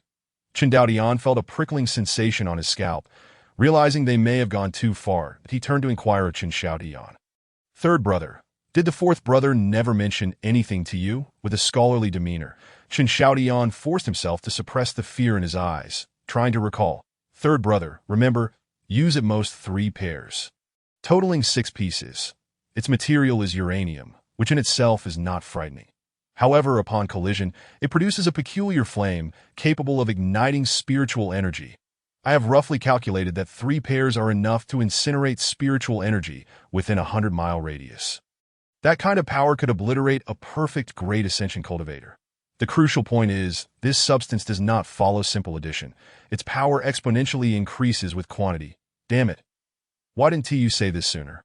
Yuri, usually the most reliable one. How could you create such a catastrophe? Chen Daotian was furious, not out of fear of the impact, but nearly causing the demise of his brothers. Ding, elder brother. How many did you use? How did it get so massive? Chen Haitian's anxious voice echoed through the communication talisman. Point 1824. Oh, heavens! I can no longer support these brothers.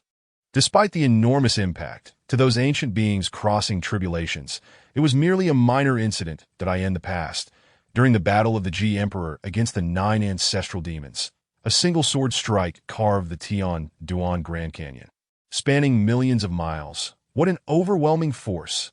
However, this incident stirred great turmoil within the Rakshasa clan. Point 3 half-step crossing tribulation beings, over a dozen perfected Great Ascension cultivators, and hundreds of late-stage Great Ascension soul lights were extinguished in an instant.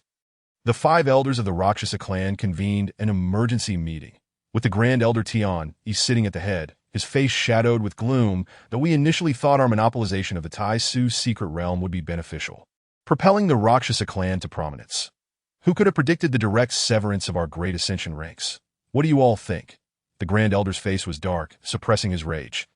Could it be the Heavenly Tao, or the Emperor Qin intervened? Speculated the 4th Elder. That shouldn't be the case. If they acted, we would surely sense it. The 3rd Elder is correct. When crossing tribulations, the heavenly forces must manifest. Moreover, the yet-to-mature Heavenly Tao cannot support the fluctuations of crossing tribulation's spiritual energy. For a moment, the 5 crossing tribulation elders fell into silence. Did I ask there truly anyone below crossing tribulation capable of instantaneously annihilating 3 half-steps and over a dozen perfected Great Ascension cultivators? Miraculously, within just one night, the spiritual energy consumed within 100,000 miles had completely restored. However, the colossal pit, unfathomable and spanning 50,000 miles, bore witness to the reality of last night's events. Following this battle, the Great Qin's Heavenly Tao experienced rapid growth. Reaching the threshold of maturity, IT was frightened into desperately severing its own Tao patterns. That IT was not without reason for its trepidation. The 2 nearby peers, glaring hungrily, were truly terrifying. Moreover, an incredibly ominous presence constantly locked onto its impending mature foundation. At this moment, the Autumn Wind Squad had already stealthily returned to the gathering place of the Fu Tian clan. Only a fool would remain, having caused such a ruckus. How could the demon clan refrain from sending someone to investigate? Fu Jin was in high spirits, as that wretched group, merely cultivating spiritual power without moral integrity, had perished overnight. Just as he reveled in his triumph, a rumor suddenly emerged. It was said that the annihilation of the Rakshasa clan was the decree of the Fu Tian clan's crossing tribulation ancestor, Gung Jin. Gung Jin, the embodiment of the perfected path of gold, synonymous with ultimate offensive power. Only his Gung Jin force could potentially unleash the lethality of crossing tribulation even below that threshold. So what if it was my doing? I, Gung Jin, am the foremost in offensive power. They are merely a bunch of uncivilized barbarians who cultivate only magical power without moral principles. Fu Jin scoffed, openly admitting his involvement. This scene was meticulously recorded by Chen Xiaotian, who had developed a habit of documenting the beauty of life since engaging with Du Ying. Thus, not long after, amidst the mixed populace of Wangyu Ridge, a sensational footage surfaced depicting, boom, an unparalleled force of destruction obliterated the Rakshasa clan's stronghold. Following that, the disdainful visage of Fu Jin appeared. So what if it was my doing? I, Gung Jin, am the foremost in offensive power. They are merely a bunch of uncivilized barbarians who cultivate only magical power without moral principles. As the saying goes, the greater the storm, the more valuable the fish. Upon learning that the Rakshasa clan was expending great resources to hunt down the culprit responsible for the youth's annihilation, the human cultivators at Wangyu Ridge began to devise plans. What about the clone technique with this recording stone going to the Rakshasa clan? Or using spiritual consciousness to manipulate puppets, and so on? Finally, Gung Jin, you old rascal. You have gone too far. Do you truly believe that my Rakshasa clan is devoid of power? An overwhelming aura has awakened from slumber, casting a heavy pall over the entire realm of gods and demons. This is the essence of the Tribulation Elder, a force that can easily sway the very fabric of heaven and earth. Chapter 62. Today, I shall surely deal with this barbarian, in the far north of the divine and demonic continent, the ancestral land of the Rakshasa clan. 5 terrifying auras surged forth, heading straight for the eastern region, where the Fuqian clan resides, though there are vast distances of several billion miles between the two locations. What of the Tribulation Elder? With a single step, he traverses boundless voids that I in but half a day. The 5 formidable auras descended upon the ancestral land of the Fuqian clan, where the waters of Tianshui lay. Gung Jin, come forth! A thunderous roar erupted, akin to the wrath of the heavens, resounding above Tianshui, scattering the souls of countless lowly members of the Fuqian clan to Ha. You dare to label my Rakshasa clan as mere savages who cultivate power without virtue. Then, today, I shall have this barbarian. Come out. Tian Yi continued to roar, even employing the resonant sounds of the Buddhist teachings, which left the lower-ranked members of the Fuqian clan, those below the golden elixir stage, in a state of near death. Tian Yi, you fool. You seek your own demise. Piercing aura erupted, slicing through the heavens and striking Tian Yi's cheek, that a grave expression crossed his face. The power of Gung Jin was indeed as formidable as its reputation suggested. Gung Jin, your cultivation has grown. At this rate, you shall not be far from the path of severance, shall you? If Qin Ning were present, he would undoubtedly be astonished. Severance? Sever what path? Is that not the affair of those in the combined body stage? Gung Jin surveyed the countless fallen and injured youths of the Fuqian clan below, suppressing the fury within him. Old man, if you do not provide me with an explanation today, I shall ensure your return is impossible.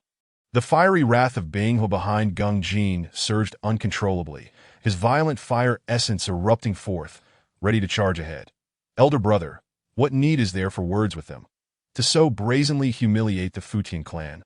What more is there to discuss? A group of savages content to cultivate their realms without any sense of morality. Very well. Today, I shall indeed deal with these barbarians. In an instant, Tian Yi transformed into his true form.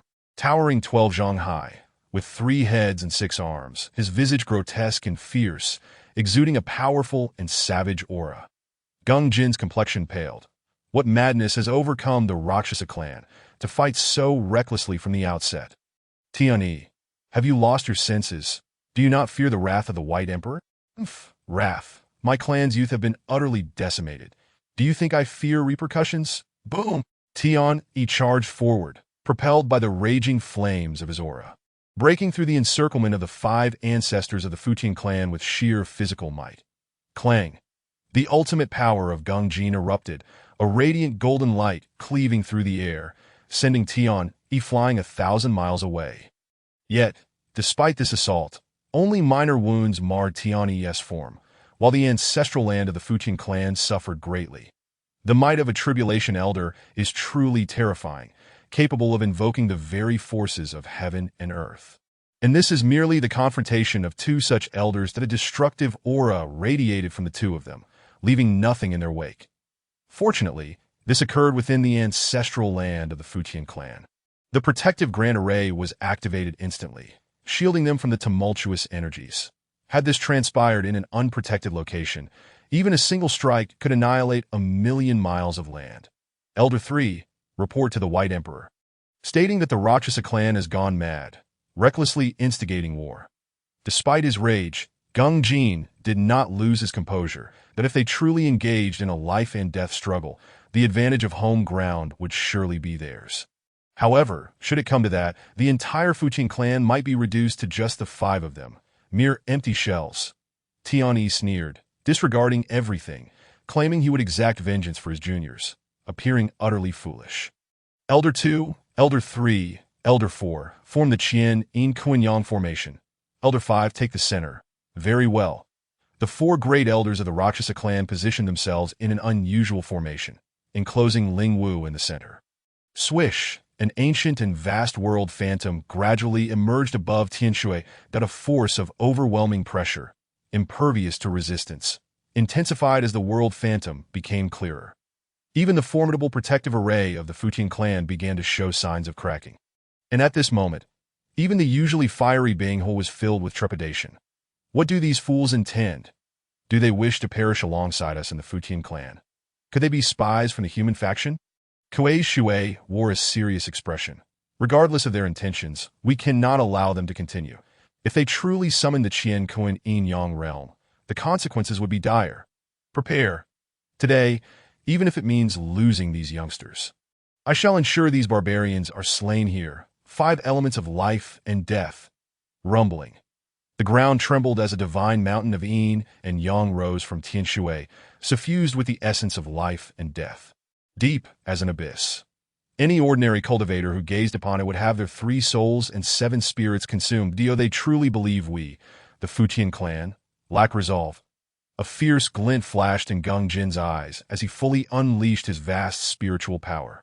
Unperturbed by the fall of countless lower-ranked members of the Futian clan, he was determined to ensure the Rakshasa 5 remained here. Xiansan felt cold sweat trickling down his brow, frantically transmitting messages to Tiani, elder brother. This is not what you described. They appear to be fighting for their lives. Gung Jin too grew anxious. Elder 5, what shall we do? This is their ancestral land. If we truly engage, we are bound to be defeated. Xian Wu's complexion paled slightly. Something feels off. The White Emperor should have arrived by now. Suddenly, lightning crackled in the sky, and the ground began to tremble violently. The entire battlefield was enveloped by a powerful and terrifying force. As a fearsome white tiger manifestation ascended, surveying the world below, with its furious eyes wide open, the white tiger's overwhelming might surged toward the yin-yang realm and the mountain of life and death. Under this pressure, the latter was no different from a sailboat in the eastern sea, swaying precariously but stubbornly maintaining its form. Umph! With just a disdainful grunt, the yin-yang realm and the mountain of life and death disintegrated instantly. The 10 tribulation elders spitting blood in unison, their eyes filled with terror. What strength! The disparity was monumental, rendering them utterly unqualified to contend. Bei Ming, is this how you instruct your juniors? The white tiger spoke human words, its deep voice resonating like ancient thunder across the surroundings. Ha ha, Dao brother, how could the youthful antics of the juniors disturb you? A profound and vast voice responded, causing ripples to dance in the void as a figure as dark as the abyss materialized in the arena. Old ancestor, the Rakshasa suffers. The 5 great tribulation elders of the Tian Di Xian Huang knelt suddenly, devoid of any pride befitting their status. This left the 5 great tribulation elders of the Futian clan utterly dumbfounded, prompting a surge of anger. Your Majesty, White Emperor, please stand for the Futian clan. They of the Rakshasa have attacked without cause, that we have suffered countless casualties, and they dare to claim injustice. What kind of reasoning is this? Umph! Bei Ming scoffed. Let them finish their words. I do not believe my juniors are unreasonable folk. Gung Jin staggered back 3 steps from Bei Ming's cold snort, blood streaming from his mouth. Yet he remained unyielding. Elder Bei Ming, do you truly believe my Futian ancestors have perished? Chapter 63. Damn it. What in the world, Futian? Upon hearing this name, the arrogant Bei Ming immediately fell silent, even within the circle of the White Emperor. Futian is a legendary figure, one most likely to transcend this realm. Tenny, what precisely brings you here? Bei Ming wished to avoid dwelling on the subject of Futian. Who knew if that old fellow was still around? Old ancestor, the Rakshasa suffers. Tian wept as he produced a recording stone, vividly replaying the scenes of the downfall of the Tian Rakshasa and the haughty words of Fu Jin echoing through the heavens and earth. Old ancestor, our youth of the Rakshasa clan are all gone.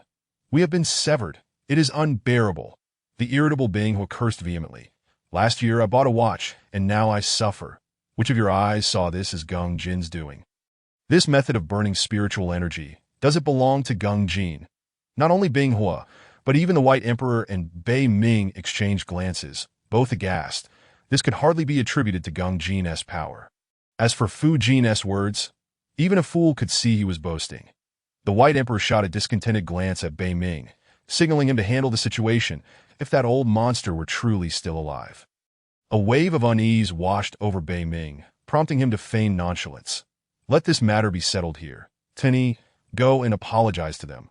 Brother Gung Jin, I extend my sincerest apologies. For these years, I have focused solely on my cultivation, leading to a lack of discernment regarding certain techniques. Tian Yi, towering at dozens of zhang, bowed deeply to Gung Jin, sincerity radiating from his gesture. Gung Jin, are you satisfied? Should you remain unsatisfied, return with me to the Rakshasa clan, and you may slay any of our juniors at your leisure. Gung Jin's expression bore no trace of resentment as he respectfully bowed to Bei Ming. Gung Jin is satisfied. Bei Ming nodded slightly, then, accompanied by Tian Yi and the others, they tore through the void and departed. Once they left the ancestral land of the Fuqing clan, Tian Yi transformed entirely, shedding his previous rogue demeanor. Old ancestor, what do you think? Did you discern anything? Bei Ming furrowed his brow, carefully recalling every detail from earlier, and shook his head slightly. There seems to be nothing amiss. Could it be that the rumors were false? It was said that after the battle with Futin, one suffered from injuries of the Tao and required the essence of the 5 elements from the descendants of Futin for healing. Today, having slain so many of Futin's young ones, how is it that there is not a single response? At this moment, Luo Sha's mind spoke. There are only 2 possibilities. Either Futin has almost fully recovered, or it has perished. Meanwhile, in the ancestral land of Futin, as Gung Jin confirmed that no one was paying attention to this place anymore, he swept away the lingering gloom. Cautiously, he retrieved a white jade glass bottle from an inconspicuous well, which radiated with a myriad of colors, the aura of the 5 elements exceedingly potent. I was just worried that the mass slaughter of my kin would attract the attention of those ancient monsters. Bei Ming. Merely a being who cultivates realms without the wisdom to match. Ancestor, how can you be so heartless? The ever-dutiful Chun Haitian suddenly directed a question at Chen Ning. What on earth has transpired? Chun Ning, helpless, thought to himself. This boy, Haitian, may carry countless labels in the eyes of outsiders. Dasha's most cunning merchant, one who rises with profit, and so forth, but when it comes to family, he is unreasonably devoted. Dante asked, family comes first. Yet now he faced a profoundly contradictory situation. The ancestor he revered most was forcing the poor Little Bai to fend for himself, that it was not an insurmountable issue. But asking Little Bai to go to Daqin, that place of devourers, can a mere dog venture there? Hey Qian, I have already calculated. Little Bai's path lies in Daqin. Chen Ning's eyes narrowed slightly, fingers moving frantically in calculation, ultimately concluding that Little Bai's destiny beckoned in Daqin. Hearing Chun Ning's irrefutable words, Chen Haitian relented, silently sending frantic messages through the exclusive transmission talisman for the Duiying broadcaster. Today, I am assigning you a task. A relative of mine must go to Daqin to seek a location, 10,000 a day, until found. Wushan, boss, I'm in Fengbo, though I am old. I am still capable. Ho Qing, I too may accompany. Chun Ning, my ancestor has taken the task. No one shall vie with me. Hey Zi, woof woof woof. Chen Haitian gazed with a mournful expression at the distant Chen Dong, who was frantically fiddling with the transmission talisman, and Vice Dong, clearly conveying, can we not cause such a ruckus? Ancestor, is it not good to be alive? Ancestor, this is the latest bandit ensemble, featuring Xian Wu scale armor. With soul-devouring silk on the outside, that it defends against prying eyes and can withstand a strike from a half-step tribulation. 3 sets of pitch-black bandit attire emerged, sending waves of chilling energy coursing through everyone's minds. This is a specially crafted bone-cutting knife and an axe, forged from tribulation stone, containing the power to disrupt the Tao. This is the soul morning pill and life and death elixir. Chun Ning chuckled softly, amused by the child's eagerness to give away all his treasures for reassurance, that he waved his hand to interrupt the boy's efforts. Rest assured, your ancestor is quite formidable. Woof. Chen Haitian watched as the lone figure and 2 dogs vanished into the distance.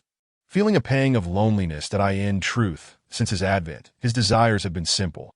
He merely wished for the safety and togetherness of those around him, that in the eastern part of Daqin, where it bordered Shenzhou. A man and 2 dogs gallivanted freely across the vast land. Old Hay, it's been a while since I felt this exhilarated. Woof woof. Oh. Chen Ning's venture was not a hasty decision, but a conclusion drawn after much contemplation that in recent years, Little Bai had often confided in him about a calling from this place, growing ever more insistent. Moreover, the current state of himself, he chuckled at the thought. Furthermore, he had grown weary of Wangyu Ridge, a place now rife with deceit and malevolence, that he had sensed the presence of tribulation-level old monsters lurking in disguise, far too terrifying. Most importantly, when Shindaxian severed the first 1,000 powers of the Tao just days prior. He suddenly realized that he had long transcended the realm of ordinary cultivators. For instance, at this moment, he lay with He Zi and Little Bai, boldly positioned in the central gathering place of the Fudan clan. Yet none took notice. Elder brother, the ancestor of Ke Shui advised you to keep a low profile. The barbarian ancestors of Luo Sha came looking for trouble not long ago, that Fu Jin remained silent, his expression darkening. He had never anticipated that his moment of careless boasting would invite such significant trouble for Fudan. He distinctly recalled a certain friend once telling him, boasting isn't illegal. Enjoy it while you can. Yet now, that so-called friend appeared horrified, transmitting a message in shock to those nearby. Elder brother, look. Upon hearing his third brother's exclamation, Chen Daotian turned back. Third brother, what is wrong? Why the commotion? Look at the recording stone. When Chen Daotian glanced at the recording stone, disbelief washed over his face as he rubbed his eyes and looked at Fu Jin, yet saw nothing. Turning back to the recording stone, he saw something. Suddenly, a figure and two dogs in the recording stone grinned at them. Damn, am I seeing ghosts? Chapter 64. Reunion with Ning Ping and elder brother. Am I seeing ghosts? Chen Xiaotian still could not believe the scene before him. Suddenly, Chen Ning's teasing voice echoed in his ear. You've grown bold. Not only do you fail to pay respects to the ancestor, but you even dare to call me a ghost? Just as Chen Xiaotian was about to respond, Chen Ning's voice rang out again. Children should be raised in modesty. Without experiencing storms, how can one see rainbows?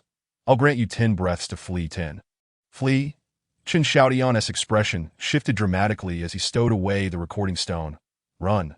With that, Chen Xiaotian immediately opened the Chronicles of Insight, but before he could flip through it, one boom.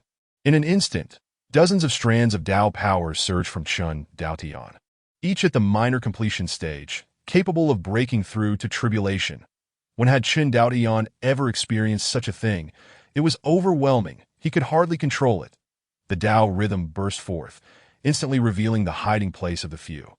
As Fu Jin beheld Chen Xiaotian, who was not wearing a hood, his first reaction was one of surprise. That am why, good friend. Where have you been? I've missed you, brother. Wait, who was that beside my good friend? Such a potent Dao rhythm. It's almost touching the power of the Dao. Chen Daotian casually cast a fireball spell, intending merely to create a distraction for the Fudan clan, hoping to use the opportunity to escape. However, unexpectedly, this basic fireball spell, enhanced by the Dao of Fire, instantly absorbed all the fire element's spiritual energy within a 100-mile radius, transforming into a colossal fireball with a diameter of 1,000 meters. The searing heat incinerated everyone's spiritual robes to ashes, the violent energy stimulating the nerves of all present. Elder brother, when did you become so powerful? Let us take them down with this strength. Why should we even run? Hua's eyes sparkled with excitement. Only Chen Xiaotian sensed something amiss that he casually flipped through the Chronicles of Insight, grasped Xiao Lu, and with a whoosh, the two vanished in a flash of white light. Damn it, run fast. I can't control it. Chen Batian and Chen Zitian's scalps turned numb as they desperately fled into the distance. This is the limit. I can't hold on any longer. Chen Daotian could no longer control the gigantic fireball in his hands and hurled it towards the Fudan clan. As for the ancestor, he had no worries. It was obvious that all of this was the ancestor's doing. Fireball spell. With Chen Daotian's furious shout, the gigantic fireball exploded among the Fudan clan, the violent spiritual energy in that moment rivaling the previous old boy explosion. Damn. The 5 elements yin-yang array, a myriad of colorful lights enveloped Fu Jin and his companions. Forming a protective barrier, the massive fireball collided with the colorful shield, which did not result in a violent explosion, yet the surrounding space fractured like a spider's web. After half a stick of incense, they finally resisted the outrageous fireball spell. To hell with your fireball spell? He dares to call that a fireball spell? Fu Hua, whose temper flared, could not help but curse. That I understand now. We've been set up. After calming down, Fu Jin spoke suddenly. To possess such a strong Dao rhythm at the major completion stage is simply unheard of. That it cannot be mere coincidence. The one who exterminated the Tian Luo Sha must be connected to them. Furthermore, that so-called good friend is clearly in cahoots with this person. That friend, who cultivates no realms but solely human connections, always led our conversations toward boasting. Surely, the recording stone was secretly recorded by him. leaving evidence to later show the barbarians, inciting a tribulation conflict between our clans. A rare glimmer of wisdom shone in Fu Jin's eyes as he unraveled the layers of this scheme, ultimately discerning that it was all a conspiracy by the human race. Should Chen Xiaodian become aware of this, he would undoubtedly think, damn, I can't believe such a scheme exists. Then he would add, good friend, I humbly bow to your insight. You've seen right through me. Fu Mu, convey all this to the ancestor. We must not engage in conflict with Luo Sha again. Those barbarians lack intellect. While we, the Futin clan, are renowned for our wisdom. Yes, elder brother. Fu Mu, a strikingly beautiful woman with graceful features, even caught the attention of the indifferent Qin Batian, who once remarked, this woman looks perfect to be a wife. At this moment, Fu Mu gazed at Fu Jin with admiration, truly impressed by her elder brother's ability to discern the human race's conspiracy from mere hints. Once the matter is resolved, we shall depart, concealing our achievements and names. Little Bai, speak freely about where you wish to go. Xiao Bai sniffed the air, seemingly attempting to discern the direction, but ultimately detected nothing. Qin Ning felt a sense of helplessness. After mingling with He Zi for so many years, this little creature truly regarded itself as a dog. Qin Ning seized Xiao Bai and turned in a clockwise direction when he faced northwest. A crimson glow flickered on Xiao Bai's forehead. He Zi revealed this that it was unclear what method He Zi employed to conceal Xiao Bai's magical patterns, as Qin Ning's every effort to unravel it proved futile. Yet, with a mere sweep of its tail across Xiao Bai's brow, a sinister red magical pattern emerged, shimmering and sparkling. Qin Ning cloaked the surroundings with the power of the Great Tao, and in this realm of the Grand Qin, where the Great Ascension was commonplace, it felt as if he had entered an uninhabited domain. As they ventured further northwest, the crimson magical pattern on Xiao Bai's forehead grew increasingly radiant. Suddenly, both Qin Ning and He Zi's expressions darkened, accompanied by a tinge of resignation. Every encounter with this girl seemed to involve her being pursued. The power of space surged within Qin Ning as he and the two dogs instantaneously traversed the boundless fabric of time and space. Before them stood the young girl Pingyan, and as expected, a multitude of Grand Ascension cultivators trailed behind her. Qin Ning and He Zi exchanged glances of astonishment, not due to the pursuit of Ning Pingyan, nor her initial stage of Grand Ascension, but because she was cradling a small girl in her arms that a cursory scan of her consciousness revealed no signs of life. Yet to the naked eye, the little girl appeared to be breathing. Observing her bloodline, it was evident that the child was Ning Pingyan's daughter. Upon noticing Qin Ning ahead, Ning Pingyan was momentarily taken aback, gritting her teeth. She shifted direction and continued her flight. This action left Qin Ning perplexed. It was clear that the young girl wished to avoid dragging him into her troubles. How could Qin Ning be here? I cannot bring trouble upon him. As long as we reach the Grand Qin, all will be well. Qin Ning heard her muttering and shook his head with a wry smile, reflecting on her innocence. In an instant, Qin Ning appeared directly in front of Ning Pingyan, gently pulling her behind him with a soft surge of spiritual power. Sensing his formidable presence, Ning Pingyan's anxiety peaked. Qin Ning, this is not your concern. You must leave. Qin Ning smiled slightly. Silly girl, if the shopkeeper learns of this, I shall be reprimanded. Fear not, for I am here. However, he failed to notice the lingering sorrow in Ning Pingyan's eyes. After intercepting her, Qin Ning stood his ground, awaiting the unfolding events. Ning Pingyan wore a worried expression, but at this juncture, no further words could alter their fate. Figures began to appear before Qin Ning, halting in succession. Leading them was a middle-aged man on the brink of transcending calamity, and he furrowed his brow as he scrutinized Qin Ning. Fellow Taoist, by the decree of Empress Ji, we are to apprehend this demoness. I hope you will facilitate our task. This man, nearing the threshold of transcending calamity and possessing a profound understanding of the Tao, was acutely aware of potential dangers. Empress Ji, demoness. Qin Ning's brow furrowed in contemplation. No matter how he racked his brain, he could not fathom the reasons behind this. Thus, he decided to cease his speculation that in an instant, an overwhelming force of the great Tao enveloped him, transforming the myriad rules of heaven and earth.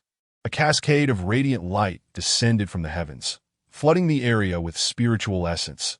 The middle-aged man felt a chill run down his spine, his heart trembling in fear, for his once complete understanding of the Tao had vanished. I ask, and you shall answer, Chen Ning stated calmly, his tone leaving no room for dissent.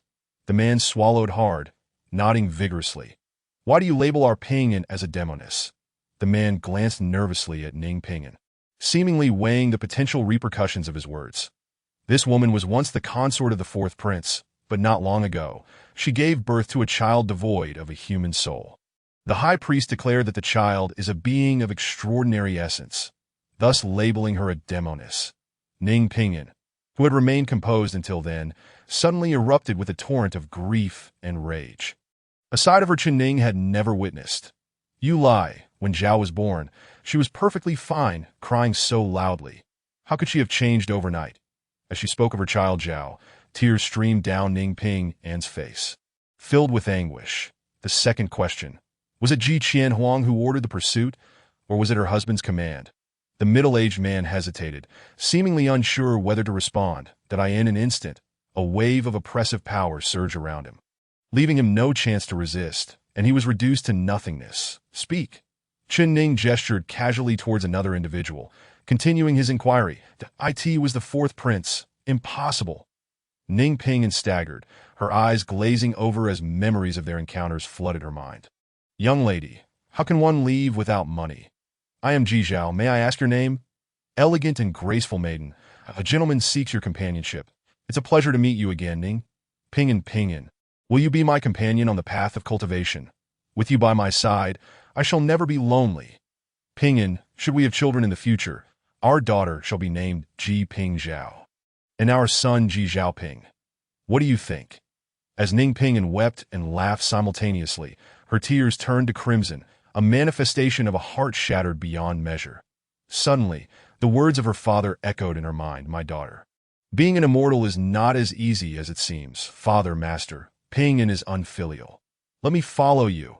Chen Ning's serene aura of the Tao abruptly became chaotic as the small realm he had crafted morphed into a terrifying and violent landscape. How can this be? The proprietor of Ping and Tea House, the elder brother of the Chongqing sect, my guide on the path of immortality, Ning Ji Yuan, has fallen. The remaining Grand Ascension cultivators were crushed to dust by the raging power of the Tao. Without a single splash of consequence, trembling, Chen Ning retrieved a simple storage ring from his garments. Within this ring lay only two items: a book he could not comprehend and a longevity talisman. Previously indecipherable, the characters on the book suddenly became clear to him. The classic of the great Tao. Endless energies of the Tao surged from the book, each imbued with the essence of Ning Ji Yuan. Chen Ning gazed at the classic of the great Tao, rendered speechless, until a solitary tear escaped his eye. Drip. A crystalline tear fell upon the classic of the great Tao, igniting a myriad of radiant hues that merged into Chen Ning's consciousness. A spectral figure emerged, revealing the refined visage of Ning Ji Yuan. Chen Ning, do not grieve. The path of the great Tao spans 3,000 steps, and I have traversed 2,999. Ultimately, I could not escape this tribulation of love. It was destined. The only burden I carry is for my foolish daughter and my newborn niece, who was robbed of her human soul at birth. Alas, in the pursuit of immortality, how many can remain true to their hearts? Finally, Chen Ning, remember this. Do not trust the heavenly Tao. The words of Ning Ji Yuan seemed to breach some forbidden threshold, even within the confines of Chen Ning's own Tao power. Elder brother, Chen Ning stared at the classic of the great Tao in silence. Haizi, Xiaobai, take them to the Grand Qin. Chen Ning dissipated his aura, his expression devoid of emotion as he addressed Haizi. Wang? Haizi, filled with concern, had never witnessed Chen Ning in such a state, even during the fierce battles against the evil Desire sect. He had never reacted this strongly. Rest assured, I am fine, that I shall seek justice for my elder brother and for the young girl. Pinyin with a thought. Chen Ning connected with the system. As a golden finger, how could he possess only the summoning rebate function? Recently, after Lu Bu ascended to the martial sage realm, Chen Ning finally unlocked his first achievement, summoning 5 characters to the combined body realm, earning him 1,000 points. That he also unlocked the first tier of exchange items, including insights into the Tao of Wind and the Tao of Fire, all at a modest cost of 20 points per use. The most powerful item in the first tier was the 10,000 Tao experience card, requiring a staggering 8,000 points. Ding, consuming 8,000 points, 10,000 Dao experience card exchanged. Commences counting upon use. Valid for half an hour. Truthfully, it felt somewhat unwise. After expending 2,000 points, the Dao power Chen Ning had severed reached 200, but if he had taken a gradual approach, he could have utilized the 1,000 points to sever 1,000 Daos. Moreover, with the insights brought by the ancestors of Huaxia, including Emperor Qin, he could have severed at least 2,000 Daos. But with the addition of the Elder Brothers Classic of the Great Dao, he might have reached a unique realm of Taoism on this small ancestral star. Yet some matters must be faced head-on. Flee from everything would render the pursuit of immortality rather dull. Wouldn't it? If the heart is blocked, how can the Dao flow? Use, without a hint of reluctance, Chen Ning activated the 10,000 Dao experience card. Yes, he did. The power of the Dao surrounding him intensified. The Grand Dao of the Grand Qin roiled with fury. What was occurring? Why was there such a dense manifestation of Dao power within his domain? Who truly was the Dao?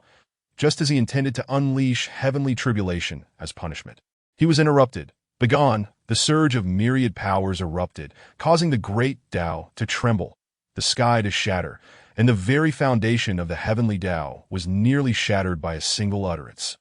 All right, as you wish. Chapter 66. Fourth Senior Brother? In the imperial capital of the Great Xia, Shicheng. Ha! At long last I have obtained the heart of the otherworldly spirit, the fourth prince of the Great Xia. Ji Zhao gazed at the heart of the otherworldly spirit in his hand, his face awash with madness. What is a hero?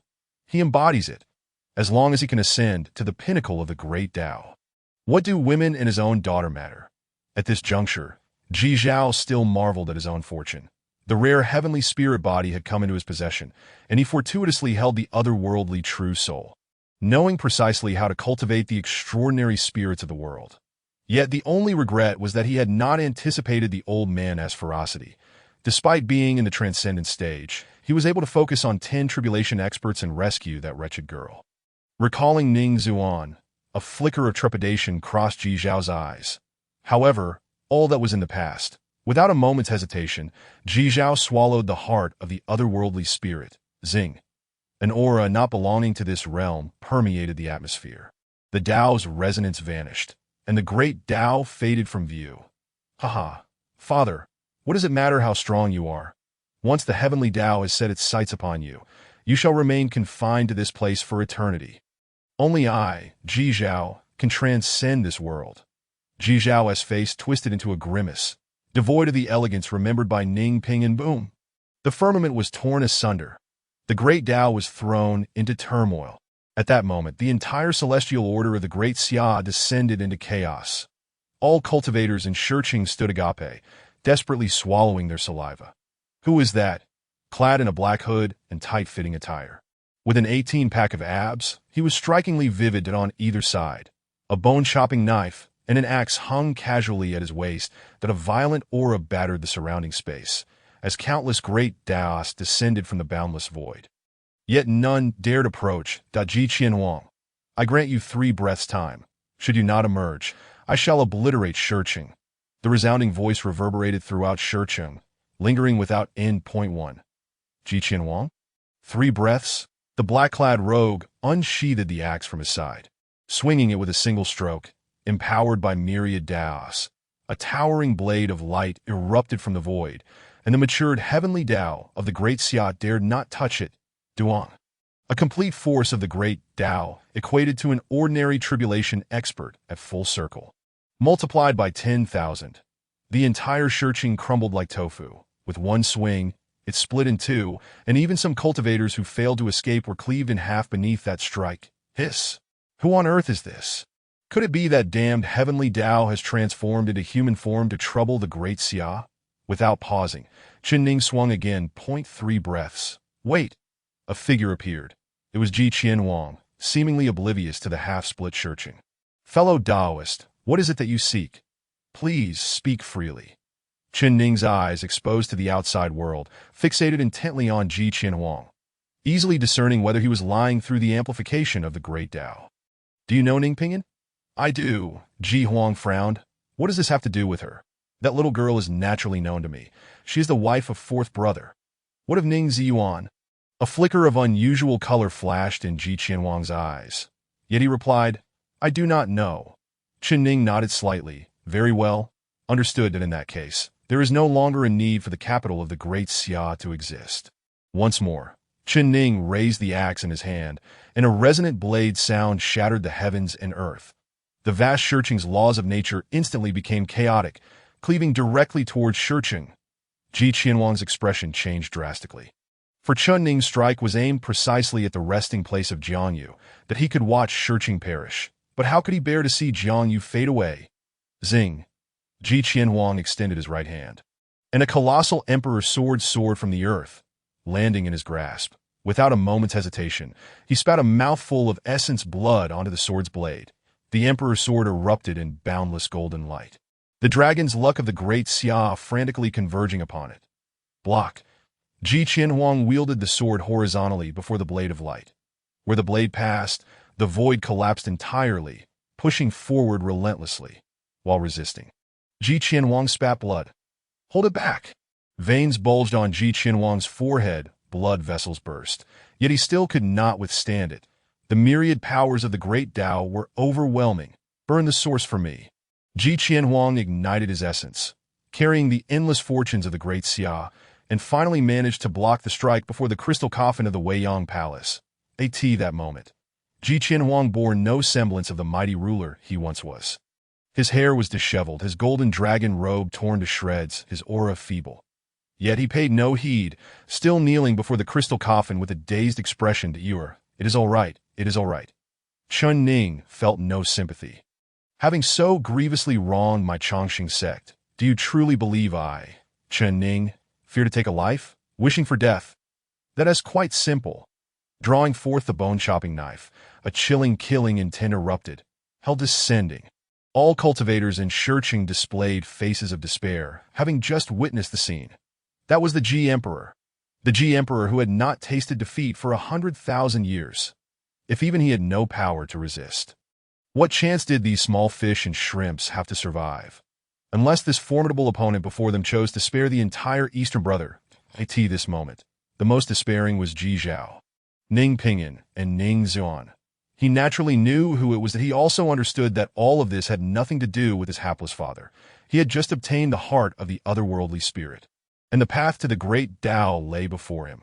Chen Ning cease. Upon hearing this voice, Chen Ning's violent aura stabilized slightly, for the speaker was his second senior sister, shot he could not harm the eldest senior brother. Typically presenting as a fierce woman, the second senior sister now exuded an indescribable gentleness, her expression laden with boundless sorrow. Why? Chen Ning revealed no emotion, his words steeped in unyielding indifference. This was the first time Xia had seen such a side of Chen Ning. A strangeness mingled with a sense of solace, for he was the fourth brother. Fourth senior brother. Xia's expression grew complex as she glanced at Ji Qianwang, nodding slightly. He was not only a disciple of the Chongqing sect, but had once been the most favored disciple of their master. At this moment, Ji Qianwang, disheveled, rose to his feet. Second senior sister, I truly do not know what has happened to the eldest senior brother. Chen Ning closed his eyes. The power of the great Tao surged wildly, filling all of Shiqing in the blink of an eye. Whoa. Chen Ning opened his eyes, a sinister smile creeping across his lips, thinking of escaping. In an instant, Ji Zhao, who had already fled to the southern gate of Shiqing, found himself standing before Chen Ning. Bang bang! Ji Zhao's legs shattered, collapsing before Chen Ning. Gazing into his cold, indifferent eyes, fear gripped Ji Zhao. He never imagined that someone would breach Shiqing and capture him directly. Father, save me! Ji Zhao cried out to Ji Qianwang, yet the latter remained motionless. The power of Chen Ning's great Tao surged, and instantly, Ji Zhao's memories materialized like a flickering stone before the onlookers. Boom! Boom! Two auras exploded forth. Ji Qianwang's lips trembled in fury. Beast, Chapter 67. The nanny candidate Ji Qianwang could hardly believe that this rebellious son would have the audacity to cultivate extraordinary spirits of the world. He was even more astonished to learn that Ning Pinyin was the daughter of the eldest senior brother, and that the eldest senior brother had perished due to such matters. Yes, I am. Ji Zhao seemed poised to say more, but Chen Ning swiftly struck him down with a single palm. Immediately, he unleashed the power of the great Tao, extracting the heart of the otherworldly spirit that he had recently consumed. Fortunately, not much time had elapsed that Ji Qianwang gazed at the lifeless Ji Zhao, a pang of reluctance tugging at his heart. After all, he was his own flesh and blood. Chen Ning cast a sidelong glance. What? Fourth senior brother, do you wish to go down and seek him? Ji Qianwang's expression shifted. This individual was not only formidable in strength, but also keenly sharp with his words. He cast a pleading glance at Sha. Second senior sister, this individual. Little junior brother, may I have a word with you? Chen Ning calculated the time remaining. Half an hour was left. The power of the great Tao enveloped the area. And Ji Qianwang hesitated, glancing at Sha. Can't the second senior sister listen? Then there's no need for you to speak. It's not that she cannot listen, but some matters, due to insufficient realm, could easily be sensed by the heavenly Tao. I wonder how you managed to win Jiang Yu's heart back then. Little junior brother, listen well, and after you're done, give him a good beating. Understood. After a stick of incense had passed, Chen Ning retracted the power of the great Tao, and Sha had already departed. With a slight sigh, he felt a tinge of regret, yet not much. Taking a step forward, he vanished from sight. However, when Chen Ning arrived in the Great Qin, he was taken aback. Ning Pingyuan was nowhere to be found, yet the child remained. He Zi and Xiao Bai were still joyfully frolicking. What on earth were you thinking? Chen Ning confronted He Zi with a barrage of questions, spitting words in indignation. Woof woof. He Zi grumbled, unwilling to back down. What is wrong with a mere child? Who can't raise one? Chen Ning's fury flared. Do you even know what you're talking about? A male child is one thing. It's just a life, as long as he survives. After saying this, he shot a pointed glance at the bewildered Xiao Bai. Xiao Bai, this is a girl. She needs an education, to understand etiquette, to learn poetry, music, painting, and calligraphy. What do you even know about any of those? The He Zi was instantly dumbfounded. Is raising a girl this troublesome? I thought it would be just like raising Xiao Bai. Certainly, while Chen Ning verbally expressed his disdain for the hassle, he would undoubtedly not abandon Ping Zhao. However, the surname Ji? Do they even deserve it? Ultimately, after a fierce discussion between Chen Ning and He Zi, it was decided that the child would take Chen's surname, henceforth named Chen and Ning, embodying the hopes for peace and tranquility, as well as the wish for Ning Ping's safety and comfort. As for Ning Ping's whereabouts, Chen Ning respected her decision and refrained from searching for her. It is understandable. After all, her beloved father had perished due to the treachery of a heartless man. Facing this child daily would surely be a torment. He Zi, please assist me in discovering which spiritual beast milk is most beneficial for an infant's growth. Whoosh, old ancestor. I consulted numerous alchemists, and their professional analysis unanimously concluded that the most suitable milk is that of the same lineage.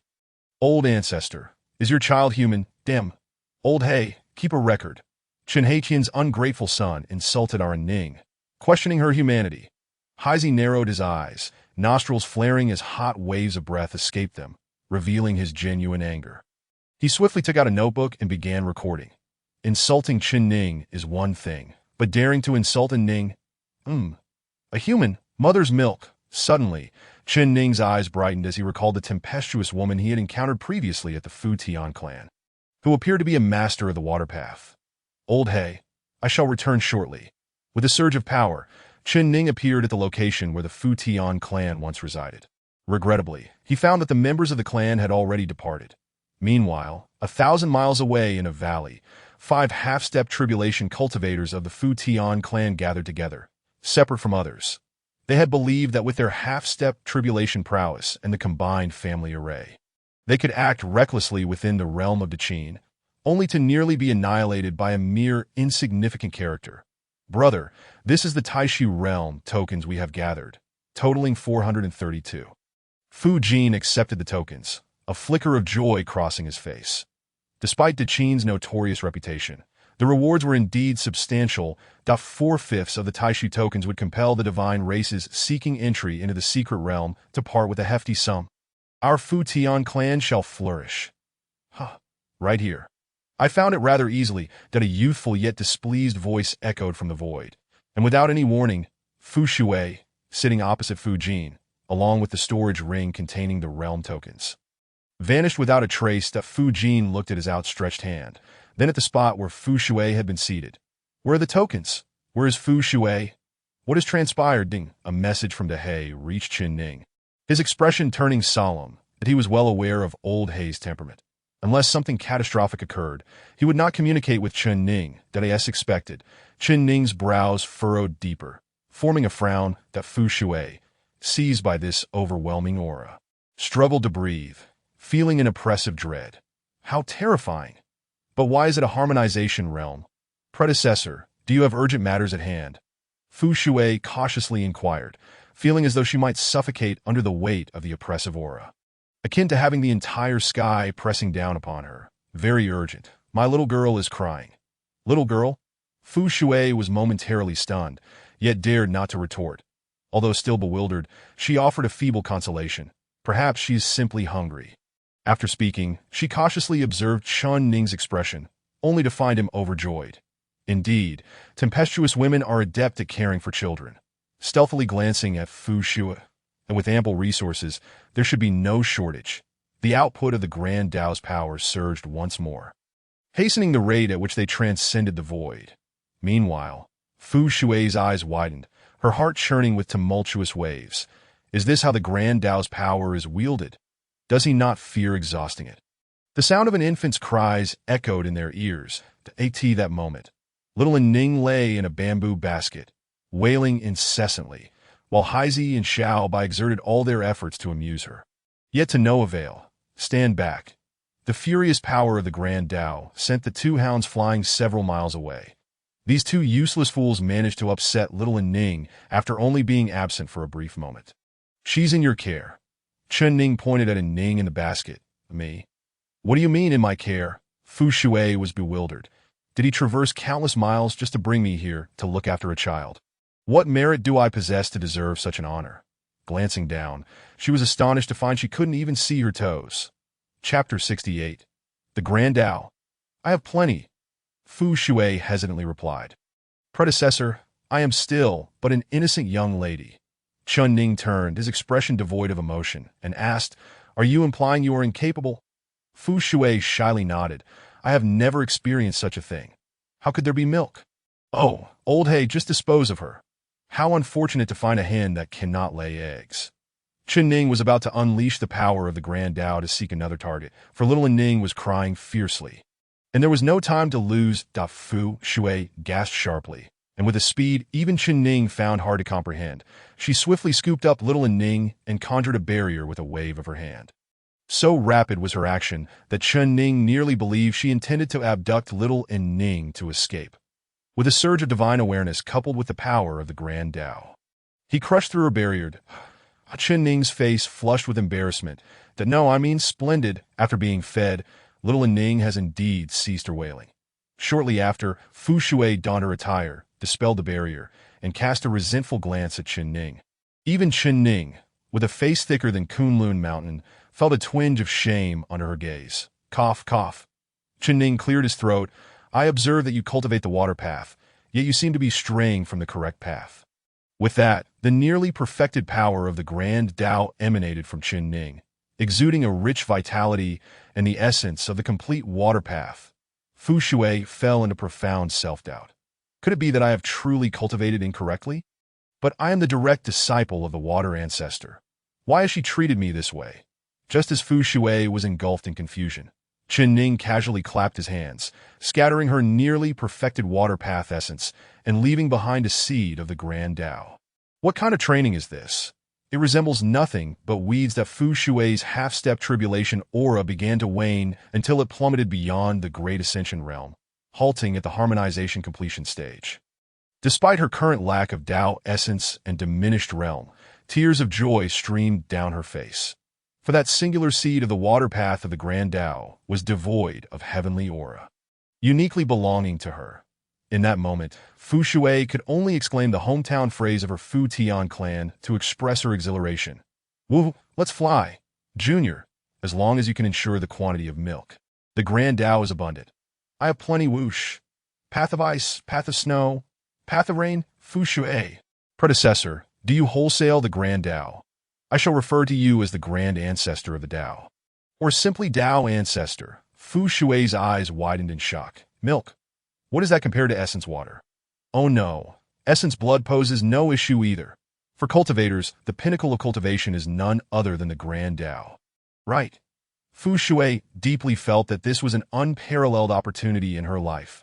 Countless cultivators are racing along a singular path, yet she, due to the Grand Ancestor's influence, had already boarded the immortal vessel and was soaring ahead. Thus, from that moment forth, the attentive Fu Shui not only took charge of little Ning's nourishment, but also tenderly cared for Chen Ning and Haizi's daily needs. Why was Xiaobai absent? Because even the fool could see that this little white dog held no position of importance. After resolving the matter concerning Ning Pinyin, Chen Ning and his companions once again set forth on the journey to assist Xiao Bai in locating that elusive sense of mystery. And so, they lived in comfort for several years. The battlefield of Daqin faced yet another surge of turmoil, as the youth of the Raksha tribe fell in entirety, prompting the Demon Clan to launch a full-scale assault. The three-eyed Imperial Clan, the Ancient Demon Clan, the Celestial Azure Bull Demon Clan, the Ancient Iron-Eating Beast Clan, and the Bone Demon Clan, though not among the 10 dominant clans of gods and demons. Each held a place among the top 20 clans.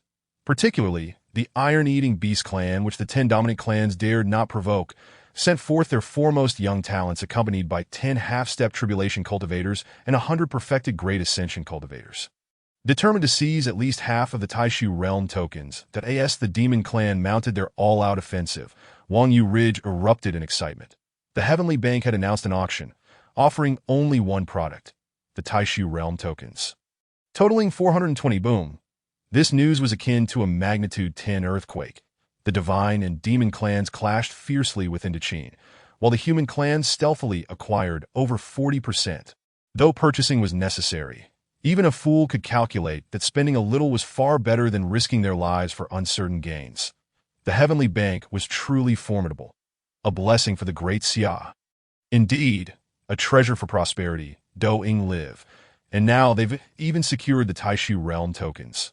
The cultivators below engaged in fervent discussions, praising the Heavenly Bank's prowess, while the true higher-ups of the human clan turned green with envy. To think that a once-in-a-millennium opportunity could be squandered by such a cunning merchant. Ji Qianhuang could only gnash his teeth in frustration, his aura of rage trembling the space around him as he spoke fiercely. They have thwarted my grand endeavor. This treacherous merchant of the great Xia. I regret not having struck him down earlier. It does not seem too late now. Your Majesty, I have heard that there is a certain figure behind the Heavenly Bank. Jiang Shang timely reminded that, oh, is that so? The previously ferocious aura suddenly transformed into a serene presence, as if the one who had just been enraged was not him at all. The junior disciple's successor was indeed remarkable. Heaven and Earth Bank. The imperial merchant of the great Xia. Perhaps I should purchase 10 pieces as a token of support. With a demeanor as gentle as jade and an emperor's bearing, the formidable ruler of the great Xia. Ji Qianhuang appeared notably more relaxed since that encounter, as if he was no longer shouldering the burden alone. 3 days later, the official Duiying livestream commenced its auction promptly at the hour of Su. Heaven and Earth Bank certainly knows how to engage, hosting a livestream auction. How delightful. No need for tickets. How generous that I had anticipated that the auction for the Taishu Realm Order would demand at least 10,000 spirit stones for admission. I would dub this the foremost merchant of the great Xia. Originally, to spend 10,000 spirit stones to compete with thousands or tens of thousands was one thing. But now, alas, while I save that expenditure, I must contend with millions. It appears to be quite the reality. Ding. Lu Bu has stepped into the martial god realm, and 5 others have ascended to the Great Ascension realm, rewarding the host with 20,000 points. Chen Ning, sitting cross-legged, felt a surge of joy. It was time for the enlightening phase once again. If everything Ji Qianhuang mentioned was true, it would provide an additional layer of security for the future. Exchanging for the path of formations, a profound realization dawned upon Chen Ning. Is this what the path of formations entails? Coupled with the formation source analysis sent by Liu Bang, his comprehension of the formations skyrocketed. The rich aura of the Tao enveloped him, and even Fu Shui, who had been utterly ignorant of the path of formations, started to grasp some insights to the border of the great Qin and Shenzhou. A towering figure rode upon a fiery steed, a potent martial aura radiating from him. Unlike Yu Kai, the murderous intent emanating from Lu Bu was equally terrifying. Han Ancestor. Feng Xian has arrived. Chapter 69. The Crisis of the Great Qin. If it were up to me, I would first annihilate that troublesome Great Qin and then gradually search for the realm order. The ghostly flame in the skull of the bone demon flicked its tongue, its eyes flickering with flames, emanating an aura of chilling coldness. Bone Gu was not mistaken. In my view, the affairs of the Rakshasa must certainly be the doing of the human race's Great Qin. The Sky Blue Bull Demon, with a human head and bovine body, rumbled, gazing towards the Great Qin with unabashed greed in its eyes. The leader of the ancient, Hong Yi, remained silent, directing his gaze towards the three-eyed imperial clan. Tian, what is your perspective? It is said that your three-eyed imperial clan can attract fortune and avert calamity. I wish to hear your thoughts. Tian opened the third eye on his forehead. Boom! A brilliant light burst forth, and an aura not belonging to this realm permeated the air. Before Tian's eyes appeared an immense city of fortune, its wealth even more vibrant than that of the Great Xia, which had inherited for 1,000,000 years. Certainly not a sign of decline. However, what does that have to do with my three-eyed imperial clan? Tian scoffed inwardly. But the manifestation of the Great Tai, Bone Gu, the Sky Blue Bull Demon, and Hong Yi's faces brightened simultaneously. The realm order is inconsequential. If we could acquire more of the human race's innate essence, overcoming tribulations would be within reach. As for the ancient iron-eating beast, it is currently indulging in the clear heart bamboo behind us. This clan is exceedingly lazy yet incredibly powerful, truly ferocious and adorable. Bone Gu, relying on his formidable physique and overwhelming ghostly flames, charged towards Yang City, occasionally encountering solitary humans along the way. Wrapped in his ghostly flames, they were reduced to mere bones in an instant. Bone Gu reveled in the experience. Innate essence, so unique. Even at my current level, it can still aid me in comprehending the Tao's rhythm. Behind him, the Sky Blue Bull Demon grew anxious, transforming into its true form, a towering celestial bull. With a single step, it caught up to Bone Gu. Bone Gu, don't hoard the good stuff. Let this old bull have a taste. Each word from it sent tremors through the heavens, reminiscent of an ancient demon god, truly fearsome.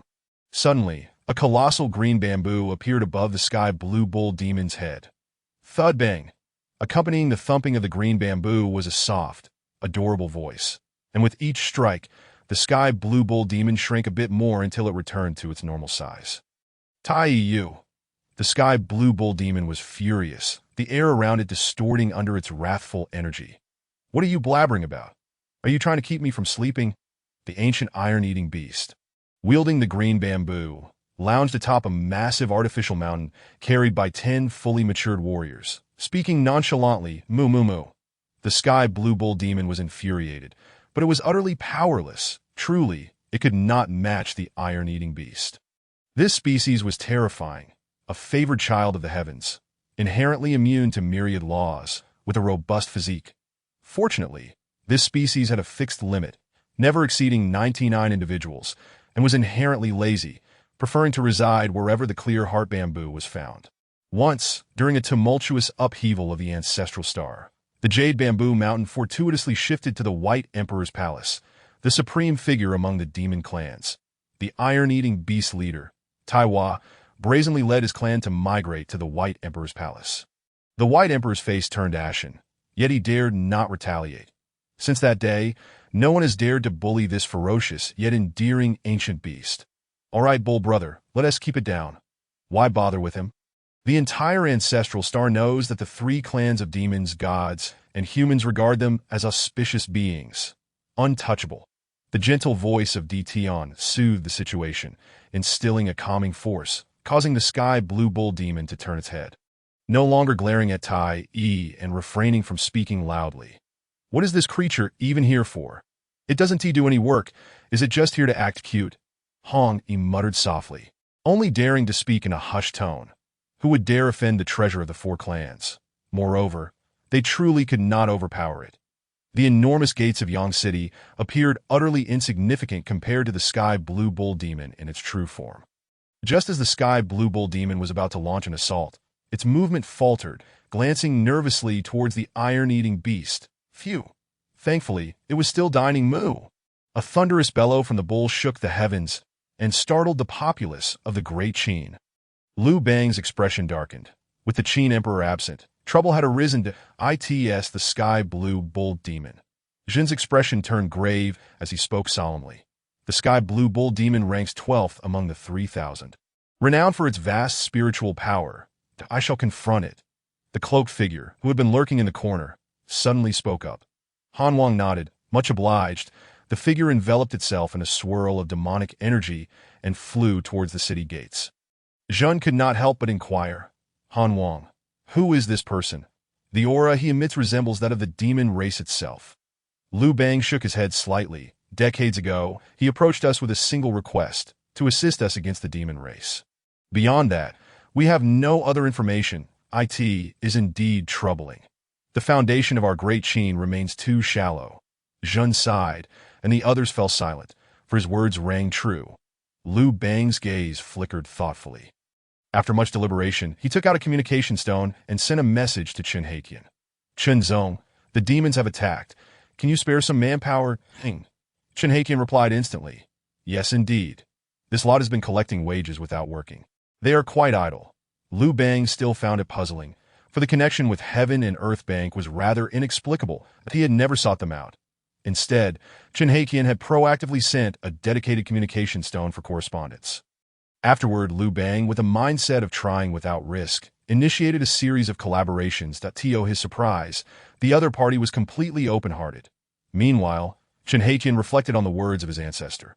Heiqian, remember, your family is not just the Chen clan. The Great Qin is also your family. That a critical mission from Du Ying. Support the Great Qin. Apart from the spoils belonging to you, for every demon you slay, a reward of 100,000 will be granted. There will be no deductions from the live stream tips. Martial God, damn it, finally a task. My little cub has been starving recently. Fengbo, I am quite poor. I haven't visited a pleasure house in ages. Qinjianzi, the demon race, and I share a bond. Ho Qing, the little ones of the Futon clan are quite dull. Setting down the communication stone, Chen Heiqian could not help but marvel at how money truly makes the world go round. I shall call my pathway to wealth the path of invincibility. After some thought, Chen Heiqian sent a message to the Autumn Wind Quintet. Brothers, care to join me? Chen Batian. What a load of rubbish. I am already in pain just from the eggs. Chen Daodian. What is the matter? Chen Zetian. Let us get to the point. Xiao Luhua. The Great Qin seeks aid. Brothers, let us go. Chapter 70. Ancestor. Save me. Your Majesty, the 5 great clans of the demon race have united to assault the Great Qin. What shall we do? Jiang Shang inquired. Ji Qianwang's expression turned chilly, but then he seemed to recall something and asked, Is the Great Qin related to my junior disciple? Jiang Shang nodded. Indeed, it is. According to our investigations, Ying Zheng's first encounter upon defecting to the Qingzong was with that individual. The expression of the ever-changing Emperor Ji Qianhuang softened instantly. After a moment's thought, he declared, Let 10 attendants join the fray. Our human race has endured humiliation for too long. Surely some have forgotten who truly holds dominion over this ancestral star, that Yang city of the Great Qin. The colossal bull demon relentlessly rammed its horns against the protective barrier of the city. Boom, boom, boom. Fortunately, the grand protective formation of Yangdu had long been perfected and continuously reinforced over the century, rendering it as impregnable as a fortress. The Azure Sky Bull Demon relentlessly assaulted the formation. Waves of demonic energy surged forth, swiftly enveloping him. Within this tempest of dark energy, the furious roars of the bull demon echoed. Seemingly engaged in a battle with an unseen foe. Such pure demonic energy, the Emperor of Heaven murmured, a sense of familiarity washing over him. Suddenly, the dark energy erupted violently, and the towering azure bull demon reverted to his original size. His aura diminished and his expression one of terror. The endless waves of demonic energy coalesced, ultimately forming a figure clad in black robes. The figure in black, regarded the azure bull demon with a series of chilling laughs, occasionally extending a blood-red tongue to lick his lips. The azure bull demon trembled, pointing at the figure in black, unable to articulate a coherent sentence. Wait until I digest this, then I shall seek you out. Take care of yourself, the figure in black remarked enigmatically before dissipating into the void. Brother Emperor, what on earth is happening? Hong Yi's expression fluctuated between concern and confusion. The Great Qin was indeed peculiar, teeming with all manner of strange entities. The Emperor of Heaven shook his head, feeling utterly perplexed despite the faint sense of familiarity. Even the method by which that strange figure had incapacitated the Azure Bull Demon remained a mystery. Bull Demon, Bull Demon. Observing the Bull Demon's distressed state, the Emperor of Heaven unleashed the resonance of the Grand Tao, its sound echoing in the Bull Demon's ears. The Bull Demon oscillated between lucidity and confusion, fear flickering across his visage. With a splutter, he expelled a mouthful of blood and fell unconscious. Waste. Hong Yi's face darkened, realizing in dismay that this foolish bull had gleaned nothing before being rendered senseless. The ancient alien demon race was inherently cautious and cunning. Naturally, they would not risk themselves against the unknown dangers of Great Qin. The fate of the Azure Bull Demon served as ample testament to this. His eyes darted around as he sensed the Emperor of Heaven's bemused gaze upon him, realizing that targeting him was far from a wise decision. The Iron Beast. Let us not provoke him. Perhaps we can coax him into exerting a bit of effort without causing any harm. He mused, contemplating the creature's seemingly simple-minded demeanor. As he glanced at Tai Yi, he happened upon the sight of Tai Yi's fluffy black and white paw grasping in nearby jade bamboo. Hong Yi's expression stiffened. Regardless of whether it was intentional or accidental, should Tai Yi strike him with that jade bamboo even a few times, his slight frame would not withstand it. Thus, the only option remaining was, Bone Brother, shall we join forces to break the formation? Bone Ji's fiery intellect flickered with intensity, evidently deep in contemplation. Boom! A torrent of ghostly flames erupted from Bone Ji's skeletal form, instantly transforming the gates of Yangdu into a blazing inferno imbued with a chilling aura.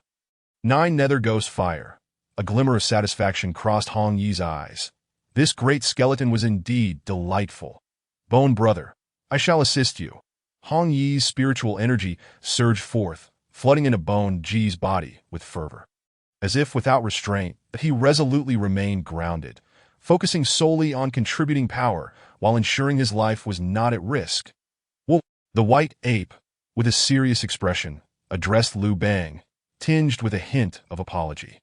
Liu Bang nodded, signaling that all was well. Is it only possible to intervene once? Then let us scatter that skeleton outside the city.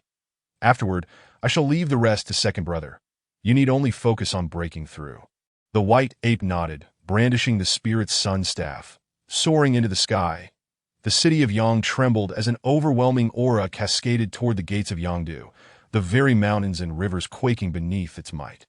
A colossal staff stretching endlessly into the heavens descended from above, pinning Bone Gu in place. While Hong, he had already retreated miles away in the blink of an eye. The Emperor of Heaven's eternally stoic expression shifted dramatically, his soul gripped by fear. What manner of demons and monsters had Great Qin nurtured? Even the fierce Tai, he had covered his eyes with his fluffy paws, muttering to himself, I cannot see me. I cannot see me, bang. The spirit sun staff struck Bone Gu directly. In an instant, it was as if a hammer had struck stagnant water, bone fragments flying as the ghostly flames extinguished. The immense shockwave swept outward, sending nearby cultivators tumbling several miles away.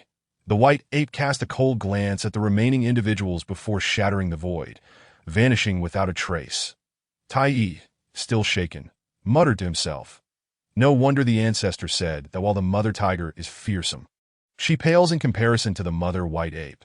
The Emperor of Heaven gazed toward the direction in which the white ape had departed, utterly baffled as to how such disparities existed among those who were all peak figures beneath the tribulation. The difference was as vast as the heavens and the earth, leaving no room for resistance. Tai mumbled, the white ape, a single individual, embodies an entire lineage. Can you compare to that? If the ancestor were to bestow the entire clan's fortune upon me, I would surpass her in adorability. Whoosh! The demonic energy flickered, and Hong Yi reappeared. Brother Emperor, what transpired? Where is Bone Brother? The Emperor of Heaven could hardly be bothered to respond, rushing to Tai Yi's side and retrieving a magical artifact that transformed into a vast palace. Come inside, Iron Brother. The Iron Ancestor generously bestowed upon us many clear heart bamboo kings. Taiyi's plump form displayed surprising agility as he swiftly entered the Emperor of Heaven's palace. Hong Yi. Boom! A violent aura descended from the heavens, a colossal bald head shimmering under the sun. The martial god is here. Who dares? Before you like I could finish a sentence, dozens of half-step tribulation and hundreds of perfected great completion auras erupted. Bang! The overwhelming pressure rendered you like I unable to lift his head. My good boss, you never mentioned this place was so terrifying. You like I lamented internally, having grown numb from engaging too frequently in low-tier battles. Bang, bang, bang, one after another, half-step tribulation auras erupted, barely countering this oppressive force.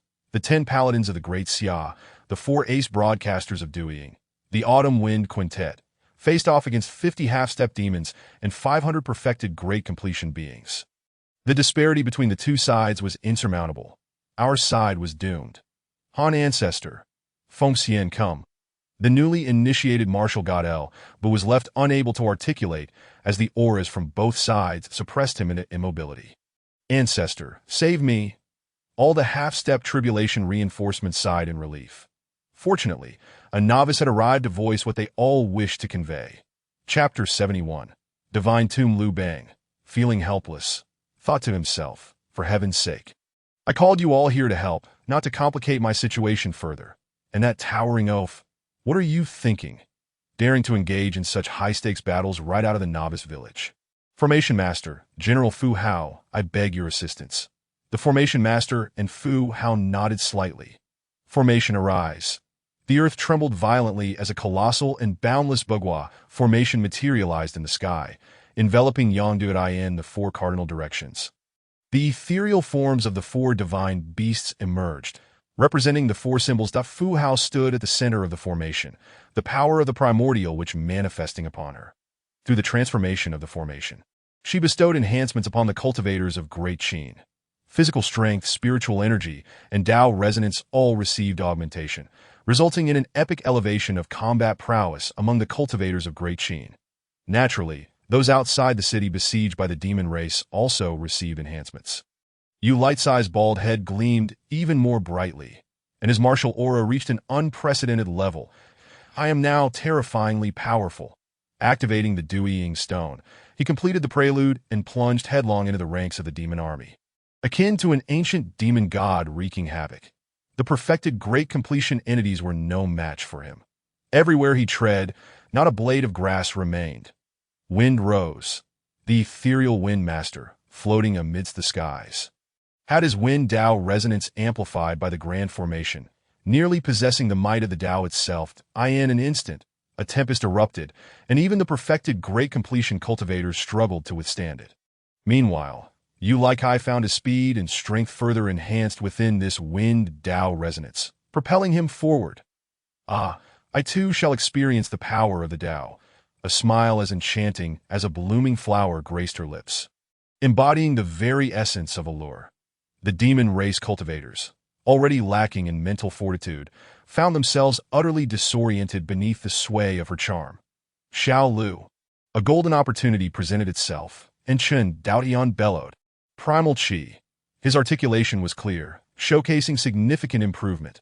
A vast vortex of spiritual energy formed around Xiao Lu, who resembled an insatiable abyss, welcoming all who approached. These spiritual energies coursed through Xiao Lu's body, following an extraordinarily unique path, ultimately converging upon her right fist. Sensing that aura, Hong Yi once again shamelessly retreated miles away. When faced with mortal danger, he could not afford to hesitate for even a moment. Such was the nature of the alien demon race. Bah! A punch from Xiao Lu was utterly terrifying. With a single strike, she created a pathway several miles wide and 10,000 miles long. Along this road, not a single living creature remained, though the martial god was formidable. The impact of a punch from Xiao Lu was even more overwhelming. Viewers in the martial god livestream commented on the unfolding spectacle. Elbu, astride red hair and wielding the Fangtian Huaji, could now contend equally with perfected great completion cultivators, thanks to the formation's enhancement. Merging with his steed, Elbu and red hair became one, his essence reaching its zenith. It was now a fight to the death. Umph. If others cannot contend, do you think I fear a newly ascended martial god? Under the relentless gaze of Elbu, the great perfection of the Mahayana became consumed with rage and embarrassment. It was one thing for those monstrous beings to exhibit arrogance, but who did he think he was? The golden aura of the Tao manifested around him, releasing an extraordinarily sharp essence that enveloped his being, propelling him directly towards Elbu. With a resounding clash, an invisible shockwave erupted, radiating a terrifying power. Yet amidst this chaotic battlefield, no ripples were stirred. Warriors embraced death to attain life. Elbu coldly uttered before galloping away. For the strong never look back. Boom. The Demon Clan's great perfection, his face a mask of disbelief, was obliterated in spirit. You might be reveling, but it is I who am injured, the steed beneath him. Red Hair emitted a disgruntled sound. What are we brothers even discussing here? With that, after embarking on the path of demon cultivation, Red Hair had forged a symbiotic contract with Elbu, sharing life and injury alike. Honshu, we can withdraw now. The 4 symbols and 8 trigrams formation cannot hold much longer, the formation solemnly declared. Such powerful assistance undoubtedly came at a cost, and the accumulated resources of the Great Qin had been entirely depleted in mere moments. A flicker of pain appeared in Liu Bang's eyes, yet it was unavoidable that he immediately communicated to his comrades. Withdraw! The forces of both sides swiftly retreated, leaving behind a grim tableau of corpses, while boundless Tao resonances permeated the heavens and earth. Further perfecting the Great Qin's heavenly order, as the first wave of conflict drew to a close, Hong Yi appeared with a somber expression. This encounter had inflicted significant losses upon the Demon Clan. With nearly half of the 500 great perfections vanquished, though the half-step transcenders suffered only slight injuries, as not everyone possessed the miraculous combat prowess of the White Ape. Regarding the subsequent plan, Liu Bang could only utter 2 words. Endure! In the northwestern corner of the Great Qin's realm, within a small world, Chen Ning exclaimed in astonishment. What the hell? Old Hay, this cannot be real. He had never expected that the little white creature he had always treated like a dog would possess such a remarkable lineage. Beside him, Fu Shui was in turmoil, filled with regret. Goodness, this little white dog is a prince. Haizi, with a sense of paternal pride, gently patted the head of the little white creature, embodying the joy of a father witnessing his son achieving greatness. Before them loomed a towering stone tablet, inscribed with 2 words, Divine Tomb. It exuded an ancient and vast aura, akin to confronting an entire world. Behind the tablet lay an infinitely large white corpse, appearing to be in slumber, yet it had long since perished. This body bore an uncanny resemblance to the little white creature, with a closed crimson rune at its brow that resembled a true black hole. Even without the manifestation of Tao, it instilled a profound sense of awe in Chen Ning, as if the mere quiver of that rune could spell his end. Meanwhile, the untroubled little white creature was already in tears upon seeing the corpse. Wu's sorrowful emotions flowed forth, as the red rune on its forehead shimmered with brilliant light. Suddenly, the tightly closed rune began to tremble and eventually opened, mirroring the flickering rune of the little white creature. A warm red light enveloped the entire small world, as Chen Ning and the others felt their consciousness consumed by this crimson glow. After a while, the sea of red light receded, and Chen Ning's vision gradually returned. The towering stone tablet and the immense corpse vanished, though whether they had truly disappeared or simply changed locations remained unclear to know.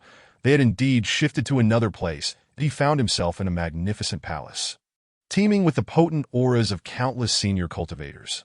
Among them, the 10 individuals leading the assembly, along with the one seated at the highest point of the Grand Hall, emanated a profound presence the likes of which Chen Ning had never encountered. Suddenly, a gaze from the figure at the top of the hall fell upon him, and Chen Ning felt a stirring in his heart as he turned to look. That it was the little white creature. Chapter 72. Remarkable Legs. The owner of that gaze bore an uncanny resemblance to his little white companion, small, fluffy, with a striking crimson rune at its brow, and wise eyes. However, it merely glanced at Chen Ning before lowering its head to groom its pristine fur. The solitary figure seated above, though his face remained obscured, spoke with clarity. Friends, Today marks the momentous breaking of the heavens. His calm words echoed like the voice of the Tao in Chen Ning's ears.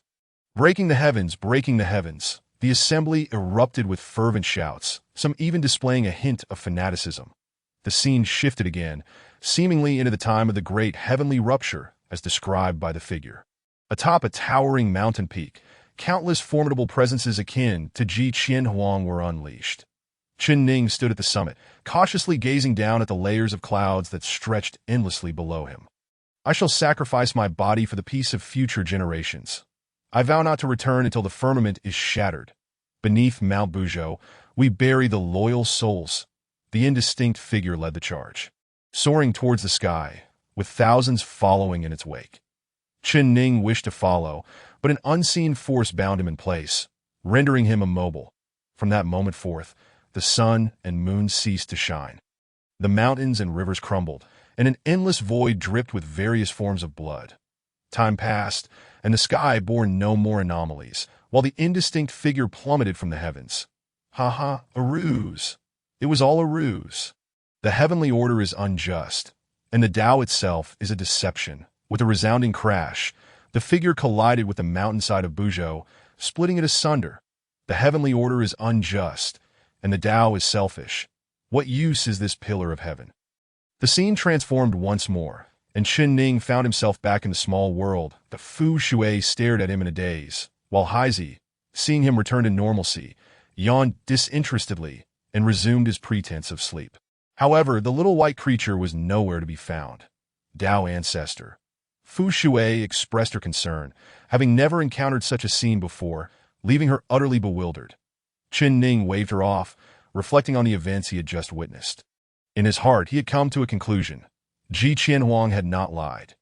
The heavenly order and the Tao of this world were indeed a grand illusion, and he sought to cultivate a Tao that was uniquely his own.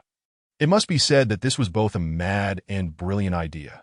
Thus, one must never judge by appearances. You might think he is wholly devoted to humanity, but in reality, he selfishly sacrifices the entire race for the sake of his beloved. You might believe he acts purely for his beloved, yet he exploits her to nurture a Tao capable of contending for the ancestral star. Chen Ning's consciousness plunged into a sea of awareness, where myriad strands of Tao power filled the space that a casual glance revealed nearly 1,000 distinct paths, all belonging to him. Who could comprehend the value contained within? Relying on others is less dependable than relying on oneself. He would traverse the Tao by his own efforts. When that time came, he would seize all his acquaintances, friends, and loved ones that he contemplated this. He acknowledged Ji Qianhuang's clever strategies, yet they paled in comparison to his own fortunate circumstances. Moreover, he remained uncertain about the roles of the divine and demonic races within this intricate web.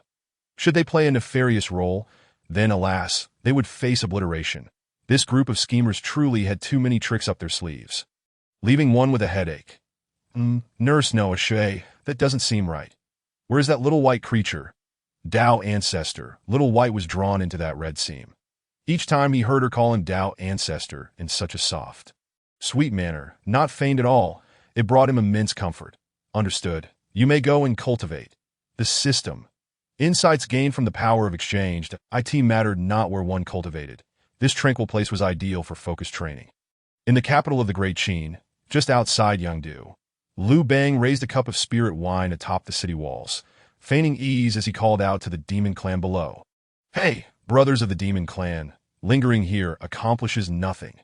Hong Yi's expression wavered. Caught in indecision, he cast a resentful glance at the palace behind him, knowing full well they possessed the ability to act yet remained inactive. Despite their strength. Are you foolish? Why engage in a death struggle with me? I have no decree for the Taishu realm. What if the Taishu secret realm opens? You demons would be left utterly humiliated if none can enter. Liu Bang's tongue was indeed sharp, easily swaying Hong Yi's mind. Being naturally suspicious, he could hardly withstand Liu Bang's persuasion. Ultimately, Hong Yi made a decision to divide his forces, sending half to seek the Taishu decree. In truth, Hong Yi held little interest in the Taishu secret realm.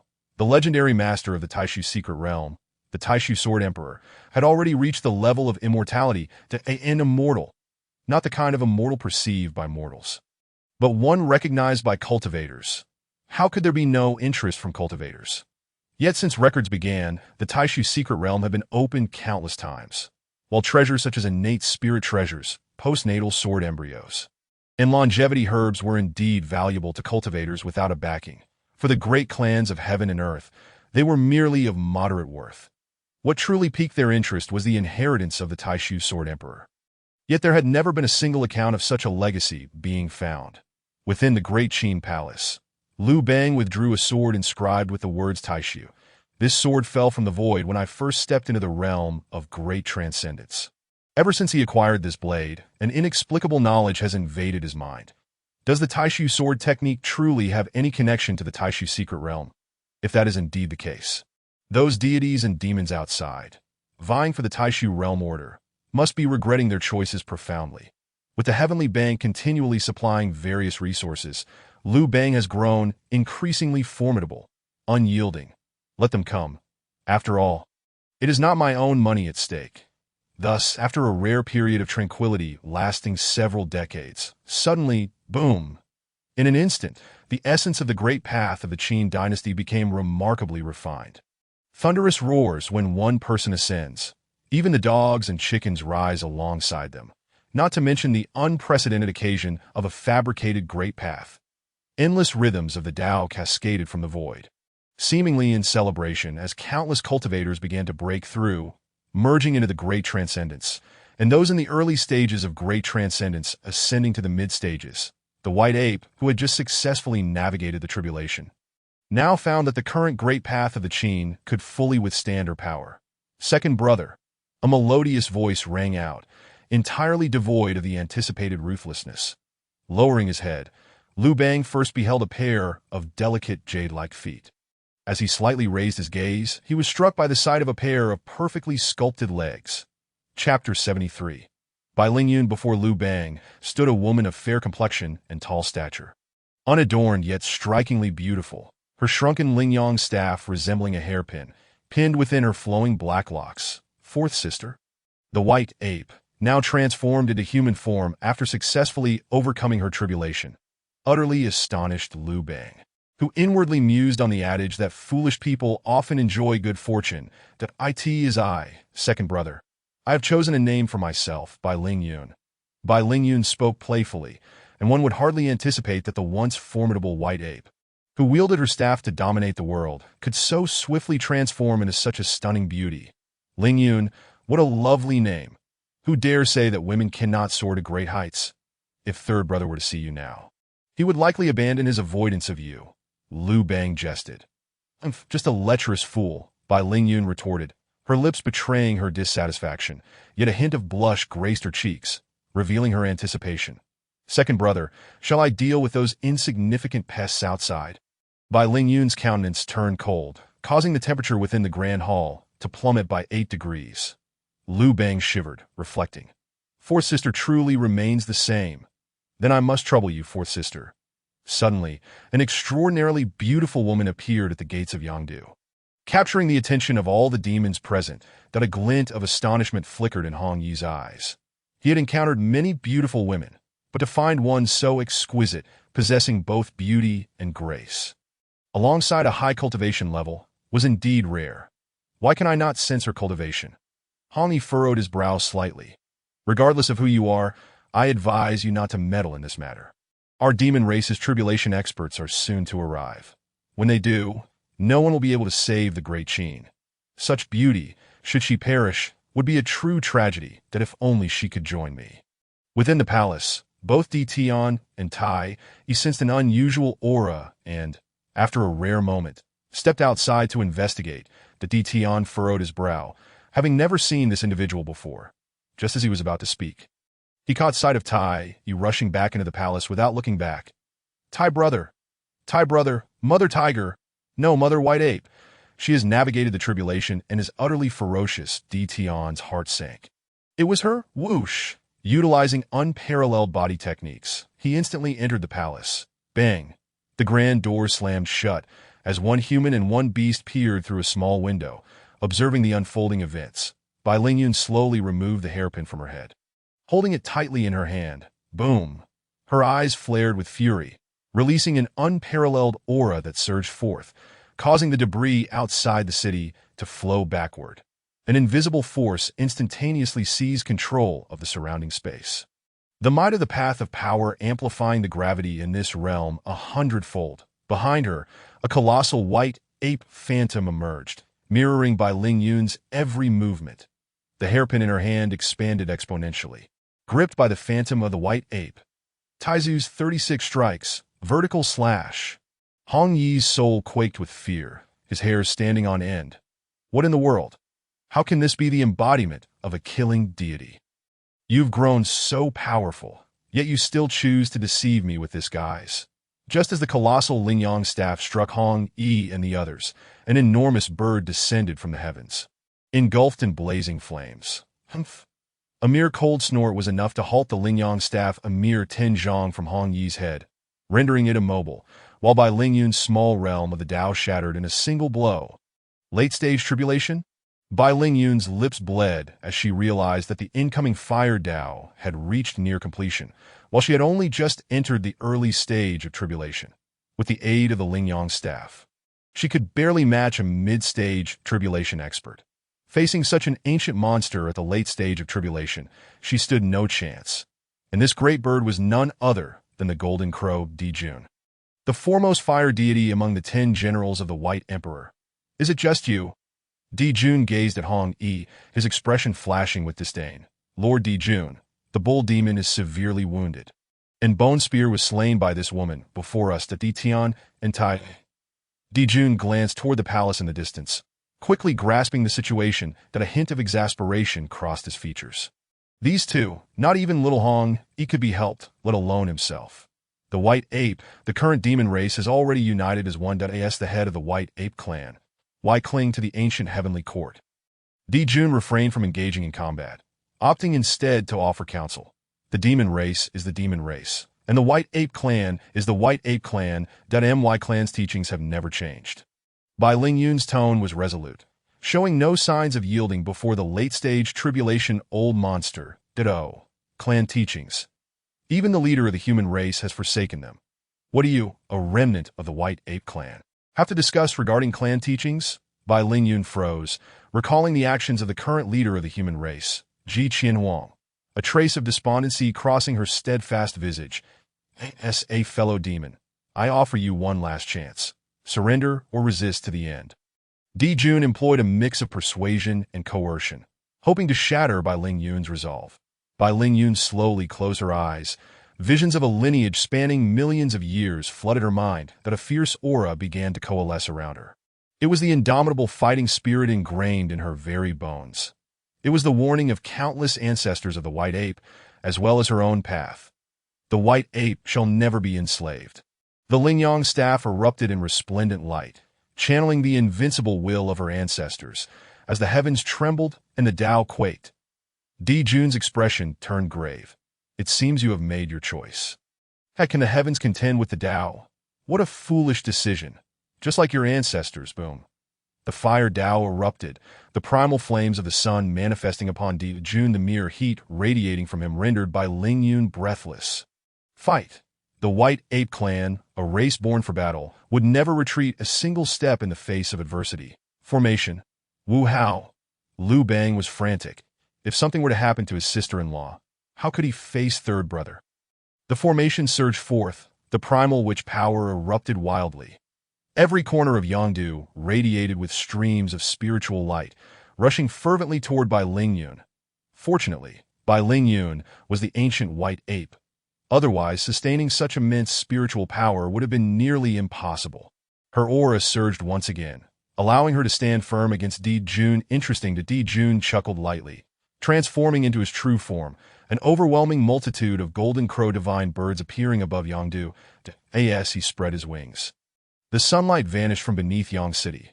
With a whoosh, flapping his wings, countless primal flames transformed into raging fire dragons, charging down towards Bai Lingyun. Protect Yangdu behind her. Bai Lingyun chose to confront this head-on. Even with the qualitative enhancement of her spiritual power from the formation, it was futile against the overwhelming might of the Dao. This moment, Bai Lingyun had already transformed into her true form. The relentless primal flames were all thwarted by her. Yet in mere moments, her once pure white fur had turned to char fourth sister. Liu Bang's rage surged. He could not bear to watch Bai Ling Yun perish. For how could he face third brother otherwise? Boom! Just then, a colossal staff descended, striking the gigantic bird's head of Di Jun instantly. The bird recoiled, and the celestial flames retreated. Who dares to bully my woman? The dark iron rod swiftly returned to Zhao Kuangyin's hand, its surface inscribed with the bold characters, Heart's Desire Iron Rod Soldier. Bai Ling Yun gazed at the newcomer, unable to maintain her composure any longer, and promptly transformed back into her human form before fainting. Second brother, take good care of her. With a furious roar from Zhao Kuangyin, the world was engulfed in strange phenomena, mountains of corpses and seas of blood. An endless darkness instantaneously enveloped the entire realm. Old fool, I have come to play with you. Di Jun's expression changed dramatically. He had never encountered such a terrifying physical cultivator before. The true sun fire erupted in an instant, surging towards Zhao Kuangyin. Yet, Zhao Kuangyin did not flinch or evade, allowing it to scorch his flesh. Sizzling sounds filled the air that he had been troubled by the inability to rid himself of this damnable power of the great Tao. But now, it seemed to simplify matters. Zhao Kuangyin grinned, bathing in the true sun fire, completely unperturbed, even lowering the defenses of his Tao body. Di Jun grew, increasingly alarmed as the man before him not only remained unharmed, but his aura became even more formidable. As the Tao rhythm from his wounds was incinerated, the injuries that had never healed began to mend slowly. Now it's my turn. The great Tao is vanquished, and my flesh is perfected. Zhao Kuangyin wielded the Heart's Desire Iron Rod. Rising into the air, his diminutive frame, compared to Di Jun's true form, resembled an ant beside an elephant. Bang! The Heart's Desire Iron Rod instantly enlarged, striking Di Jun and sending him flying thousands of miles away. After repelling Di Jun with a single blow, Zhao Kuangyin seized the opportunity to appear behind him. His immense vitality surged like a tidal wave, crashing against Di Jun, whose expression transformed repeatedly, that a swing of the rod unleashed a wind as fierce as a dragon. Unstoppable, faced with Zhao Kuangyin's tempestuous assault, Di Jun found himself momentarily unable to retaliate. However, as an ancient spirit beast, his physical prowess was remarkable. Despite Zhao Kuangyin's ferocious onslaught, he sustained no substantial harm. Zhao Kuangyin's resolve only grew stronger with each clash. Whether wielding the Heart's Desire Iron Rod or delivering powerful punches and kicks, each strike carried the force of creation that Di Jun's aura began to falter, cold sweat beading on his forehead as he struggled to hold on. Despite gaining overwhelming advantage, Zhao Kuangyin's brow slightly furrowed. Breaking through this creature's defenses proved to be an arduous task. Elder brother, assist me, Di Jun, startled, thought one was already too much to handle. Could there truly be more? Was he destined to perish here today? Suddenly, Ying Zheng, clad in a black dragon robe, stepped forth. It felt as though he were treading upon the very heart of the sun, causing his thunderous heartbeat to falter for a moment. Transcendence complete. The great Tao perfected. We are in trouble. Di Jun's spirit quaked in fear, secretly regretting his choice to linger in the demon clan instead of enjoying a leisurely existence. Calm, multiple powers of the great Tao erupted, instantaneously suppressing Di Jun to the point of immobility. How could this be? So many powers of the great Tao. In such a brief moment, Di Jun was overwhelmed with astonishment. After carefully comprehending Ying Zheng's powers of the great Tao, disbelief flickered in his eyes. It was all his own Tao. The ancestral star was saved. Boom! Under Ying Zheng's suppression, Zhao Kuangyin shattered him with a single blow, unleashing a torrential rain of blood, causing the heavens and earth to tremble. The great Tao to convulse. The path of fire was absorbed by the boundless void celestial path, which continued to strive toward perfection. Zhao Kuangyin instantly appeared beside Bai Ling Yun, his eyes filled with concern. It's nothing, just a slight injury to the great Tao. A bit of rest will suffice. Ying Zheng waved his hand, removing the residual fire of the great Tao from Zhao Kuangyin, offering him reassurance. Elder brother, you have returned. Liu Bang stepped forward, genuinely aggrieved. Every time the Qin Emperor departed, trouble would come knocking. The key was that each incident was more terrifying than the last, had it not been for Bai Ling Yun's timely return. he might not have endured until Ing Zheng's arrival. Ing Zheng, well aware of Liu Bang's disposition, smiled gently. Isn't this a testament to my trust in you? No matter the difficulties, you would persevere, wouldn't you? Indeed. Liu Bang felt a bit bashful at Ing Zheng's praise. Second brother, gather all those you can trust. Ing Zheng suddenly spoke with gravity. Understood. Moments later, Ing Zheng surveyed the crowd before him. The four from the Chongqing sect: Sha, Zhen, Xian, and Nongfu. From the Heavenly Bank: Wuxin, Fengbo, Ho Qing, and Qinji Yunzi. Several younger members of the Qin family, along with a few from the Qin dynasty: Liu Bang, Wu Hao, and Elbu. Your Majesty, there is one person I am uncertain about. After your departure, one who calls himself a demon has appeared.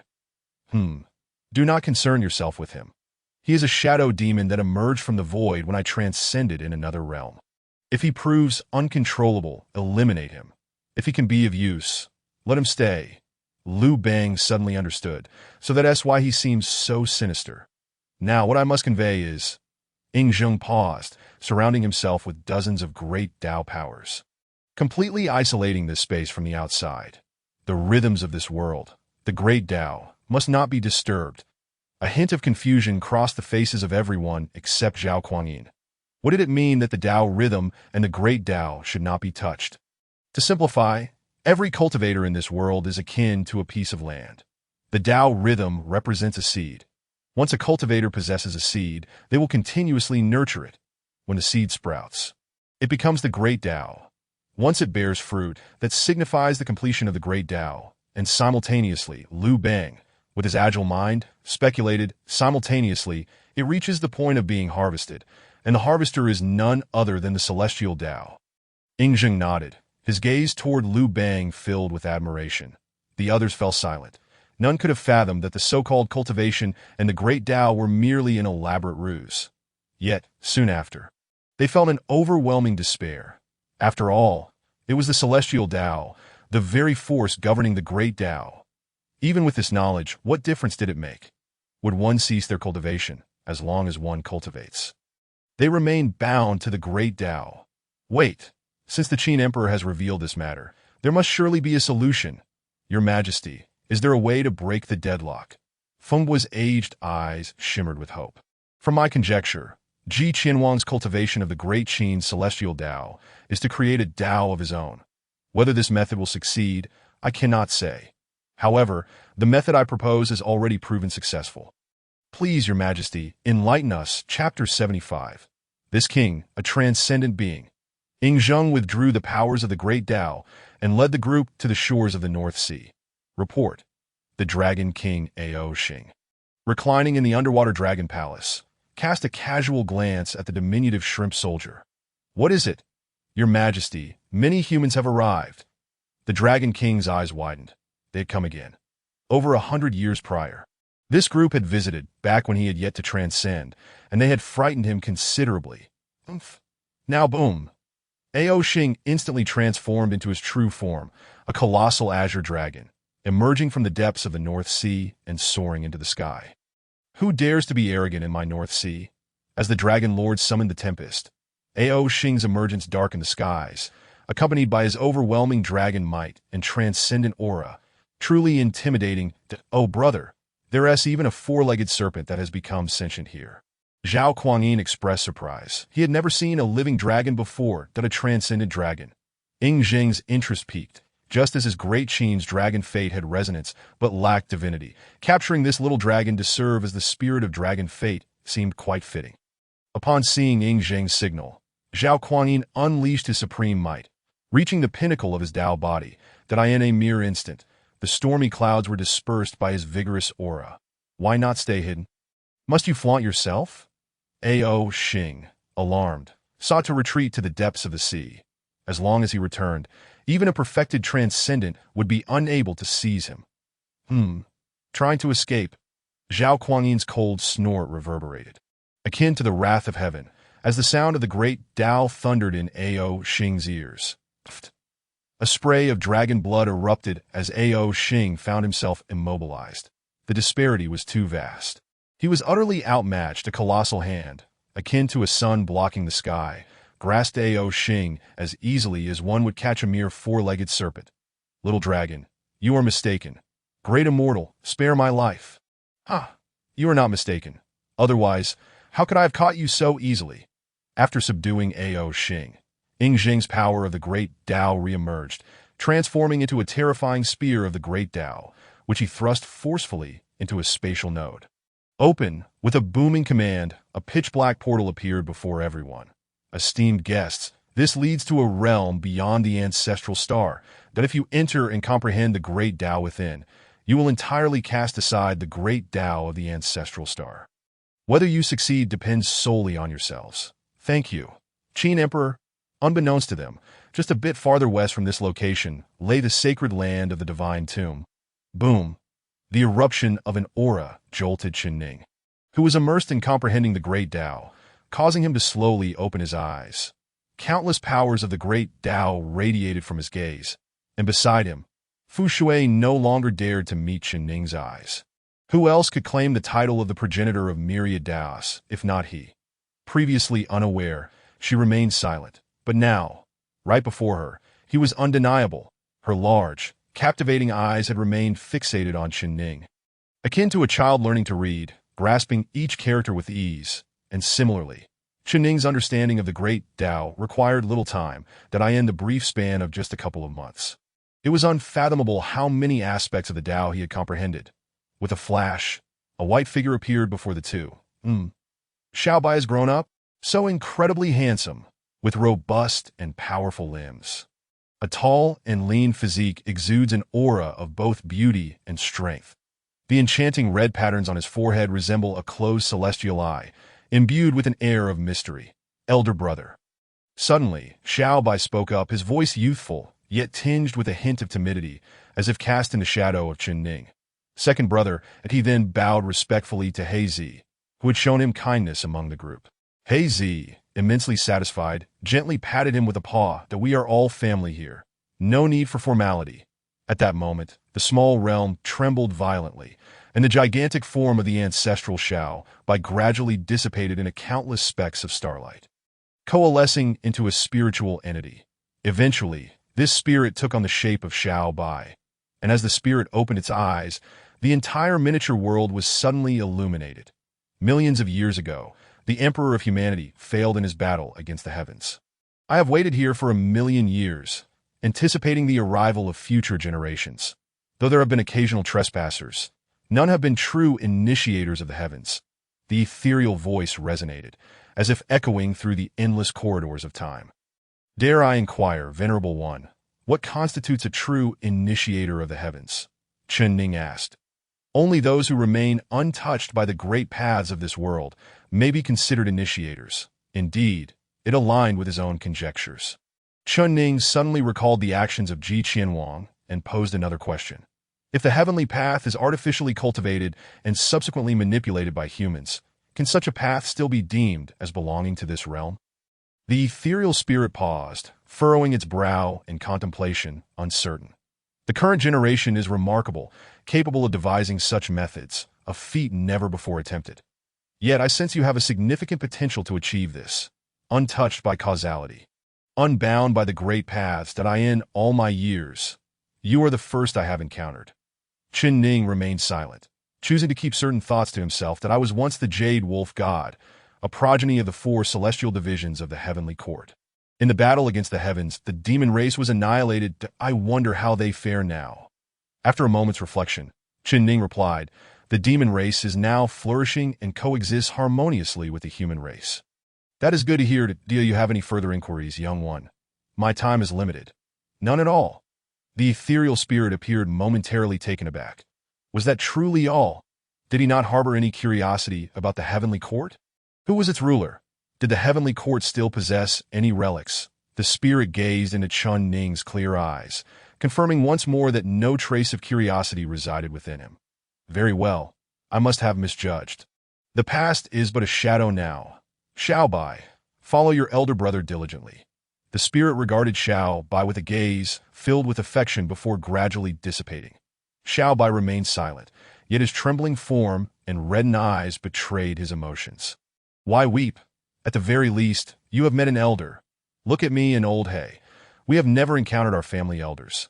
Hazy gently embraced him as well. And what of us? Even little Ning in Fushui seems to sense something amiss. Gently ruffling Xiao Bai's fur with a chuckle. Unable to contain himself any longer, Xiao Bai burst into tears. Alas, at the end of the day, he is still just a child, having just emerged from the divine tomb. The small realm behind them collapsed with a thunderous roar, countless divine lights bursting forth, the by heavens. There are treasures. Chen Ning finally realized that the four great secret realms, long called upon, surely harbor treasures. Instantly, over 1,000 strands of great path power surged forth, completely sealing off this expanse of space. Old He, Xiao Bai. Chen Ning grew anxious. These were their own possessions. How could he passively watch them slip away? Two streams of black and white light raced through the realm at an unfathomable speed, swiftly gathering the various spiritual treasures, elixirs, and techniques left behind. Yet a significant portion had already escaped when the divine tomb was destroyed, causing Chen Ning profound heartache. Rest assured, brother, I can remember the scent of the items within the divine tomb, Xiao Bai spoke. Haha, what is mine shall forever remain mine. Chapter 76. Has the great Qin fallen? Could it be that the great Qin has perished? Chen Ning gazed suspiciously at the great Qin capital before him, murmuring to himself. The once thriving city now lay in ruins, the gates marred in a scene reminiscent of the end times. The gates stood wide open, revealing an eerily empty city. Upon carefully sensing the causal lines of Huaxia, he noted, Ying Zheng and Zhao Kuangyin are both present, yet I cannot detect Liu Bang, Fu Hao, or El Bu at all. Following the causal lines of Ying Zheng and the others, he found Shenzhou, the capital of the Great Xia, just outside the city of Shi, a modest yet renowned spiritual mountain now surrounded by countless cultivators. For this mountain was the abode of the Shangqing sect. At the forefront stood Ji Xingrong's son, Ji Chongxing. If it weren't for you, how could my father have fallen? Ji Chongxing glared at the dozens of elder Taoists before him, his expression filled with malice. The tenet of the Shangqing sect is tranquility and non-action. That non-action does not imply an action. It signifies refraining from what ought not to be done while pursuing what should be done, in accordance with one's true intentions. The heavens may commit transgressions and still survive, but one who brings ruin upon themselves cannot endure, the young Taoist retorted, who is unaware that in recent years, due to Ji Huang's negligence, the Ji family has unleashed chaos, inflicting harm upon countless kin. This statement is equally applicable to you. Why not live in peace? Yet you chose to nurture a traitor like Ying Zheng. You have brought ruin upon yourselves. As Ji Zheng was mentioned, all present sighed in lament. When the jade-cleared Taoist first brought him back, everyone in the Shangqing sect recognized he was no ordinary talent. Yet none anticipated his meteoric rise. In merely a few hundred years, he had ascended to the pinnacle of the cultivators. According to the latest news released by the Heavenly Bank, Emperor Ying Zheng has now reached the pinnacle of the tribulation stage. Even seasoned demon clan powerhouses have been crushed by him in a single blow. How terrifying. Do you dare speak such words in front of Ying Shidi? The previously speaking Taoist interjected once more. Tranquility and non-action. My words are mine to voice, and that is my path, that I care not for your royal lineage or powerful tribulation experts. Death is but a consequence. The DOI fear death as a cultivator. What a jest, Ji Chongxing, struck speechless by the young Taoist rebuttal, seethed in anger. Annihilate them. With a single command, countless cultivators unleashed their auras, assaulting the protective array of the Shangqing sect. Taoist Yuqing sighed deeply. I foresaw this calamity. However, the Shangqing Taoist was not as pessimistic as Taoist Yuqing, simply stating, Junior brother, we of the Shangqing sect have always acted according to our hearts, the do not worry.